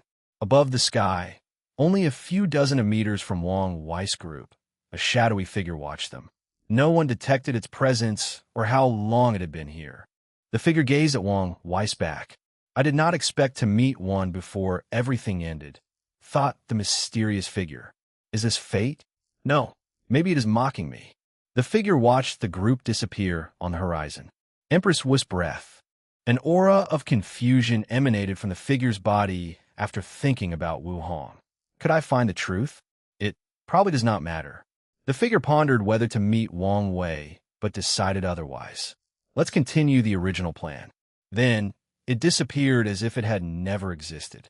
The void, outside of the myriad emperor world. Dozens of people with covered faces and powerful aura of at least immortal venerable level attacked the protection array. The most powerful of these entities were on par with pseudo-eternal emperors. Nevertheless, their attempt was futile. "This is pointless. We would need eternal level power to have a chance with this information," commented one of the 2 most powerful entities in charge of this operation. "You're correct, but what can we do? We did not expect the myriad emperor world to act so decisively and band together. I respect whoever has such a forward-thinking mind and diplomatic means. Hopefully, it is a member of the older generation. Even then, if that person acts as an advisor to the reigning great emperor of this generation, the rise of the myriad emperor plane is guaranteed." The second-in-command only sighed and did not add to the subject. "What should we do? Let's report back." Battle Spirit World. This plane is known in the endless void for ranking 4th on the Eternal Emperor list with 7, and 2 of them came from the same faction, the Spirit Genesis sect. This faction is also famous throughout the entire lower dimension with the title of strongest sect with 11 great emperors, 2 of whom are Eternals. Like the Tao opening sect, all their emperors are first class to pseudo-Eternals, and they overcame the 9 Emperor curse. A magnificent palace adorned with precious spiritual materials lies at the very center of the entire battle spirit plane. Its beauty and luxury were a display of the most powerful faction of not only this world, but the lower dimension. A meeting took place between the 3 people. The patriarchs of the He and Jia clan and the sectarian faction representative. I just received news the plan failed, said Patriarch He. At this point, it's becoming too costly to interfere in their heavenward battle, commented Patriarch Jia. I agree, added the disciplinary head. We do not need to fear the rise of the myriad emperor world or the Tao opening sect. They will only be the second strongest. What if they cultivated a third eternal? Argued Patriarch He. Young master, he will also become an eternal. We don't have to worry about anything. Instead, we should prepare for the 12 emperor curse, replied Patriarch Jia. The more reason we should prevent them from succeeding. The patriarch had the most confidence in his son. Nevertheless, he wanted to do everything in his power to ensure not his son's success, but also to retain the sect's title as number one. After all, such a title will manifest in the form of destiny and key luck. Furthermore, his He clan has cultivated 4 great emperors and 1 eternal. Once he succeeds, they will have 5 emperors with 2 eternals, surpassing the Wang clan. As such, he must interfere in their promotion. What else do you want us to do? Send our immortal monarch. That's exactly what I want. Absolutely not. I also disagree, added the disciplinary head. Their faction only had 3 great emperors compared to the others 4. However, they also cultivated an eternal. Patriarch, he groaned since he knew he could not mobilize such power on his own. So he needed to convince these 2. Have you heard of the Eternal Supreme theory? He asked, and the 2 had read about it. Some eternal emperors are leagues above others, capable of easily defeating other eternals. Referred to as Eternal Supreme. The myriad emperor world has 5 Eternal Supreme. Qiwen, Sword Empress, Absolute Beginning Emperor, and Empress Wu. Little is known about the Human Emperor and Heaven Opening Emperor. However, there's a high chance they also were Eternal Supremes. The Tao Opening Sect has 2, while we only have 1. Do you see where I'm going with this? We don't know if the next emperor of the Tao Opening Sect or the plan will be 1, argued Patriarch Jia. No, but there are signs. The 2 frowned. One of the signs of an Eternal Supreme is breaking the barrier between mortal and immortal. Although it is not guaranteed, it is an excellent indication. The information they received from the recent deception trial is that many such young talents appeared in the myriad emperor world, with the most brilliant from the Tao Opening Sect. You should have faith in your son. The Spirit Genesis sect had the most trust in their young master to become an Eternal Supreme. I do, but I also want to be cautious and pave the way for him. Fine, I agree. It's better worth it. I give you my sincere thanks, fellow Taoist, bowed Patriarchy. Chapter 673 Energy Dominance. What should we do? At this rate, the resources we have to use to maintain the array is becoming too much, said the Origin Rune Palace's insurgent representative. What other choice do we have? If we stop now, then only death and destruction await us, replied Headmaster Song Li, stating the Academy's stance on the issue. This level of attack could only be the result of an immortal sovereign. Are they willing to go this far to stop us? Asked Jian E of the sword-casting villa. Apparently, so. The issue is whether we should counterattack? Asked someone from the Tao Worshipping Academy. Before an immortal sovereign, that would be suicide, commented the Tai Profound Gate. The best course of action is to have people controlling the array to increase its defensive power. As long as we last a few 100,000 years until the heaven will battle, everything should be fine. Indeed, this is the best option in the current situation.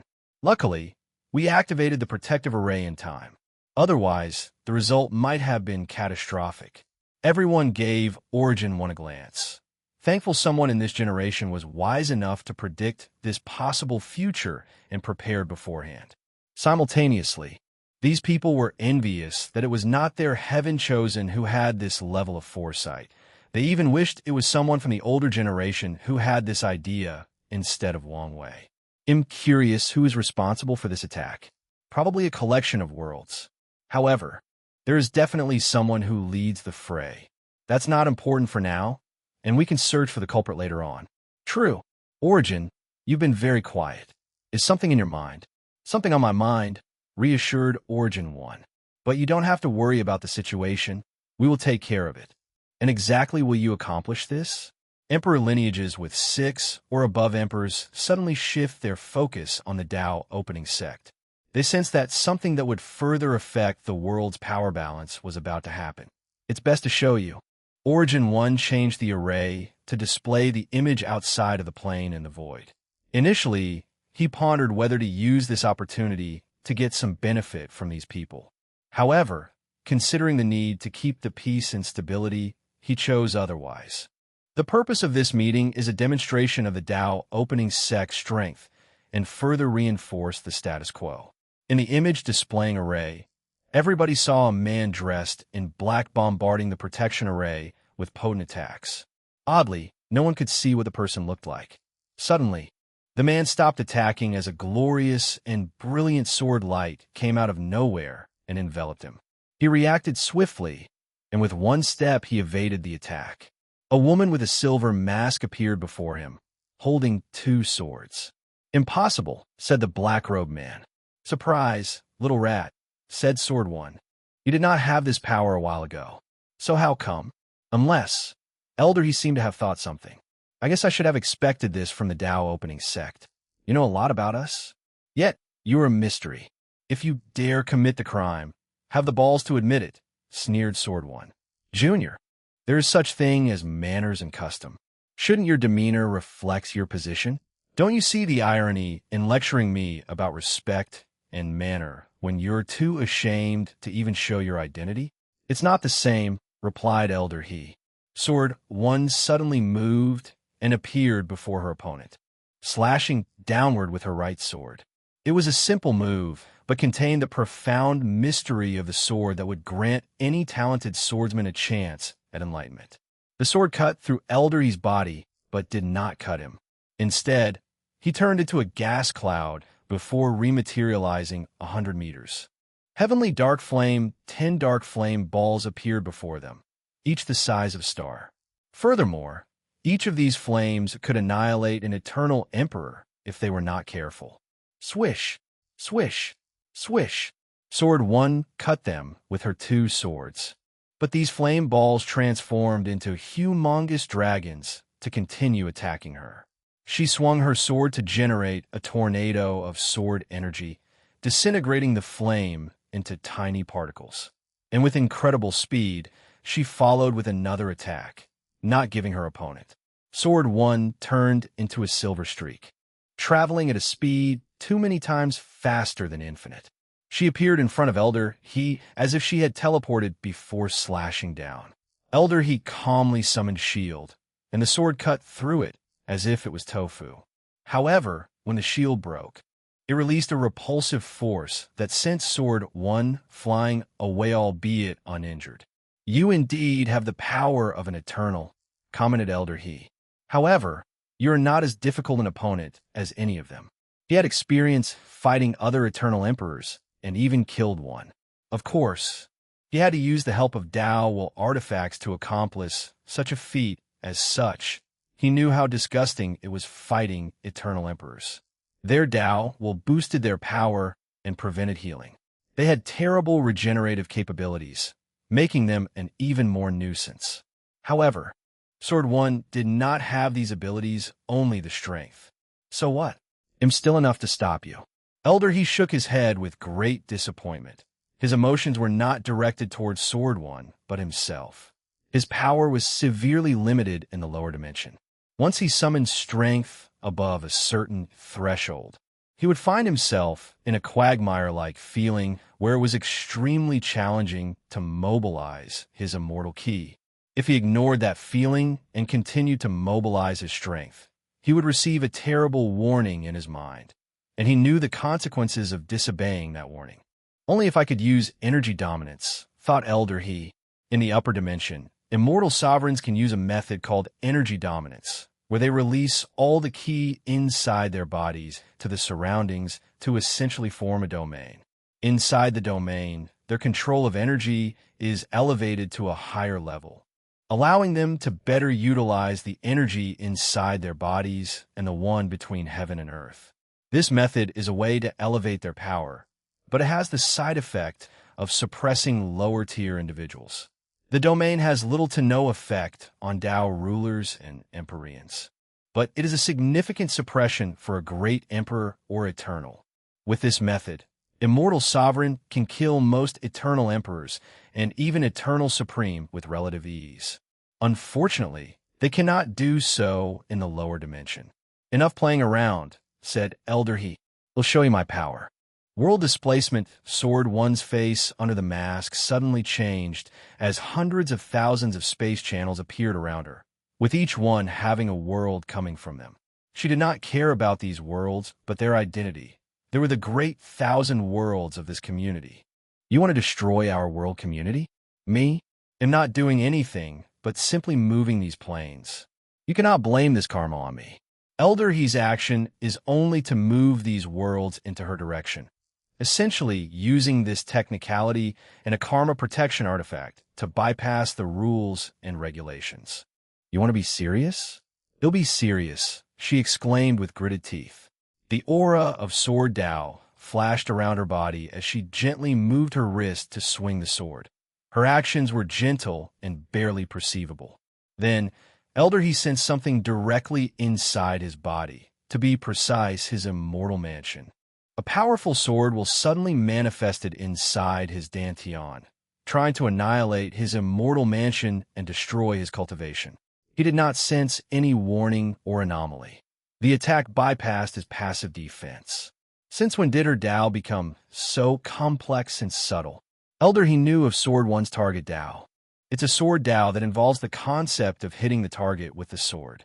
Before a sword can use sword slashes, they have to clash head-on with its opponents to cut or stab them. However, their attack is not guaranteed to reach the enemy. So, Sword 1 practices target Tao, which guarantees she would hit the opponent. She later developed her Sword Tao to ignore distance and defense, targeting whatever she desires, including concepts. Elder He mobilized a significant quantity of his immortal ki to defend against such a direct attack. Meanwhile, Sword 1 took the opportunity to control the protective array to boost her strength. She acted swiftly while her opponent was distracted. She sent all the 100,000's great 1,000 world back to their coordinate perfectly intact, without any loss or anyone dying. Then, she targeted Elder He's head to cut it off. What a shame, she muttered as she saw she only left a scar of blood on his cheek, which healed after a few seconds. It seems I underestimate you, commented Elder He. Consider this your victory. Sword 1 watched him disappear with squinted eyes. Then, she waved her hand to collect something and return home. Chapter 674 Emperor Jia, congratulations to the Tao opening sect. Our world has a protector. Congratulations to Origin, fellow Taoist. We could not survive this situation without you. Congratulations. Now that the world is safe, I can rest easy. Now I'll be leaving.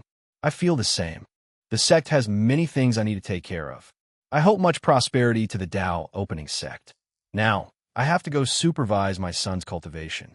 One by one, the factions gave their congratulatory words before quickly leaving with one excuse after the other. Origin 1 did not say much besides nodding his head. He knew most of these people would plan on how to deal with this recent power shift, and many would even form secret alliances. However, his act of revealing Sword 1's power was calculated, and he expected this outcome. Let's go talk to Sword 1. Emperor Enlightening Academy. Headmaster Song Li ended the conversation, a deep frown on his face. What should we do now? Asked the teachers and insurgent. In this generation, they technically did not have a heaven chosen. The situation was not looking too good for them, and their future was bleak. The best option is to use the praying altar.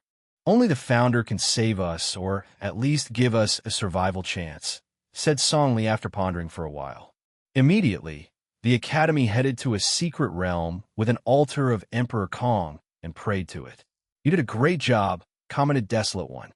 However, Sword 1 shook her head, even with the array. I can barely equal that man. He's not any ordinary immortal sovereign.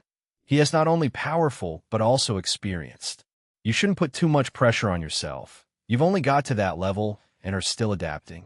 He's right. All that matters is you have the strength to protect the sect, said Origin 1, who had just arrived. I'm not. Anyways, I still have some room for growth. As long as you have the right mindset. Now that we have the strength, should we use a more aggressive approach when doing things? No, our current model is fine. We must keep things calm until the kid proves the Tao disagreed Origin 1. Origin is correct, added Sword 1. Plus, we have to be more careful. After I reach this realm, I sense there might be some hidden immortal sovereign left in our plane. What? Seriously? We did suspect this possibility. However, all information proved otherwise. My question is, why they not shown up? The ones I sensed seem feeble, so I guess they're secretly healing, replied Sword 1. I'm also guessing some are hiding, sealed, or waiting for something.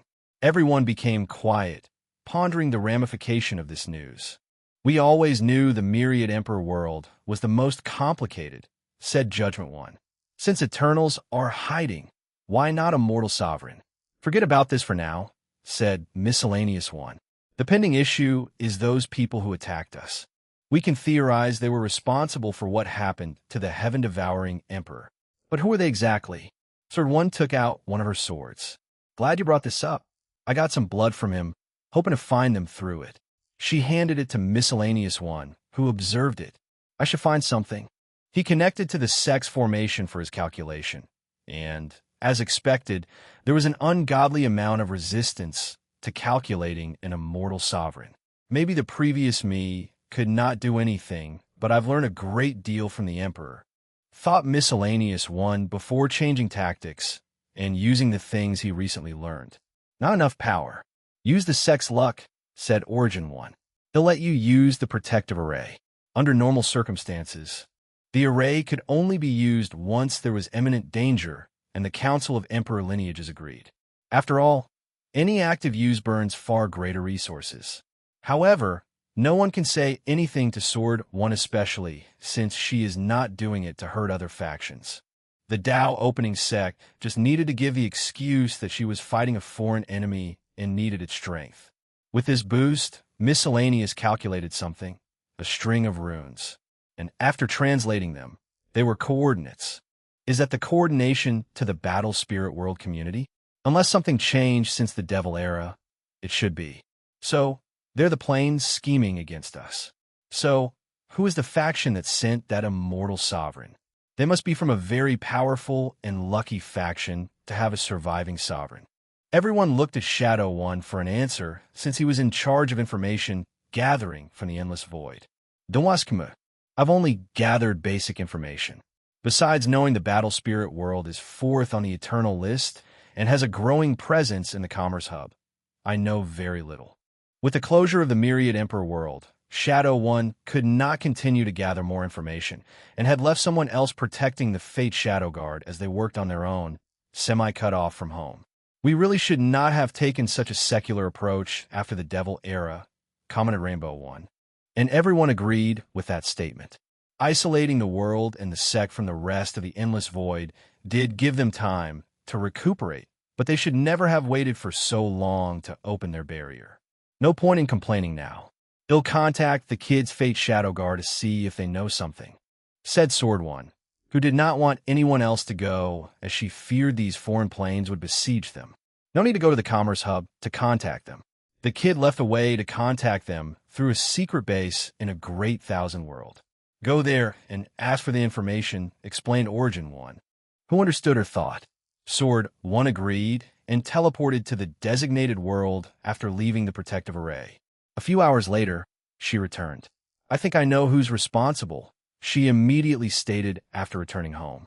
The Spirit Genesis sect, known as the strongest sect. Better than us?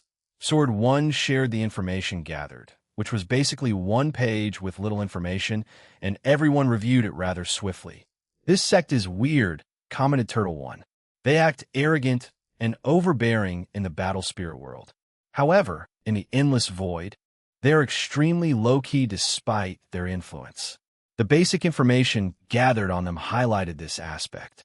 It painted the Spirit Genesis sect as a faction that does things in the shadow when interacting with other world communities. Wait, something is wrong, said Shadow 1 with a frown. The number of Eternal, why is it 2? What do you mean? After the sect master met with the heir of the Star-Lord Mountain, Muley, he learned there were only two factions with two Eternals. So, he asked me to investigate. And the result of that investigation was a sect known as Purple Heaven Temple. But they mysteriously disappeared, creating the rumor someone destroyed them. And they only had 7 emperors. Everyone frowned. Did they change their name? Doing such a thing would cripple a faction's key luck and lead to their destruction. So why would they do that? Maybe a way to bypass the 9 Emperor curse. The Chaos Ruler sect tried that and looked at what happened to them. On the unlikely chance the Spirit Genesis sect used this method and succeeded, then the fact they could become the strongest sect and overcome their key luck would make them very scary. My intuition tells me something else is going on, added Sword One. But how do we find the truth? Such information is not easy to investigate, given the current state of their information network and the lack of direction. We just have to ask someone who knows and might be willing to tell us. You're talking about our business partner? Yes. Will they demand someone in exchange? After all, we are only business partners, not allies. Maybe before, but after Sword One's power display, they should be more than willing. That person was correct. After Sword One contacted Star-Lord Mountain, an insurgent that looked like an older man responded and introduced himself as Star Monarch. Sir Star Monarch, I will be direct. I have to ask about the Spirit Genesis sect, said Sword One. She was truthful and told him about the attack and their theory about the Purple Heaven Temple. Of course, one of the reasons she told the truth about the attack was to determine whether the Star Beast world might be connected in some way. Regrettably, Star Monarch never showed any other emotion or change in expression besides his serene and peaceful atmosphere. That's an interesting guess, he said slowly. But the truth is more daunting. The second Eternal of the Spirit Genesis sect created a paradox. There are only 2 sects with 2 Eternals, you guys, and the Purple Heaven Temple, but there are 3. I'm not following, said Sword One. Think of it this way. Heavenly Tao has a record of events that occurs in the lower dimension. These events are part of the Tao of heaven, known truths of heaven and earth. And Heavenly Tao's record states that only 2 sects have 2 eternal emperors.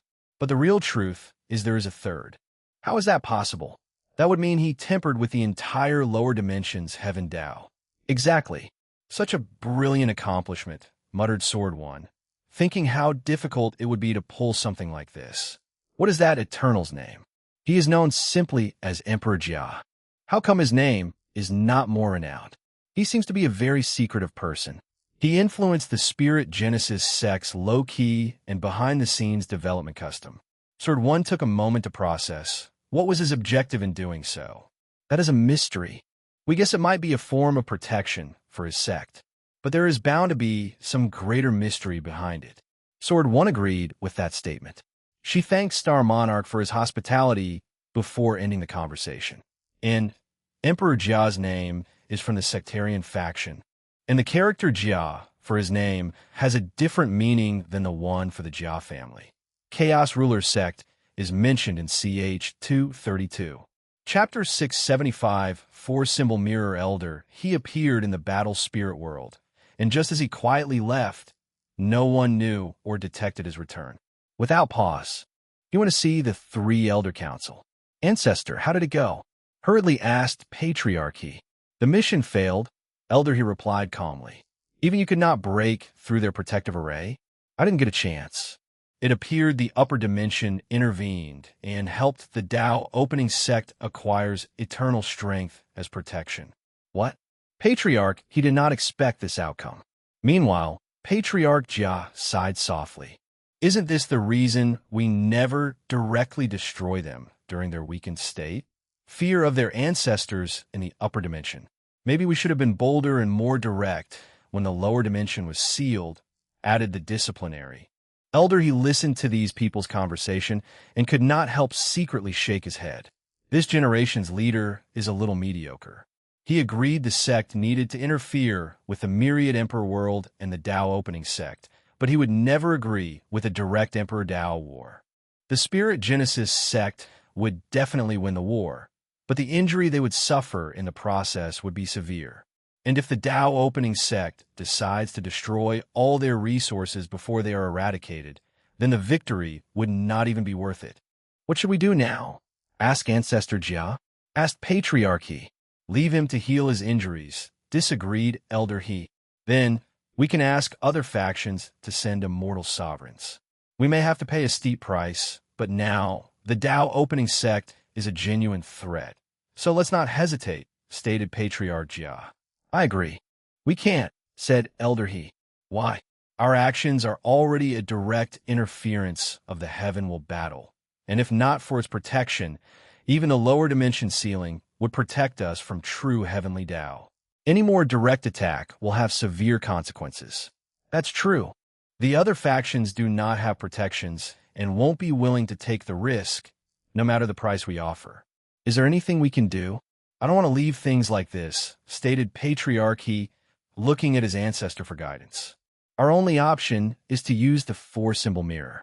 The three squinted their eyes after hearing this. Isn't this going too far? It is, so you need to determine whether it is worth it, replied Elder He. The four-symbol mirror is one of the greatest foundations of the Spirit Genesis sect, and it is a broken Empyrean artifact. Anything related to Empyreans will not be left in the lower dimension, as true heavenly Tao would remove them even a broken weapon. However, Emperor Jia found one and created a way to leave it in the lower dimension for the sect. Although it is only a broken one, the power of the mirror is something even Elder He has awe and fear for. The price for using it alone might not be worth it, said Patriarch He, who suddenly appeared reasonable. Indeed, it seems these people are not as bad as I thought Elder He. No matter the sect, there will be generations where their leaders are not on par. As long as they are not stupid to the point of ruining the sect's foundation, the old ancestors will not interfere and will wait for the next generation. You have to be smart about how to use it. Ancestor, what do you mean? Direct use of the mirror is also a form of intervention, and I just warned you of this. So, you need to use it in a way that is not interfering. The three frowned, confused by the ancestor's meaning. Ancestor, please guide us. Elder He did not immediately give them the answer, but patiently said, "What is the last information you received from the Myriad Emperor world?"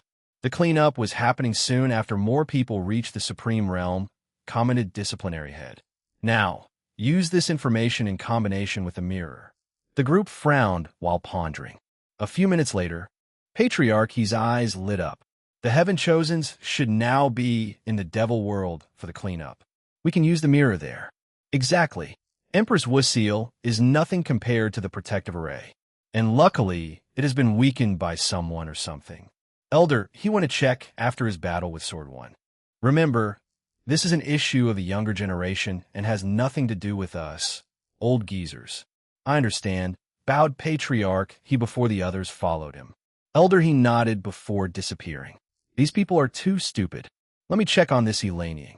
I heard he's extremely talented and uninterested in political power, but hopefully he did not inherit his father's stupidity. The elder went to check on the sect's future emperor and chatted with him. When he returned to his seclusion, he was satisfied. The apple felt far from the tree. After this event, he would not see the light of day until after the heavenly battle. True heavenly Tao does not like the presence of immortal sovereigns in the lower dimension and often plots their forced ascension or, even worse, their death. It's only because of the sect's protection, his luck, and cunningness he survived so long without any injuries or being sealed. Myriad Emperor World, Tao opening sect. I didn't like there was a sect more powerful than us, but now I don't like them even more, knowing how threatening they are, said Turtle One. We only recently found out we were ranked second. So why are you mad? Rebutted Desolate. Be that as it may, we must prepare in case we are forced to fight them. Turtle One said. This statement is more than truth, especially considering the possibility they have more than one immortal sovereign. Everyone finally realized this possibility. Did the Empress leave something that we could use? Asked the steward, which is the name of the voice that used to communicate with Wang Wuqing. Over the years, all the insurgents, especially the top ones, have been in retreat and do not interfere in the sect's affairs unless summoned or required. Meanwhile, the steward was in charge of keeping the sect working correctly and ensuring the descendants do not ruin everything with their incompetence. He's the one who stepped up and dealt with the situation when the Shadow Ruler proved to be more worthy of the Sect Master position in that generation. He's also the one who set up the rule that shadows can challenge their lords for the Sect Master position. She only left a Dao Will artifact and a protective talisman, replied Sword One. She said she could not leave a talisman with her power, since some people might use it to track her. It's a shame we cannot help the founders, but we have our own situation to deal with, said Origin One. I would really feel more secure if we had another eternal strength in our midst, but there is nothing we can do. He sighed out loud. So, there is nothing we can do? Asked Turtle One. Except leave it for the Sect Master to deal with in the future. I don't like the idea of leaving everything to the kid, commented Sword One. We should be the ones protecting him until he grows, not keep piling burden onto him. As much as I agree with you, there's nothing we can do, sighed Origin One, who felt old and a little dejected. There might be a way. Everyone looked at Desolate One with hope in their eyes. The Desolate Emperor suggested I underwent Foundation re-establishment in cultivating the Sect Mater's Black Hole Acupoints and his 8 Heterogeneity Foundation. No one was happy with his statement, but frowned instead. The foundation of a cultivator before becoming immortal in any of the 3 paths will affect their strength, and it is the same for insurgents. With the importance of foundation, some immortals can reforge their foundation by sealing their strength and return to immortal. Then they recultivated the mortal realm before absorbing their immortal essence or powers. However, things are not so simple. Sealing their immortal power is exceptionally complicated and delicate and could easily lead to losing it or even dying. On top of everything, they have to experience a horrifying heavenly tribulation and Dao heart tribulation. Unfortunately, things are not finished after surviving all these things. Cultivators will undergo a period of weakness and experience immense pain after sealing their power. It is the price of once again becoming immortal after ascending to immortality, the price of reducing their status as higher dimensional creatures. And in that period, they will not have their infinite lifespan, and they can be killed.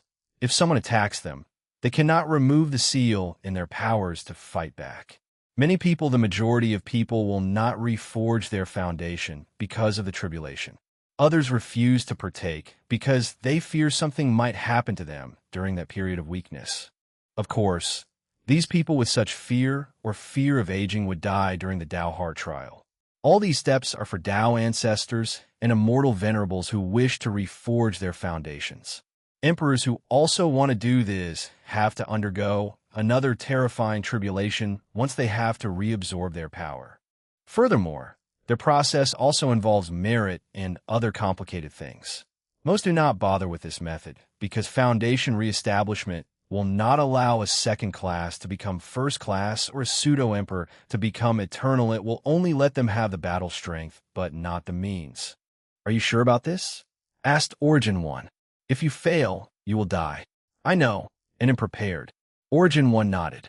If someone has a chance to succeed, it would be you. Ask if you need anything, and I will be your protector during your time of weakness, added Sword One. I will be in your care. I feel like I can breathe now, said Turtle One with a smile. By the way, do we need to tell the Sect Master about the Spirit Genesis sect? The Heavenly battle is coming, so it might be best to wait afterward not to distract him. No, he needs to know in advance, since they will probably be one of the greatest obstacles to his plans, said Miscellaneous One. It's best for him to know and prepare, added Origin One. But we can wait until the cleanup finishes. Chapter 676, Soul Path View. Wang Wei exhaled as he opened his eyes. He finished today's meditation. He had alleviated his injury, reassuring him since he feared it would take too long to heal. In the past few days, while recovering, he searched multiple times to check if he had missed something. Luckily, he did not. He walked out his tent, where he noticed the troops and his group having dinner over a fire. He took the plate Li Jun handed him as he sat down next to him. Is your soul all right? It should be fine in a few days. I would offer you some soul-repairing pills, but I know these things are ineffective for you, commented Yin Liling. It's fine. I forgot to ask, did you ever try refining the immortal pill? Wang Wei once gave her the special array he received from the miscellaneous emperor that could create a unique immortal key only for pill refining. I have not succeeded yet because of the divine runes. However, it's a great challenge, and I look forward to succeeding. The immortal pill does require not only the absorption of immortal key, but also a plethora of divine runes that would make Quasi-Emperor tier pill look like child play. Why don't you refine it yourself? It might help with your injury. Immortal pills take years at the minimum to refine, so it will take too much time, replied Wang Wei. Plus, it will be more meaningful if you were the first mortal to refine an immortal pill. Maybe. However, Heavenly Tao might not acknowledge this accomplishment because of the immortal key array. The array is the key to creating the pill, and there is only one that the miscellaneous emperor granted to Wang Wei. Unless we can recreate the array, added Wang Wei. This may not be enough. Yin Liling shook his head. She was confident the Tao and immortal array masters of the sect would decipher the formation and recreate it. However, Heavenly Tao might wish for her also to be able to establish the array to acknowledge her feat of refining the immortal pill. Well, do your best to succeed, since the reward should be quite the amount of merit. I will. Yin Liling has been saving her merit to cultivate faster in the Emperor realm. Try to do it before the heaven will battle, added Wang Wei. Are you truly going to make this technique public? Yes. However, the people who used it will give a share of the immortal pill they sell to the sect, explained Wang Wei. It's not that big deal considering that less than 10 people have the talent to learn this method. In a myriad Emperor world, maybe. But considering the entire endless void, that's a much larger number. Countered Yin Liling, and they all have to pay us patent fees, continued Wang Wei. My guess is some factions in the myriad pill world have a similar method of refining immortal pill even if it's not as perfect as ours. If they were as open-minded as us, how much more wealth could they have gathered over the generations? They could put in clauses in a contract that anyone who made innovations to this technique has to share it with them. If you put it that way, it does make sense. Of course, Yin Liling understood such a method would not work for some weak factions who could not protect their intellectual properties from others.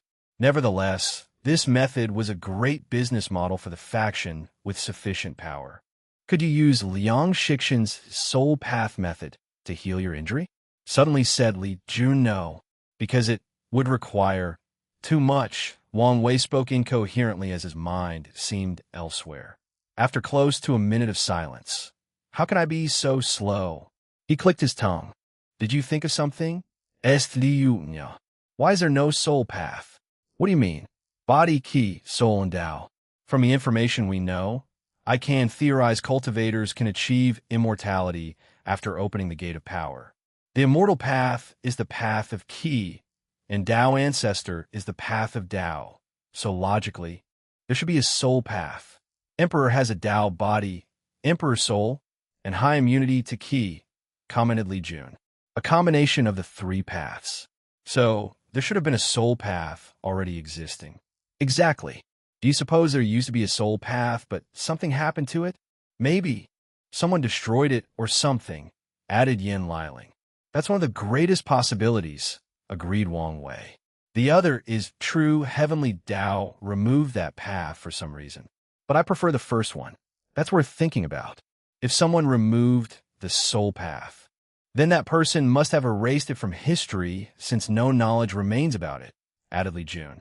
The alternative is this event occurred in the distant past of the eternal ascension world, in a time where maybe the lower dimension did not even exist yet. True. The same goes for the true power Tao realm. I always suspect there should have been 3 gates instead of 2, and someone was responsible for the missing gate. However, Wu Hong told me she did not know anything, and for as long as she knows, it has always been 2. If someone was responsible for its disappearance, doesn't that mean trouble will come your way once you try to re-establish the soul path? Stated Tai Gang, which made Wang Wei's mouth twitch. Probably. You're really a trouble magnet. It may not be as you said. There is the possibility true heavenly Tao granted Liang Shixian the destiny to revive the soul path. And I'm just helping. After all, his unrelenting hatred for the Emperor Path is suspicious. Let's hope you're correct. Wang Wei glared at him since he felt this guy was calling him unlucky before looking at his palm. Is something wrong? Est-liu-nya. My palm is itchy. What? Can your palm be itchy? It's a sign I'm about to acquire tremendous wealth. Fortunate encounter? In this place? Apparently. Wang Wei was not surprised by this prediction. As a son of an era, he should be having fortunate encounters left and right. However, he controlled his key luck since he knew the downside of immense luck. Nevertheless, after surviving any catastrophe, his luck will peak, granting him powerful fortunate encounters. After surviving his meeting with the great Cthulhu, his luck should be activating. He closed his eyes, thinking about what he needed to improve his strength. I need a better Proving Tao artifact. His wife used countless chaos artifacts to refine her Proving Tao artifact, so he should not lose to her. After making a plan, he activated his Luck Tao and used a technique on his key luck. Done. He knew for sure this upcoming fortunate encounter would involve his Proving Tao artifact. Tomorrow, early morning, the troop continued their march. They destroyed city after city. Wang Wei's token was finally activated, and he learned that Heavenly Tao only allowed 100 million troops per token. But their current token could only bring in the 20 million soldiers they brought with them. So, the group continues killing to reach the 100 million quota. Soon, they found the sloth base located in the far north. Envy territory. Ao Shun looked at the woman before him with a frown. The woman looked like a typical human beauty, except for her pupils. They were mirrors. She was dressed in a man's tight leather clothes, but the clothes could not hide her feminine charm. The mirror-eyed devil tribe, thought Ao Shun, immediately becoming on guard. Who are you? You can call me Envy. Are you the ruler of this territory? You can say so. Interesting. You should be worth many points, said Ao Shun with twinkling eyes. Now, there's no need to fight, Envy said. You and I are similar in many ways. Similar? I would love to hear this, replied with a sneer. We are. Humans treat us worse than dogs. They hunt our kind for sports and resources. We have not become extinct because of their grace. So, we do have much in common. Except your kind also treated my demon kind the same way during your reign. That is only in the past. We have paid for the sins of our ancestors. Then, what about the fact our demon race is not the enemy of the entire lower dimension? Why are you trying to be difficult? Said Envy with annoyance. Am not, but just stating the truth. Are you saying you don't see the advantage of an alliance between our kind? The devil race will never stop paying for their ancestors' crime. I don't know what you're planning, but you should understand Empress Wuseal protects your race. If you ever escape, there are too many other planes who would go to extreme lengths to hunt you down and exterminate your species. Envy quieted down for a moment. I really wished you would understand. I do. I understand the demon race's current situation is way better than allying with you. At least we can still live under the sun. Since you're not an ally, you're an enemy. I would not have it any other way. Chapter 677 Dragon of Darkness. Ao Shun watched as an illusory figure of a phoenix manifested above Envy's head before disappearing. He did not hesitate to rush toward her, leaving shadows in his traveling path. A beautiful and potent flame shield emanated from the spot he attacked her, trying to burn his hand into smithereens. Unfortunately, he had a naturally powerful body as a dragon. Ao Shun tried to break the shield with pure physical force, but Envy infinitely increased the temperature, countering his power. Then, a black energy cloud came from the dragon's body and instantly corroded the flame, turning them black. Ao Shun gained control of this intense flame and turned them into its owner, forcing Envy on the defensive. She knew she would be injured by such flame, even with the power of the immortal phoenix. So she decided against direct confrontation. The phantom of a unique demon race called Tortoise Beetle manifested above her, as she condensed this beautiful golden shield to protect her. Regrettably, beauty does not equate to strength. The shield only lasted a few seconds, but it was enough time for her to distance herself from the aggressive dragon. At least, that was the plan. Ao Shun suddenly appeared above her, opened his mouth to become larger than humanly possible, and spewed a devastating breath of darkness. Envy acted swiftly as she mirrored the ability of the Kuanpung, the creature often recognized as the fastest between heaven and earth. She ran in a circular pattern to avoid the breath, ensuring not to come close in contact with it, as she saw the devastation it left behind wherever it touched. Tao of darkness with a focus on corrosion and decay. Analyzed envy, since this was part of the reason she came here. If the alliance did not work out, she needed to gather as much information as possible. Meanwhile, Ao Shen cared little for analysis, which can be seen as a flaw. His time in the martial hegemony world taught him not to give his opponent the time to breathe and to kill them as quickly and efficiently as possible, since anything could happen in battle. And that is what he's doing. Rain of corrosion, the bright sky and the surroundings suddenly turned dark as the clouds became the embodiment of darkness. Then, rains dropped from the sky, but they were not normal ones. They were black and traveled countless times faster than light. He's an innate life form, as expected, thought Envy as she sensed his innate law. However, her ugly facial expression indicated it was not the time to think about these things. Her mind worked rapidly to think of a solution, and she chose the black tortoise as her next mirror. A black and white shield manifested above her head. At first, the drop of black rain would corrode the barrier, but Envy reversed Yang and Yin, making the black rain turn into their opposite, light. Regrettably, her advantage did not last long. Ao Shen opened his mouth a second time to fire a breath of darkness, forcing Envy to defend herself against his two-front attack. Phew! Envy's eyes grew with surprise. She looked down at her stomach to see a black spear piercing her stomach. If her body did not instinctively move, it would have been her heart. She moved her head behind to see its origin. A shadow? Why are you surprised? Shadows are one of the many ways darkness is manifested, replied Ao Shen with a sneer before rushing toward her. Envy had a very limited to come up with countermeasures. Luckily, she survived the trial and had a plethora of battle experiences. Boom! Envy exploded herself, generating a flame bomb that sent Ao Shen back and even charred the skin on his arm.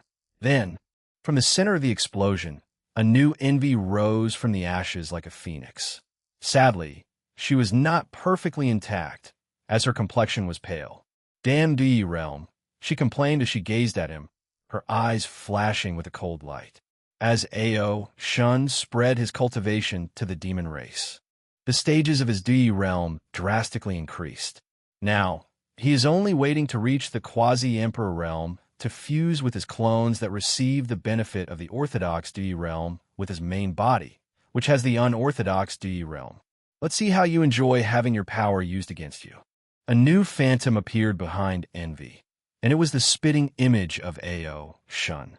Then, the power of darkness flashed around her.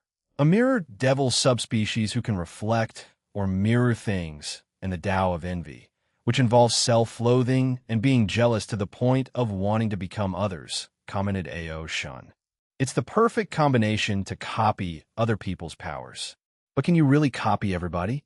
No, but the only thing special about you is your innate law and the privileges heavenly Tao granted them. And I don't need to copy those. Ao Shen squinted his eyes. I need to be more careful. He realized the opponent's strength was relative to him, so he could not eliminate her as swiftly as he wished. So, his cautious nature has awakened. Ao Shen's arm turned into a black shadow as he punched forward. Corrosion Punch, Envy followed him and used the same technique, canceling out his attack. Ao Shen went for a fist-to-fist battle since he is more comfortable with this fighting mode as a martial artist. Bang! Their fists clashed, generating enormous shockwaves that destroyed the surrounding grounds and dispersed the clouds. If not for the limits of the game, the space would not remain intact, and the devastation of these attacks would have been farther and wider. She's inherited my physical strength? Ao Shen became frustrated for a moment before quickly reining himself and analyzing the situation. She should not have inherited by experience. Ao Shen rushed and clashed with her, But this time, things were different. After their first touch, a fog of darkness suddenly came from Envy's hand and enveloped her right hand before she could even understand what had happened. Luckily, she reacted quickly and cut off the corroded arm in time. Eroding barrier Envy surrounded herself with a bronze-colored barrier with the power of decay. Anything or anyone touching it would suffer from its power. She took this moment of stability to analyze what occurred, ignoring Ao Shun, who was bashing the barrier. He can control darkness that exists in any place. In that last attack, he controlled the darkness created by my clenched fist. Truly ingenious, she thought with gritted teeth. With the Dui realm, it will take much effort to regrow that arm. My mission is finished, but I'm not satisfied. I will not leave until I make him suffer. Envy did not hesitate as she mirrored someone else. Wrath. As the phantom manifested, her face became paler, and blood trickled down from her eyes, nose, and ears. She gritted her teeth to bear the pain, but did not make a sound. She held a summoned sword with her left hand, taking a striking motion. Immediately, death alerts flashed in Ao Shun's mind as his skin tingled. Swish! He was horrified as he watched that slash with the power to eradicate heaven. He knew he would not survive this attack if he did not do something. So, scales covered his entire body like armor, providing them with defensive capabilities, unlike anything he previously displayed. Boom! The slash pushed Ao Shun hundreds of meters away before he crashed to the ground. He coughed a big mouthful of blood as he looked at his terrible state. He was almost cleaved into two. The dragon quickly raised his head to check on his opponent, but there was no one. Envy's base. She appeared in the castle and did not hesitate to rush to a room with a green pool. As Envy lay inside, a powerful vitality entered her body to heal all her injuries.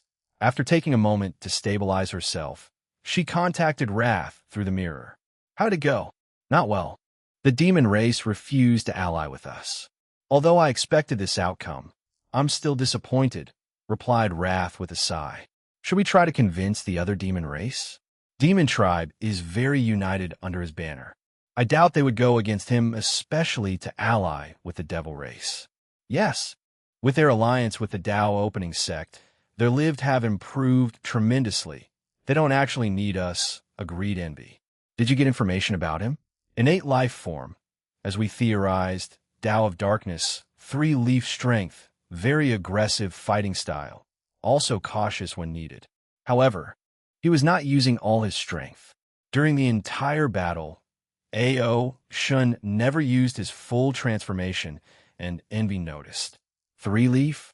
The Myriad Emperor world is truly a cesspool of talented individuals. Do you know what species he is? Either a serpent or dragon. Envy saw the scale during the last attack, but she did not know for sure if they were from an innate dragon or some innate snake species. Snake or dragon, both powerful, muttered Wrath. Although snakes are often considered the degraded bloodline of dragons, this was not absolute. There are some innate snake life forms as scary if, not more as dragons. I sense you used my power. What was the result? He survived with heavy injuries. He survived a 4-leaf attack? He might be hiding a lot of strength. Probably. All right, he'll notify the others. Be on standby to execute the plan at a moment's notice. Chapter 678 Hidden Rules Wong Wei and the group looked at the towering mountain with a castle at the top. It was a world of white due to the snow, and they observed only one road from the bottom to the top. This thing is a nightmare to conquer, said Tai Gang. There's only one path, and our troops will be decimated before reaching the top. Even with the Undying Legion, we would suffer terrible losses before we reach the castle. It's a double-layer formation, added Yen Liling. The outer formation covers the mountain, while the inner layer protects the castle. Both are immortal tier, if not more. I'm guessing the array virus will not work for these formations? Asks Li Yunya. No, replied Guang Hu. With the formation, it's virtually impossible to dig secret tunnels to reach the top, Li Jun added.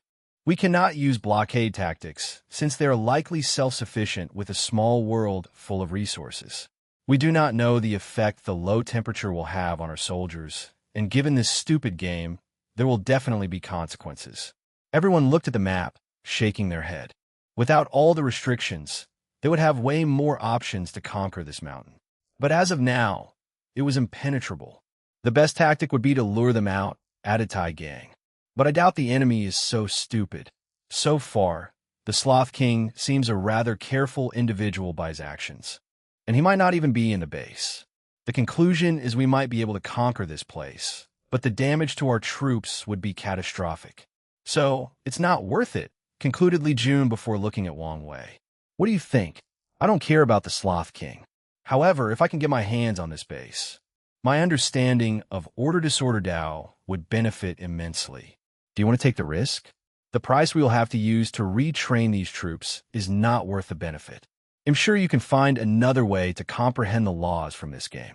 Li Jun spent too much time with these men and did not want to die needlessly. We don't have to lose much. We will use their rules against them, replied Wang Wei before explaining his tactic. That might work, but you must deal with the formations.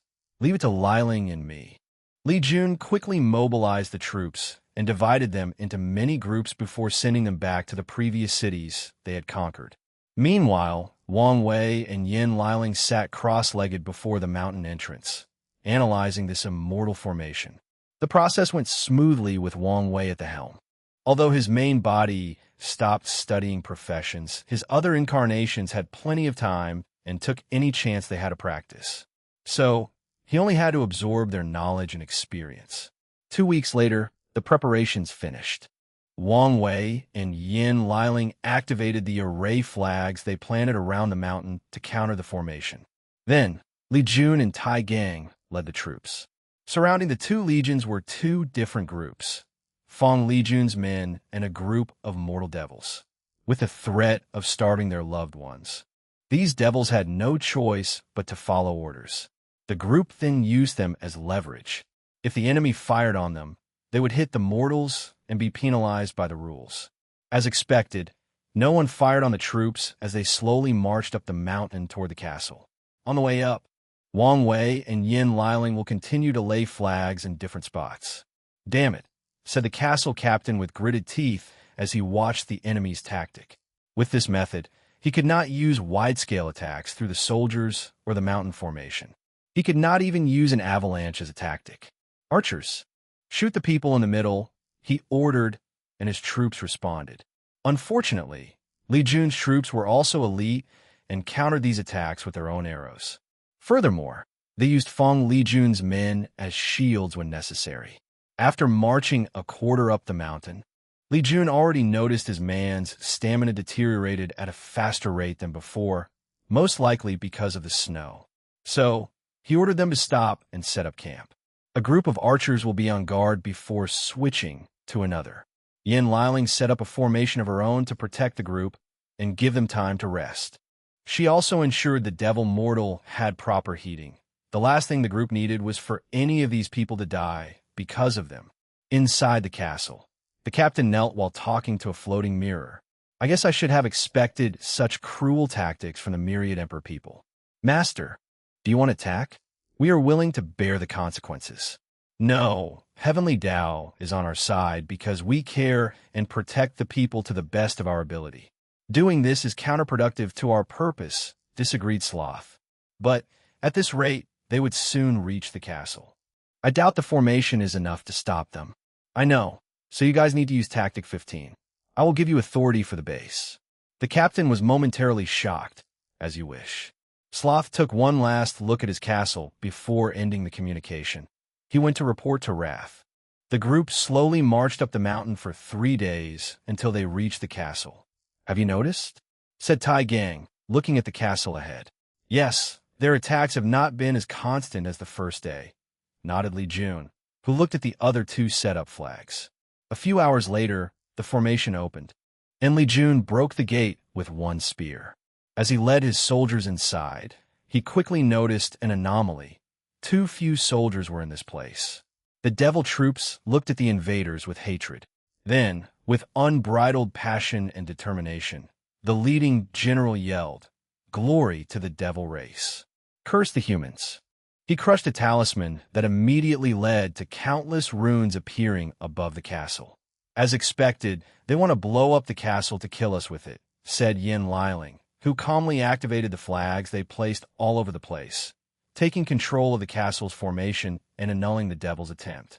Li Jun led his men to kill the remaining devil soldiers, while Wang Ju went to check the castle. Everything disappeared, leaving little to nothing of value. However, they discovered the central hub of the base, which was a mirror. According to the game rule, we can use the base's power after conquering it, stated Wang Wei as he looked at the mirror. However, if they destroyed it as planned, we would have nothing. What can this mirror do? Asked Li Yunya. I can monitor the entire sloth territory and use teleportation once a day. That's it. What do you expect? Said Tai Gang. The entire point is to restrict us. That's more than enough, commented Wang Wei. Use the mirror to get the 100 million troops quota. I'm going to use this place to retreat. Wang Wei used the main room of the castle for his retreat. He connected to this base, comprehending the order-disorder laws that Heavenly Tao used to create this base or the concept behind this base's existence. The process was smooth and fast because he essentially had a teacher teaching about this particular law. As such, a few days later, after using his spirit particles and 360 future Buddha self, he learned something new, how to add hidden rules and restrictions using order and disorder Tao. Quite the fruitful retreat, muttered Wang Wei as he opened his eyes. Now, time to find out what the devil race is planning. As he walked out, he saw Wang Ju waiting for him. How is the situation? Li Jun fulfilled his quota. Oh, said Wang Wei as he checked his entrance token. And she was correct. I knew I could count on him. Do you want us to exit the game and leave one soldier for you? No need for that, replied Wang Wei before mobilizing his order Tao. After using a technique, the title above his head suddenly changed to Neutral King. He could now travel anywhere in this territory, but the restriction is he could not attack anyone unless counterattacking. As you expected of you, young master. Oh my, since when were you so complimentary? Isn't it you who said it would help my career to sometimes slip some compliment to the boss? I remember your exact words were to be discreet and not make it look like you're a sycophant. Ha ha ha, I did say that, didn't I? Well, who would reject compliments? Replied Wang Wei as he looked into the sky. Tell Li Jun he can send the troops home, but don't leave it. I feel something big is going to happen. Something big? What do you mean? Just a feeling. Wang Wei then flew away. With his new status, he still could not teleport, but he did not need to with his speed. Chapter 679 Devil's Purpose. Wang Wei flew to the Greed territory before landing. He did not have a map, but he could calculate the places he had to go with limited results. He flew to the nearby mountains, forests, and even some cities. After finishing, he flew to the Envy territory and repeated the process. After doing this for all 7 territories, Wang Wei had a pondering look. Let's make a final check. He flew to a nearby mountain and set up a formation. Subsequently, he sent a projection to leave this subcontinent and headed to the 9 Devil God world to look at the situation. 7 Deadly Sins Conference. He stopped in my territory, said Pride. Don't be as stupid as Lust and attack him, commanded Wrath. I know. The question is, how does he have such mobility? Asked Greed. Did he use the same method as Elian Chong? No, he used his Disorder Tao to give a special title, analyzed Wrath. A title that granted him mobility by sacrificing something. Can he do that? With a high enough understanding of Order Disorder Tao. Luckily, he is the only one that cultivates this Tao to this level, added Sloth. None of that matters, said Gluttony. With his intelligence, it's only a matter of time before he discovers our plan. We need to prepare what to do after this. Everyone agreed with him, so they looked at Wrath, who sighed. We may not have many options. Can't you stop him? Asked Envy. Of course not, replied Wrath. Even with Devil Retribution Sword, the sword is not readied yet.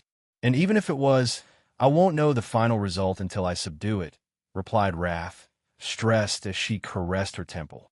Dismiss, and we will intervene at a later date.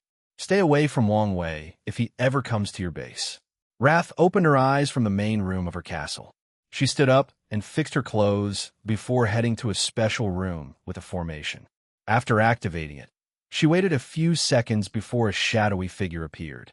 She bowed with the utmost politeness. "Master, what has happened? Here is the current situation." "I see," said the figure before sighing deeply. "Maybe this is fate." "Master, you don't need to say anything." The figure looked at his favorite disciple. Wrath was the first of the other 7. He met her long before the others and personally trained her. The shadowy figure allowed her to inherit his most powerful Tao, heaven eradicating Tao. He told her about the 9-extremity Tao Foundation and watched over her during her reincarnation. He ensured the reincarnation was not random and she could establish her foundation in the shortest time possible. Unfortunately, Empress Wusil was difficult for him to completely nullify in his current state, so it affected Wrath during her reincarnation, making her fail the process. Luckily, Wrath was not discouraged and thought of creating the Devil Retribution sword to make up for her strength. Then, the figure met the other 6 and had her participate in a trial to show her dominance. Once he gathered the 7, they began the plan. "I don't have much time left," said the figure. "Master," said Wrath, with tears falling from her eyes. She remembered when she was nothing but a young devil, starving in the 9-devil god world. Her master gave her food, shelter, and strength to protect herself and the people she cared for. During her long life, her master has always been with her. "You have the bad habit of relying on me when things get too difficult. I will no longer be here, so you have to deal with this situation yourself." "I will. Disciple, am sorry." "You don't have to be, but I am. I should never have forced my dreams, hopes, and regrets on you. I am willing." The figure shook his head. "What choice did that starving little girl have? You need to take care of yourself from now. Remember, your safety is more important than the plan." The shadowy figure looked in the Pride territory direction before disappearing. Wrath breathed deeply before wiping the tears from her eyes. She knew this moment would arrive one day. She did not expect it to come when things were so close to success. After calming her emotions, a look of determination appeared before leaving the room. Wang Wei opened his eyes, as predicted. One of his working theories was correct. The devil race in this continent wanted to sacrifice the 9-devil god world to the myriad emperor world in exchange for accepting their status as a subspecies of humans with devil bloodlines. This plan is why most devils in this continent have a human bloodline. Some can even be considered pure humans with devil bloodlines. If this plan succeeded, not only would the crime of the devil's race be pardoned, the 7 Sins Kings will be allowed to participate in the heaven will battle and prove the Tao. Wang Wei frowned as the situation became complex. He divined something and sighed with disappointment. Only 2? Not enough. After absorbing the 9-devil god world, the myriad emperor world will only give birth to 2 heaven will. This should be good news for Wang Wei, since he could split the final battle with Di Tian without competing. However, this result would affect his plan for Li Jun and Yin Liling. Should I let them compete in the generations after my father instead? We have the karma washing water, even if I'm not here, thought Wang Wei. After all, he was not entirely sure he could defeat Di Tian, since the latter had a higher chance of reaching 10 extremity than him. If there was no need to fight and he could prove the Tao, why not take this opportunity? After all, who wants to work hard for something they could easily acquire? Who wants to take risks in uncertain things when something else is guaranteed? So the answer was obvious. He should. "No, I cannot have this mindset," thought Wang Wei, who woke up from this temptation. "My cultivation path would not be easy or smooth. And Di Tian is nothing but of the many obstacles I must overcome." His mind cleared, and he began to analyze this choice more rationally. Li Jun's role would allow him to gather a ton of merit, so he needed someone with the appropriate strength and someone he could trust. Meanwhile, Yin Liling will be part of the protocol to ensure the longevity of his era, allowing him to benefit from the era's luck for a long period after he ascends. If they have to prove the Tao after his father's generation, too many unpredictable variables could happen, and it's not guaranteed they would prove the Tao then. Meanwhile, if he refined the 9-devil god world, these 2 are guaranteed to succeed. Additionally, his plan of making these two emperors is a way to deal with the 12 emperor curse. Li Jun and Yin Liling will be the sect's 11th and 12th emperors, and his father will be the 13th. After his training, his father should have 5 root strength once he completes his 9 extremity foundation. As such, once he participates in the next generation's heaven will battle. Heavenly Tao will not have much time to scheme against the sect, nor would it be able to do much against Wang Tian's overwhelming strength. The best course of action Heavenly Tao can take is to skip the next generation as it did before. However, Wang Tian can still wait for another generation and would still win.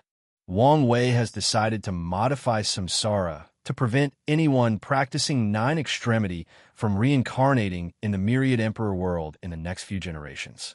In conclusion, only if a heaven chosen who has the unorthodox 9 extremity foundation showed up in the next few generations would Heavenly Tao have a slight chance at stopping Wang Tian from proving the Tao and breaking the curse. If only there were other worlds similar to devil worlds left, thought Wang Wei. From what he learned from his wife, after the devil race's downfall, other planes placed pressure on 3 different planes that had a similar composition to the 9 devil god world, where multiple emperors existed at once. They forced these worlds to revert to a system of 1 emperor per generation. Maybe things have changed, and there is some new world? However, he shook his head since there was no way to know as of now. His Fate Shadow Guard had access to a few hundred world communities because of the Commerce Hub. However, there were 3,000 communities in the lower dimension, and it was not easy to gather information on all of them. Furthermore, there's a reason it would be easy for him to refine the 9 devil god world. It's because the generational cleanups have caused a strong karmic bond between these 2 worlds, making them deeply interconnected. Other places did not have this connection. Anyways, he made his choice and will accept the result. He had the utmost confidence in himself that he would be the final winner. Wang Wei took this opportunity to check on the science and technology world. The scientists had already created the 9th-stage genetic warrior and were working on quasi-emperors before tackling the emperor's blood. I need to convince Heavenly Tao to refuse this merger. Otherwise, they'll have to do something to lose the Sun era title. This was the best solution to the current problem. Wang Wei prepared to contact Heavenly Tao and negotiate when he sensed something. Who was there? Chapter 680 Primogenitor. Wang Wei saw a young man floating before him. The young man was handsome, with piercing red eyes that seemed to bravado the soul. The person wore a black robe, but they were not actual clothes. It was more akin to a robe made entirely out of shadows. Despite his young visage, he had an air of vicissitude around him, indicating he might be considered ancient compared to even his sect's ancestors he interacted with. Who are you? Wang Wei asked again, already on guard and prepared to activate the talisman Origin 1 gave him. People used to call me the Devil Primogenitor, but my name is Mo Yuan. Devil Primogenitor? You're the true devil responsible for the devil race's invasion of the lower dimension? You even know of this? I guess I should not be surprised. But yes, you are correct. Shouldn't you be dead? I should, but things like resentment, regret, willpower, and obsessions are powerful forces that can create miracles. I guess they are, muttered Wang Wei as he suddenly understood many things. He now knew who created the heavenly Tao of this continent, who gave it its power and modified it to protect the devils in this place. What can I do for you, Lord Mo Yuan? I did not expect to see another true devil before I disappeared. I was curious, so I came to see you. I don't think true devils are such a rarity. They are. There are many seedlings in the chaos universe. People born resenting rules and restrictions, pursuing absolute freedom. However, few can walk the path of cultivation, and fewer can become enlightened on a true devil's identity and accept it. If you put things that way, we might indeed be rare. You don't seem to care too much about being a true devil? Well, it's not like there is any benefit in being one, said Wang Wei while shrugging. Plus, why would I let a title dictate how I feel, believe, or behave? Am I a true devil? Okay, it won't change much in my life. Mo Yuan paused after hearing this before a burst of boisterous laughter emanated from him. Maybe if I had a similar mindset, things would have been different. So, what exactly happened to you? Why should I tell you? Replied Mo Yuan with a relaxed smile. Common, help a fellow true devil out. Haha, what an interesting kid. Instead of answering your question, tell me what you think happened to me? Isn't it obvious? Based on the devil race's fate in the lower dimension, your actions created too many enemies and not enough friends or allies. And the result was you dying through the besiegement of countless powerhouses. Mo Yuan's joyous mood suddenly changed, replaced by anger, hatred, sadness, and unwillingness. Then he sighed, "You're right. I was so obsessed with becoming free that I became a fool. My actions endangered my race, condemning them to years of pain and suffering." Mo Yuan looked in the distance, his eyes scanning this subcontinent before gazing at the sealed nine-devil god world. Do you know the saddening thing? My actions were meaningless in the grand scheme of things. I projected all my hatred into true heavenly Tao, believing once I eradicated it, I would be free. Ha ha ha, how stupid I was. It is nothing but a small part of a much larger cog. My vision should have been grander. I should have considered things more thoroughly, using heavenly Tao as nothing more than one of my stepping stones to true freedom. Better yet, I could have allied with it if it could help me achieve my goal. Mo Yuan shook his head as he realized he was rambling. He then looked back at Wang Wei. "Excuse me, I have a lot on my mind and I got carried away. I understand. After all, there is no cure for regrets. Is that what drives you to pursue freedom?" "One of the reasons," replied Wang Wei. "I have family and loved ones. I do not want any regrets because I could not prevent or fix if something happened to them." "I see," uttered Mo Yuan softly as the image of wrath flashed in his mind. "You wanted to ask me some questions? Go ahead. How did your conquest of the eternal ascension world last for so long? I know countless powerful factions like the Tao Opening Sect, the Buddhist sect, the Qin Saint Court, and numerous others attacked you together. How did you block the power of so many paragons?" Wang Wei could not understand this aspect of history, especially after confirming the devil race made too many enemies and not enough allies. "You do know a lot," replied Mo Yuan. "I guess there's no point in hiding it now. I possessed a broken half-step detachment treasure.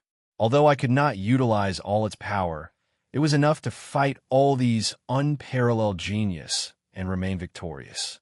"Half-step detachment? Is it the name of the realm after paragons?" "Fitting, I guess," thought Wang Wei. "I understand now. After your defeat, the eternal ascension world underwent a golden age. However, it was most likely not a coincidence. My ancestor then learned of the cultivation path after Paragon from your broken treasure. Then, he planned a second origin battle and maybe even the golden age to find the way forward."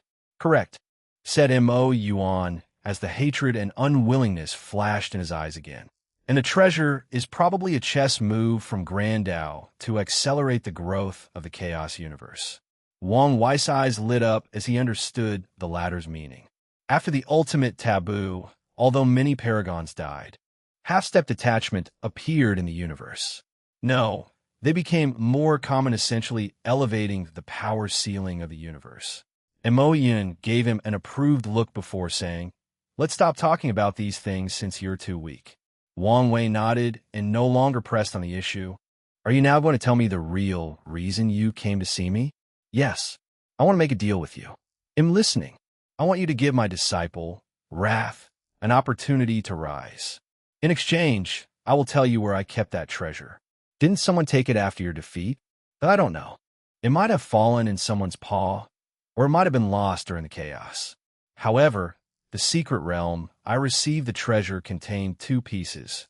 I only passed the trial for one, and you can try for the second. Is it in the eternal ascension world? No, it's somewhere in primordial chaos. Why are you asking me to help one person instead of your race?" Continued Wang Wei. Mo Yuan did not immediately answer. Instead, he looked at the 9-devil god world, focusing on the seal around the plane. "I'm actually thankful to Empress Wu. In the upper dimension, they wiped out every single devil race member. To this day, anyone with a thread of our bloodline will suffer discrimination and have a hard life. The same fate happened to my comrades in the lower dimension. Luckily, the seal acted as a form of protection, and the cruelty of the Myriad Emperor world ended up sparring the extinction of the devil race. All the more reason you would want to save them.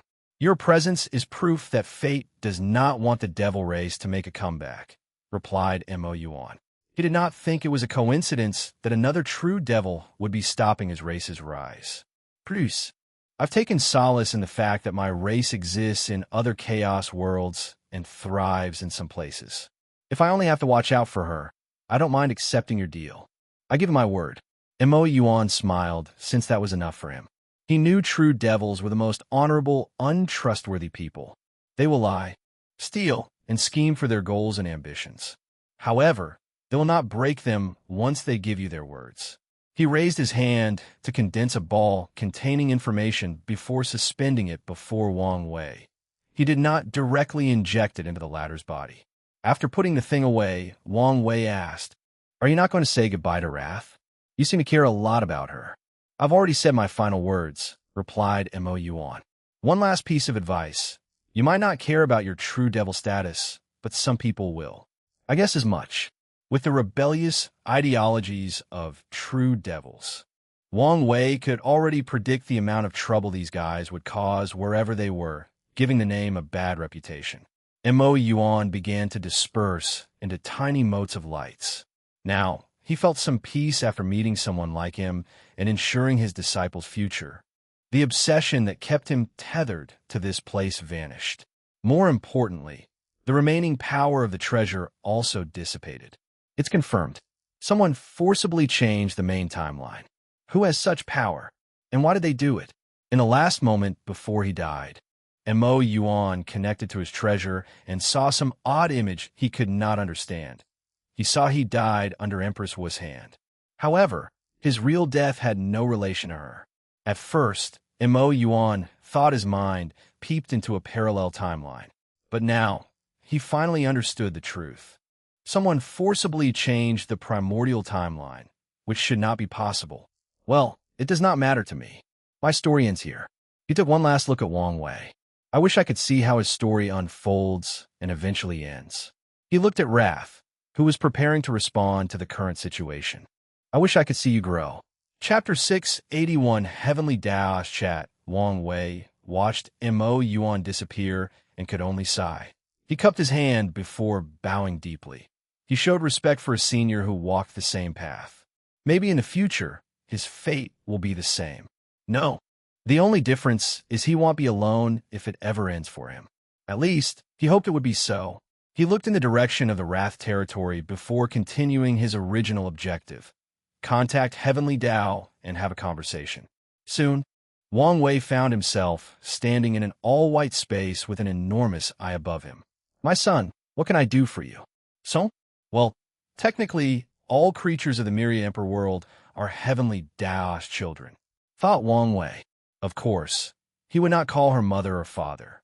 Their relationship only recently became decent, and depending on how today goes, it might sour again. "I came to convince you to refuse the merger with the 9 Devil God world," said Wang Wei. "Why would I do that? The merger will drastically increase my world source and benefit the world." "But what about the downside?" countered Wang Wei. "The devil race is hated by every plane in the lower dimension. Once they know we accept them as one of our own, many will react negatively. I know the danger, and they are worth it." Wang Wei squinted his eyes as many things flashed in his mind. He knew Heavenly Dao was not stupid, nor did it rely on emotion to make decisions. Everything it did was based on pure logic and with an objective in mind. You want to use the pressure of the other planes to forcibly accelerate the rate of the Myriad Emperor plane's recovery? Yes. The new era will need some time before it can revitalize the world. However, foreign pressure is a great way to accelerate the process. Wang Wei controlled every fiber in his body to not call this thing stupid. He never thought that his willpower would work so hard for self-control one day. There is a time for everything. The Myriad Emperor world needs a period of peace to lay the foundation. Then it can interact with other planes. It is not required to be constantly overcoming enemies. And this is exactly what will happen if we accept the devil race. Other factions will use this excuse to justify war against us. Under the banner of avenging the atrocities of the devil race, any faction with some influence can rally hundreds of planes, if not more, against us. I have faith in you. You shouldn't, replied Wang Wei. As the ruler responsible for the development of the myriad emperor world, you should never place all your eggs in one basket. What if Tian is the one who is the final winner? Do you think he would care if a bunch of planes invaded? As long as he revives his wife, he will sell the world if necessary. What about the others? On the likely chance they are the last man standing, would they have the strength to stop an invasion on such a large scale? The answer is obvious. Finally, there is me. Do you think I would just accept becoming the enemy of the entire endless void? I'm a person who learns from his history. The devil race suffered a catastrophe of annihilation because they were enemies with the whole world. Why would I repeat their mistake? Furthermore, you overestimate how much I care for the myriad emperor world. I want it to prosper beyond any era that ever existed because it will bring me merit, luck, destiny, and protection. If I had to face an invasion from so many planes, I would just ensure the survival of my sect. That is the ugly truth. Heavenly Tao did not immediately answer, as it calculated the effect of its decision, taking every word of Wang Wei into account. It calculated Wang Wei would set up the foundation of a brilliant era. Unfortunately, it did not know the exact plan. However, no matter the era, it will take a couple of generations to show any real effect. So, Heavenly Tao wanted to accelerate the process. Taking into account Wang Wei and Tian's strength after proving the Tao, they should be able to stop any invasion and use war to accelerate the recovery and growth of the plane. It even prepared to negotiate with Tian using his wife's imprint. Now, Heavenly Tao wavered on its decision, especially after the recent things that occurred outside of the plane with the foreigners. Furthermore, you need to see things from a long-term perspective instead of short-term, continued Wang Wei. And as long as the devil race is part of our plane, these factions will have a justification to wage war against us. We might defeat them now, but a few hundred generations later, they can use the same excuse to start a war and rally allies. Then there is the integration of the devil race.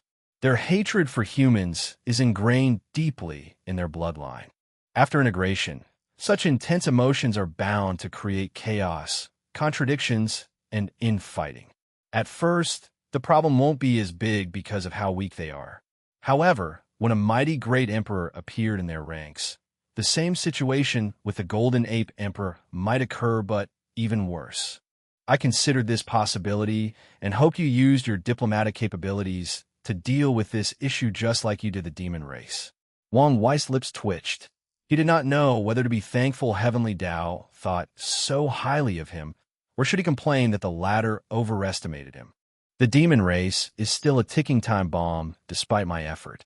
I will spend some time appeasing them and making their situation better. But even then, I will not be able to completely garner their trust nor remove their hatred for humans. And in the case of the devil race, their hatred and distrust are 100 times worse. Even if I did my best to alleviate the situation, after leaving, everything could revert to the way it was.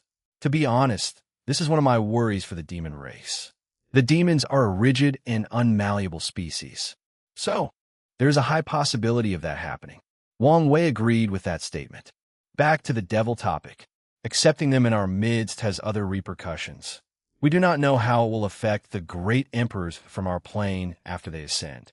From my knowledge, they are also greatly hated in the upper dimensions. Maybe some powerhouse will begin to attack members of our plane for accepting the devil race as our own. The upper dimension is outside the scope of my duty. I did not consider this possibility. Heavenly Tao knew it benefited greatly when its emperors reached higher cultivation stages or accomplished extraordinary feats in the upper dimension. However, once an emperor ascends, they are beyond the scope of its programming. Finally, there are the devil cultivators in the Western continent. Recently, they have been quiet and docile because of the pressure from other fractions and the lack of power. But after the devil integration, These devil cultivators will definitely ally with the devil race to increase their strength. They would soon become more restless and cause more chaos. Wang Wei has not decided what to do with the devil cultivators. A part of him wants to eliminate them since they are a source of trouble, a ticking time bomb waiting to explode. Another aspect of him felt they could be helpful since their craziness and brutality make them some of the greatest military strength when used appropriately. Heavenly Tao considered everything his chosen champion stated and calculated the world's future, weighing its previous decision. It also took into account the possible selfish motive of his chosen son, but it did not mind since it understood humans the protagonist of its plane was a race driven by emotions like selfishness and desires. It weighed the pros and cons. After hearing your argument, I conclude my initial decision was flawed. So, you've agreed to stop the merger? Yes. Wang Wei breathed in relief. He did not want to do something drastic and forced this merger to stop. I thank you for granting me an audience. Heavenly Tao did not say anything else and sent Wang Wei back. The main reason for such a swift decision was that it did not want to fall out with its chosen son. After years of calculation, Heavenly Tao concluded he was the only one who could create a brilliant era. Anyone else who received the title of Era Son could, at best, create an era on par with the past, but never surpass them. And such a person was rare to find amongst the current Heaven Chosens. Many had the strength to establish the era, but lacked the foresight, ingenuity, intelligence, charisma, and desire to make the world better. The truth is that if DTON were more malleable and open to working together, Heavenly Tao would not place all its eggs on Wang Wei and decided quickly to end this merger. Chapter 682 Changes Wrath's face became ugly as she received the news. The moment she heard Wang Wei was investigating all 7 territories. She had a hunch this would be the result.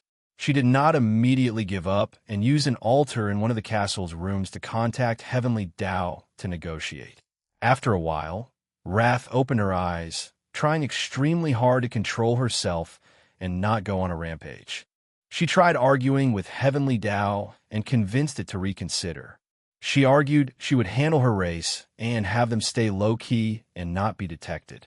She argued she would manage their hatred and swore not to ally with the devil cultivator in the West. Regrettably, Heavenly Tao had better arguments about the consequences of other planes discovering the revival of the devil race and the effect their rise would have on the upper dimension. Rat's last attempt was to compromise and ask Heavenly Tao to only accept some people in this subcontinent with a certain level of human bloodlines.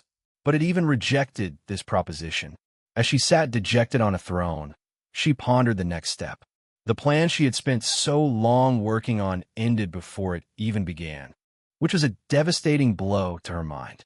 She considered all her options before taking a deep breath. 7 Sins Conference. Wrath, what happened? The plane failed.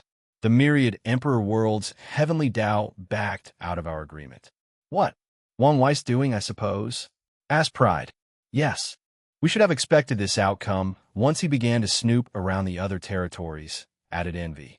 So, what are we going to do next? Asked Gluttony. Everyone looked at Wrath, waiting for her to make a decision. The plan continues, but we will go about it differently, said Wrath. What do you mean? We will abandon our identity as Devil Race and integrate into the myriad Emperor world. As long as we can prove the Tao, we can remove the seal and protect our race. Use the array for us only instead of the entire race. Summarize Pride. It might work, but Heavenly Tao will still ask us for a price. One of the devil gods is enough of a price, added Wrath. If it is only the Sevai, mean the 6 of us, Heavenly Tao might accept, but also might refuse. That's my only worry. Wrath had not finished speaking when the projection space the group used to communicate began to tremble. Before they could react, the illusory space ejected everybody out, and the conference forcefully ended. What's going on? Muttered Wrath before sensing something and appearing outside of the castle. She looked at the sky and immediately noticed it was no longer pure blue. It was now separated into 4 colors: blue, red, black, and white. Cracks appeared above the heavens out of nowhere before heavenly Tao manifested itself. Unknown interference, game rules collapsing, activating counterattack protocols, mission FAI, Lu. Rerath's face changed after seeing the information displayed above in the sky. Before she could think, process, or complain about how the situation, a talisman condensed before her. She immediately recognized what it was since her master had mentioned it before. She used her divine sense to immediately refine the talisman. It's so weak. Anyway, it's still enough. She immediately controlled the remaining power of this continent's heavenly Tao to create a small world with extended capacity. Then, she summoned all the devil race mortals or not into the small world. It's regrettable I could not save the others. Anyway, there's still some power left, thought Wrath as she teleported to the room where the devil retribution sword was brewing. Without hesitation, she sacrificed the remaining power of heavenly Tao to accelerate its growth. Come on, thought Wrath before she sent something. She turned around, and her heart almost popped out of her chest. She saw someone behind her with a bright red mark floating above their head. Gluttony territory. A young man with green eyes sat beside a bonfire, deep in thought, despite the noses of the troops next to him. The 100 million troops limit seemed to be much, but before these two, they won't do much, thought Parasite. Even with an alliance of people with 100 million troops, they could slaughter everyone in a matter of hours, if not less. He spat on the floor, and it was an odd green color. No matter. The only purpose of these cannon fodders is to buy enough time to use designer's weapon. Such a weapon will be extremely draining and has a limited number of use. Furthermore, they have to consider the possibility of evading countless other variables. Parasite suddenly felt something and looked at the sky. He saw Heavenly Tao's message and the change of color. Someone outside is interfering? His eyes lit up as he waited for the changes to end. Immediately, he felt a weight lifted from his shoulder as he regained his freedom. He teleported to the distance in an instant before returning to his original place. Parasite took a communication talisman to contact the others. However, he saw a bright red mark floating above his head before he succeeded. A target? He frowned since he could not understand how this came about. He tried a few techniques he knew to remove them, but the power behind this marker was beyond his understanding. This power has a faint fluctuation that seemed familiar, thought Parasite for a moment before stopping thinking about it, since he could not recall. Then, he contacted the others. Do you guys know what's happening? Some outside force is intervening in our cleanup, said Undead Flame. I know this much, countered Paraced, annoyed that he stated the obvious. I sense a lot of spatial disturbance. I guess a bunch of people teleported to this continent, added Designer. And based on the target above our head, their targets are probably people from the Myriad Emperor world. So, some plane wants to use this method to kill most of the Myriad Emperor world's Heaven Chosens and delay their rise, summarized Parasite, even more annoyed. A pointless endeavor. All this will do is kill the weak ones and make it easier for these two to prove the Tao. Their plan lay on using other Heaven Chosen as cannon fodder through an alliance. However, the recent changes in this continent will not affect Wang Wei and DTon, only their allies, thus ruining their plans. There is little we can do in this situation besides actively hunting these foreign Heaven Chosens, added Undead Flame. However, if we display too much strength, we will be on Wang Wei's radar. And as you know, he has no hesitation about killing us just because of his suspicions. Isn't there some restrictions about him hunting us down? After all, as an heiress son, his actions would be detrimental to the world's growth, asked Parasite, and he looked at Designer for an answer. Sons of Era must kill each other for destiny. That's how things should be. However, this is the first time I've heard about a complete one, so I'm not sure. Anyways, we cannot put our faith in the possibility he will not hunt us down, added Undead Flame. True. Anyway, this situation can be favorable to us, added Parasite. We can help some of our allies that cannot reach the 100 million troops limit. All the Heaven Chosens are now gathered in this place, making it easier to make allies. This is also a perfect opportunity to gather more resources, commented designer. We can plunder from these foreign heaven-chosens. Or better yet, kidnap them and ask for their faction to pay us handsomely to return them intact. This might work, agreed Parasite. However, we should be careful and use a third party for negotiations. As I said, we need to be more low-key. Should we contact the others? Asked Undead Flame, and the three immediately became quiet since they knew what he meant. The Seven Moons also sent spies in other world communities. However, their existence is a backup plan in case the ones in the Myriad Emperor world fail. These spies must prove the Tao in other world communities before banding together to restrict any growth to the Myriad Emperor world. And if possible, give them a strong enough blow to delay their recovery for countless generations. The Seven Moons know the rise of the Myriad Emperor world is fated to occur, and it is the catalyst for the return of the other paragons in limbo. However, as beings who reached the pinnacle of the cultivation world, they can manipulate fate or destiny to some extent. A better word would be to influence fate and redirect its power. There is no benefit from contacting these people besides risking exposing ourselves, disagreed Parasite. We can exchange information to prepare in case our mission fails. We will not fail. Only people who are stupidly arrogant believe in absolute. Countered Undead Flame. No matter how well thought our plans are, there's a chance of failure. So, we must prepare for the worst scenario. He's right, added designer. You know what is at stake? They are from the upper dimension, and their factions are directly or indirectly related to the Seven Moons. They are loyal and deeply rooted with these rulers, meaning their fate is connected. If the Seven Moons fall, their fate won't be any better.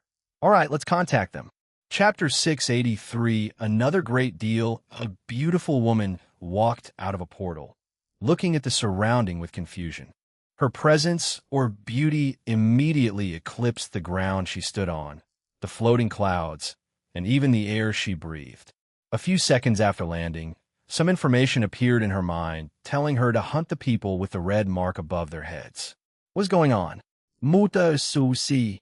Not long ago, news of a secret realm with the inheritance of an eternal supreme spread throughout the world at an alarming rate, enticing countless heaven-chosen to check it out for themselves.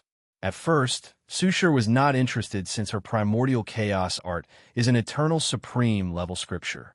But she also did not want someone from her world to get their hands on it. So, she went to check, but not long after the secret realm opened, a mysterious power teleported everyone here and asked them to kill people with a red mark above their heads. Sushur felt something was wrong. The entire secret realm situation felt rushed, making her suspicious. After scanning the area, she flew in the northwest direction. Sushur had somewhat of a vague map inside her mind that indicated the closest person with a red mark. A few seconds later, she saw the person. Huofeng Wang? Susi? Asked the ancient clan heir. Do you know what's going on? Wait, why don't you have a mark above your head? Sushur did not immediately answer, but she guessed something. You should be careful. After warning her former competitor, Sushur flew to the nearest mark on her map. And as expected, it was someone from the Myriad Emperor world. Someone is definitely planning against them, thought Sushur. She quickly analyzed the situation. The Emperor Enlightening Academy did not have anyone present on this continent, meaning they won't lose much in this chaotic situation. Simultaneously, she cannot hunt these people and make more enemies for the Academy. I could use this situation to my advantage if I act swiftly enough. She teleported to the distance without wasting time, heading to another territory. Wrath territory, W. Wang Wei, exclaimed Wrath as he looked at the handsome young man before him. She immediately held the Devil Retribution sword in her hand, prepared for battle. How did you get inside here? Whatever anomaly is happening to this continent disrupted the castle's formation. So, it was easy for me to enter undetected, he replied before smiling. Relax, I'm not here to harm you. Otherwise, I would have used a sneak attack. Wouldn't you be ashamed to use such a lowly tactic? No, I would not. I've always believed humans' capability for evil is higher than us devils. True, to some degree. However, our capability for good and empathy is something you, devils, will never experience. Replied Wang Wei. Let's not mention these things. I came here because your master told me to look out for you. So, could you tell me what you plan to do next? Do you think I would trust you because of a few words? Wang Wei sighed before looking at the sword in her hand. Interesting. I've used the same method once. He realized the sword was created using the same tactic he used in the demon supremacy world. It gathered all the negative emotions and karma of the devil race. After years of suffering at the hands of the myriad emperor world, the devil race has plenty of negative emotions. This sword has a lot of potentials, thought Wang Wei. Currently, this sword is limited to the 9 devil god world. But one day, if Wrath can prove the Tao, she could gather power from all the suffering of all devils in the lower dimension, and maybe even the upper dimension. The potency of such a weapon after being nourished by the power of the Grand Tao Source is unfathomable. It's a shame I would not be able to use it. Only a devil could wield this weapon, and as a human, this sword would revolt against him even if he used absolute force to restrain it. He could imagine it even destroying itself to prevent being wielded by a human. You can use the sword like a pill and absorb some of its power. It should fix your broken 9-extremity foundation and grant you 2 root strength. Then, you can use the sword's power to confront 5 root, albeit for a short period. He then looked her in the eyes. I can see through your eyes that you have not abandoned the devil race, despite my actions. So, your best course of action would be temporarily abandoning the devil race and using your previous plan on yourself becoming a citizen of the myriad emperor world. Then, you can prove the Tao to become an eternal before returning to deal with the seal and protect your race. Am I right? My master once said the most annoying thing he experienced in his life was dealing with you. Overlords, said Wrath with a mocking sneer. And he was right. Your arrogance and know-it-all attitude is disgusting. I would not have to use my arrogance and know-it-all attitude if you followed along and told me your plan.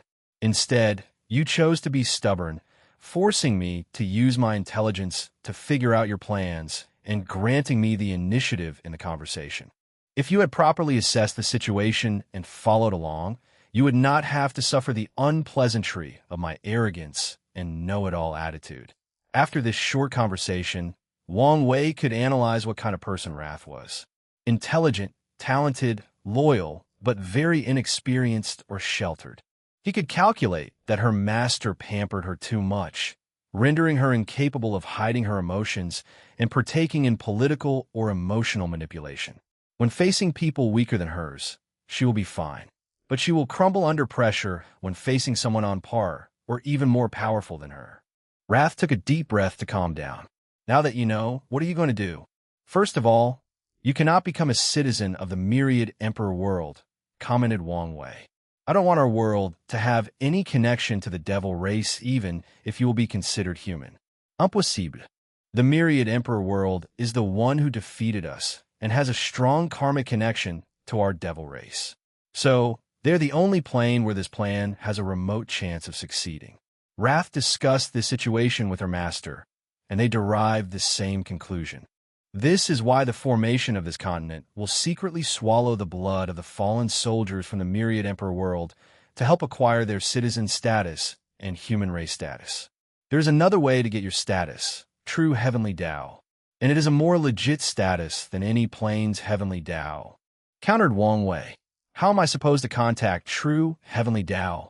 Plus, it hates the devil race after what my master did.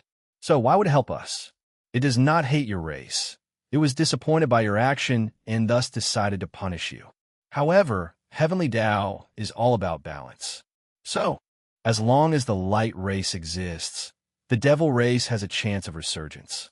As for how to contact it, it's the same way you would contact any heavenly Tao. The only caveat is that it will only respond if it is a pertinent issue, which the revival of the devil race is. Wrath frowned as she pondered what he said.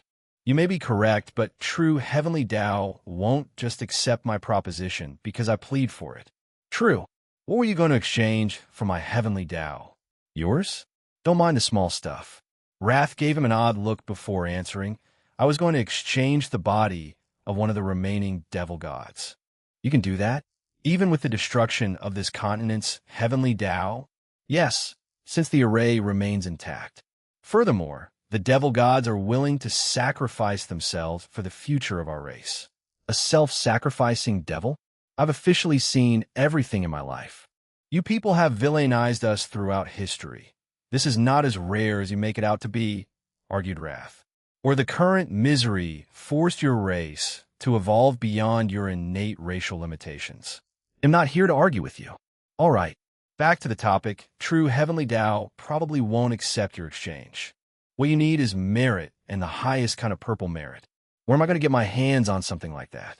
The devil race was not inventive or a race of high imagination. As such, it's not easy for them to acquire merit. Usually, they would conquer other races or worlds to get their hands on such resources. That's where I come in. I will exchange the merit for the devil god's body. Aren't I losing in such an exchange? Everything is about demand. In your current situation, I'm probably the only person with what you want and willing to trade with you. So, think of it that way. Shameless profiteer. Thank you for the compliment. Anyway, purple merit might be as rare of a resource as an emperor's body, so this exchange is not as one-sided as you make it to be. Calm down, Wrath. Breathe in and out. She wanted to attack him because of his shamelessness. Anything else? 2 things. After you acquire your status, please prove the Tao in another world community. Although I promise your master to look out for you, I don't want you to intervene in my affairs. Why are you treating us like a plague? That's because you are. In the future, I can help you, but only secretly. Wang Wei has no hatred or personal feelings toward the devil race. However, if he wants his era to have longevity, the myriad emperor world cannot be directly connected to the devil race. Otherwise, people will use them to attack his new era after he leaves. What is the second thing? Wrath calmed down as she realized the importance of anyone willing to aid her, even if it was in the shadow. I just need some aura of the destroy heavenly Tao from you. Wrath frowned, but did not ask why he wanted it. She directly took a good portion from the talisman and gave it to him. It seems we have established some level of trust, he replied before taking out a purple orb and handing it to her. This is a small portion of our deal.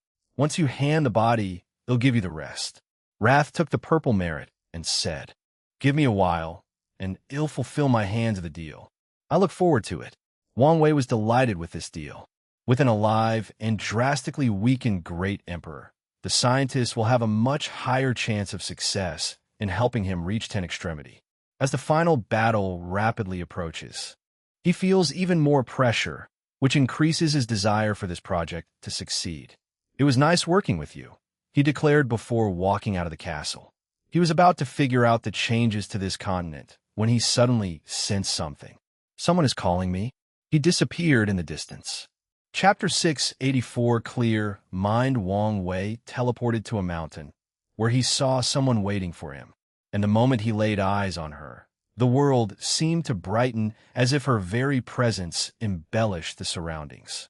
"Miss Su Shi, I see you're beautiful as ever." "Thank you. But are you saying that because you mean it or simply for pleasantry?" "Of course, I mean it. I found it hard to believe you."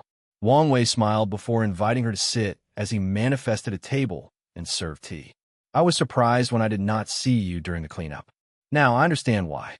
Wang Wei was surprised after seeing her for 2 reasons. 1, she was an ultimate king by the standard of the previous game, with the strength of 5 leaf, on par with Ian General, and given she was still in the supreme realm, she had some room for growth. The second reason is that her aura was foreign to the myriad emperor world, meaning she was no longer a citizen. "A lot of things change," responded Su Shi. "I can see that. You seem more confident, relaxed, and even free," stated Wang Wei as he took a sip of his tea. "Can you tell me what happened? If you don't mind." "You don't." A few thousand years ago, after the deception trial, Su Shi was in a deep slumber, experiencing her life over and over, analyzing it from a third point of view. After watching her life more than 100 times, she recognized 3 defining moments or periods. The first was her childhood.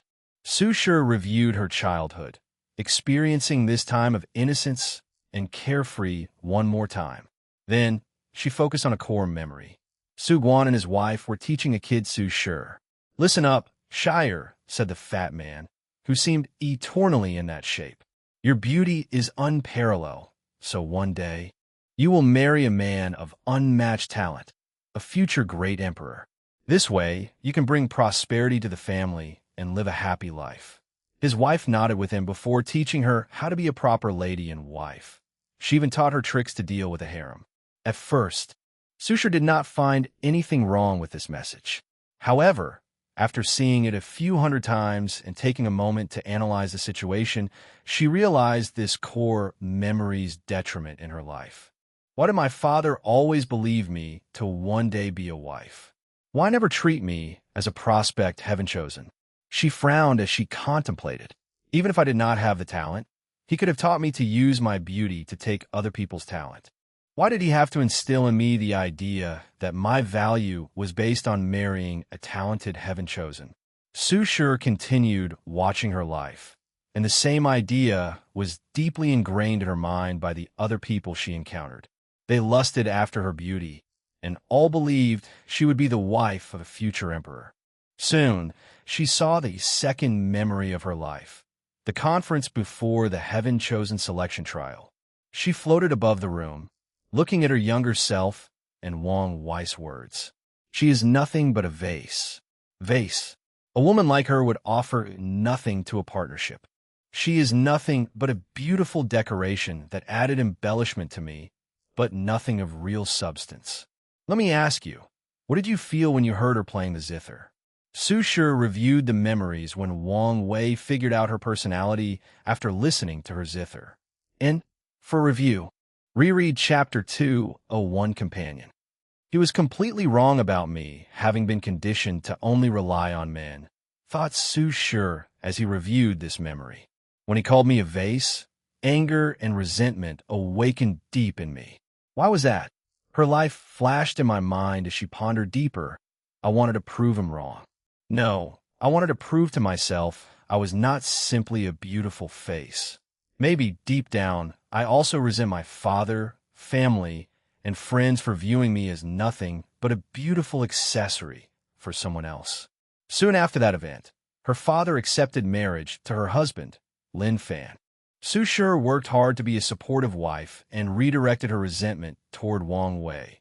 She wanted to help her husband destroy him and show him who the vase was. All this because I did not want to confront myself and look inward. Su Shi shook her head before continuing to experience her life, focusing on her relationship with her husband. I did love him. Although it was a political marriage, I grew fond of him because of how much he adored and pampered me. However, Su Shi watched the last defining point of her life, Lin Fan's death. She watched how he gave her the Dao-level inheritance seed, his parting words about their future, imagining their possible children, and his regret of not being able to experience it. Did he love me? Maybe. But did he love me as much as I did him? Did he give me the seed out of pure love? Countless thoughts and ideas appeared in her mind. After the slaughter trial, he was a different person than the one I married. He was more cunning, ruthless, and scheming. His last actions were not simply out of love. No, it was a desperate act to ensure his survival, to ensure he would be one day revived. Su Shi felt something break from her mind as she broke some mental shackle. She finally understood her obsession to revive him and its roots. It was a calculated move on his part. "You could have asked me directly instead of being so manipulative," muttered Su Shi with a disappointed sigh. Then, the memory world crumbled as she woke up from the formation. "Daughter, how are you feeling?" "Groggy," responded Su Shi, who felt slightly disoriented. "But I have some issues with you that I need to discuss." Gu Xian could only smile wryly. Present day. "So, that's what happened," muttered Wang Wei, who was secretly embarrassed. He never cared about Su Shi's existence, despite his words having so much effect on her. Although these words he said back at the academy were his true thought, he only did this to impress Wu Hong. And now, after reviewing his actions, he realized how hypocritical he was. Given how he sneered at the Heaven Chosens for acting like a peacock trying to court the opposite sex, Su Shi when he was doing the same for Wu Hong. So what will you do now about Lin Fan? I'm still going to revive him, but only to repay my karma. As for our marriage, I have not decided yet. I wish you peace in whatever choice you make. But you have not explained why you were not at the cleanup. After my enlightenment, the Academy decided to send me to another heaven world to prove the Tao. Oh, where did you go? The martial hegemony world, replied Su Shi, not hiding it. The Academy helped find a struggling emperor lineage and paid them to acquire an identity token. That's a smart move, added Wang Wei as he took a sip of his drink. So, why are you willing to reveal all this information to me? To make friends, replied Su Shi. I know the conflict between the Academy and the Tao opening sect. I thought it would be best to ally with each other instead of fighting. Something tells me it's not your main objective. It is. Although another one would also be, I hope you allow me to acquire Lin Fan's imprints. Su Shu knew emperors did not like others to intervene in their plane. So, although she is from the myriad emperor world, she is also a foreigner. En alliance? Thought Wang Wei. He did not mind her taking Lin Fan's imprints under his supervision. After all, if his existence were not affected, the Academy would have already acquired his imprints just like he did for Ancestor Wuqing. As for an alliance with her, he did not care for her status as the Academy headmaster. He never planned to eradicate the Academy because of Emperor Kong, since he needed all the allies he could get to deal with the 7 parasites. However, he cared about where she planned to prove the Tao, the martial hegemony world, as the world community closest to the myriad emperor world. It was a strategic place for any attacks. As such, he predicted the parasites would send countless spies from the upper dimension to prove the Tao there and prepare to deal with him. If Su Shi could be the winner and even help me establish some foundation in that place, it would be to my advantage. I would love an alliance between us, said Wang Wei before the two discussed things and signed a binding contract. Of course, Su Shi did not only want to revive her husband and placed her own requirements. Luckily, the two came to a reasonable argument. You need to be careful, warned Su Shi. Someone seemed to be targeting the myriad emperor world. She told them about the sudden appearance of the secret realm and how it teleported her here. Chapter 6, 85 Deal After Deal. Did the people responsible for the Heaven Devour Emperors doing become active? Or is it some tactic from the upper dimension? These were the two scenarios Wang Wei could come up with to explain the current situation, as only these two people would want to intervene in the myriad emperor world's rise. By using heaven chosens from other factions, it's no longer a matter of interference, but a competition of the younger generation. I guess this is one of the loopholes to heavenly Tao's rule of interference. Do you know more information? Unfortunately, no, replied Susi. My foundation is pretty shallow in the martial hegemony world, so I did not hear any more news from the Endless Void. I see. Well, thank you for the information, stated Wang Wei as he stood up. He then cupped his hand and saluted her. It's a pleasure working with you. Hope we can have a lasting friendship. The same, replied Su Shi as she saluted back. Good luck in your battle. I think you're going to need it more than me, she replied with an angelic smile before disappearing into the horizon. I hope this girl finds her happiness, muttered Wang Wei with a smile. Now what should I do? Regarding the current situation, he could guess that the martial hegemony world was not the only place tricked into teleporting to this place. The secret mastermind probably used this tactic to hide their track. Of all the world communities coming here, any one of them could be the mastermind. The more pressing matter is that mysterious power capable of annihilating a heavenly Tao on par with an eternal emperor. Wang Wei took out the heavenly Tao aura and observed it. Let's get some benefit first. He contacted Li Jun and Yin Liling, tasking them to search for the truth. Meanwhile, he prepared to use this aura to gain some understanding into the working of heavenly Tao and see if he could use this opportunity to become enlightened and create his heavenly Tao control level of his force control skill, or, at the very least, get to peep into that level. Wang Wei waved his hand to set up many powerful formations around the mountain.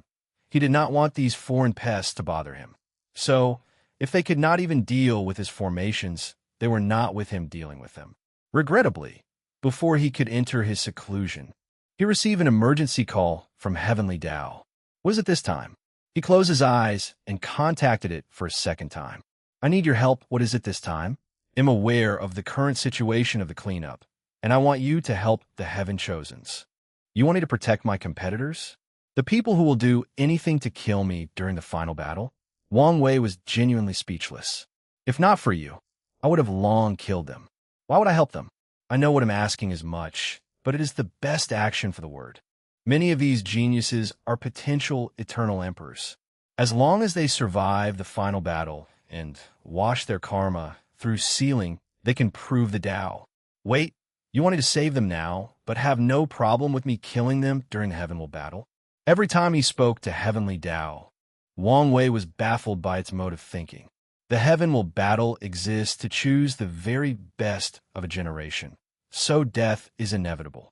However, I aim to ensure they grow to their full potential. I guess that makes sense, but I still don't want to do it. You have grand plans for the world, and these people can be of great help to you. That's true. Wang Wei always felt it was an excellent opportunity to be born into such a brilliant generation with so many talented. Regarding his plan, many of these people could be great allies, and some will be annoying pests. Furthermore, he recently felt that he needed to make as many allies as possible, as it would be crucial for him in the distant future. I still don't want to help them. If they die here, it can only be said it was their fate. If you really want to help them, go ask Tion. Maybe he's willing to help you. I did, and he refused. Is that so? Replied Wang Wei with squinted eyes. He could guess Heavenly Tao did not want to rely on him entirely, and even wanted some form of balance. And Tion was the perfect person to do so. Didn't you trade with him? Make a deal of some kind? Yes, but he still refused. Why don't you try to use his wife's imprints as an exchange? Wang Wei theorized that Qiao Ning's existence was affected during her death just like Lin Fan, adding that it's been such a long time since her death, Tion did not have much time to revive her. Wang Wei frowned before smiling. You want to use his wife's imprint for a better deal? Maybe, when he proves the Tao. I guess these Heaven Chosen's life is not as important as you say. Now that I think about it, Qiao Ning died near the end of the Emperor Beginning era. Even if she used her willpower and obsession to become a spirit, defy death, and live to this present, her imprint should not have lasted so long. Wang Wei always believed Qiao Ning was a miracle that should not have existed in the world, and Wu Hong agreed with him. Nevertheless, she could not prevent her imprints from deteriorating, unless Heavenly Tao has kept it intact in case it needed it for the future. This thing is more sly than I sometimes give it credit. Of course, there is the possibility this was true Heavenly Tao's method of both punishing Tion and preparing to deal with him in the future. I will be direct. If you save these Heaven Chosens, I will reward you handsomely. Now, we are talking, nodded Wang Wei. What is your offer? A secret reel that was a battle from the Null era containing countless broken chaos treasures that you can use to refine your Proving Tao artifact. Furthermore, there is the blood of numerous innate and primordial gods.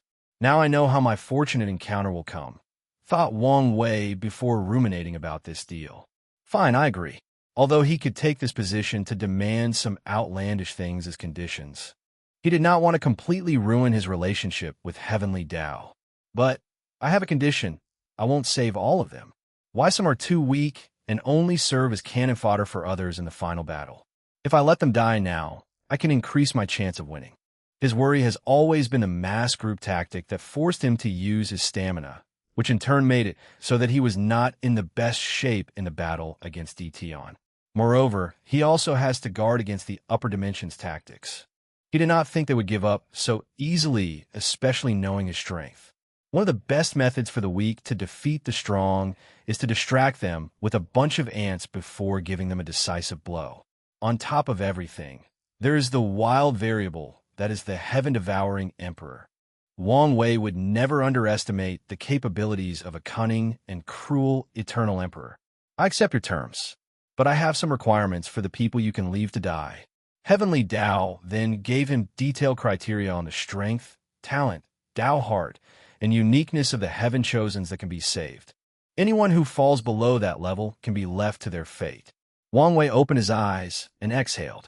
He saw a token floating before him, and he knew it was the secret realm. He placed it away while muttering, "My Sun-era luck is on the uptake. I should be careful of the downward spiral." Suddenly, he sensed something and looked in the distance. He spread his divine sense to a specific place for over half an hour. Ha ha ha! Things are truly getting interesting. A bright smile appeared on his face. Let's still be weary. He looked at the sky before pointing with his fingers. He established an enormous invisible array that covered the entire continent to save the people who needed it. Then, he waved his hand to create a river of karma and bound it to the array. "I will save you, but you will also owe a great karma," said Wang Wei. Although he cannot use this karma for the final battle since Heavenly Tao would not allow it, he can still use it for the people who survive. With such a tactic, many of his plans might become easier after proving the Tao. After doing all this, Wang Wei closed his eyes to enter his seclusion. Chapter 686. General Di Tian stood near his camp, waiting for something. Suddenly, he sensed something and looked at the sky. He was probably the only individual on this continent who could see the invisible array and the river of karma. Wang Wei's doing? He thought with a sneer. He could already guess Heavenly Tao when to ask its favorite son for help, and the latter agreed. Although he once worked with that vile thing, Di Tian would not associate with it any more than he has to after everything it made him go through, especially for a few broken chaos treasures. The only thing that would move him is his wife's imprint, but the latter refused to hand it over. "It does not matter. I will take it myself." Di Tian no longer looked at the formation. He would not purposely interfere in matters regarding Heavenly Tao to not gather any unnecessary complications. After waiting for a while, a figure with a hood appeared behind him. "How is it? I have investigated everything. The result? I have found a few candidates, but you must test their strength yourself." "Very well. Lead the way," ordered Di Tian, who felt the current situation was advantageous since he could move as he pleased. His shadow bowed before teleporting to another territory, and Di Tian followed. The two appeared before a group of young people passionately discussing something. However, the bright mark above Di Tian and his shadow's head immediately alerted everyone present, forcing them to become on guard. "Who is it?" asked Di Tian. His voice was calm, and he showed no aura or pressure. However, some keen people's hearts suddenly skipped a beat. The shadow pointed at a young man with green hair standing before the group. Judging by his position, he was someone of status among these groups, or at the very least, they respected him deeply to listen to him talking. "That's Lu Zongying from the Mortal Heart World," explained the shadow. "A power system focusing on Tao heart tempering?" commented Di Tian. "He's weak, but let's see his potential." He clenched his fist and punched forward. Last breath without hesitation, he used the first fist of his 9 samsara fist scripture, not wasting his time. His attack brought all matters to their last breath. Even utilizing some power of destruction, these heaven-chosens reacted quickly, using all types of means to save their lives. When Di Tian raised his fist, the alarming bells of death rang in their mind, almost paralyzing many of them. Luckily, their world's cultivation system is about forging a supreme Tao heart, so they all have an excellent state of mind. Numerous people used secret techniques with great prices to increase their strength. Some used arrays, extraordinary magical artifacts, and life-saving talismans. In less than a second, the group meeting turned into a light show with all these technique displays. Unfortunately, it was useless. The devastating power of that punch killed the majority of these people. Following this, the power of death and destruction finished the job. As for the aftermath, almost everybody died. Di Tian calmly watched as some people's soul was salvaged by some immortal tier's strength and did chase after these people. This Lu Zongying is too weak. His attack only closed to a mortal venerable 1 leaf, but did not reach it. Such strength can be achieved by some heaven-chosens with potential. The shadow nodded before showing to another group. Although he felt this person had great potential with a top-notch Tao heart and could be adequately cultivated, it was not his decision to make. The next chosen group was of 5 individuals, 2 of whom the shadow felt were of great potential. Dition looked at these 5 people, waiting for his shadow to explain. The 2 in the middle are a rare twin spirit race born from a rock, great talent in body refining. Are they from the central spirit world? Yes. Dition guessed only a world dominated by the spirit race would give birth to such a rare anomaly as a twin spirit. Get in formation, said Yinshur, one of the 2 brothers. Immediately, the other 3 surrounded him and his brother. The 2 brothers turned into a giant rock monster of 10 meters with 2 heads, while the others transformed into motes of light that fuse into them. Are you from the Myriad Emperor world? Yes, and my last 2 preys ran away from me. However, I won't make the same mistake again. Is that so?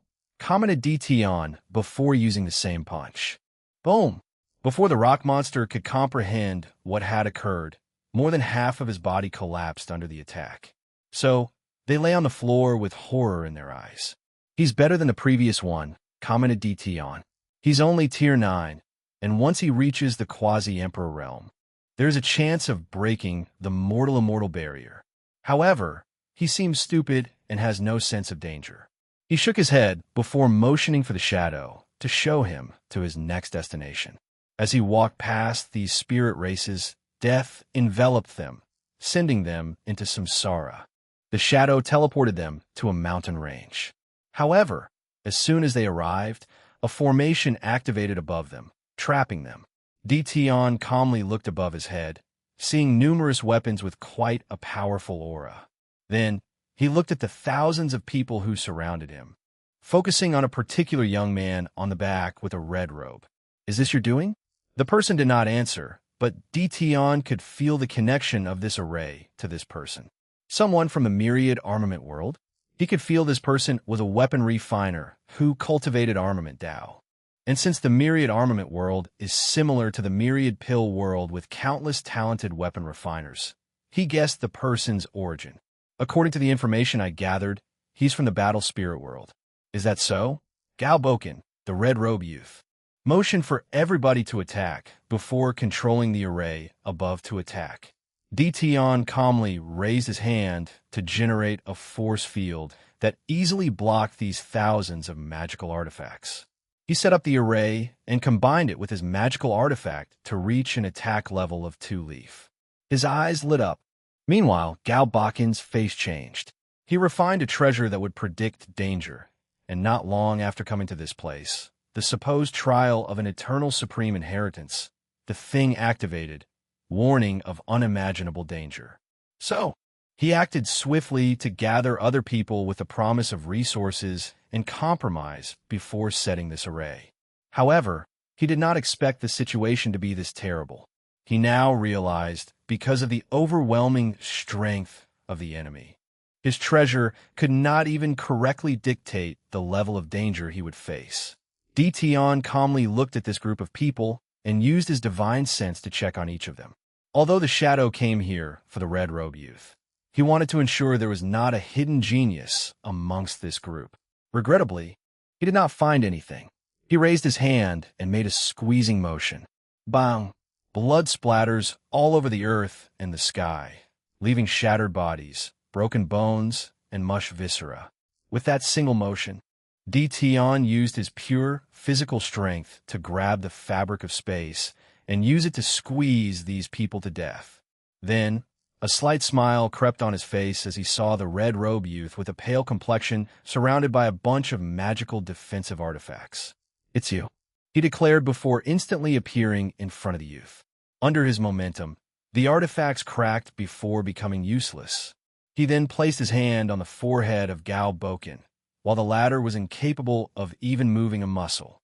Dition searched his soul to gather basic knowledge of the youth, ensuring he did not touch the Emperor's seals from his faction. Extraordinary talent for weapon refining, he thought. Also a master in arrays. He knew he had found an excellent choice for a general. As for the suspicious movements he detected from some forces in the battle spirit world, he could not care less. He placed their actions on the back of his mind, and only to prepare in case they became an obstacle to him proving the Tao and reviving his wife. Subsequently, he proceeded to enslave the latter by controlling Gao Bakin's soul. As a person who understood Samsara Dao to the pinnacle of what a mortal is capable of, what Di Tian's was unparalleled. Only a person with the same strength as him and cultivated soul, Dao, could surpass him. The only exception might be that guy with the weird soul.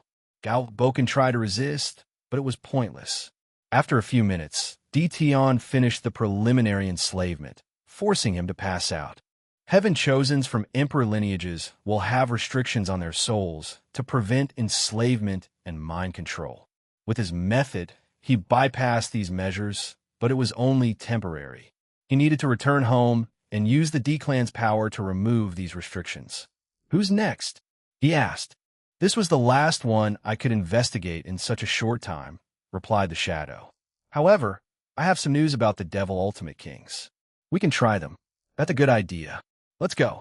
In the distance, a figure watched Di Tian's departure with a deep frown on their faces. Despite only being a few dozen meters, they were not detected. Chapter 687, The Future the Sect Was Wrong. Thought he, the young master of the Spirit Genesis sect. Under his invisible veil, he calmly watched Di Tian leave with a deep frown. The plan was fundamentally flawed since the myriad Emperor world contained such a monster. He shook his head with a wry smile. Even with his peak immortal venerable six-leaf strength, he knew he was nothing before that man. And even after he takes the next step in his cultivation, he will only reach the limit of seven-leaf. The sect sent him here to finish the geniuses of the myriad Emperor world, but they were also worried about his safety, thus granting him some powerful hiding method. "All this work for nothing," complained Ishii. The sect mobilized its secret power to lure countless geniuses from other world communities and teleported them to this continent. Then, they used the broken Empyrean artifact to bypass Empress Wu's sealing and destroying the heavenly Tao of this continent. After all these efforts and using innumerable resources, the result was pointless. Ishii raised his head to look at the invisible formation and Karma River floating above the continent. There is also another monster. The situation genuinely hit his pride after seeing how powerful these two were. So, after smiling wryly, he focused on the task at hand. Luckily, this monster is not from the Tao opening sect, but if the other is, the situation will become more complicated. He pondered for a moment for his next step. He needed to confirm the identity of the person who set up the array. And if it is the Wang Wei they learned about from the deception trial, he needs to think about how to respond. If it is him, I need to contact the other and see if we can become allies. The myriad Emperor world can have a resurgence, but the Tao opening sect cannot lead it. Ishii breathed deeply. He wished the sect had more information and influence in the myriad Emperor world. However, after the situation with the heaven-devouring emperor, the sect had to become low-key not to be discovered. Of course, the main reason for this retreat was fear of the upper dimension. Ishii disappeared as he decided to observe more before making a decision. Di Tian teleported to a mountain range with the shadow. He could see quite a potent formation deep underneath one of the tallest mountains. However, it seems to be malfunctioning. So, he waved his hand to manifest a giant palm that eradicated the formation. Soon afterward, a young man with red eyes flew out with a somber look as he gazed at Di Tian. A two-heart devil? His eyes lit up.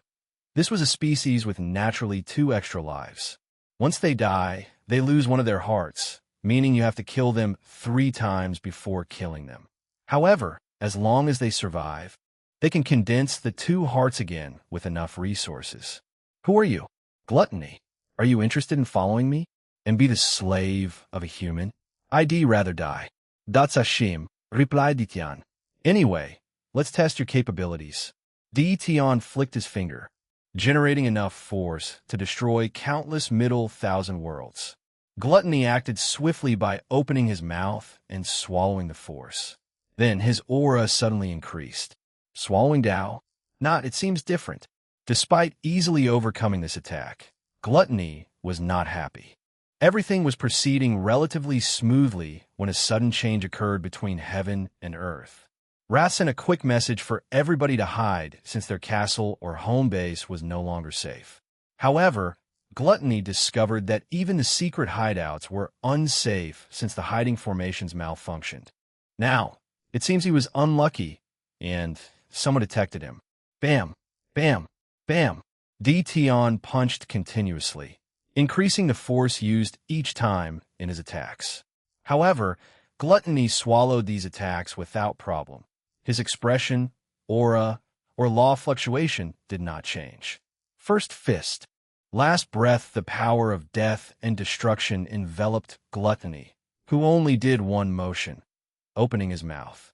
You can swallow, know, eat force, energy, and even concepts, commented Dtion with a plain face.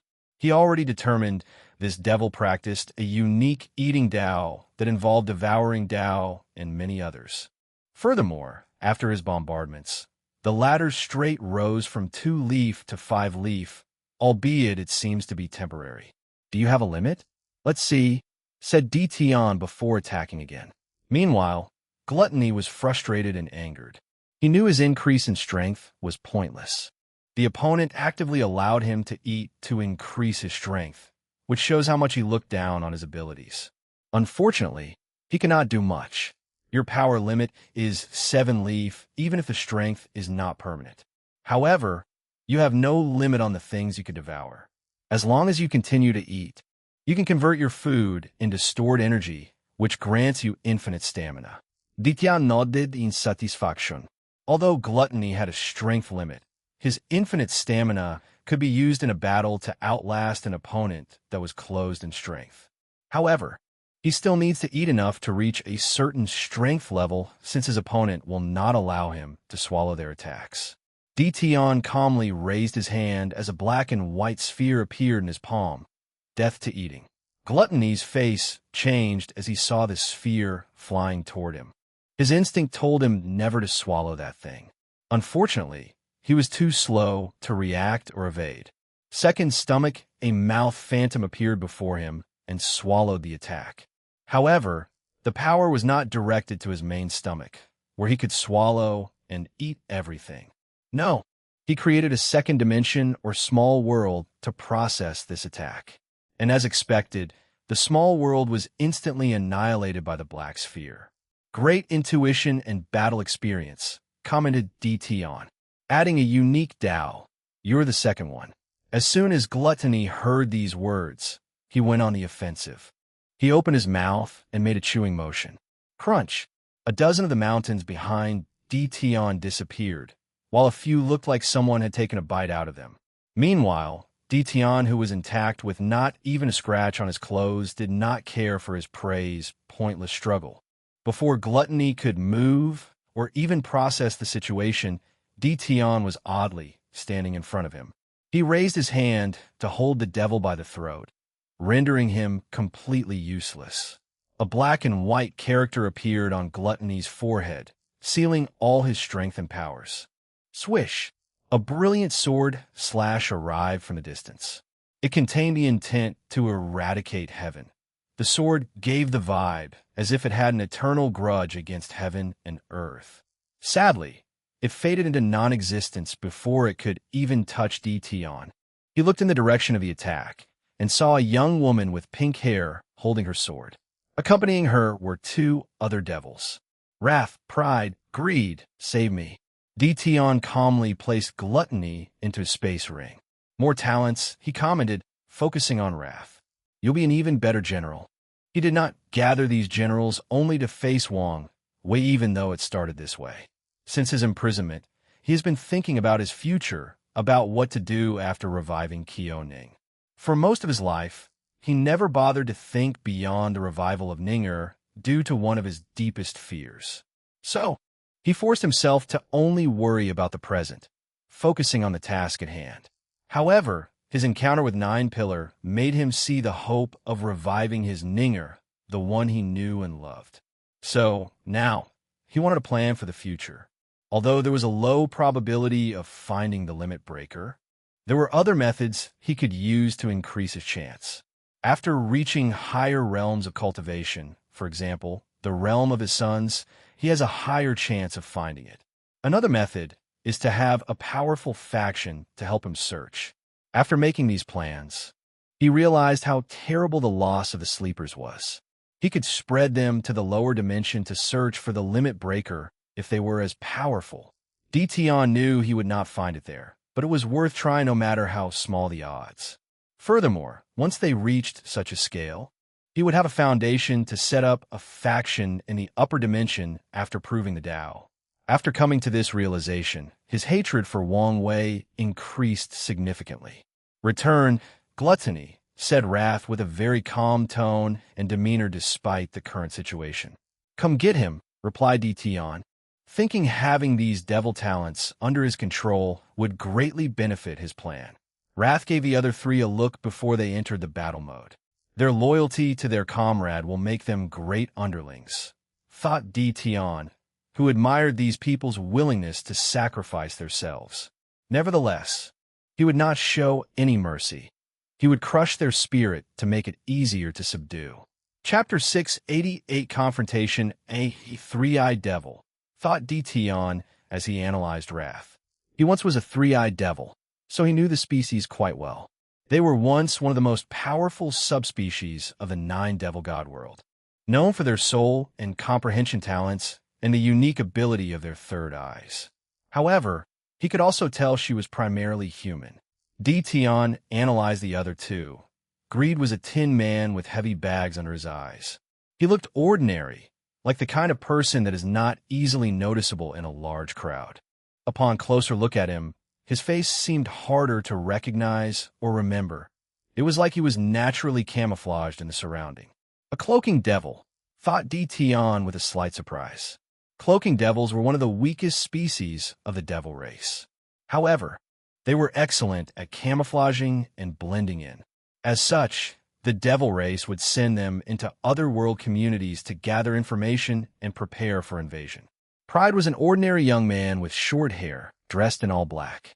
Dtion could tell from his bloodline he was a misery devil, a subspecies that enjoyed corrupting souls. They would use pain and misery to force other races to become mad and commit atrocities.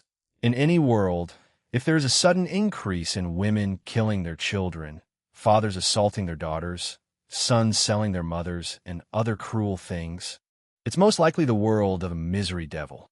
While Dtion was calmly assessing these people, Wrath had prepared for this battle.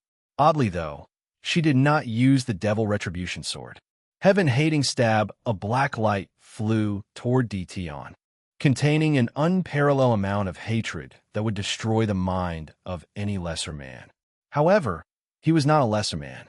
"My hatred for heavens is beyond what your pitiful attack could fathom." The attack disappeared before him, and Wrath spewed a mouthful of blood.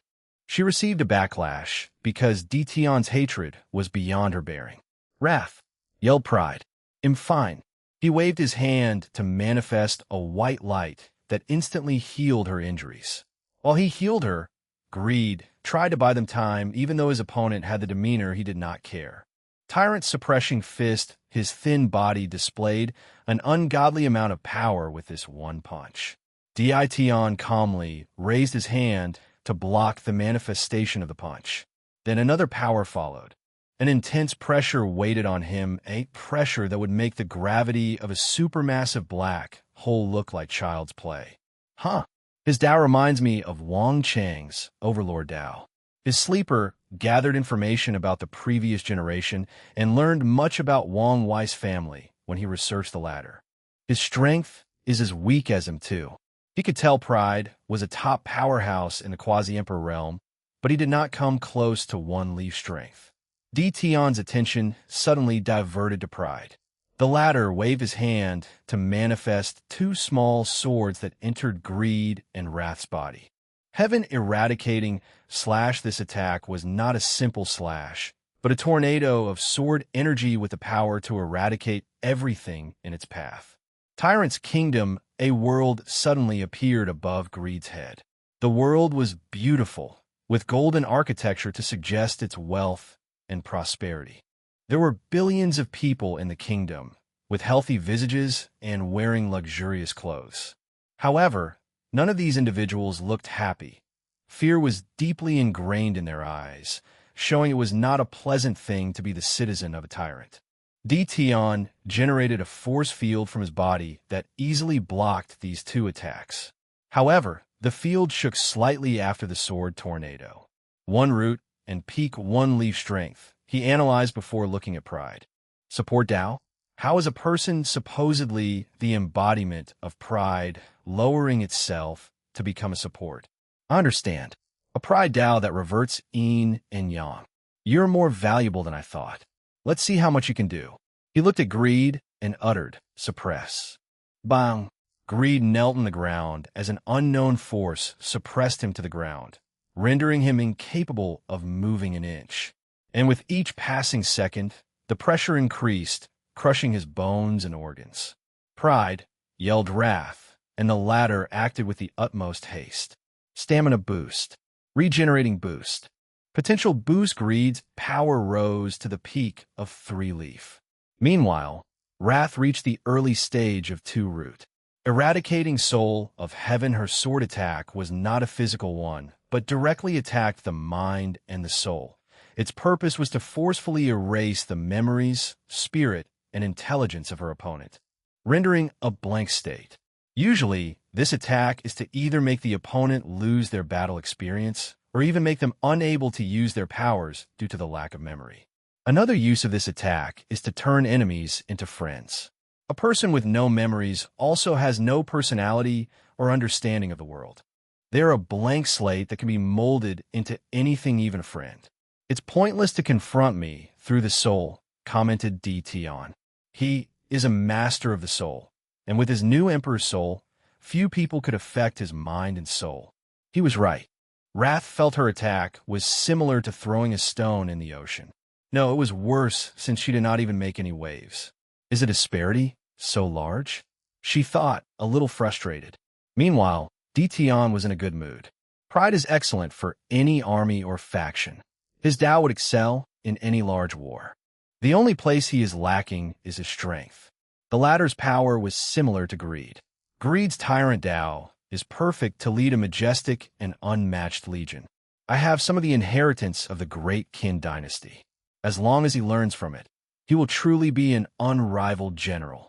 The Qin legions were one of the best, if not the best, of history. They were a nightmare for the demon race during the ancient emperor era. Finally, there is Wrath. Her strength more than met my expectations. With her talent, she will shine even more after going through my training. His eyes shone. Maybe I can wash karma for her so she could prove the Tao. After such an emperor under my command would make searching for the limit breaker easier. The only issue he had to worry about was whether there would be some complications with enslaving a great emperor.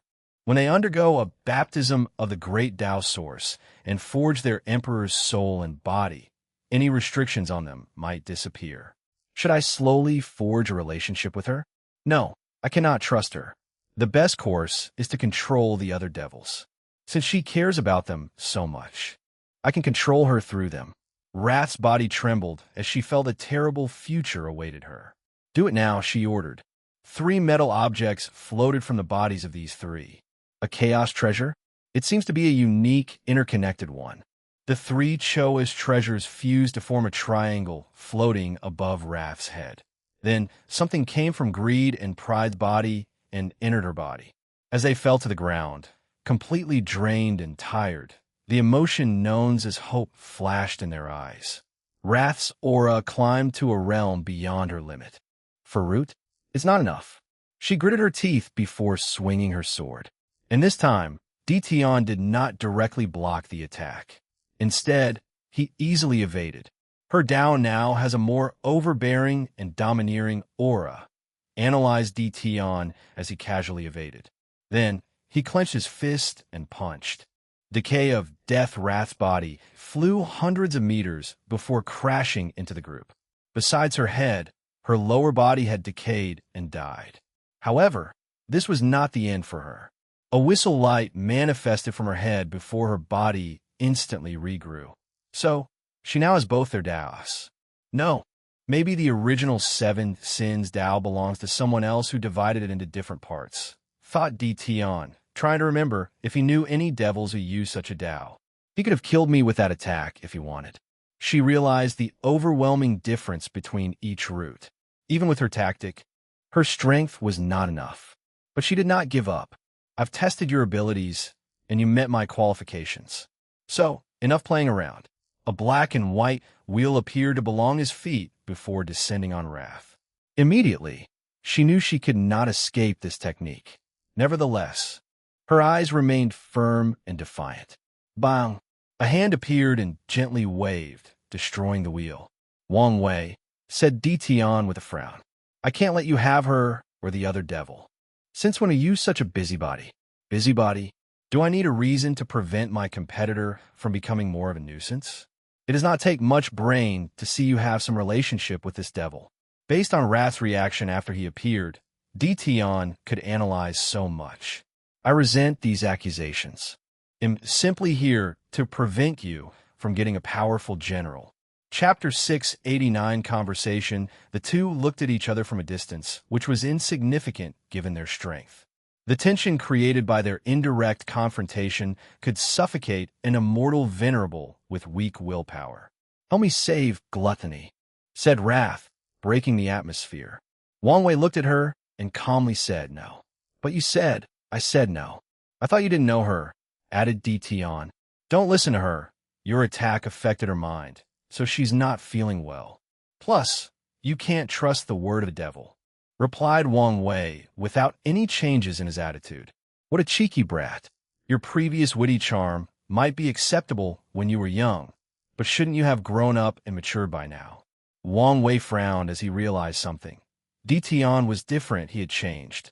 If the previous him was someone stuck in a box with a fixed mentality and pattern, the current him had opened that box and seen what was beyond it. What made him change? Is it because he found a way beyond 9 extremity? Wait, I never figured out he succeeded in the first place. He added this mental note in his mind, labeling DT as more unpredictable than he previously classified him. And be like you? He replied with a sneer. Let time wash away my personality? Mold me into a cruel and sinister person with a face that everybody owes him money?